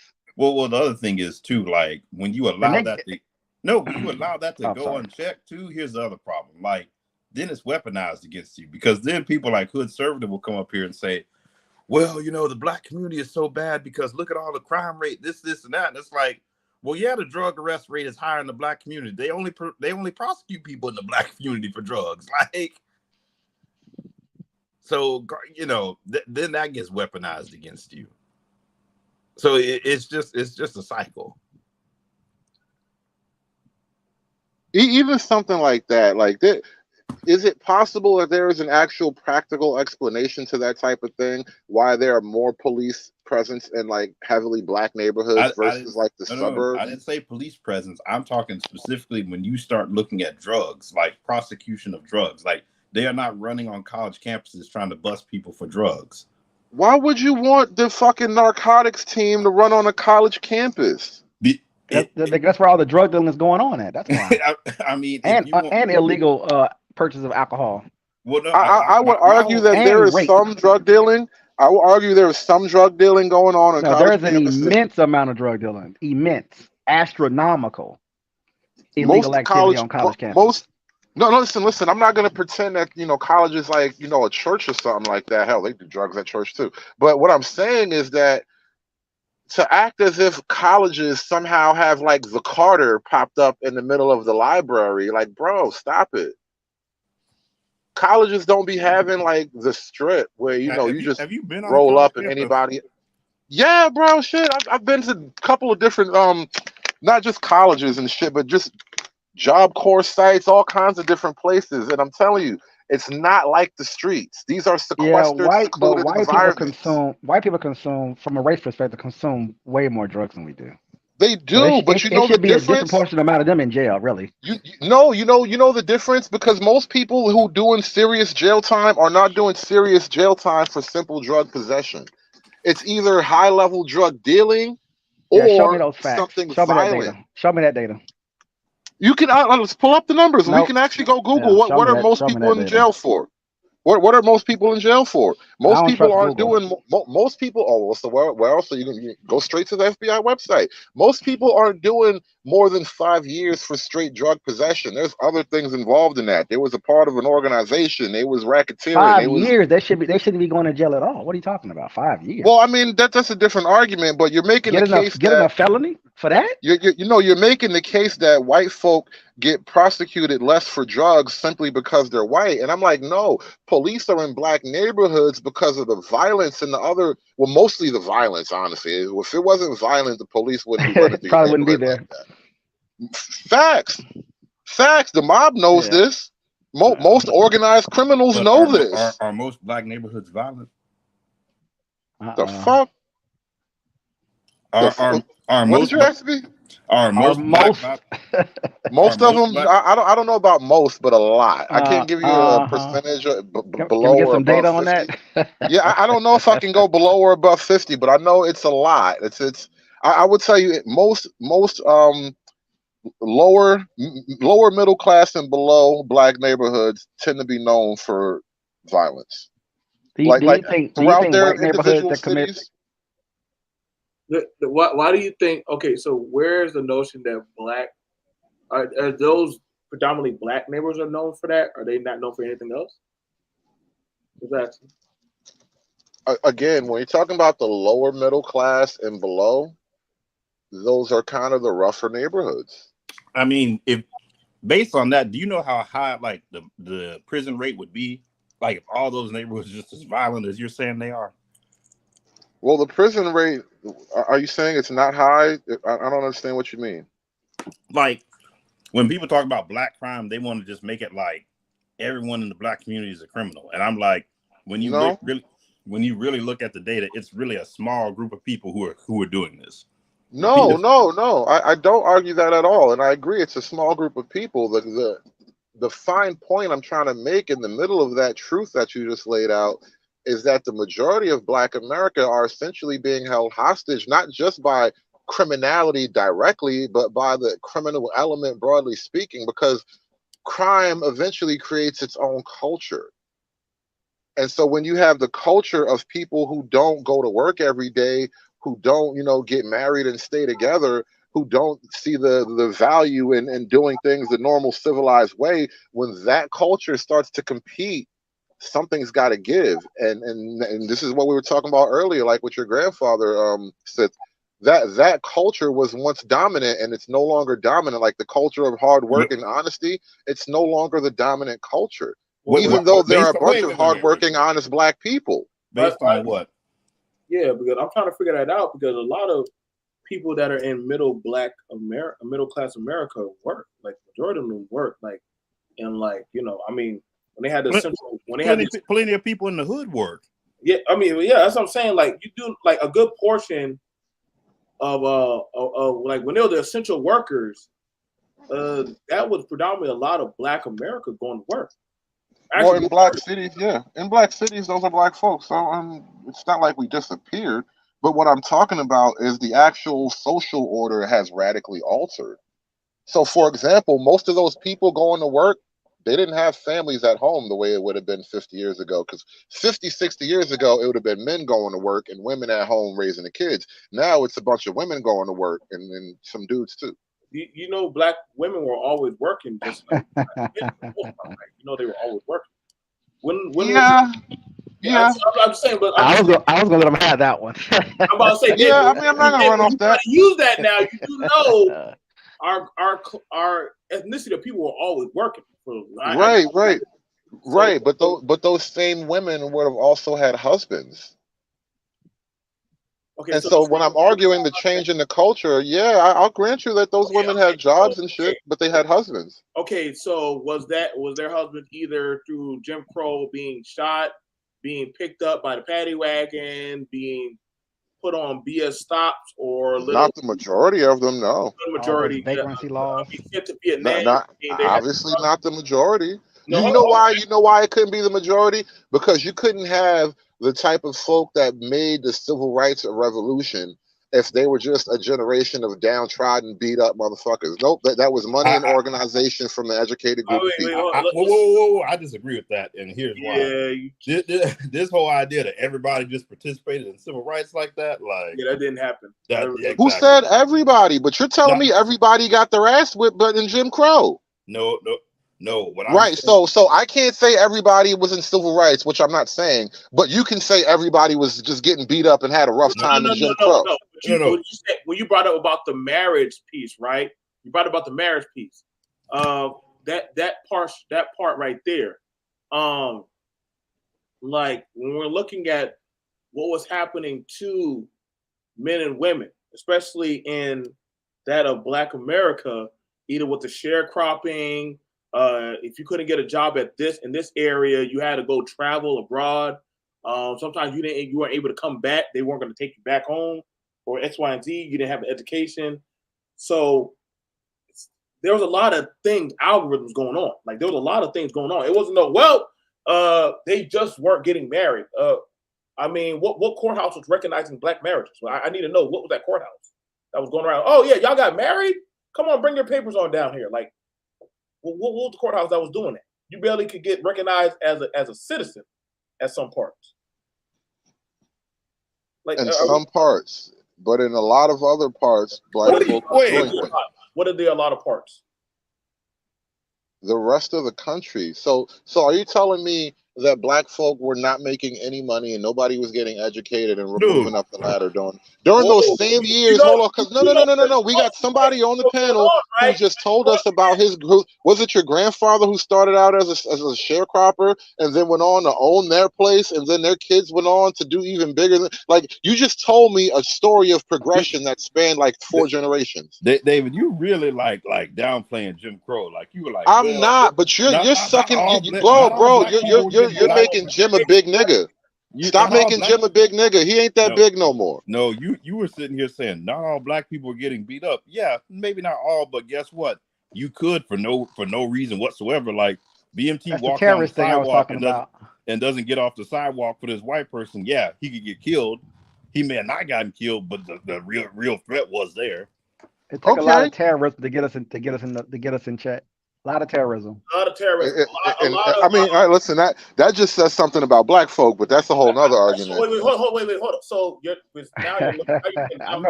I know where you're going with that. I'm just saying, like, why were we thriving under the most brutal oppression? Are you going to tell me it's more oppression now than it was back then? David, what do you call thriving? Black America was damn near thriving economically and socially under that time period. Right, but don't leave out the important parts of the economic stuff, because the effect is happening to. Wait, did you say Black America was thriving during Jim Crow? Well, put it this way. There was no Black Wall Streets ever after the welfare state happened. You know what I'm talking? We've been resetting. Oh my God. I'm just saying, look, what if this whole thing has been a long march off a cliff? That's all I've been saying. Do you know what, dude? Do you know what Martha's Vineyard Black colleges and shit? Do you know what Oaks Bluff is? Like, tell me why I need to know these places. Tell me the story of these places. Do you know what Sag Harbor is? Like, come on, let's all have a cry together. Tell me the story of these places. David already told you he does not care. Like, he already told you. Oh, I know. He doesn't care that the poverty rate. No, that's what I said. It's like that. That's what I said. You're saying tell you why. The Black poverty rate was 40%, but everybody was doing well. Okay. Okay. So okay, great. That part was true at that point in time for those people. Are you going to tell me that if I would have taken that same period of time and spanned the entirety of America, all Black people were having that same situation? So hang on, let's put this. Let's just grab something, which we were thriving I'm going with what you're saying, David. I'm just looking at what you just said. So I'm gonna just put in Red Summer. I'm gonna go. Wow. That's got nothing to do with economics, and you know what red is about, right? Hold on. Red means communism. Red Summer had nothing to do with economics. Okay. No, Red Summer is about communists. That's why it's red. That's communist. Red Summer is about communists. That's why it's red. That's why it's red. David, what do you know about the Red Summer? Go and read it. Tell me about it. Do you not know that was a series of events where literally mass riots and lynchings of black towns, areas, and cities were just being massively just lynched by white folks? Race riots were kicked up. I know. There were race riots. Okay, no, It's funny how we've been at this for a long time. Wait. You literally went on the diatribe. There were white race riots. Those are all white. Those were dirt. Why don't you want? So okay, you were staunch on talking about America, but why is that something that you want to overlook? Mind you, black people were literally trying to legally participate, and they were still catching these riots where their towns and cities were literally being vandalized, attacked, being murdered, killed. 26 cities across the United States. So why jump over that? Why jump over that? I don't remember jumping over it. You guys presented it, and then I'm asking you what I'm supposed to do with it. No, y'all brought it up, and I asked you what you want me to do with it. Like, literally, I asked you, tell me why I'm supposed to feel some way about it. Black economics was at its best during Jim Crow. That was your talking point. By the time 1940s, the 50s came around, black people were pretty much an economic powerhouse recognized by the government. Okay, so if there's an economic powerhouse, how much power can you really garnish or gather up if people keep on killing the owners and workers? How are you an economic power? We just had the 60th anniversary of the March on Washington. Like, the theme of the March on Washington was jobs and justice. Like, how are everybody doing so well and they're protesting literally for jobs and justice? That doesn't make sense. I know, because they're fucking communist. Okay, who's the communist? Who's the communist? Well, all right. I'm making a big joke about it. Don't call Malcolm X don't call Martin Luther King a communist. Well, I'm not saying Martin Luther King particularly was a communist, but you understand that there were communists all through that element, that whole movement, from inception. Yeah, that's what the FBI was telling you. Well, where are you getting your information from? That's what black communists also tell you. Like that from its inception, the whole Black Power movement, going back to like even before what's his face, Marcus Garvey, it was all people who were like relatively communist leaning in one way or another. Because you got to understand, this is like Marxism really not communist, because communist didn't really happen until Russia. But Marx was sort of putting his ideas out there. And then, the communist thing sort of got to happen in Russia and all that. And at the same time, a lot of those Eastern Europeans, they wound up in America eventually in one way or another. And those ideas came over here. And it's like, well, hell, we can whip up the poor Russians to, go against the quote unquote white Russians. That's why the Russian Revolution was the Reds versus the whites, because it was literally the communist Russian versus, like, I guess, the regular peasants that were on the side of the crown or whatever. But that was a communist thing, and eventually those ideas and those people came to America, and the black population, we were fresh off the plantation. We had legit issues. There were racism and evil things happening to us, and so the communists can come over and say, hey, you know why them niggas hate you? You know why that white man hates you? It's because you're black. And half of that might have been true. He might have legit hated you because you black. But now you got black foot soldiers for your communist revolution. And so when black people talk about these parts of history, most black people don't understand how deep we've been manipulated by communists. You think they niggas hate you because you a nigga. No, they hate you because you're a communist. That is a wild position. You have the energy to respond. That's crazy. I got you. I see where you're trying to go. I can't. That's crazy. Yeah, David, you just rambling. So the pro-blacks were not Marxists. No, I mean, not pro-black. The Black Panthers. The Black Panthers. They weren't Marxists. They were after Martin Luther King, not before. Like you were talking about. I'm talking about the Panthers, and we can draw a line back, because I didn't say Martin Luther King was a communist, but I said the people around him were communist. The people around him were not communist. That you had one person who was a lawyer for the Communist Party. That was it. And motherfucker, you're gonna tell me that the people around Martin Luther King weren't communists, and then go on to say, well, the commies lawyer was also working for King, dude. I said, we can't be stupid no more, bro. We got to stop being stupid. We're getting out hustled by all these other ethnic groups, and we got to recognize the simple truth in our face. So, David, Ralph Abernathy was a communist. Andrew Young was a communist. Really? Like Harry Belafonte was a communist. Like Harry Belafonte most certainly was a communist. no. Why did he go to Russia? What do you mean? Oh, so he went to Russia, so that makes you a communist. I'm saying if you go to Disneyland, you must like Mickey Mouse. Or you just went to Disneyland. But anyway, but yeah. Yes, so because like Russia's like Disneyland. No, the only person, like I said, who had a communist influence around him was one of his advisors, one of his many advisors. Like Benjamin Mays was not a communist, like, and he was an advisor of Dr. King. Do you think the progressive wing of the party are communists? I think modern progressives are the most communist short of the actual DSA. Is it the DSA? You know, the Democratic Socialists of America. Yeah. I mean, the problem when you try to separate communism and Marxism and socialism, it's like separating a gas from you know how water is a solid state and it's a liquid state and then it's gaseous.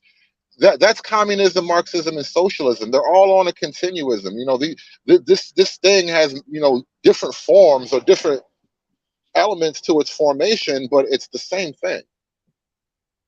So Finland is a communist country, even though they're an ally of the United States. Same thing with hold on, what'd you say? So Finland and like Norway, the Scandinavian countries, they're communists, is what you're saying? I didn't call them communists per se, but I mean, what are you getting at? I'm not saying they're not, but what are you getting at? Well, they're allies of the United States, and I don't see the United States being allies with people who are communists like that. I mean, you buy all your shit from China, so I think the lines got blurred a long time ago. America's in for a big problem. And what is happening with China right now? China almost figured out communism. Almost like I think China so far has been the best to do it. No, they didn't. Listen, I didn't say they did. I said they almost. No, they like it's always going to fail, but they're going to fail better than everybody else. No, the China liberalized. That was the whole thing with Kissinger and Nixon going to China and liberalizing their market. So China is not communist the way you were describing it. Let me ask you a question. Now, after 30 years of dealing with China, well, 40 something years dealing with China, is China more like America, or is America becoming more like China? What? Did I stutter? Is China becoming more like America, or is America becoming more like China? It's neither one. Like they're not playing the same game. They're not even on the same field. No. Renaissance man, you literally said that our influence. You just talk about opening up China's markets as if we are going to influence them to be more like us. And now I'm asking you, 30, 40 years later, how does that look? Yeah, my point is they implemented some. You have to have open markets and integrate some free market principles. They still have their own cultural things and their own way of doing things that would not fly in the U.S. at all. I asked a simple question, and I don't know why when I ask direct questions, my man, the Sith Lord, he just chuckles and says, I'm not going to answer that. I respect you for at least saying I'm not going to answer that. That's an answer. You know, no answer is an answer. But Renaissance, man, you just be lying to me like I don't know you already. Like I just got here. Like I just sat down at the bar next to you or something. Like, nigga, you know how long we've been doing this type of argument? Is America more like China, or is China more like America after the 40 years that we've been doing this economic trade thing? That's a weird thing to ask, dude. Like that doesn't, like, they're completely different. All I'm saying is that they implemented economic reform that was in China. So if you really want me to answer it in a weird way, I guess you would say China is more like America, but they're really not even like that. It's just a weird question. America, I'll tell you. I want to know what do you go to China? Nobody's telling you how much you can breed. Nobody's telling you how much, like, you don't have none of that said stuff. Nobody's telling you, hey man, like if you make this kind of if you make this type of money, that you belong to your government. Like nobody's doing that, dude. You don't see military. I'm just saying we're not on the opposite path though. It's not like we're moving away your thoughts from on China that as a whole? What's your thoughts on China as a nation on the whole? So I know where you are. Brilliant anti-China evil. because he's a conservative and he's going to I follow think right. I think China is a genius level evil country.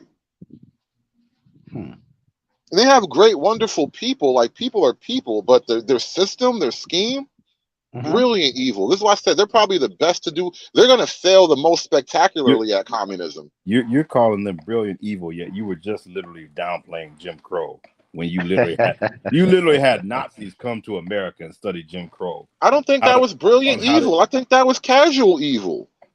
Oh, that's not the type of evil that you have to like think about. What do you wait? That's not the type of evil you got. They came here and studied Jim Crow because they wanted to use a similar system to try to oppress the Jewish population in Germany. Like again, what was happening in America was casual evil. That's like, I don't like those people. I don't want them next to me. What China's got going on is like, you don't even know how much of a slave you are. That's brilliant evil. No. Jim Crow was not, I don't want you next to me.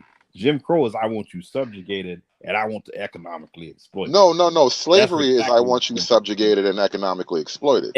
Jim Crow is a little bit different. It's not slavery. How is Jim Crow different other than you're not a piece of property? Again, it's not the same every single place, every single instant. It's not like the national law of the land. And then also, frankly, there was a lot of niggas that were fighting back and hanging. I mean, not hanging white folk, but white folks was getting hit too. They was getting clapped back. So it's not as if they were just tied up taking it. The paradox. These are the conservatives that come to your side and start saying Jim Crow because it wasn't everywhere. Why are you dragging me on his side? He don't even know if you fuck with me like that yet. Slavery wasn't everywhere in the United States either, but anyway. No, slavery was the law of the land across the United States. Jim Crow was more like little localities doing their little shit here and there. Like, so if I went a county over, this Jim Crow was a little bit different from that Jim Crow. It's like it was a patchwork of different type of things going on. There was no national. Was there a national Jim Crow policy? No, but there wasn't a national slavery policy either. You had free states and slave states. Bro, slavery was written into the Constitution. You had free states and slave states, though. Right. So it's nationally recognized as opposed to Jim Crow, which was more like regional shit, evil shit, but regional.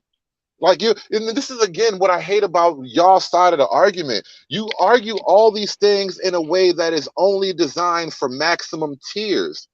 And you know what you get when you constantly do that? A nation of bitches. You can't give history like that and then have like an army, a nation of strong, upright men. Yeah, but like, we didn't just get our asses kicked for 100 years, bro. Ah, boy. Oh, now I say black folk wasn't just getting their asses kicked for 100 years, and the pro-blacks are huffing and puffing. You see how weird you niggas sound? Well, I would say, I'm sorry, go ahead. Let me ask you this. Tell me, I need to know. So just let me know, what about China do you like so much? What about them do you like so much? I never said I like them. I don't understand your question. I think China is our evil threat more than Russia. Nope. But go ahead, yeah. Nope. You gotta ask David a specific. I know how to deal with a David. You gotta ask him a specific question. He'll tell you if he knows it or not. Now, when it comes to that, could you tell me how does China work alongside with the Bill of Rights? Does it operate? Like, do they have a Bill of Rights? China thinks your Bill of Rights belongs in a fortune cookie. All right, what's their constitution? Yeah, they have I don't one. think they have. They do. Yeah. I mean, all right. I'm sure they have one, but it doesn't. It probably doesn't matter as much as what the party says. Okay. That's kind of how the Republicans are, but anyway.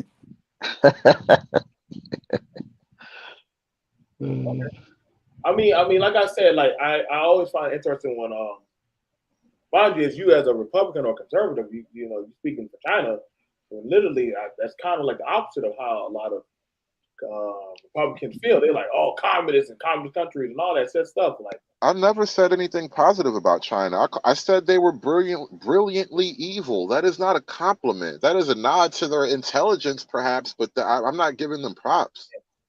That's like somebody complimenting the Nazi. Like, damn, they're like brilliant on how they execute. Like, you just Bro, do you know the trains were always on time in Germany? You know how hard that is? You know how hard it is to be recognized for some shit like that? That's how some of the military, that's how some of the resistance took advantage of them. That's not, that happens right now in Switzerland, like depending on what portion of the country you're in. Like, No, dude, y'all motherfuckers like wet blankets, bro. God damn, it's a joke. But no, it's the idea that they may be doing something that we consider morally corrupt or whatever, but they're not stupid and they're not incompetent. Okay, so when it comes to that, how do you feel about that? Watch this. So how do you feel about that when they handle the family? Would you want to handle the Chinese type of way when it comes to family? Oh hell no. And even China, that's not the Chinese way. That's the communist way. Because China isn't opposed to like having a family and a patriarch and all that. But the Chinese government kind of has different ideas about what they should be doing. And wait, you don't think they have one right now?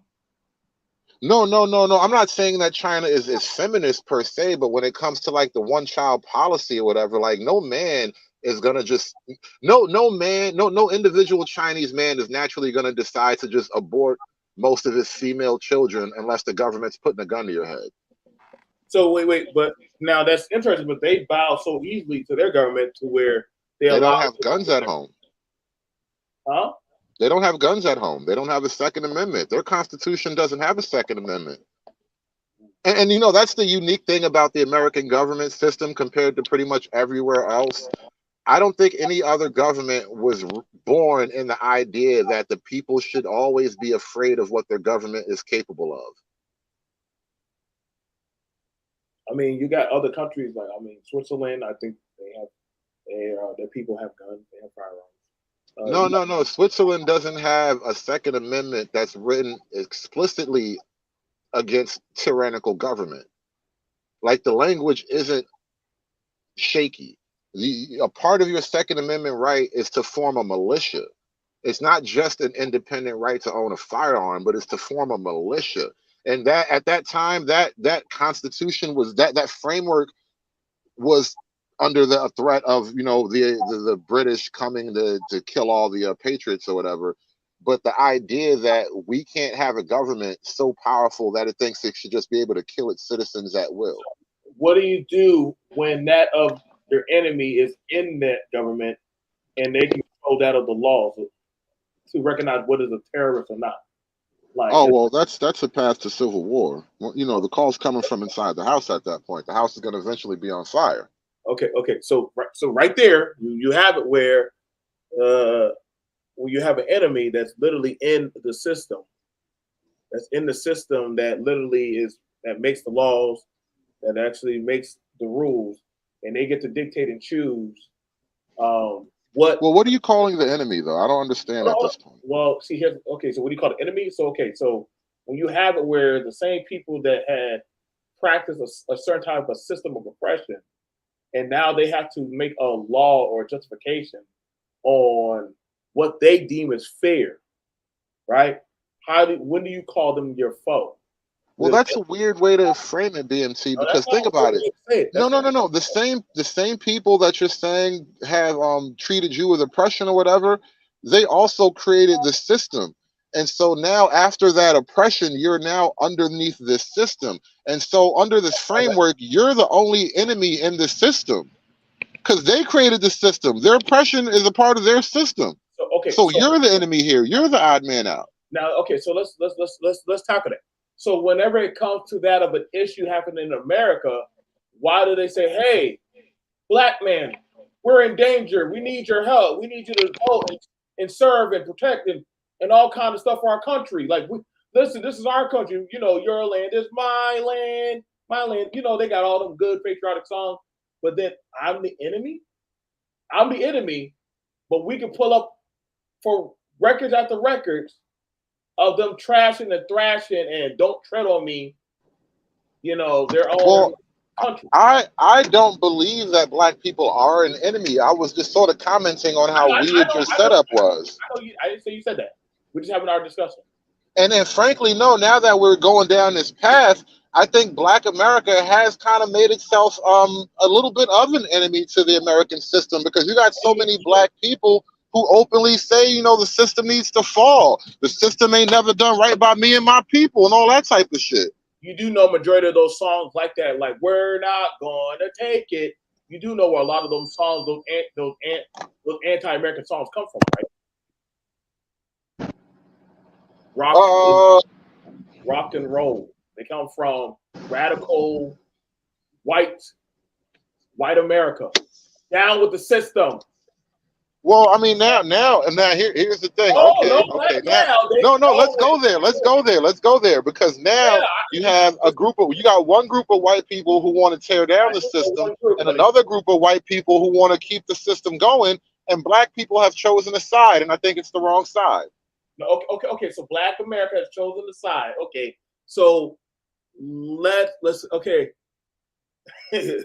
Thank you. Rock and roll is anti-America. Like, yeah, and they literally had that what they called the FBI, because they didn't like the way their kids was making the music. That literally was a thing that those Presbyterian churches didn't like Tommy listening to Kiss and say in Black Sabbath and all of them. Like, why are y'all listening to that? Why are y'all feeding into that propaganda? That was their men dressing up wearing lipstick. Twisted Sister. That wasn't us doing the radical shit. That was them. They were on that type of time. So it amazes me that the Black child was the one that said that we were anti-American, but they were pulling the card more. Like Woodstock, get high, do drugs, acid, a lot of rape and pillaging and shit, and fucking up their towns. And then, all right, time to go home. That's America. God bless it. That was white America. Excuse me, white America doing it. Like I know if I talk to some of the older times, all you gotta say, hey y'all remember Woodstock? Oh yeah, man, it was a good time. Them peace-loving hippies did fine pulling up on the government. Did y'all ever see those videos or those pictures of them going to the government and trying to say you better open up that gate or we're gonna fuck shit up? Oh, don't think them hippies weren't for the shit. Don't think they weren't. They were definitely down for the shits. I just want to know, like, why is that not perceived as terrorism? That if they didn't get their way, that they would fuck shit up. They're not Black. Oh, my bad. Well, I mean, one, there was a lot of terrorism during like the late 60s and 70s. And it wasn't mostly Black people, honestly. There was a lot of terrorist groups going on. A bunch of bombs went off. It's just that the media, and that's a whole nother thing too. You realize most of what we learn is basically told to us by the people who want, you know, America to fall eventually. When McCarthy said, when you know Joseph McCarthy, when he was testifying in front of Congress about all the communists in Hollywood, he wasn't wrong. It's not like he was lying about it. And then now we talk about this. Yeah, yes. Hollywood was always full of communists. He wasn't lying about McCarthyism and all this stuff. No.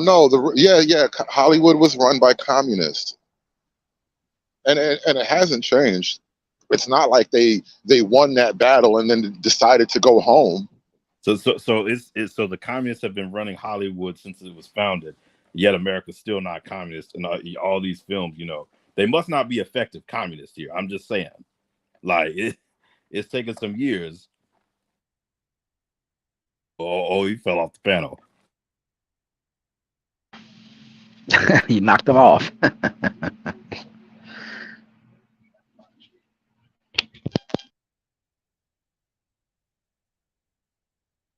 Wait, you there, BMT? Because he can't come back. Yeah, I'm right here. Listen, like I said, all you do is just pull up evidence. Like, listen, y'all. Listen, my daddy used to tell me how them dudes used to come to work on acid and shit. And he like, damn, how the fuck he still getting paid a full pay? This man is barely conscious. This man is on acid. Like, listen, wait, where is he working? Oh, like what state? Listen, my dad worked up north in Massachusetts. Oh, okay. That makes more sense. Listen, like, Listen, I have family members. Like I said, I'm from Boston originally. I've seen a lot of this said stuff. Listen, you can't get away with the same shit your counterparts get away with. Me and Paradox had a whole conversation. You didn't get paid the same. You didn't get treated the same. But you were told to be thankful. I mean, that happens now. It's like that happens now. You have black conservatives tell you to be thankful.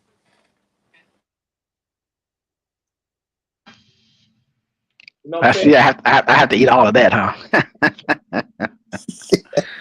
I mean, can you? I mean, Oof, it's rough, boy.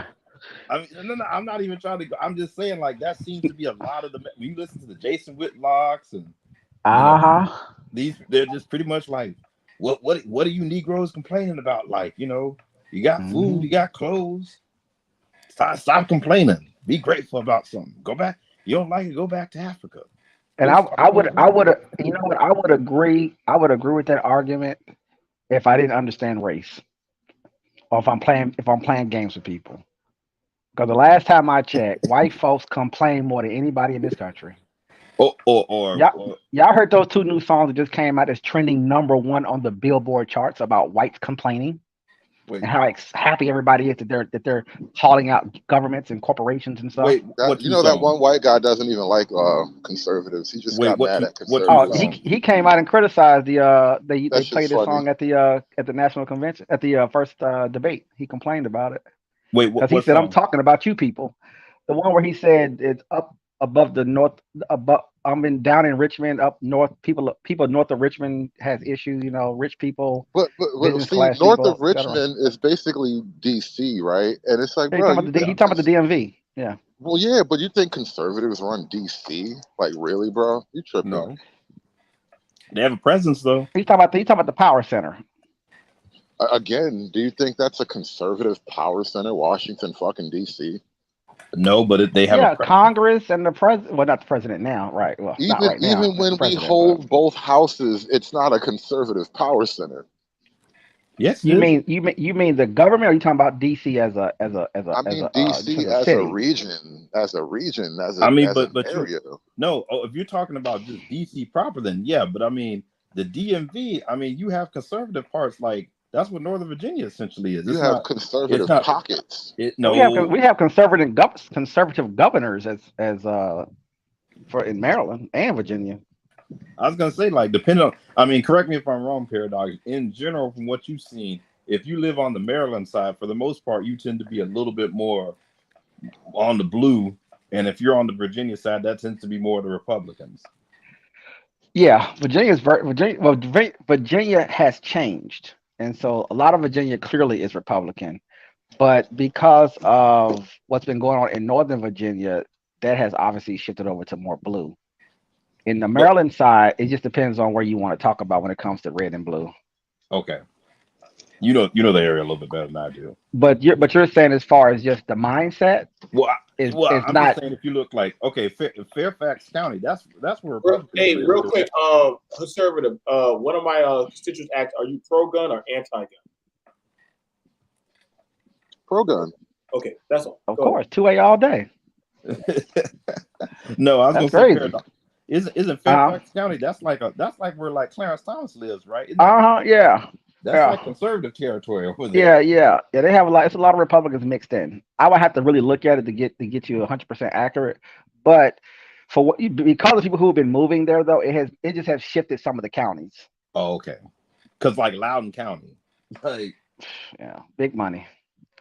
Yeah, but Loudoun County, Spotsylvania County, all those places are red. But my point is that because of the demographic shifts, some of that's getting pressure. That's all I'm saying. Oh, okay, I hear you. Yeah, I don't know if you can assume just because it's big money, it's a red district either. No, some of the richest people are Democrats. We know that already, though. That's a given. Right. No, I'm talking about Loudoun County because that's. He's talking about Loudoun County specifically, yeah. Because it made the news for like people showing up at school boards and trying to ban books and stuff. Yeah, a lot of the counties as a whole is still Republican. It's still old school Virginia. my whole point is that because of some of the demographic shifts and some of the economics in that area, there's pressure on them at this point. And so you're starting to see more democratic leaning people live in those areas. That book thing is interesting too. But I would have to really look at it to be 100% on what you're asking me. This is another blind spot I see in the whole black politic thing. And this is why I'm always sort of defensive and got my guards up when people try to appeal to my blackness. Because black people, we think we're learning our real history. We're not really in the fight for these books. Really, we want to keep certain books because we think the whole book fight is just about taking racism out of our history or whatever. And the reality is, I don't think, and it's actually disappointing to me that there is no black movement that's against like these essentially pedophilic material that's being pushed in the school system under the guise of like diversity or whatever. What? I don't see a black movement against that. And you know you can't be against it if you're a Democrat. Are you serious? Like, go be a Democrat and run against taking those that adult sexual material out of the schools and see what happens to you. You can't be a Democrat and be against that. You can't even say it's a bad thing to transition children now. Here we go with this now. I mean, you brought up Loudoun County. No. My point is, you act like I don't know why you associate all these like crimes against children like with Democrats. Like Republicans don't have that. What was it? One of the former speakers of the House who got convicted, who was a Republican, has been convicted for like crimes against children. Like what was the last speaker of the Democratic Speaker of the House? Yes. When Republicans do it, we call it a crime. When Democrats do it, they call it gender affirming care. We are not the same people. I'm not even sure if those people are people. Wow. I don't see how. See, this is the thing I don't get. Y'all like to weaponize this stuff against the left, and it's like, I'm one who's like, I thought. Yes, we are weaponizing pedophilia against you. No, suck it up. No, you want to weaponize the transgender issue against, and I'm like, how are people who are supposed to be for rights for everybody, like equal protection, but then they want to go and like say, oh, there's something wrong with you for saying like people should have rights, like even though you may disagree with them. Like, what is a transgender right? I'm confused. I didn't see that anywhere in the Constitution. No, so tell me what's a transgender right? No, if you're they're fighting for rights. What's a transgender right? What right don't transgenders have that they need? If someone decides to do that, why do you have what right do you have to stop them from doing it? When did I say I was going to stop them? What right do they have to stop me from laughing at them? None, but you are the one who are saying, you're the one talking like they don't deserve to have rights. When did I ever say they don't deserve to have rights? This is you again using your emotional language to appeal to somebody's good nature. Sucks to be you. I don't have a good nature. No, I'm saying by the way that card is played, and you are making it. You're making fun. I'm like, you're making fun of people, and I'm like, why are you making fun of someone who has the right to go and do something? Like, you see how squeamish you are? There was no connection between these two things. Your right to mutilate yourself as an individual does not extend to children, and your right to mutilate yourself as an individual does not preclude my laughter. All these things are separate. You can do what you want to yourself, but I don't agree that children should be transitioned, and I also think I should have the right to mock you in public. So you don't think parents should have the right then to basically have a say in their kid's life? Or dude. No. Isn't that parental authority and parental rights? If they wanted to have sex with their children, you would take issue with it. But somehow the line only stops at sex. My line starts at transitioning. Actually, it starts way before transitioning. But again, your line is way different because we're not the same. You're not making sense here. Like, are you for parental rights or not? Like, parents don't have the right to have sex with their children. I'm not. So if they don't have the right to have sex with their children, why should they also have the right to alter their children's sex? Why isn't the child's sexuality his own? Why should the parent have a right over the child's sexuality? You're trying to equate like incest and why someone shouldn't No, be able no. to commit incest. And I'm not rape. saying they're the same And- person, but why are they looked at as separate? Where is the line? Wait, dude. Why is that okay, but this is fine? Where's the line? Because one is rape and one is incest, and one you're But talking they're your about parents, illegitimate- though. and It's one not. you're It's not rape if your daddy loves you. Right. You see how no, see, I have to do this so you realize how retarded your position is. None of these things are useful or practical. I don't see the good in them, and I refuse to twist my brain into a pretzel so you won't feel like a bad person. You should feel like a bad person. That's not twisting. One is a medical procedure, and you're talking about incest. What are and the rape. medical benefits of this procedure? What illness are we correcting?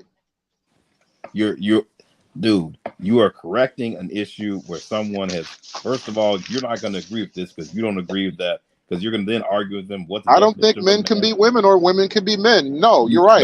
That motherfucker ain't real. No, you don't think gender exists on the spectrum, and you don't follow the scientific stuff. Where's the spectrum in nature? Show me the spectrum in a pack of wolves. Show me the spectrum in a flock of geese. Show me the spectrum in a school of fish. Show me the spectrum, you autistic motherfucker. So you literally want to go and equate something you should see in animals and human beings. Okay, moving on. So to be gay is to be like God now, right? No, it's not. Because we're not like the animal kingdom. We're on a whole different plane. No, we're on a it's not. higher level, right? So What are you David, getting at? What are you getting at? How is a man and a woman defined in science then? How is what? I don't understand the question. Say that again. How do you define a man and a woman in science? Chromosomes is one way. Yeah, it's a chromosome. It's mostly your reproductive organs. It's not just. No, it's not. It is not. Okay. Look up. It's multiple things that actually, and even then, there's not a hard agreed upon way. Like that's my point. Is like you're trying to make it black. When did we stop agreeing on this? Hold up, because I'm pretty sure we were agreed on this shit up until like 1975. So I need a hard line of demarcation. They rewrote all the books. They created a new reality. They really did, by the way. You let Moose into the building and they start writing the books over. Like no bullshit. Kinsey was a predator, and you read his book, and now you're telling me all the shit he told you. No, Kinsey was a predator, and his words are there's a sermon of a predator. This is a devil's sermon. Yeah, whatever. Hey. Well, I won't say they rewrote it, but what they did was they changed everything. Once upon a time, they updated it from what they said. They upgraded it. Once upon a time, it was universally understood. Even I don't even think homosexuality is a mental illness, although I understand the logical leap that they made. But pretty much all of these non-heterosexual lifestyles were classified as a type of mental abnormality, to put it that way. And what happened is gay people went to medical school, and they stayed there long enough that they became professors, and they were professors long enough that they wrote books. And their books got so popular that people just started going with their definition of things. So now we are literally thinking gay thoughts. And from the left to kind of shut you up is going to be, well, they looked at black people as animals, as non-human, as subhuman, etc. They sort of leverage that point, by the way. They're gonna, you tend to get pulled back into those spaces. And not only that, and this is based off of your treatment, then this should be justified because of how you were looked at and what they wrote about you and what they said about you that wasn't true. And not only that, they use that as some type of shield for their lifestyle. Your lifestyle is not akin to my racial identity. And somehow because the white man was mean to me, you think I'm supposed to suck a dick? Oh, fuck out of here. Yeah, you niggas That's exactly what they think. You can burn in hell. You can burn in hell twice on Sunday, bro. I'm not going. And you see, Renaissance man, I know I'm giving you a hard time here, but I don't think you've really logically considered the logical end of your own position. I accept that my position may have racial conflict in it, but it's honest. And the right has moved to the left on what we're talking about. On what? Oh yeah, the right's so On gay. I what, don't on what even we're get me talking about. started. You got Alex Jones telling that one transgender, "You are an attractive woman." Like, no, don't even get me started. Motherfuckers be falling left and right, bro. Nobody wants to hold the line anymore. I don't get, like I said, it's wild to me that the people who are on the right, who are supposed to defend individuality and the rights of people, want to basically take rights. Individuality is a leftist notion. It's not a right-wing concept. No, it is Wait, not. are you serious? No, because when you say individuality, you're thinking like hippies and all that shit. No. When the right says individuality, I want my own house and my own gun and my own truck. Your concept of individuality is inherently gay, so I automatically reject it. No, it is not, because part of being on the right too is libertarianism as well. Then their whole thing is not about a truck and a gun and a house. Like their individualism is not just rooted in that. Listen, when libertarians are a strange breed, and they're damn near liberals anyway. Libertarians are a purple bunch of motherfuckers. They are not damn near. What are you talking about? Libertarians are not damn near. They are libertarian. They are extreme right. No, they are liberals on certain issues. On some social issues, and pretty much everything else, they are far to the right. They want to abolish pretty much the federal. That's the thing, and that's what I don't like about libertarianism. Libertarianism has no construct to defend against social change. And so when people ask you, why can't I twerk in front of a baby? Why can't the transgenders get naked in front of children? Libertarians have no libertarian construct for that. The classic conservatism, yeah, my truck and my gun in my house, you can't do that over here.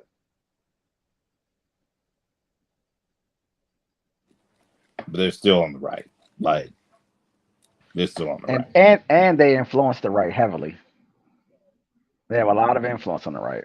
Honestly, they probably have, the only thing that probably stops them is the evangelicals. Because that's really right. That's really who really holds up on the social issues on the right, of like, you know, prayer in schools and all of this. Like that's who really holds that line. You know the weird thing? And it's not even about the right. This is just more me and what I've learned about politics. And I think this to be true of the base more than the mainstream, but I think the base is way more right wing than the mainstream. And what you get in modern right wing politics is nothing like it would have been 50, 60 years ago. Would you say that for both parties, though, that both parties are going through a transformation? Well, I think the left has only gotten more communist because that was what it always wanted to be. The left was always full of communists. So we were always headed in this direction for the left. It's that the right got dragged along because you eventually found out there's this thing called the Uniparty, and as it turns out, there's right-wing communists, apparently neocons and shit. So it's a whole ball of wax of wrong things on the right. The leftist movement I would argue, was much more organized in, say, the 1930s, post-depression, and even the 60s than it is now. Like, it was way more. I mean, if you look at union membership and where that is in this country, unions are dead. Unions are dead. Yeah. That's a progressive in the labor movement. No, you misunderstand me. That's why I'm saying it's weaker. That's why I'm saying when you say it got pulled so far to the left, I'm like, no, it got pulled to the right. Like the progressive never what it used to be. No, the reason why I say that is not when I say unions are dead. The thing is, the left has gone corporate. Once upon a time, the left was against big money, big business. The Democratic Party Party has gone corporate.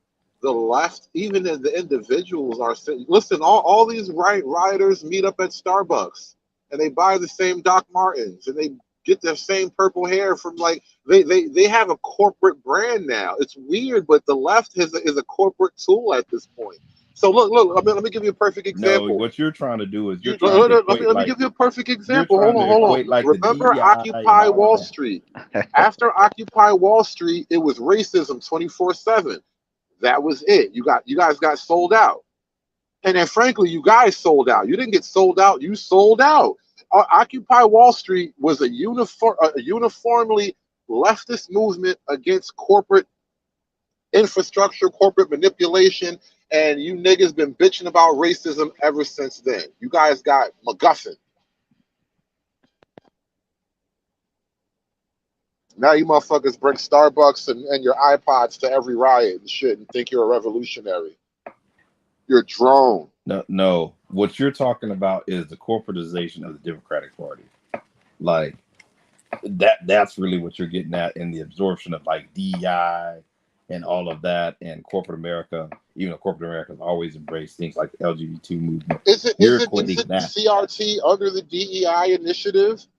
Aren't these No. pro-black educational models under the DEI initiative? No. You have been brought up by the evil empire, but you were always headed for that. CRT has nothing to do with DEI. Like DEI is a joke. And CRT is not? No, I'd say it's a lot more. It is a lot more of it's taught at least in legal schools. Nobody is teaching DEI like in law school like that. CRT is the reason for DEI. Yeah, it may be some of the back. It may have some of the back. It may borrow. From Okay, then, bro. It may borrow from some of the ideology, but it's still way watered down to what CRT is. CRT is a legal theory. It's the corporate version of CRT. No. But again, you're the leftist model has been corporatized, and then not only that, but it is not the leftist body politic is going along for the ride. Who the leftist body politic is going along for the ride for the corporatist model. That doesn't. You literally have someone like Bernie Sanders who is literally trying to say that corporate is against things like Citizens United, which would take unlimited money and corporate money out of politics. They want to raise corporate taxes. I don't see how you say the left is along for this ride of corporatism. When Bernie Sanders got punked by Hillary, nobody fell back. Everybody nobody rioted or like went against the party. Most people gradually went along. There was only a minority of holdouts, but the majority of the left voted for Hillary. No, they did not. It was mostly black folk who were like, "Fuck both of y'all." There was a huge fallout. A bunch of people were pissed off, and they tried to blame Bernie Sanders for Hillary Clinton losing because they said his voters didn't cross over, or that they didn't come out to vote. That's a minority of the left, and frankly, that was probably the actual socialist because he's the only open socialist. So all the people who are like openly socialist or quietly socialist, they were voting with Bernie. But that's like the minority of the left. It's also your most rabid element, though. That's the thing. That's where your energy from a base perspective. That's the energy of the left is like the Bernie Bros, and the Bernie Bros. They were unhappy, but they eventually let themselves get bought up into the whole corporate thing. I don't see where you're getting this other than some virtue signaling that came from corporate America. That if you talk to most people on the left, they'll tell you they don't buy into it to begin with. When you all took your mask, when you took your vaccine and you put on your mask, and they told you it was okay to go out and protest, but you have to be on lockdown for any other reason, the left happily went along with that. Yeah, you're protesting outside in an open air area versus motherfuckers, like being indoors. they were burying in parks and arresting people for surfing. So the left has been totally consumed by the evil empire at this point. You just said that hey, that people went out to protest and they wore a mask, but you were saying lockdowns, and I'm saying yeah, people went outside. There was nothing. No one was saying. Let me draw the connection for you. Let me draw the connection for you. Almost every other business went down during COVID except for Big Pharma. And who's more likely to be vaccinated and masked up? People on the left. There you go.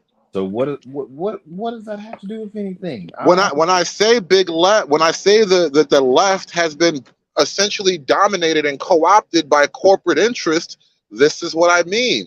You think your socialism is going to lead to a utopia, and all we're going to get is cyberpunk kings and queens. Didn't Trump lock the country down and make us get shots, even though I didn't take it? Trump invented the vaccine, sort of, kind of. Like, I hate Trump for that. Honestly, that's one of the main things that make me look at Trump suspect. He didn't invent the vaccine, obviously, but he you know, Operation Warp Speed. He thought the vaccine was a good idea. He definitely took credit for that shit, and he was kind of sort of with the lockdowns. He wasn't full throated with it, but he definitely didn't stand against it. But the lockdowns were not a federal thing. Lockdowns are a state thing. No, he didn't lock down the entire government. When Trump said we need to close the borders, everybody screamed and said, "Oh, it's racism." Trump said, "You know what? No flights from China." Everybody called him a racist. But when the governor tells you that you can't go to work and you can't go to church, it's cool, right? Because the virus was already here when Trump was trying to say close down the border. Motherfucker, the virus was here when he was saying don't let flights in from China. But no, racism. Fact check. Everybody in America went on lockdown. The virus was here in December. No, I'm saying the lockdown was a state by state issue. Trump didn't lock down a single state. Only governors locked down states. Well, I mean, okay, so you're saying Trump didn't lock down the state, but he also was saying, "Hey, you should go get your shot." Like he went first, then he also said, "This is the Chinese." He did say he called it the Kung flu. Now, okay, so literally as a political leader, you saying shit like that? That's good. That was real. That's real. Listen, as far as I know, it probably came from China. Hold up, now, David. Before you throw some, I don't want you to throw any more wrenches now. How's our military part? How are we seeing people join the military right now? How's that going right now? I think recruitment's low. Okay, you think? So why would you pick a fight when your military recruitment wasn't low then? No, recruitment's low now. During Trump, he was trying to build the army back up. So no, recruitment numbers now we're nowhere near like they were under Trump. We are at historic lows right now. Oh, okay, so that's Biden's fault, I'm assuming. Yeah, bro, because the leader of the army is like. Anyway. Dude, the military has been having a recruitment problem for decades. Well, I mean, if you start actively recruiting the gays and the women, of course, most of the men don't want to come no more. Part of the military for a while now. No. I said you're actively recruiting them now. So there was a famous military ad which was about some little white girl, her and her lesbian mom, and her two lesbian moms. Like that was a military ad. How many young white boys from Virginia want to join that shit? Why does your military need to be filled with young white men? I'm curious. Because that's who's done most of the dying all this time now. So I don't want to change a thing that's not broken. Wait, so like, what do you? Wait, you do realize the majority of America's fighting men come from the Eastern Appalachia. Yeah, that being said, yeah, because you're not appealing to them anymore. So why should they join up? You're no longer. It's not for them, is it? How do you need to appeal to them then? Well, don't appeal to the gays. Maybe they'll come if you stop advertising to the gays. So that's why white dudes aren't joining the military. Well, I mean, look at it this way, Renaissance man. Do you go to the club that advertises to gay men? White male spokesman. Do you go to the bars that advertise to gay men, Renaissance man? Are you our resident white male whisperer here? I do dabble in caucasity from time to time. I won't deny this. Speaking of black man speaking for white men, boy, there you go. Now, let me say this. Let me ask again. Do you go to the bars and nightclubs that advertise to gay men, Renaissance man?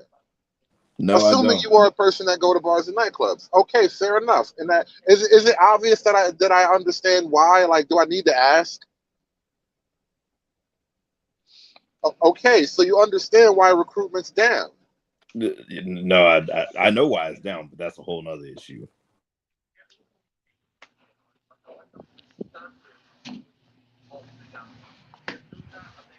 Did I just make you guys uncomfortable? Like, it feels like you guys are uncomfortable with this territory. This topic getting, like, weird for y'all or something? No, I'm not uncomfortable. I just think it's funny that you're saying white men aren't joining the military because of don't ask, don't tell. Like, okay, so let me help you out with something, David. I didn't say don't ask, don't tell. That was the 90s. Do you know who actually does the most homosexual act in the military? White men. They're fucking weirdos. Okay, no, yeah. So that's interesting that you White boys love gay games, bro. Don't get me started, but that's not the point. The white boys love to play gay games. That shit's wild, bro. The motherfuckers get in the barracks and do all kind of nut shit. Made a comment about their patriotism, right? And I'm just trying to help you correct for you. But the most sexually deviant, the most sexually acting men in the military were that of the Caucasian. I know that's. Well, I mean, listen. I don't think opening the army to illegal migrants is going to lower the sexual deviancy in the military at all. But good luck with that. You just now were talking about the gays, but literally the ones that were popping out in drag and bald and wearing dresses. Okay. Okay. Let me rephrase the statement. I don't think opening the military, I don't think advertising to the gays and the transsexuals is going to lower the deviancy rate, but good luck with that. So, soldier being wearing a dress. I don't think, listen, bro, I wish I could have had a camera for you for the amount of gay shit I watch white men do to each other, like trying to shave each other butt naked, take shaving cream and icy hot and put it on each other's penises in the bathroom. Like, do you know the kind of crazy dark shit they be doing to each other? Now, listen. But here's the thing. Here's the thing. No. Let's draw a line here. That is like weird homoerotic shit men do when women aren't around, versus men who are actively looking to have sex with other men. I'm not saying this shit's cool because I've been around white boys and listen, we gonna fight. I beat the shit out of one of you motherfuckers. You ain't gonna play with me like this. But it's not the same as advertising to all the gays in the country that you can join the military. These are two totally different cultures. Wait, David, I'm trying to tell you, the minute that don't tell shit went down, they took that shield down, them boys jumped out the gate getting breast implants, coming out in the Okay, so how is it gonna make it any less deviant by advertising to them? It was already, you already had enough deviance just with the white boys who are the natural, regular citizens of America, right? And now you're specifically advertising to the homosexual community, and you want to complain to me about sexual degeneracy? Nigga, please. Wait, but you just said they were so patriotic, but that was one of the things they were patriotic and they were weirdos in the barracks too. But you know what? They were war fighters. I don't trust this crop of gender fluid, pansexuals to be war fighters. I don't. Which race be pushing gender fluid shit? Which race be pushing that? I refuse. I refuse to answer on the grounds that it may anti-Semitism myself, and I don't want to anti-Semitism myself. Now I'm just saying. I mean, it is the gayest country in the world. Look it up. I'm just saying. Their country is the gayest country in the world. Look it up. I'm just saying. Trust me, it ain't America. It ain't America. Trust me, we're not. No, it's their country. The Holy Land is now the gayest country in the world. Look it up. I shit you not. I believe you. I believe you. I'm not saying you're not. Listen, I'm telling you right now, but I'm about to shut it down. I probably have to do a talk another time. I feel like this is a pretty good talk. Y'all. Wait, you got this going 9 hours, BMT? Damn. Yep. I know, right? Look, I think I'm about to do the same thing. I'm about to just fire up a stream and ramble and see who comes up, and we're gonna argue for 10 hours. I'll probably come by and battle you on your battle you. Renaissance, I know you're welcome, but you probably got some kind of group pack that you're not allowed to come to my channel or whatever. I know. Your friends won't let you talk to me on my channel. I'm glad the Sith Lord got to meet the Hoodservative. That was actually a pretty good back and forth. Hoodservative. Like, God damn, boy, I got to stay out of the rim. This kind of shit is going on. Yeah, they different. I see that they different. Me, the Sith Lord good people. I don't have no raging disagreement. And honestly, I never do this in a spiteful, personal way. I just have, there are a couple individuals that I have a rough time with, but I never mean to be like spiteful or personal in my disagreement.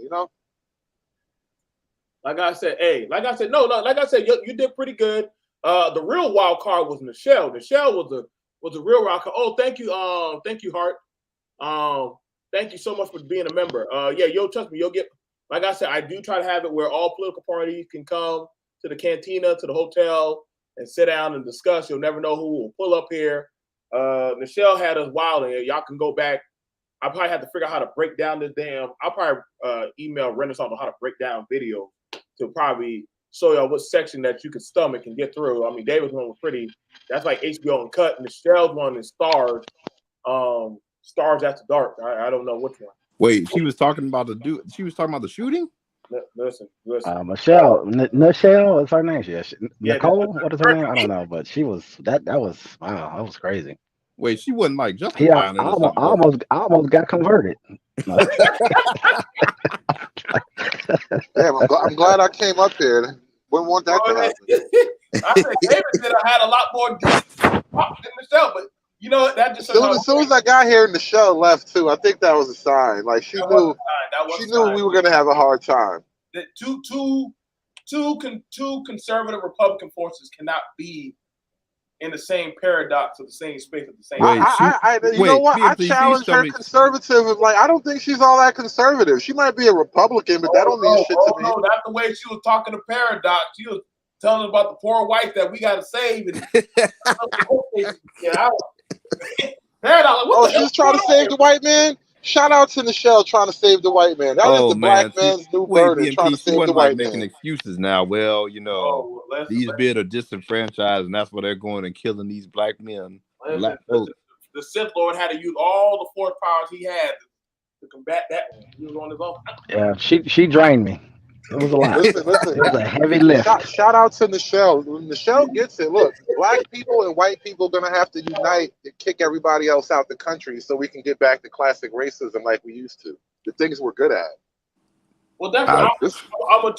This new shit is fucking black people up. We don't know which way to turn.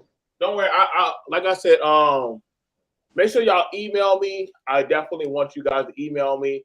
I'll try to have more conversations as the political election is starting to wind up, and we're getting some good clips from these people as they talk. I definitely want to go over them. You can always email me at blackbrother123@gmail.com and send me the clips so that way we can go over them. We can go over them and have a discussion. It's at blackbrother123@gmail.com, and we will review the clips and stuff so that way we can go over them in all modesty. That last guy talking on CNN, that was wild. I don't know what the Republicans got left anymore, man. Yo, shout out to Vivek, by the way. Like, I don't really want to. I don't trust Vivek. I don't. It's something about him I'm just not ready for.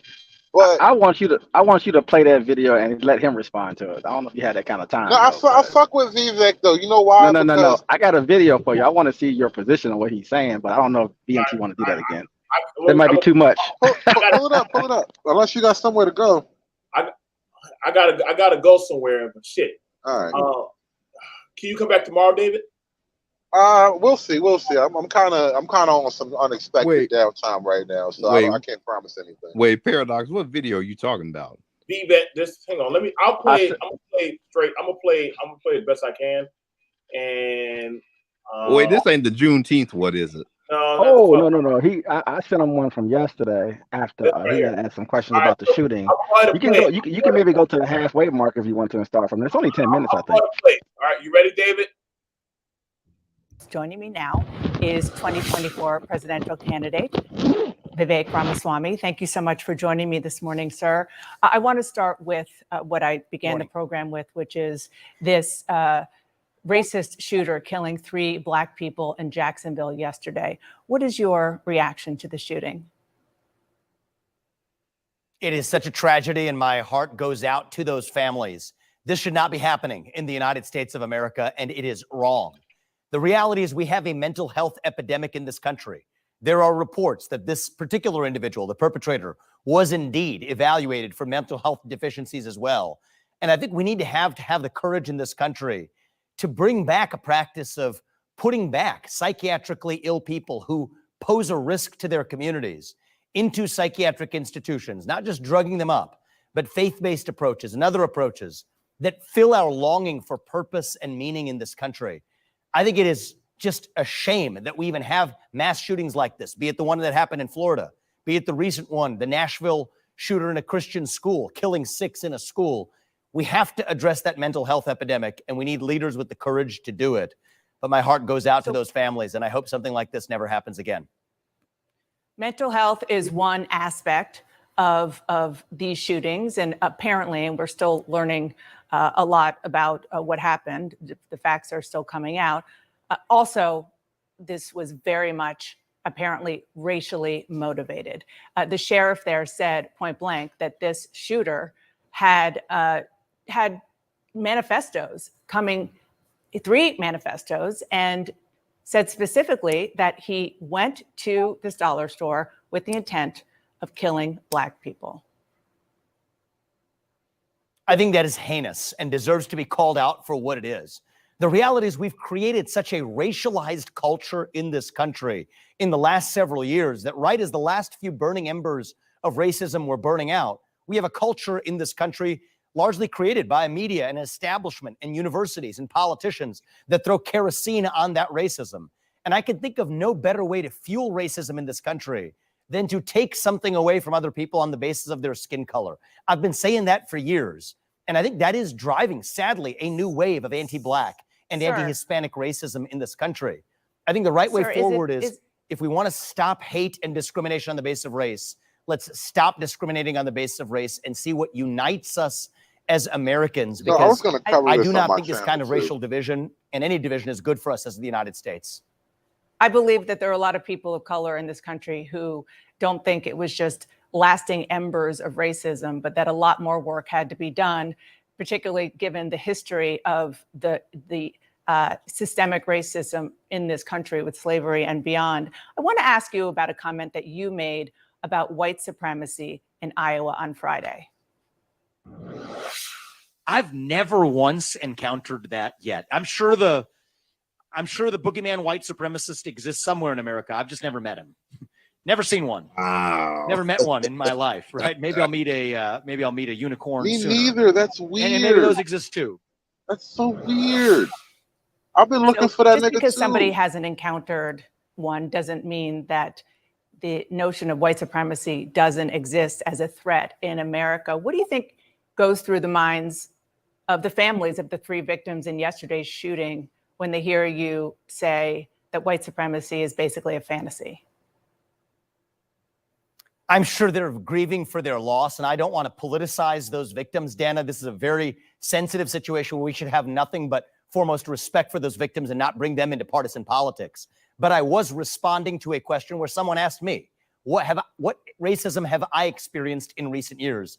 And I answered honestly, most of that racism has come from the modern left. It's happening during the course of this campaign. Kara Swisher calling me Rama Smarmy the other day and reveling in making twists of my last name. People effectively reducing me to the color of my skin and my attributes. That comes today from the modern left. But the reality is, do you this is acknowledge, part of though, a that dogma white in this supremacy country. does still exist in the United States? I acknowledge that all forms of racial animus exist in the United States, including fringe branches. I mean, that's clearly what was at the head of this mentally deranged individual responsible for this shooting, yes. But I think there are many forms of mental derangement that cause us to see one another on the basis of our skin color and our attributes. And I think what we need to revive, Dana, and it's my job as the leader, hopefully as the next president to do this, to revive our doctrine of e pluribus unum, not just celebrating our diversity and our skin deep attributes, but celebrating what unites us across that diversity. That's what we've forgotten in the United States of America. Our true strength is the set of ideals that unite us. That's my job to revive as our next president. And I think that the next generation in particular is so starved for that, starved for commonality, starved for a nation that is. Go ahead, David. You got the No, I asked. Yeah, I was asking, was there a particular part you wanted me to respond to? Because there is a line in this interview where I think he brings up a quote from Ayanna Pressley and then Ibram X. Kendi, basically where Ibram X. Kendi, he says in one of his books, the solution to past discrimination is present discrimination. And then the solution to present discrimination is future discrimination. Yeah, And then hold on. So Vivek says, the KKK would have been saying the exact same thing in their heyday. Something to that effect. He basically labeled those words as something like the KKK that Yeah, they yeah. would say. And Kendi responded to it because he took what he was saying out of context, and he explained that, for example, during COVID, you gave vaccines to the elderly first. That's age discrimination, but because you wanted equity and you wanted to reduce harm, you quote unquote had discrimination. That was the point he was making. Well, one, I mean, I'm pretty sure each state had its own vaccine policy, but two, Oh, no, they rolled it out to people who were high risk groups first. And right, but that was a state by state thing. I'm telling you, once you get down to like who has the power over what, it's a state by state thing. But the thing is, when Ibram Kendi talks about discrimination, it's not a neutral topic. It's not a neutral concept. So when he says the solution to past discrimination is present discrimination, what does that actually mean? If I'm taking that out of context, if there's nothing inherently wrong in that objective statement, then tell me what's the positive context for present discrimination being the solution for past discrimination. He's saying that when conservatives try to basically say, oh, well, that's discrimination, he's saying yes, because you're trying to have equity, and that's how you have equity, is that you want to weaponize it and say, oh, it's reverse racism. And he's saying, no, if you're going to have equity, you literally have to do that in the same way he gave the example. If it's equity when you do it, how come it's not equity when they do it? I mean, who determines what's equitable if not the people in charge? Because you're trying to take away rights. Like when you start talking about maybe that was equitable and discrimination, you were trying that was to take equitable away at the time, though. No, and I'm being devil's advocate, but that was equitable at the time. They never even. Dude, there was never an argument saying that slavery or Jim Crow was equitable. Like, well, no, because equitable is not an objective standard, so anyone can determine what's equitable. Because equitable revolves around the whatever two opposing forces you're talking about here. When it comes to like blacks and whites, you're saying it's equitable to discriminate against blacks now, and I'm arguing that. Well, what if it was equitable for whites to discriminate against blacks back then? Equitable is not an objective static term. It changes depending on who's talking. Yes, it is. Everybody knows what equal means. It means the same thing. Equal and equitable are not the same thing. And so that's the point where I wanted to get to. If equal meant equitable, you would say equal. But you say equitable because people are lying. Come on, dude.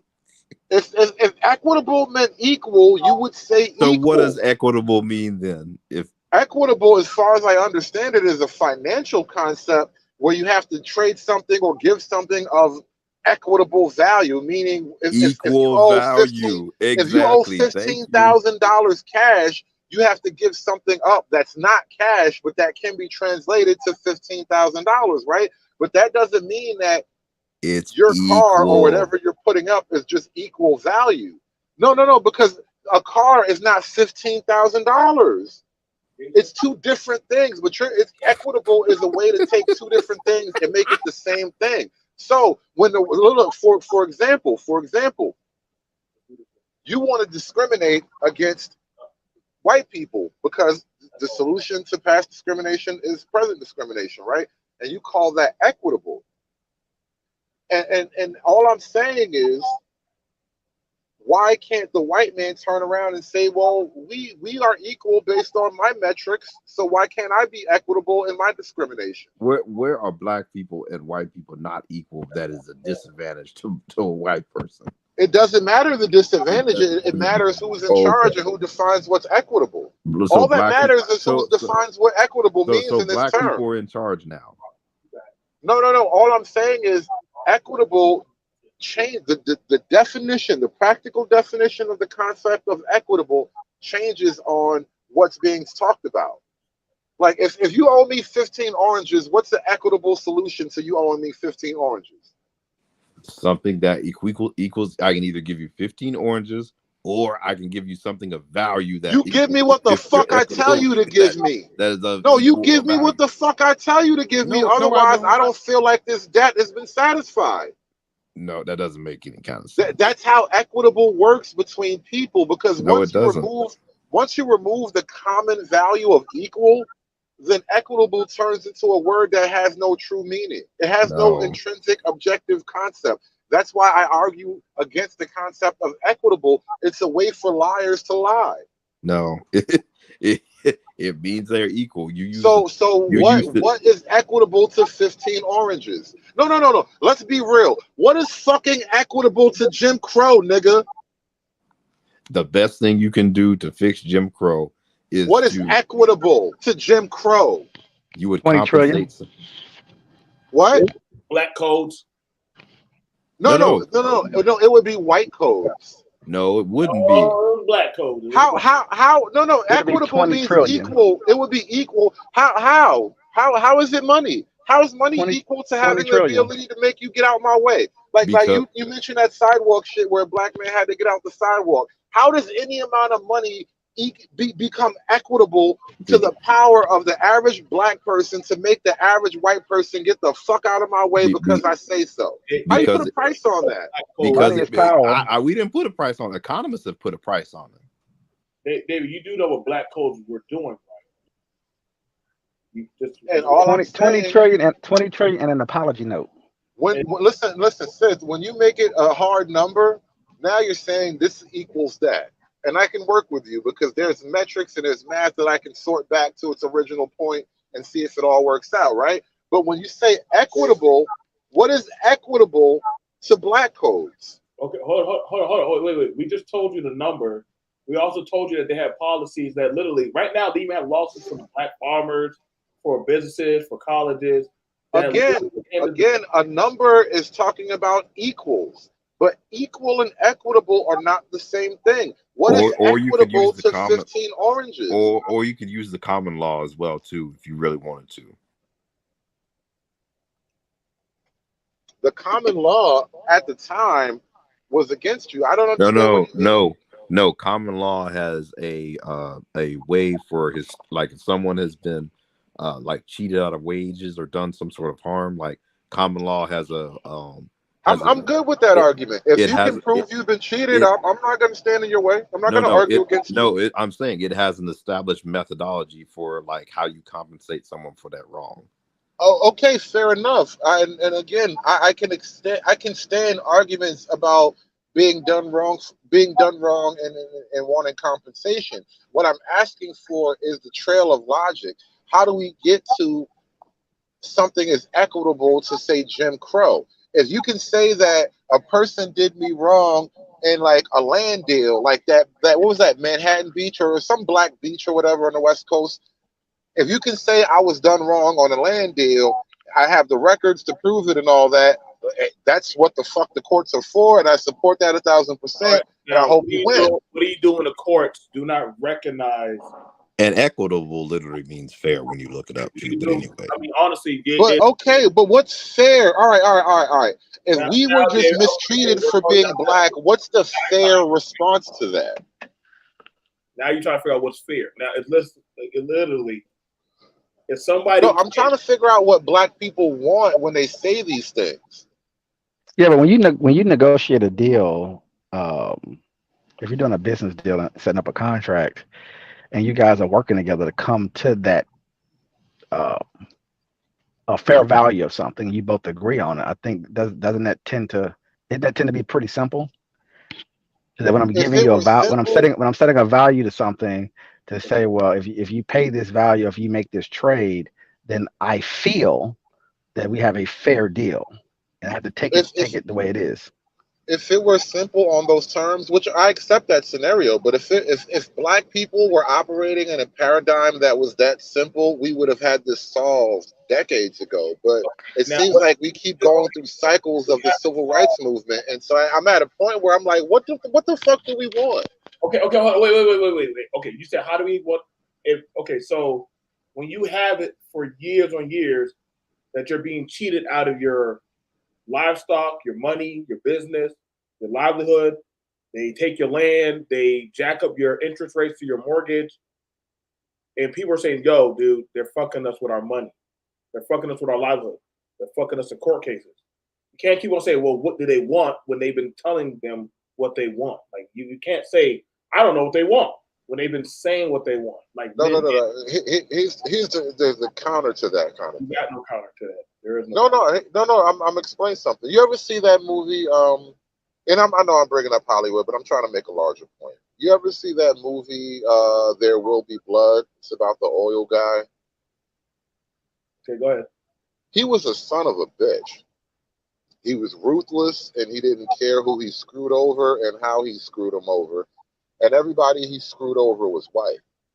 And the point I'm making is that in this country, just like in every other country in the history of countries and territories and people, the rich will always abuse the poor.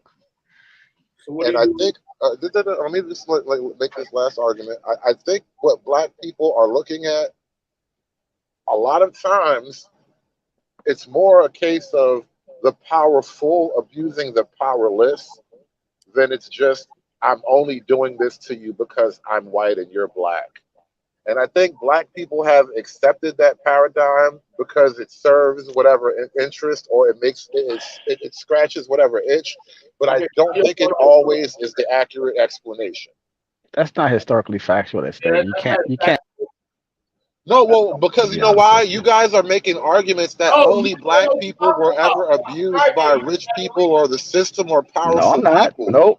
I'm not doing none of that. That's not true at all. You're just making assumptions. Don't do that. No, well, because the same America that has so-called Why can't you accept that statement and hold it? Why can't you just hold on to what we're saying?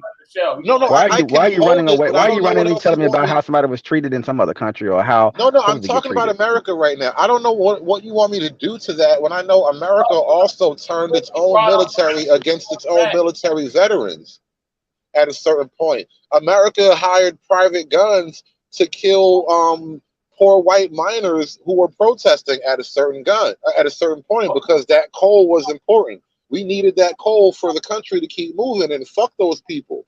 And so the way it always has worked has been, if I'm powerful and you're not, fuck those people. And I think black people, we get caught up in the black of it and not the power of it. But did the coal miners go to court? When it was union busting the Ford Motor Company, they were out there shooting and beating up people. Didn't those things provide some sort of equity, sort of balance, some sort of fairness after the fact, after they did their sacrifice? And they got the Ford Motor Company 40 hour work weeks and vacation time and holiday pay. That was a long process. That was a long process. And the Ford Motor Company been doing is not it for the mining thing. 250 years. We're in the right, process. but those weren't black people. So you're trying to stop us from processing. No. Don't say we. Don't say we if we're having a racial conversation, because those weren't black people. And that's what I'm trying to point out to you, that America has given everybody the sharp end of the stick at some point. No, they haven't. Come on, man. You gotta get so listen. There was a time where you could buy white folk in this country too. Show me the same level of what they did to Black Wall Street and Rosewood. Please. There was a time when you can buy white folk in this country too, and there are towns buried underwater. Like Black Wall Street was burned. There are towns that are drowned. And those folks didn't get money. They got told to leave. David, stop pussyfooting around. When did they bomb a white town with government planes? When did they bomb a white town? All right, I don't know if that was government planes. That was like a crop duster who was like a World War I veteran or some shit like that. Don't act like that was not the Feds, BMT. Answer the question. That wasn't the fucking Feds, though. When did they do that? The federal government did not bomb Tulsa, Oklahoma. Stop it. Okay, so answer the question. Why did the federal government not step in to what happened? Because that shit was like 18 or some shit. The federal government, it wasn't the internet age, bro. Dude, they know about it. They definitely know about it. If a gun battle is happening in Tulsa, Oklahoma on Monday, it'll be like fucking Wednesday by the time DC hears about it back then. How the fuck did they understand what was going on in the Wild West around the Pony Express? They didn't. Bro, nobody knew what the fuck was going on in the Wild West. The Pony Express was literally like a bunch of dudes on horses. You think they could tell everybody everything? They sent U.S. Marshals out to those towns. They said, Yeah, bro, you are like not really understanding what it took back then in that time place. Like news did not travel fast until like the 80s, bro. You're trying to bring up poor white miners, but see, when I brought up Rosewood, right? Mind you, those are poor whites that were killing. Because the government actually hired the Pinkertons to go shoot the miners. This is actual history. Okay, the government didn't hire white people to burn down Tulsa. These are two totally different things. So you can believe that of the government to the miners, but you don't believe the bomb. Because coal is important to America as industry. Listen, if the coal in America stops moving, America goes back 100 years. No, Dave, you just shot yourself. You can believe the Pinkertons, but you can't believe the bombing. No, I believe the people that the Pinkertons shot. I believe they're fucking relatives. I believe the people who said we went to war with the government. It wasn't just that the feds wrote this, bro. You see, this is what I'm saying. Black folk only will know black history, but America has been evil to everybody. America has tried to kill us all at one point or another. No, you just don't know. Just be on that. No. And see, you guys see, and you might think I'm like pro-government, but no, I actually understand what those hillbilly mountain guys say when they say fuck the government. They just talking about some different shit than black people. Wait, when has the government tried to kill white men in mass? Like, bro, I was just explaining when the government turned the army against World War veterans. I just talked about when the government used the private military to attack protesters who were protesting harsh treatment at the mines. This was something that happened like in Appalachia. I forget exactly where. Are you talking about when Trump called the military on the protesters in DC? But you can't believe he can't believe the Trump never called the military on protesters in DC. That never happened. You see how you wish you were oppressed, by the way. Honestly, not for nothing. You wish your oppression was real as it used to be. No, Dave, you just literally. Your argument sounds like white people are oppressed. It sounds like you're taking a position that white people are mistreated. No. My argument is just be quiet. Listen. The government comes after everybody eventually, bro. That's my fucking argument. I said it before and I'm saying it now. Sooner or later, everybody gets the pointy end of the stick. Ain't sooner or later shit. Listen.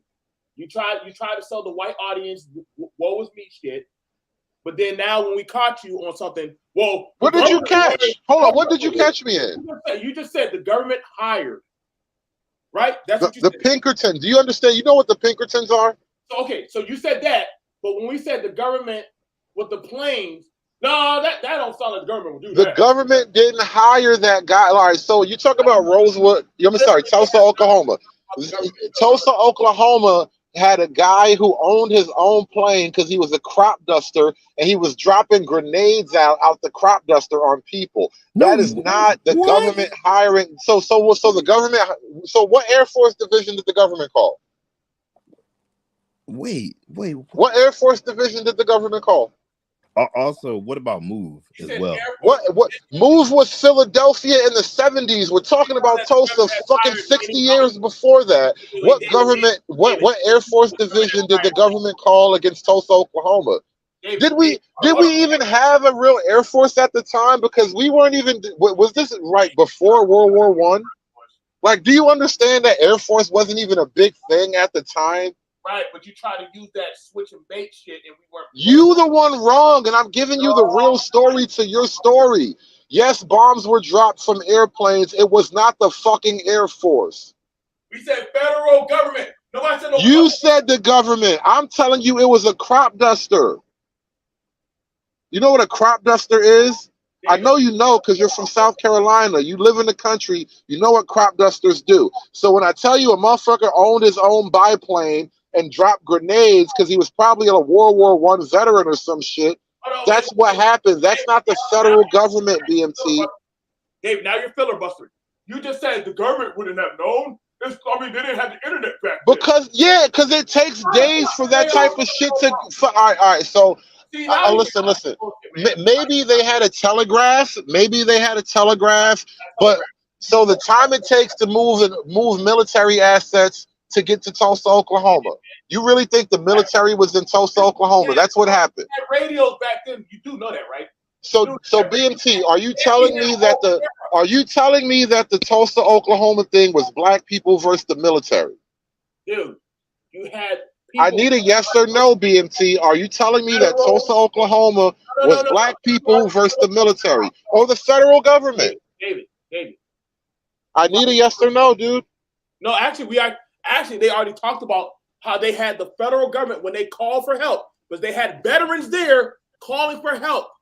They called for help. They were being ignored by the government. Now, why would the what the fuck, nigga? Who you talk, bro? Oh my God, why do you make me do this with you?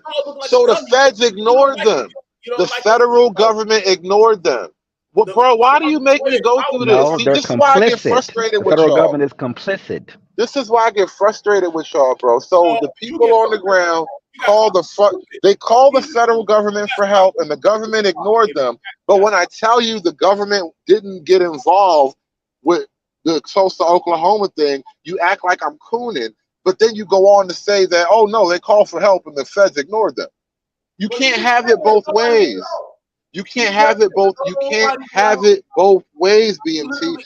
And again, this is that pro-black history where you're not being logical. You're acting like you can't understand the sequence of events. If they called for help, the government wasn't there. Back in 2014, it came out with the CIA disclosure. It was your military that napalmed the shit out of Black Wall Street. Any more questions? Because it's on CIA.gov. Oh, the CIA wasn't even around when Black Wall Street was around. Oh my God. How did CIA got documents from before the CIA? No, bro, no, there was no CIA. Wait. There was no CIA during Black Wall Street. Intelligence agency. It's their job to keep track of that information. The CIA didn't even exist during Black Wall Street. Why would it even be classified? Why would that be classified? Dude, what does it have to do with it existing? Like under your logic, all right. The people who under your logic, then if the institution didn't exist during the time, then it can't make any study or research. So like basically, no university in America can talk about anything prior to America because it wasn't around during that time. No, that's not the argument. That's not the argument. The argument about the CIA, the argument when you ask me what I have against the CIA thing is that one, if they did not exist, then those are not their documents. Then two, if this happened before the CIA existed, the CIA is only getting secondhand information in itself. The CIA was not there. So it's hard to say that the CIA could have possibly been formed by the individuals with the need to know information. No, the CIA didn't happen until fucking after World War II. You realize this is decades apart now. You realize this is decades apart now. Pause. Let me ask you a question. What was the most advanced technology that was pushed out there in Tulsa? What do they have out there? Dude, I don't even know what you mean at this point. You see how niggas is getting hung up on such crazy bullshit? You do know they had cameras out there, right? They had cameras. You do know they had like them. Yeah. They had cameras back then. Whatever, bro. Whatever. They had cameras, and they were recording stuff. You know that, right? They were recording. No, they did not have recording cameras. They had cameras. Wait. You want to bet on that? No, Hollywood was a thing. Like Hollywood was just getting started around this time, so the recording technology wasn't widespread. So there might have been a couple recording cameras, but are you saying that Tulsa was recorded? Is there Tulsa footage that you're going to show me? Think about the technology that they have. That's 15, 20 years ahead of ours, and they've always admitted to that. Now think about the technology. I don't even know why you're bringing this up, bro. 20 years ahead. That's what I don't even know why. You see technology to record it in real time. We might not have had that technology readily available, but they did. No. Sith Lord, now do you understand what I mean about black people have this weird mental issue when it comes to the race thing? Why the fuck are we talking about technology? Why is this even a thing? My entire point, my entire original point was that the U.S. government and the U.S. military in particular was not involved in Tulsa. You agreed with me that when the U.S. government was called, they were ignored And we're here talking about technology like fucking Tony Stark has anything to do with this.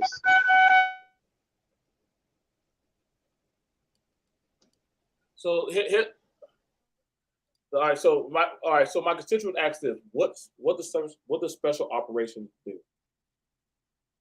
What do special operations do, David? Special operations, I think you mean the OSS, which was the precursor to the CIA. Now, I'm not sure exactly what you mean by that, but I know the OSS was supposed to be an espionage group. So I don't understand what they mean, what they have to do with Tulsa. Now you're trying to tell me Tulsa was some type of espionage thing or was a secret plot? You got to make it real to me, bro. Now, so when you bring up the Pinkertons, right? You brought them up, right? You know that was a special operations, right? Just like when the military hired the mafia to protect the ports, that would be another special operation. Oh, right here. I pulled up the article on it. It was the U.S. Army Corps, as a matter of fact, that napalmed the shit out of Black Wall Street. The army at the time had the planes. The army at the time had the planes. And that's exactly what was dropping in napalm. So was the planes. You got to understand, the military hired out certain groups and agencies to do things for them. This is actually documented. Man, didn't they deputize a bunch of people too? Like they do whole documentaries. Wait, BMT, didn't they deputize a bunch of white men in the town too? Listen, yes, they did. Yes, they did. And honestly, that's the scary thing. They were hell in Rosewood, they were deputizing people to lynch black people. Like the fuck? They were deputizing poor whites to lynch people that had nothing to do with the description of what they were talking about. I mean, don't worry. It happens to everyone in America. One day, black men will be deputized to go lynch a bunch of white men, according to data. Why were they literally getting deputized under the law to go lynch people, set their houses on fire, beat them, rape them, shoot them, burn them, stab them? This is all documented by the state. Even the state had to say, "Damn, yeah, we actually did officialize that. We did that." You can't overlook that. I mean, literally, the kids had to come back years later. Nobody, and again, now you're doing this emotional thing, and why? Oh, I don't know why black folks. That's not emotional. No, see, right now. No. BMT. What does that have to do with me saying that the army wasn't the one dropping the bombs in Tulsa? And if I'm wrong about the army, you can pull up some kind of evidence to prove me wrong about the army. But why are we talking about all these other things when I'm trying to actually make a one simple factual point? David, if you're wrong, you're wrong. Come on, man. But if I'm wrong, just show me the evidence. Why are we talking about all this other stuff when you could just point to the evidence? All right. Hey, Exile. You asking me about technology and shit? Dude, because hold up. I find it interesting that you're the one who said that when the federal government was called, they ignored them. So like when I say that the federal government didn't get involved, why are you doing all this ring around the rosy instead of just like accepting a simple point? You have it where military people, veterans and service members, people I said that. I did say that. Calling for agency and aid are literally purposely having the phone line shut off on them by the federal government. So BMT, so the white people who wanted to kill black people were calling the government for help to kill black people, and the government cut the phone line. With the white people that want to kill black, actually it was black people calling for help. Why? Oh, you said black people call for help. So why would the government not want to answer the phone to a Okay, so fine. So and I misunderstood when you first said they called for help. I thought you meant the white people. So the black people called for help and the federal government still didn't come. So they did not get involved. Oh, and I'm not saying this to say that the federal government is good or bad, but you're trying to tell me that the federal government dropped bombs on Tulsa, and that's the only point I'm trying to tell you that no, that was the people in Tulsa doing that to each other. And you're going on this whole ring around the rosy to prove me wrong about a simple point that is obviously true that you just keep reinforcing yourself. Hold on, David, because we already went over too much time. I'm gonna come back at this later, okay? I'm gonna come back at this later, okay? And then if you show up, you show up. If you don't, you don't. But I'm gonna show you that the government had gotten involved with setting up a lot of blocks on Black America. And now I find it very hypocritical that they say, hey, y'all can get y'all shit together after a lot of bullshit that they done pulled on Black America.